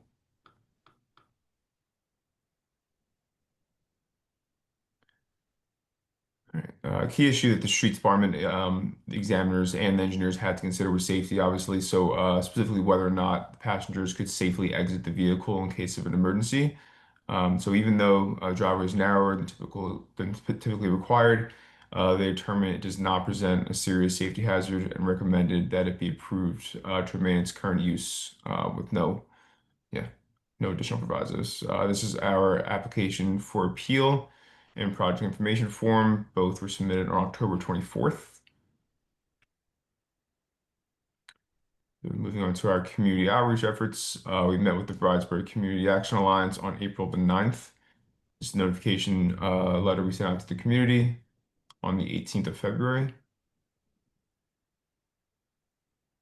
These are certificates of mailing. We sent out 93 notification letters.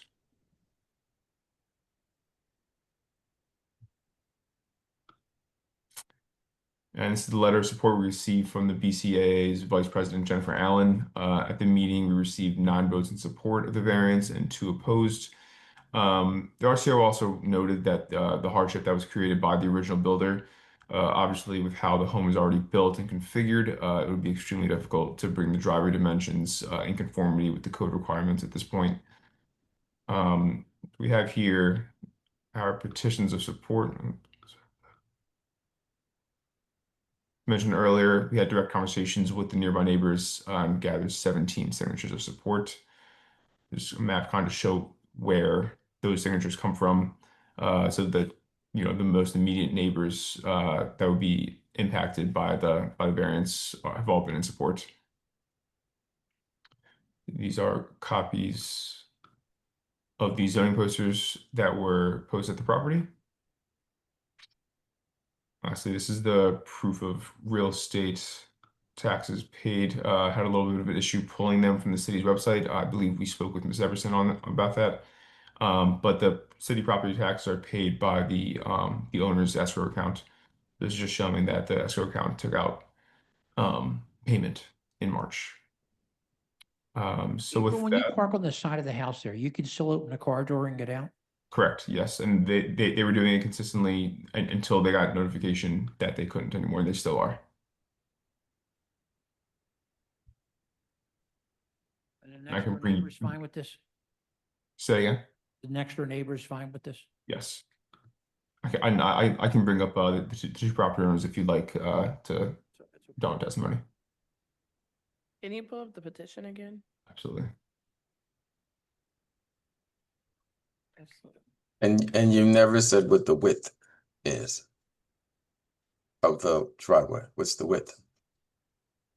So 8. It's 8 feet? Yes. That's the proposed Yes. width? Sorry about that. Yes. Required 8.5. Sorry, I'm pulling up the petitions. I apologize. There you go.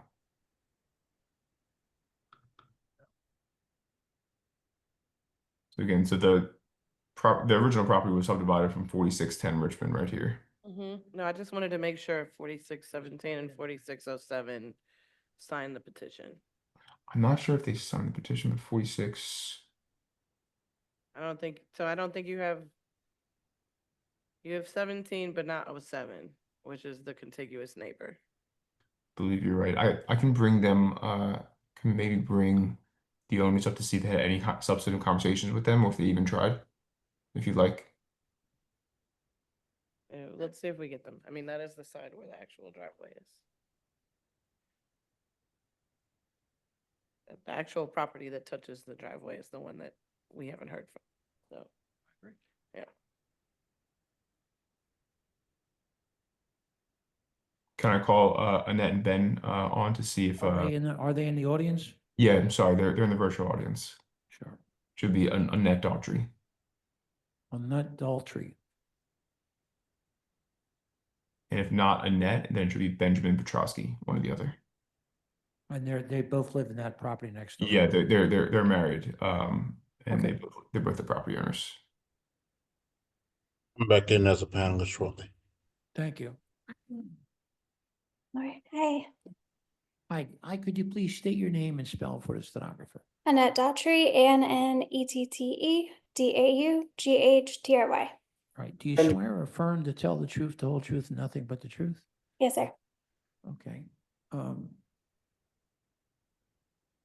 So the question was, have you talked to the property owner at 4607 Emery? Yep.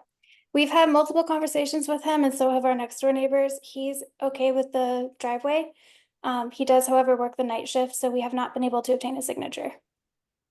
Got it. Okay. All right. Any other questions from the board?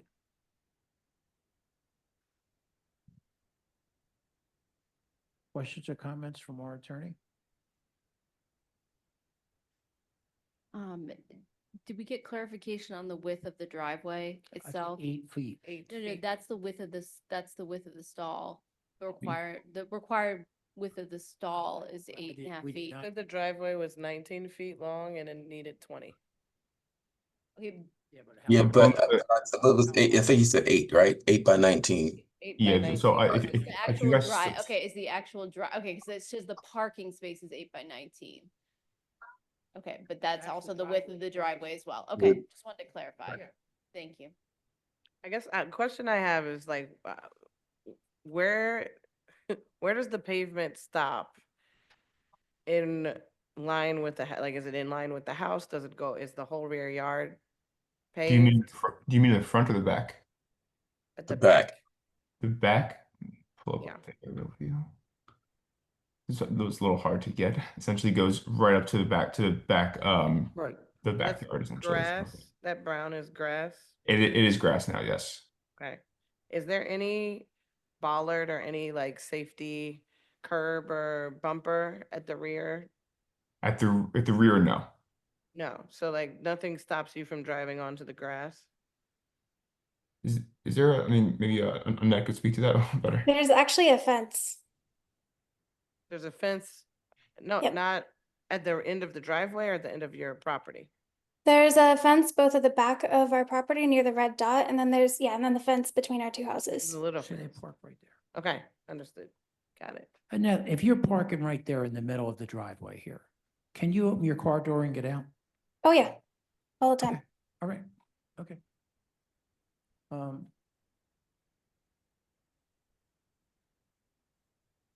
Our attorney, anything? Planning Commission? I guess one other question I have. It Yeah. looks like the curb cut is not actually in line with the driveway itself. It said that. Yeah, is there a plan to remedy that? Because it looks like in the streets plan that was approved, you had shifted the curb cut down. They did not do any work to shift any curb cut, no. Right, Not so to my right now the knowledge. curb cut is not in line with the driveway, Right. like at all. And so I'm assuming whatever streets looked at showed that the curb cut matched the driveway. So is there a plan to do any construction to fix that? Well, so I mean, to my knowledge, and Annette and Ben, you can correct me if I'm wrong. The streets department came out and examined the property in its current condition, correct? Correct. Okay, yeah, and so that's what I was saying. I think the previous owner of the whole lot and the builder kind of took some liberties with where he They did, placed and it. they, yeah, I think they Um, had some but- L&I violations for that as well. Yeah. So so Ben and Annette did not do any construction to move the curb cut or anything. They bought the house in it the I way it looks understand, right I now. get what So- happened to them, I'm just clearly pointing out and stating that right now, you have a curb cut that does not match the driveway. Yeah, I mean, so like if you I mean, if we can certainly kind of take the next steps to apply for the required permits to get it moved and do the construction to do that if that's what you guys are requesting for sure. And if we're gonna legalize it, I would like it to be correct for the future, so that we don't have the next homeowner coming back to us to do the same. Sure. And Nat and Ben, I assume you guys would be okay with that. Oh, no. Yeah. Hillary, can we provide on that? I didn't think so. I saw Ian's face.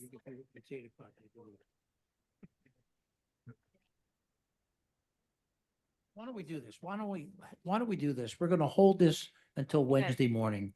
We'll vote on this at 9:30 and we can look at a couple things Oh. and figure out what you stand. We need planning's recommendation, but I just also wanted to know that curb cut is a streets issue. It's not usually a zoning issue unless there's an overlay that's specifying Yeah, but it's how wide already it has to built, be. so the, Right, no, I understand that, but it's streets, so there's limited to Okay. what we can direct to All right. occur.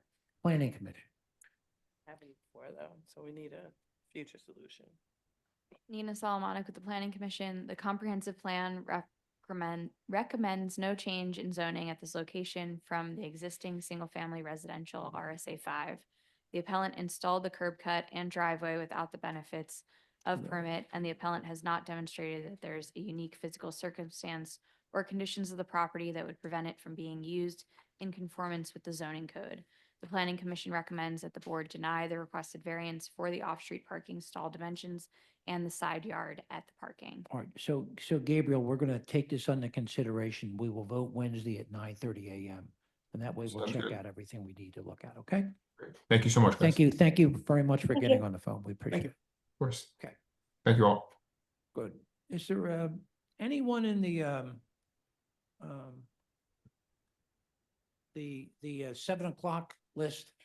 Their case has not been called?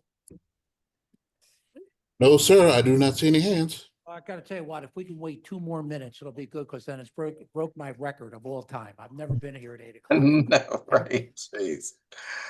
Oh, God. You know, the interesting thing is the 2 o'clock list. We had 1 continuance. Yeah, usually there's like 7 or 8. To be honest with you, a lot of them were